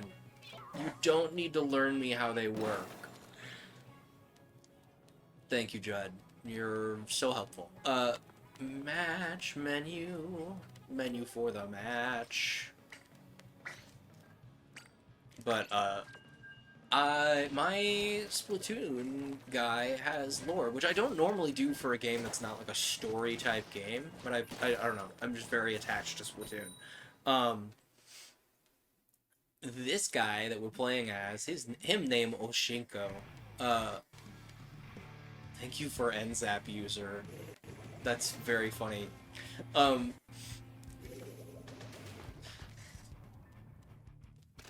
But him named Oshinko. And his whole shtick is he was actually my Splat 1 character as well. And he's dressed as such right now. Hey, don't do that. Don't do that. Don't be right there. Don't be right there either. Stop being right there.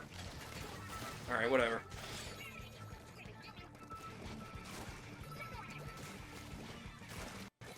I love watching people completely whiff and jump. It's so satisfying. What was I saying? Oh, Oshinko. His whole shtick is that he was my Splatoon 1 character, and then he overdid it and stressed his wrists out and needed to take a break for the length of Splatoon 2. So his younger brother, whose name I definitely remember. Oh no, one or more players disconnected shortly after a battle began. Well, that's also very fitting because Oshinko also, like, part of his whole vibe was, like, he overdid it in, like, unsanctioned turf war matches, where it's like, it's not allowed, you're doing things that are not allowed in standard because, I was not able to play, actual matches in Splatoon 1 for, like, 90% of the time I own the game. And so he was off doing, like, unsanctioned, crazy back alley turf war stuff. And then he's now my guy in Splatoon 3, where he can't do Kraken as much as he likes because he overexerted himself, and using a roller hurts his wristies, so now he uses an NZAP like his younger brother, who was my Splatoon 2 Inkling. And there's probably more than that to the lore, but that's all I remember off the top of my head. And because the final Splatfest, well, the big event Splatfest, not necessarily the final Splatfest ever, because there's been like 3 more Splatfests that are like seasonals or whatever. The final like full Splatfest theme was past, present, and future, and so I was like, in my head, I'm like, oh, Shinko is dressed up in his old Splatoon 1 gear, which was this horrible hat and that terrible windbreaker and these motorcycle boots. There's also like a bucket hat. There's a second outfit that's like a bucket hat and a bowling polo and I think football cleats. Because those were the only 2 pieces of gear that I had like perfectly set up. You know, back when it was incredibly annoying to get nice gear, when you had to, like, constantly reroll and get lucky. But, like, so I only had, like, 2 sets total, and it took me a million years. of agony and torment. How did I land that? I normally never hit stuff like that. And like, I don't know, it's just fun to have like a story associated with this guy who it's like, yeah, this is a children's video game about playing squids who shoot ink at each other that is not invested in having original character lore fit anywhere in the world. It's just funny to me to have that sort of thing going. Makes me chuckle. They also, notably, neither of them had anything to do with the story mode. Like, I very intentionally have written them in my head to have absolutely nothing to do with story mode. That's a completely different character who's like the hero mode character that's like canon in normal Splatoon lore. Like Agent 3 and Agent 8 and Neo Agent 3 or whatever. And Agent 4 who decided to get disappeared, apparently. I don't know what happened to them. Don't do that to me. I'm very alive. Wait a minute. Do I have thermal ink right now? Hold on. Does this jacket have thermal ink? I think this jacket has thermal ink. What a cool thing to have. Why have I never used this before? Listen, optimal play for a roller like it. How did I not hit either of them? That man walked through the hitbox of my... I should have looked at my gear while I was standing there. There we go. That's one of you. Where's the other one? Not in that circle. Nope. Oh, hi. Ooh. Or I can miss. That's fine, too. We're getting obliterated right now, by the way. The Eternal Mood is a good one, actually. I love seeing people's tags in this game. Like, what they can manage to put together out of Nintendo's limited word set is very fun. The Eternal Mood is a solid one, and I actually kind of want it. I don't even know what my tag says anymore. It's been a million years since I've interacted with it. Probably something about, like, the ever-traveling traveler or something. I know there's, like, travel-based tag, and I'm like, that's my whole shtick. I lived in an RV for how long? And I will take an unreasonable amount of flights for fun. Alright, well, you know what? That was entertaining. Anyway, this is a good time. I wish I could see my ad manager right now. That's what I should have done when I was standing up and changing the TV around.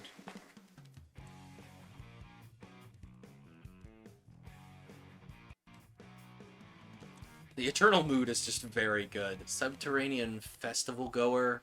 Something else. Why do I have so many Discord pings? Goodness gracious.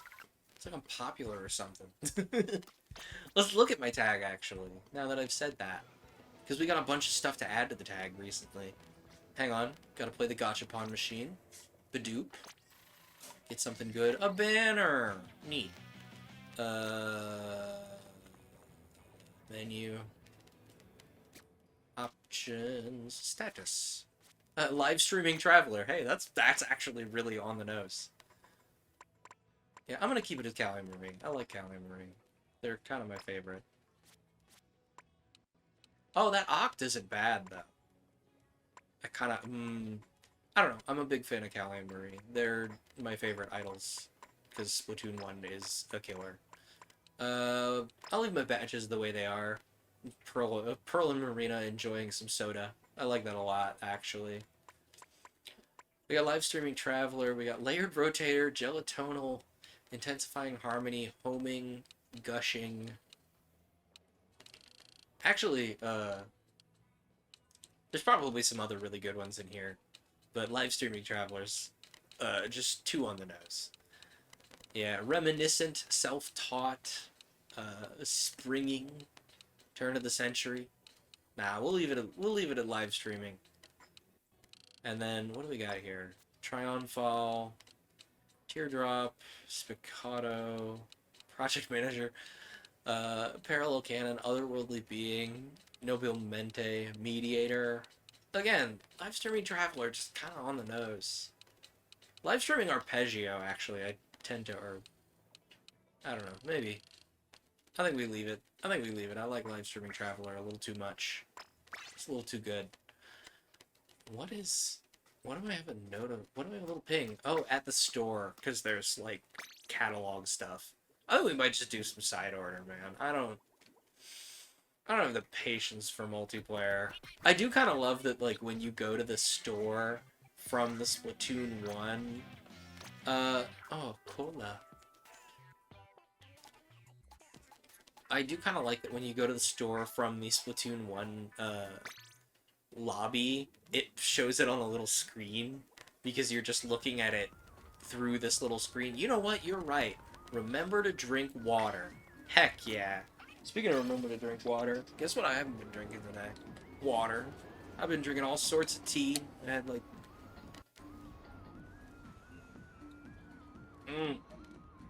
You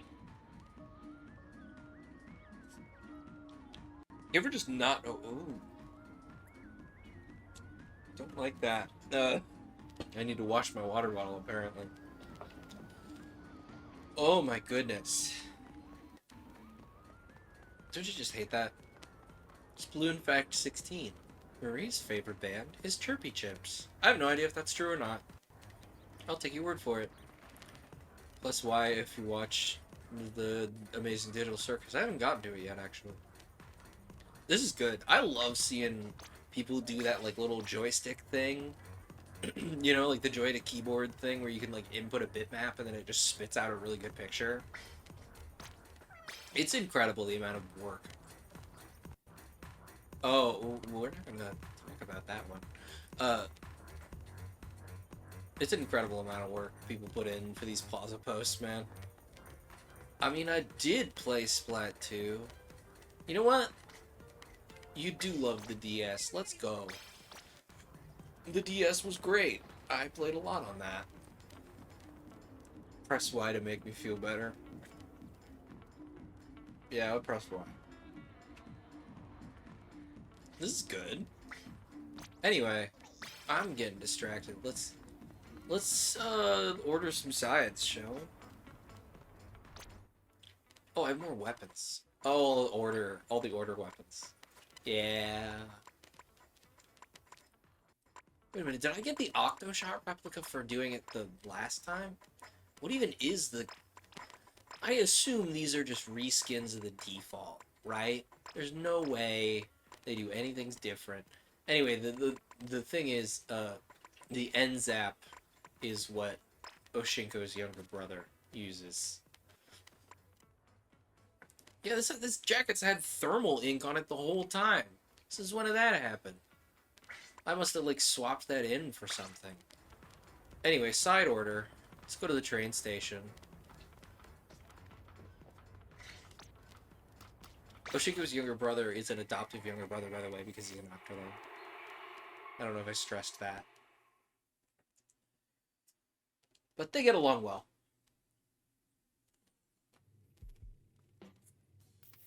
Oshinko was a little frustrated because his younger brother gets to his younger sibling. I can't remember which way around I picked there, but younger sibling covers it.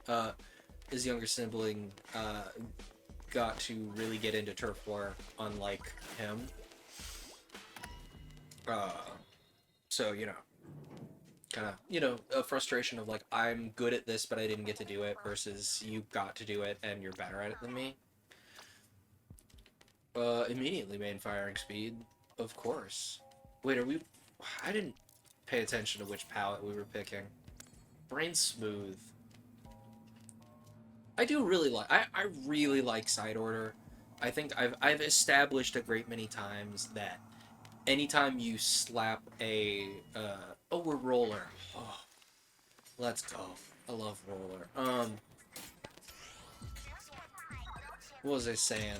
Anytime you slap a roguelike mode onto a thing that I already enjoy and understand the mechanics of, I'm just immediately interested, because I really like the idea of a roguelike. I like the fun. I like the ideal of a roguelike where it's like, yeah, you use the skills you're good at and you get good and the game changes just a little bit each time and it's great. Uh-oh.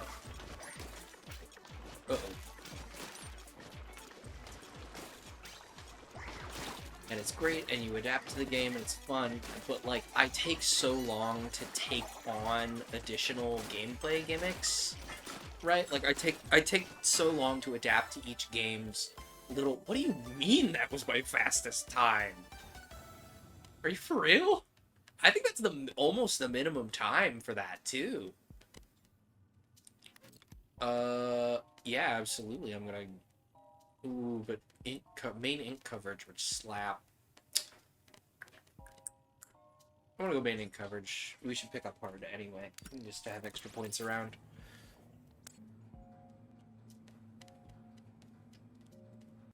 Once we get to the 5th floor there, I'm going to pause and double check the ad timing to make sure I'm not giving this game more than it's due. Because as much as I've been enjoying this, we've let a couple games run over. Oh, don't splat me. Don't do it. Don't do that. Thank you. Good job. Appreciate it. Get dunked on. No, I'm a little guy, is the thing. I'm just little and small, and I can't believe you do this to me. I've definitely done this one faster. No, please. Thank you.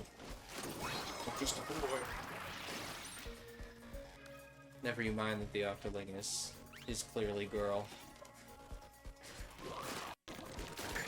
Okay, I'm definitely so normal. So normal and so standard. But, like, the thing is, like, I'm very well adapted to Splatoon mechanically, in the sense of, like, I spent a million years picking up tricks in solo modes. I'm just bad at multiplayer games, generically. I get so, like, locked in about them.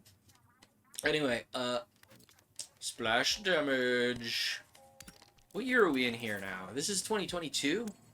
I think we're in 2022 now. So we're really approaching the present here. This is when we're really hitting our stride. We've got like shorts going.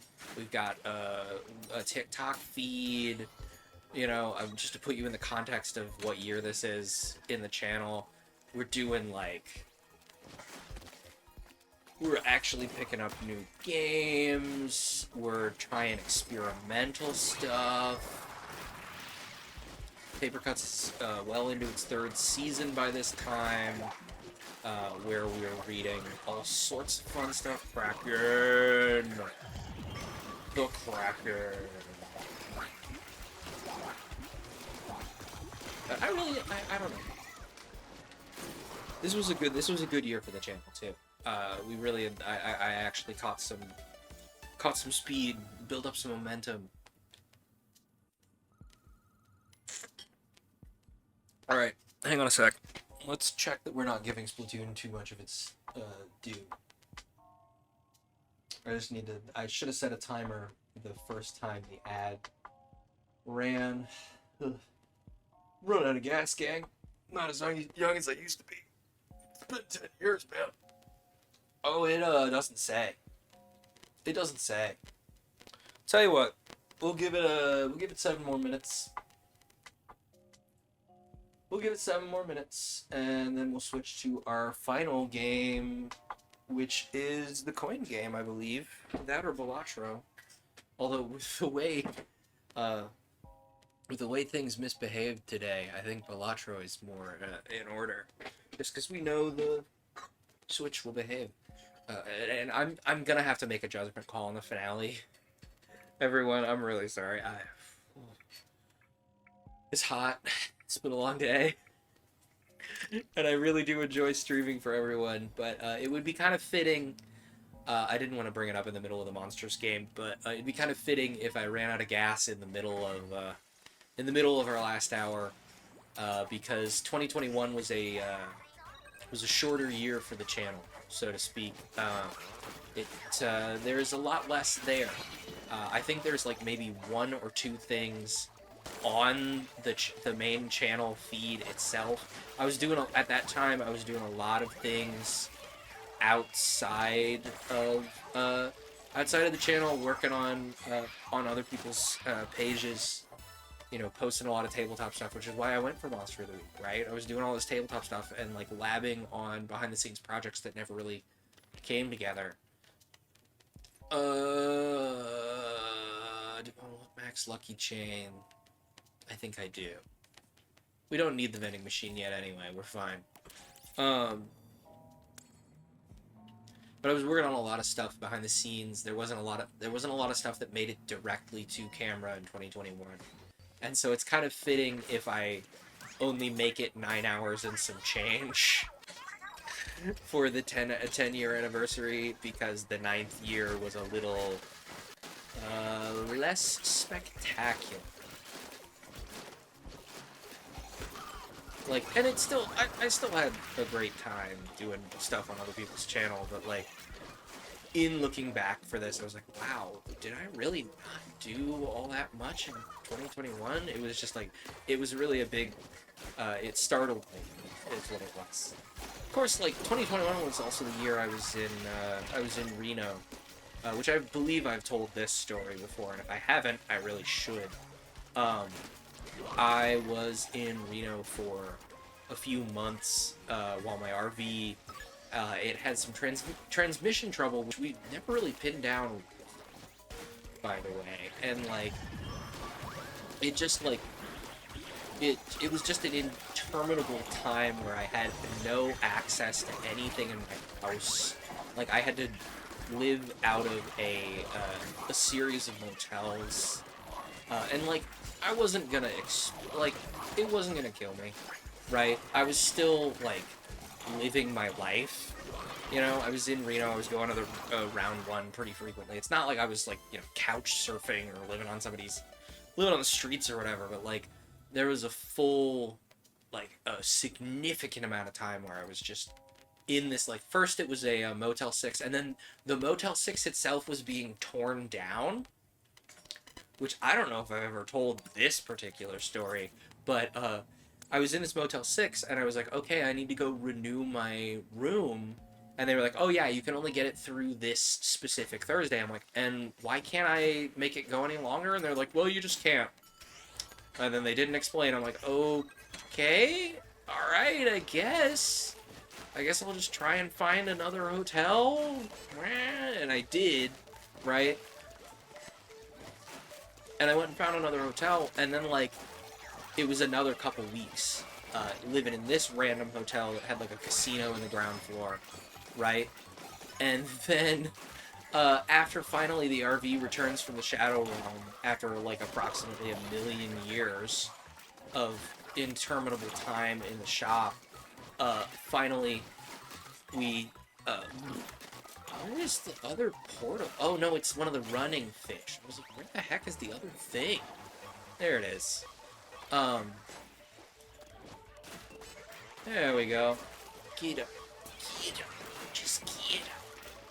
But I finally get the RV back. It was a whole process. I had to, like, go drive the RV up to where I had originally limped it to in this, like, place in California that was, like, just barely before the border to get into Arizona.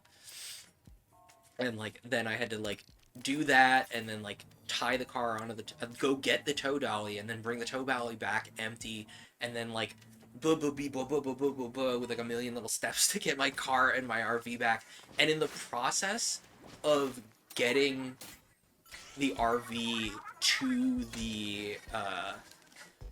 the place, the park, I think it's like Lucky Clover Park or something in Reno. I have it written down because it was actually a really, really nice park. Like, a really nice park, especially for the amount they were asking. But I digress. In the process of getting the RV from point A to point B, I drive past where the Motel 6 was, and that place was entirely demolished. Like, so much so that you could see through where the building had been. There was, like, a little pile of rubble, and that was it. Gone.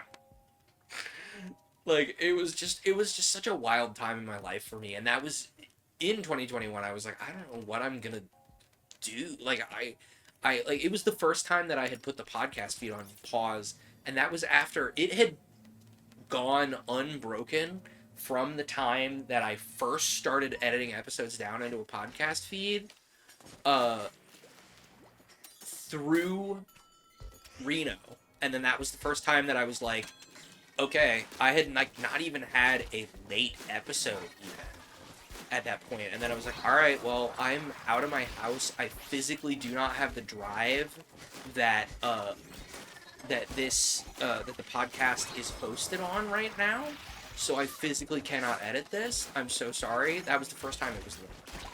And like it drove me absolutely insane that I had a stroke of that that remarkable consistency in comparison to the YouTube where I'm like, whenever it comes together, we're good. You know, as you're well aware, it's been like that for 10 years. So like, it really frustrated me. And now like, you know, the podcast is coming back, by the way.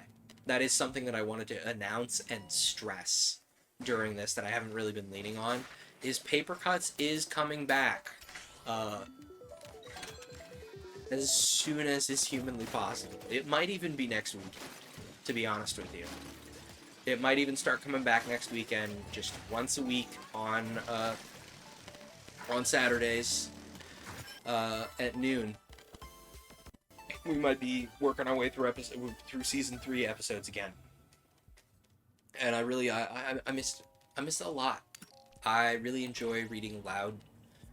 Whether I'll, you know, stream more episodes comes down to when I find books at this point. But podcast feed will be back next weekend. I'm saying it definitively right now. Actually, I mean it. I wasn't sure until right this second. It's coming back. It's coming back. I say it and I mean it, and it's true. I say it and so shall it be. Podcast feed is coming back next Saturday. So mark your calendars for that. That'll be fun. Where were we with Paper Cuts? Were we in the middle of... Had the podcast feed gotten to Wheelers, or was that another one? We were in the middle of a book, which has been squatting in the back of my brain and driving me insane for the past several months of my life, by the way. Like, I don't know. I'm much more fiddly about the schedule when it comes to the podcast rather than YouTube. Like, YouTube has, you know, capability to, you know, serve whatever I'm getting done whenever. You know, but podcasts are not algorithmic, so, like, a schedule is very important to me in that regard.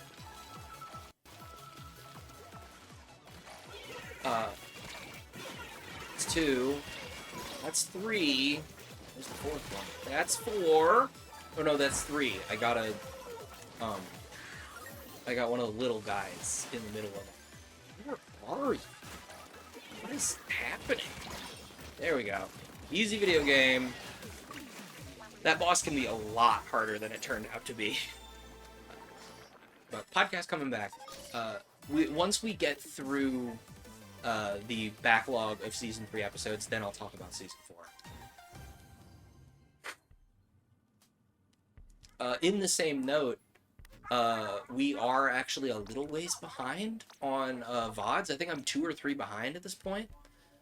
So those will be coming out on that same Saturday, in case you really need a lot to listen to at once. That'll be checks, notes, 3, 5, 7 hours of content, probably, that Saturday. So, you know, if you missed me, if you missed me and you could stand me after 10 hours of this, oh, this is going to be annoying. Well, it does say don't move in swim form. You can just kind of sit there to get ink back, I suppose. No, don't squish my bones.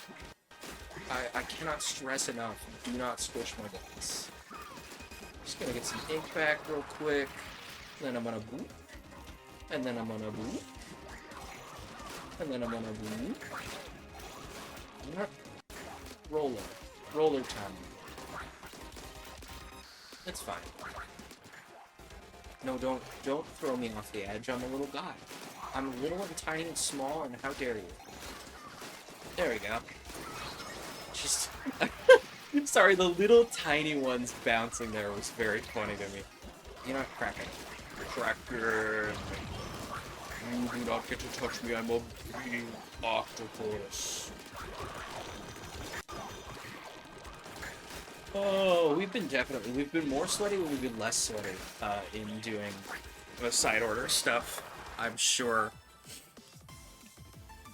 We've assuredly done that floor faster. That's actually not that bad of a floor. Mobile special charge, fill special. Splash damage, I haven't been using my explosives. Main damage close feels pretty vital, actually. Just on account of, the roller is a close-up weapon. Which feels a little the piano as an instrument to say. Oh. Whew. I'm just like, that little, like, breather moment we took right after monsters, now I'm, like, aware of my body. And I'm kind of regretting it. You know what will solve this problem? I don't know if you know this, but through the power of T, you can apply energy to yourself. I'm dead. I'm Fred. Let's go. Oh, I'm significantly more Fred than I thought. What do you mean I'm over here? What do you mean I'm over here? What am I doing over here? Excuse you? Rude and mean to me in particular. This is bad. This is not good.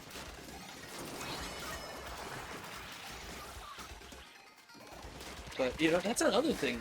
The way I said rude and mean made me think of this, that's very specific. You'll get it in a sec. Rodavine is what it made me think of, which was one of the towns in Kid Infinite's D&D setting. That's something I want to talk about while we're talking about things that took place off the channel that I really enjoyed. I loved LGBT&D. What a great game. We had a startlingly great table composition. And Raz coming through with the traditional for her, with her tradition of, just incredible character speeches while under personal duress. And, it was really fun to, I didn't know what I was doing, and so, I could just kind of play Kyrnus as Kyrnus, instead of, okay, this character is this, is that, is this, is that. I'm just yeah, he's just a guy. Here's his backstory. His characterization will come, as I play, instead of having, I want to try and do this type thing going. And, that made him really, really fun to play. And, I picked, you all know by now, that the way I write characters and the way I play characters is just what aspect of me can I pick and amplify to make a character that's simple to play and entertaining to watch. And there's the one that I landed on for Kyrnus is a very easy one for me to was a very easy one for me to do, is that sense of I have accidentally been isolating. I have perhaps unintentionally been isolating myself in the past. I really would love to make some pals and spend time with them, and so that was a really easy, especially at that time in my life. I was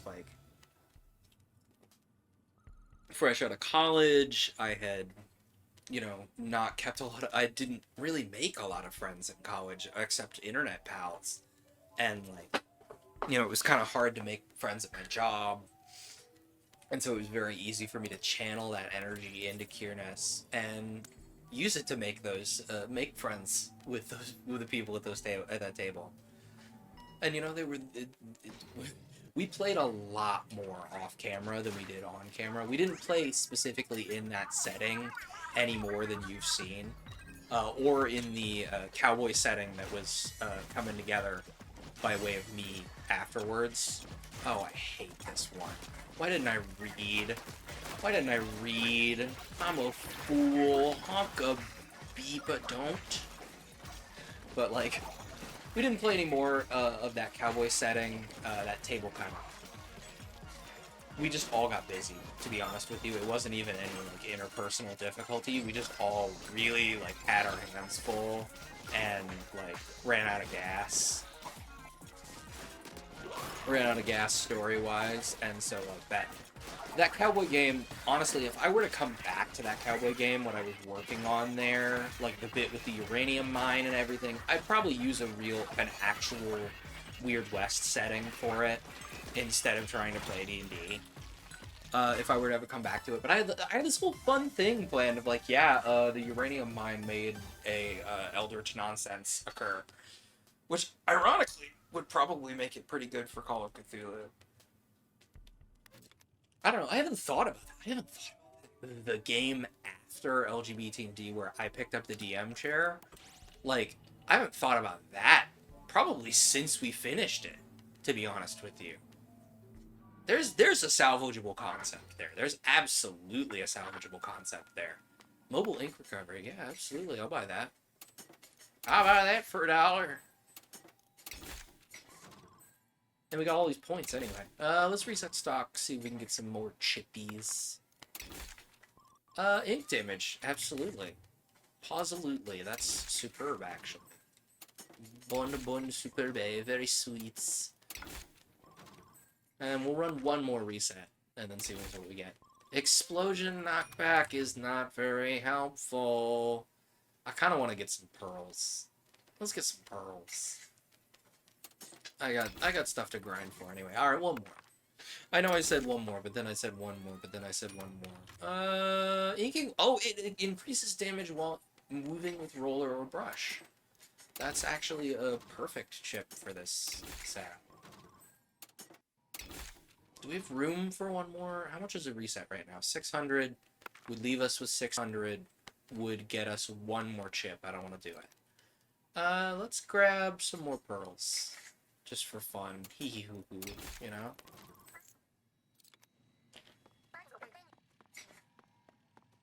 But I think it'd be really interesting to like take that Weird West game we had going and actually put it in a game that's built for Weird West instead of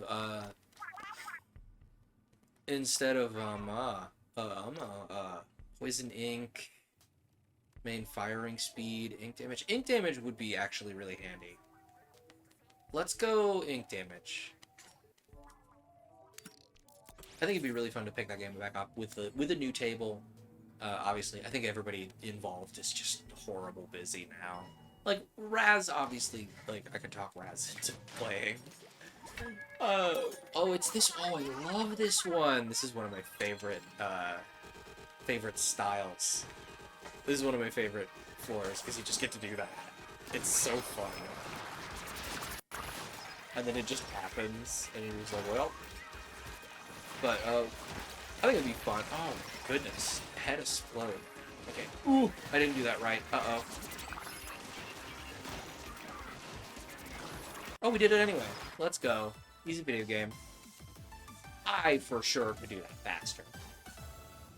But, like, a good companionable group, if you will, and a game that's actually designed for Weird West. Honestly, if you think about it, Monster of the Week wouldn't do too badly for that. If it's like the mine is constantly spitting out oddities that these frontiers people need to deal with. Oh, it's this one. Why don't I read? Why don't I read when the game says, hey, you might want to read about this? I'm like, nah, I won't read. I'm fine. Everything's great. Don't worry about it, man. Everything's going fantastic and normal and ordinary and standard. Hi, hello. No dice. We were just reminiscing about LGBT&D, actually. Oh. So Good if your game. ears were burning, that was one. Really good game. We were also talking about how the cowboy game that came after the main table would probably actually work really well in Monster of the Week. Yeah. Just like generically, like, and it would suit what I kind of had planned for that setting anyway. It's not unsalvageable. It'd be a fun. I really want to play that character I made. Oh yeah, For that one. that was the Bay Wanderer. Starts with an A, right? Or am I thinking of somebody else? Also, I need to mix new food for the cats. They're running low. Did I use Arlen for that one? I can't remember if it was Arlen or if there was somebody else. I think I used Rowan, like Rowan Reed. Oh yeah, Rowan. I think you're right. Because he was the bounty hunter for the gods of the dead. Yeah, Like, yeah, which is very Weird West. yeah, so taking back those souls to the underworld for I a think price. Yeah. I think I'm out of time on Splatoon. I think I need to switch to my last game. Ready? Love you too. Alright, we'll save and quit on Splatoon, and let me double check my what's on the docket here.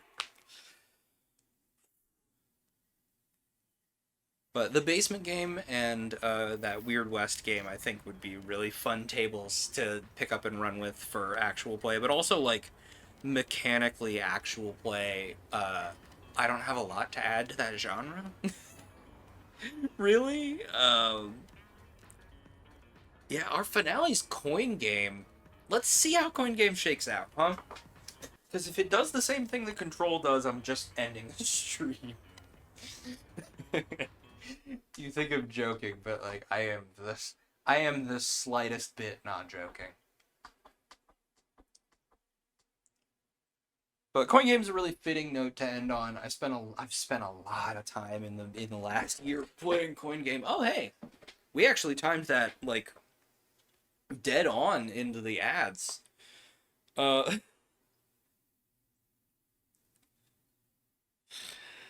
I have multiple people to shout out for raids this time. I'm not used to that. All right, let's turn the system audio back on. Let's see once if we can play coin game. Coin game on the best of days does not work with the controller, so that's definitely gonna be a ooh, my mouse. Ooh, my mouse. What is my mouse doing? Why is my mouse snapping to the top of the corner of the screen? Stop doing that. What's going on? Hello? Excuse me, can I have my mouse? No? Start menu?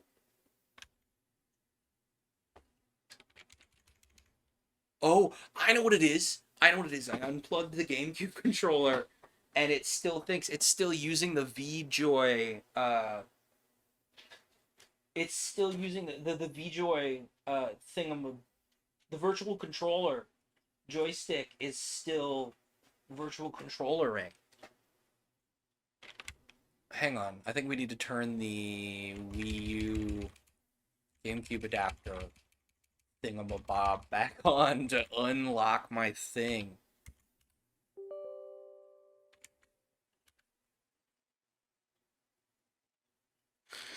Oops. Yeah, that's absolutely what's happening. That's absolutely what's going on here. Oh, yeah, there we go. Now we're clear. I do not need the GameCube controller. I just needed to unlock my thing. All right, last but not least for the evening is coin game. We're gonna try and collect as many tickets as we can in the next hour. Let's open Steam. Not Wallpaper Engine, not Baldur's, coin game. Really, I wanted to maybe try and do Wanderstop, but we still haven't solved the audio issue, and we've already had enough sitting there like, wait, it'll be great, don't worry about it. Yeah, recovered that.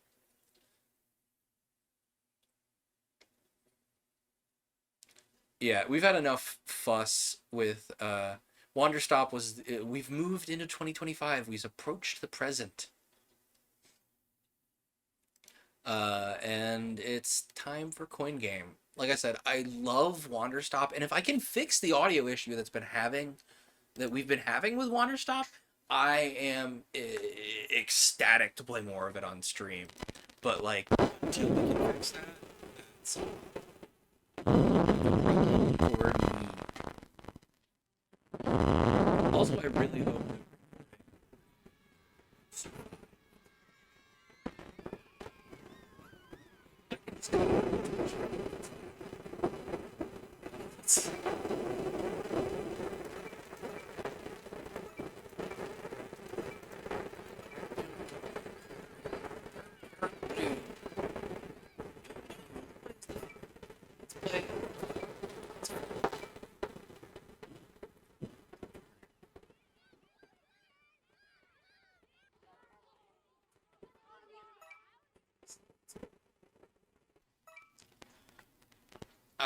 I guarantee you I've played Coin Game since 2024. I've played Coin Game this year on stream. I know it's right. It just maybe the save didn't save. I know what it is. That's not the last save. That's when it was created.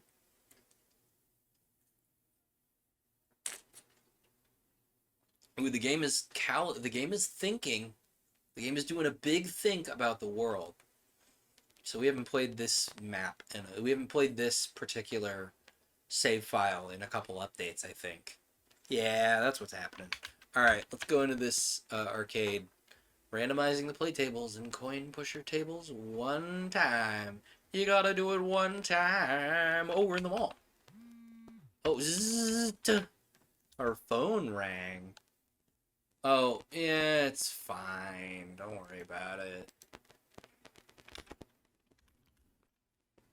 Oh, good, I can use my Wastus. That's probably why I didn't know my arrow keys were borked. I don't know what the deal is with my keyboard, man. I gotta take it apart and fix it. I'm probably gonna pull all the keycaps and clean it one of these days. Alright, big money. Big money, no whammies. Can we win the press the button video game? No, we cannot. But can we win the press the button video game by pressing the button at the right time? Yes, we can! Still got it. That's all we needed that. We needed one win. Let's go. Easy video game. Simple. No difficulties whatsoever in playing this very simple video game that's very simple. Zoop! We'll approach the smoking token and definitely remember how to do this. Oh, just barely. This one's a little fiddly. We've definitely had some trouble trying to get this one before. Nope, that's too early. That's too early in the day. You gotta get up later than that. Huh? Nope. That's really close, though. We're getting closer. Alright, one more, and then I don't want to waste too much radio on this. Yeah! Yeah, alright. Listen, I gotta not think too hard. 1,000 tickets? Dude! That's crazy. We could just sit here and mash this and win 1 billion tickets. Did we ever figure out what the deal is with Bejeweled Gold? I know we tried to play it the other day.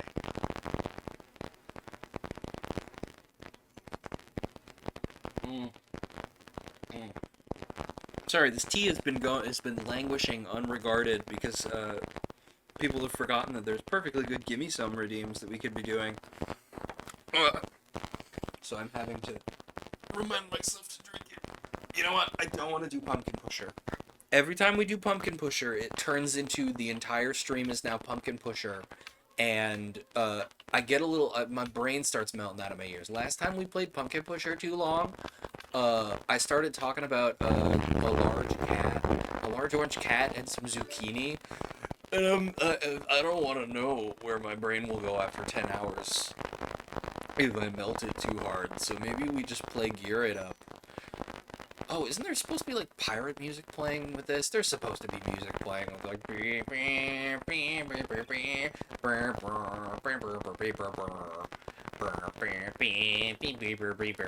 something like that, you know. Now I'm thinking about it. Come on, big bonus. Give me the big bonus. We've been at this for 10 years. You're gonna give me the big bonus? 10 years of whole... Aw. 10 years and we're 1 away from the big bonus. How very dare you. Let's do one more.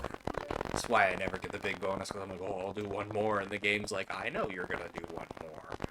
That means I don't need to give you the big bonus, because you're always gonna do one more until you get the big bonus. Look at how big the big bonus is this time. 3,000 tickets, huh? What would we do with 3,000 tickets? Could you imagine? Actually, look at the ticket number, like the total ticket number in the bottom right. We're like approaching a significant amount of tickets. We could probably like, well, it's not like get a KitchenAid amount of tickets, but we're getting there, man. Which, by the way, I don't know if I've ever said the 60. You know what? If the next roll comes out the 100, because it's the closest to the 90, we're gonna stop, because then it would just keep slowly incrementing until giving us the bonus, and I don't want to do that. Sometimes the camera moves in the wrong way, and I'm just like, in this game. And like, it's something to do with, oh no, video game. I think that's the first time I've lost that in like probably years. No, don't be bad at the video game. No, please. Oh. If we had failed twice in a row, I was gonna have to resign in disgrace. Quit, and you'd never hear my voice again. You'd only see me from behind as I toil away, throwing microfiche into the microfiche machine. Which, that's another thing. No, I have to retire in disgrace and never play this particular game ever again. No, bad at the video game. The 3 robot children are staring at each other. They can't believe it. They're all looking at each other like, wow, this guy sucks. Let's boo him. Get out of my way, robot children. I'm having a bad day now. I'm just kidding. I've been having a great day with y'all. Now, if I'm not bad at this one, then we can just be good at we can just be good at the video game. Really? That's a lot smaller than I expected the jackpot to be. The thing about this one is it resets the jackpot to a random amount every time you get it. And so, no. Man, I'm losing it. We haven't played enough coin game in the last year. I'm not good enough at the video game. Wow. Did they change the hitboxes on this? Or was it in the... Maybe I'm timing it wrong. Could be. Let's try that. Okay, that's much closer to the way I remember it going every time. Oh, 381 total tickets. Cool, thank you, bye. But I suppose now is about the time when I should really start talking about what's next, so that I can cheerfully thank you for spending this much time of my life and your life at the end of the stream, and then just go over it and go and fall over. I joke, but only the slightest amount. I don't want to be in here. We've done all the things in this arcade. I want to do a different thing. But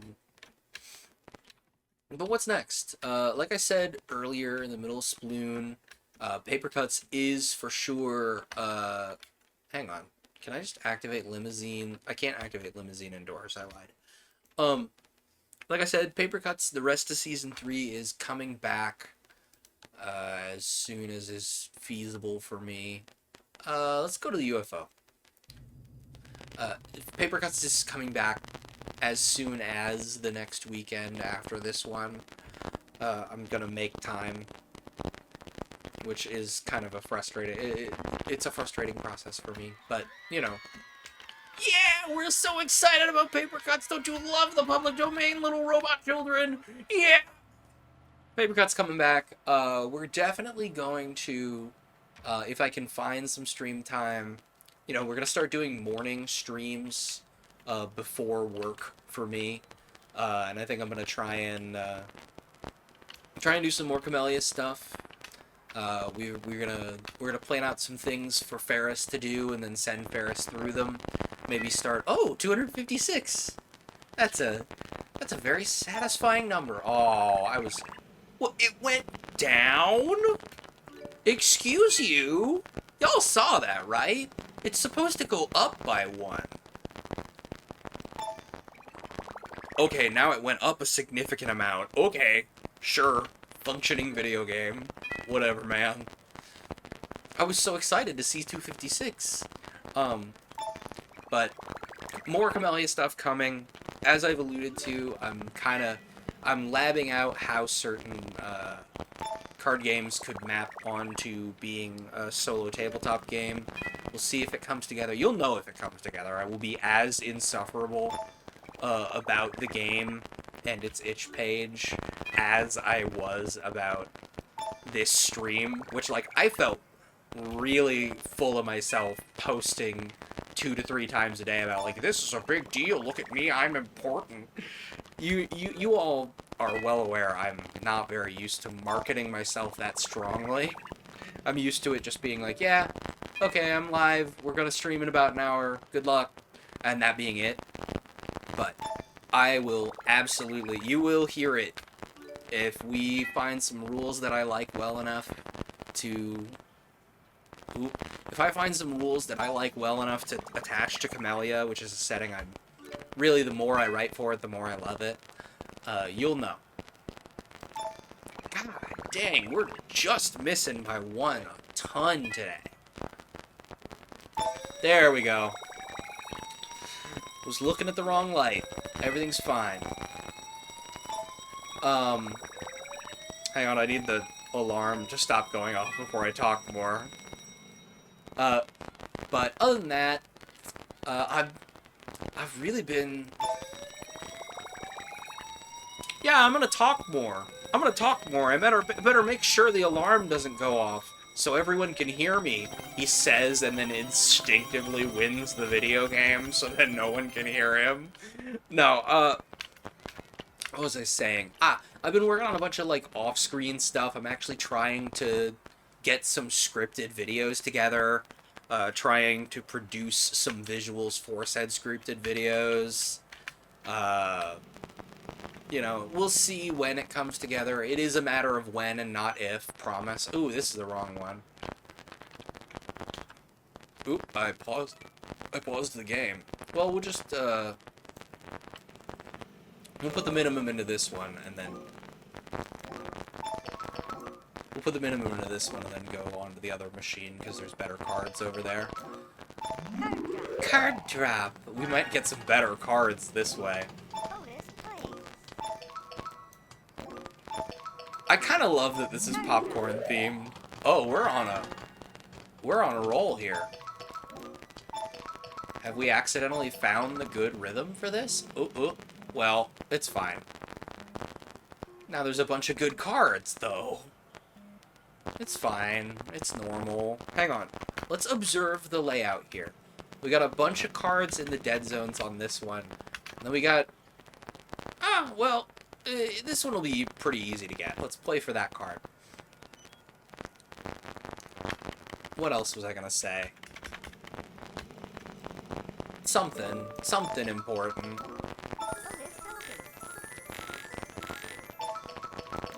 That little noise really tells you exactly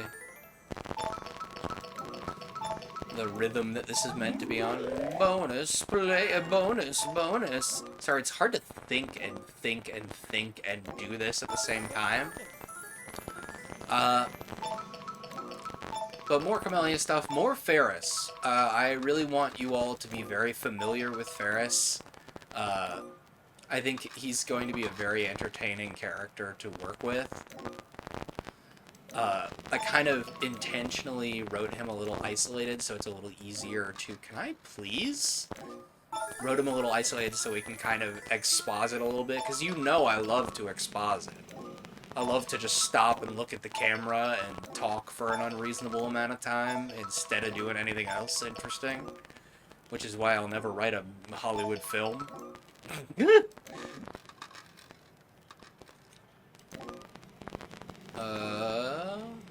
Can I please? Wow, I'm really feeling it.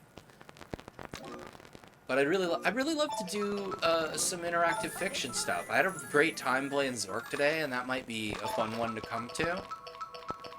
Okay. Well, we can use that extra orange card while we're at it. We already got the 2 cards we were looking for. But I don't know. Like I said, I think it's going to be a little less, in the sense of, like, I'm hoping to lean in on some more pre-produced content rather than put it together on the fly type stuff. I think streams might slow down a little just to give me the space to work on that kind of stuff. Like, I'm not going anywhere. I don't plan to just completely not do anything stream anymore forever. Which I was admittedly a little tempted. Like, 10 years is such a nice round number to just be like, alright, it's a round number, bye. But, like, it would drive me absolutely nuts to not make anything that people can see. Like, don't get me wrong. I've been putting a lot of time into things that less people will see, with the mending, and, like, kind of sourdough. Sourdough is sort of that way, where it's like, it's a thing that's not on camera, you know? And it's nice to have off-camera hobbies to go with my on-camera hobbies. But, like, nah, I need, clearly, especially as indicated by this stream in particular, I need to have a camera to talk to, or I will, just talk to an empty room to fill that void in my life. Like, this makes me sound nuts. I promise I promise my head's screwed on. I've just been monologuing like there's a camera in the room, in the car on the way to work, just to keep in good practice. I know that sounds insane, but I got a lot of words that live right here. Oh, that's the card we need. Let's go. I got a lot of things to say that live deep inside me, and I need to vent them. You know, it's like a pressure cooker. You turn the valve just a little bit to just nudge the pressure down every so often, and that's stream for me. Otherwise, I'm gonna build up too many ideas, and I'm gonna explode. I'm gonna pop like a balloon. That won't do. I'm attached to the fact that I am alive. Thank you very much. So, you know. Anyway, that's, like, in a nutshell, what's coming. That's a pretty big nut. Yeah, let's go, Pete. We got another Popcorn Pete. My boy, Popcorn Pete.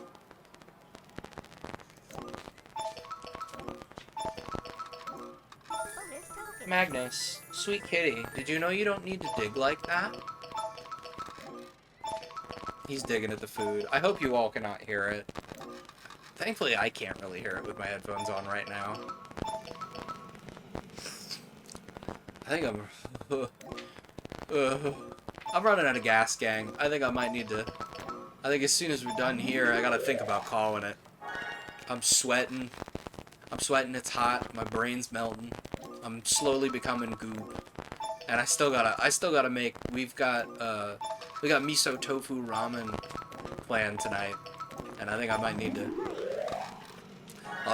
to call it there. Oh my god, it's unhelped by how many bonus plays we keep getting. I'm like, yeah, bonus, and then I keep getting bonus plays and I can't escape. Well, good news, we're dropping a bunch of cards. Oh no, bonus plays! How many bonus plays do we get with each bonus play? Does it just say? Does it say how many?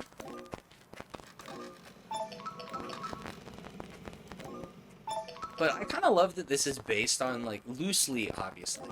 They wouldn't dare use a real arcade machine's design out and out. But, like, it does make me wonder, like, I don't have the kind of money that you can just I can roll up to a coin pusher and do what I just did. And I really shouldn't if I was going to. But, yeah, we got Popcorn Pete. We got Popcorn Pete. Look at him go.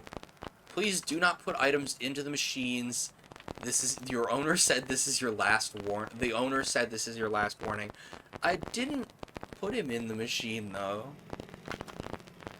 I guess that was like Popcorn Pete clipped into the machine and it was like, "Don't do that. You're going to explode." Anyway, I'm running out of gas, gang. I think we need to count tickets and I need to go. I'm sorry. Listen. We're at 9.5 hours.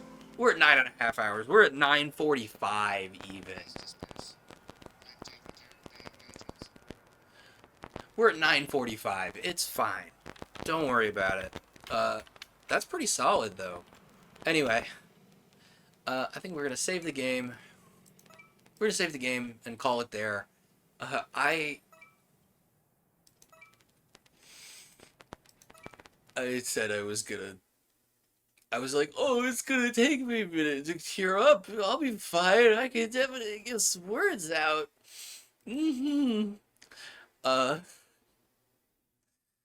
Let me turn off the face cam.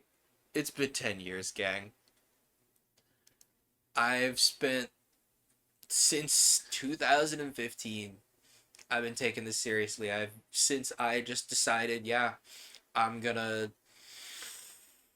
It was just me and a point and shoot camera and whatever I could find to put on the camera 10 years ago. And here we are now. I've got the extremely powerful computer that I specifically built for this. My microphone is still plugging along, doing its best. I got a relatively nice webcam. It's been a long journey. It's been a long journey from where I grew up out to here, and I'm not just saying that because it's been how many thousands of miles together across the country. Thank you. Thank you so much. Everyone who's been, if you've been here for an hour or if you've been here for all 10 years, thank you so much. I love doing this, and I hope nothing ever makes me quit. I need to go now. I have delicious food to make to celebrate all this, and I have a wonderful partner to celebrate it with. I'm gonna run the end cards, and we're gonna go find somebody to raid. I will see you all sometime in the future. Here's hoping we got another 10 in us. Huh?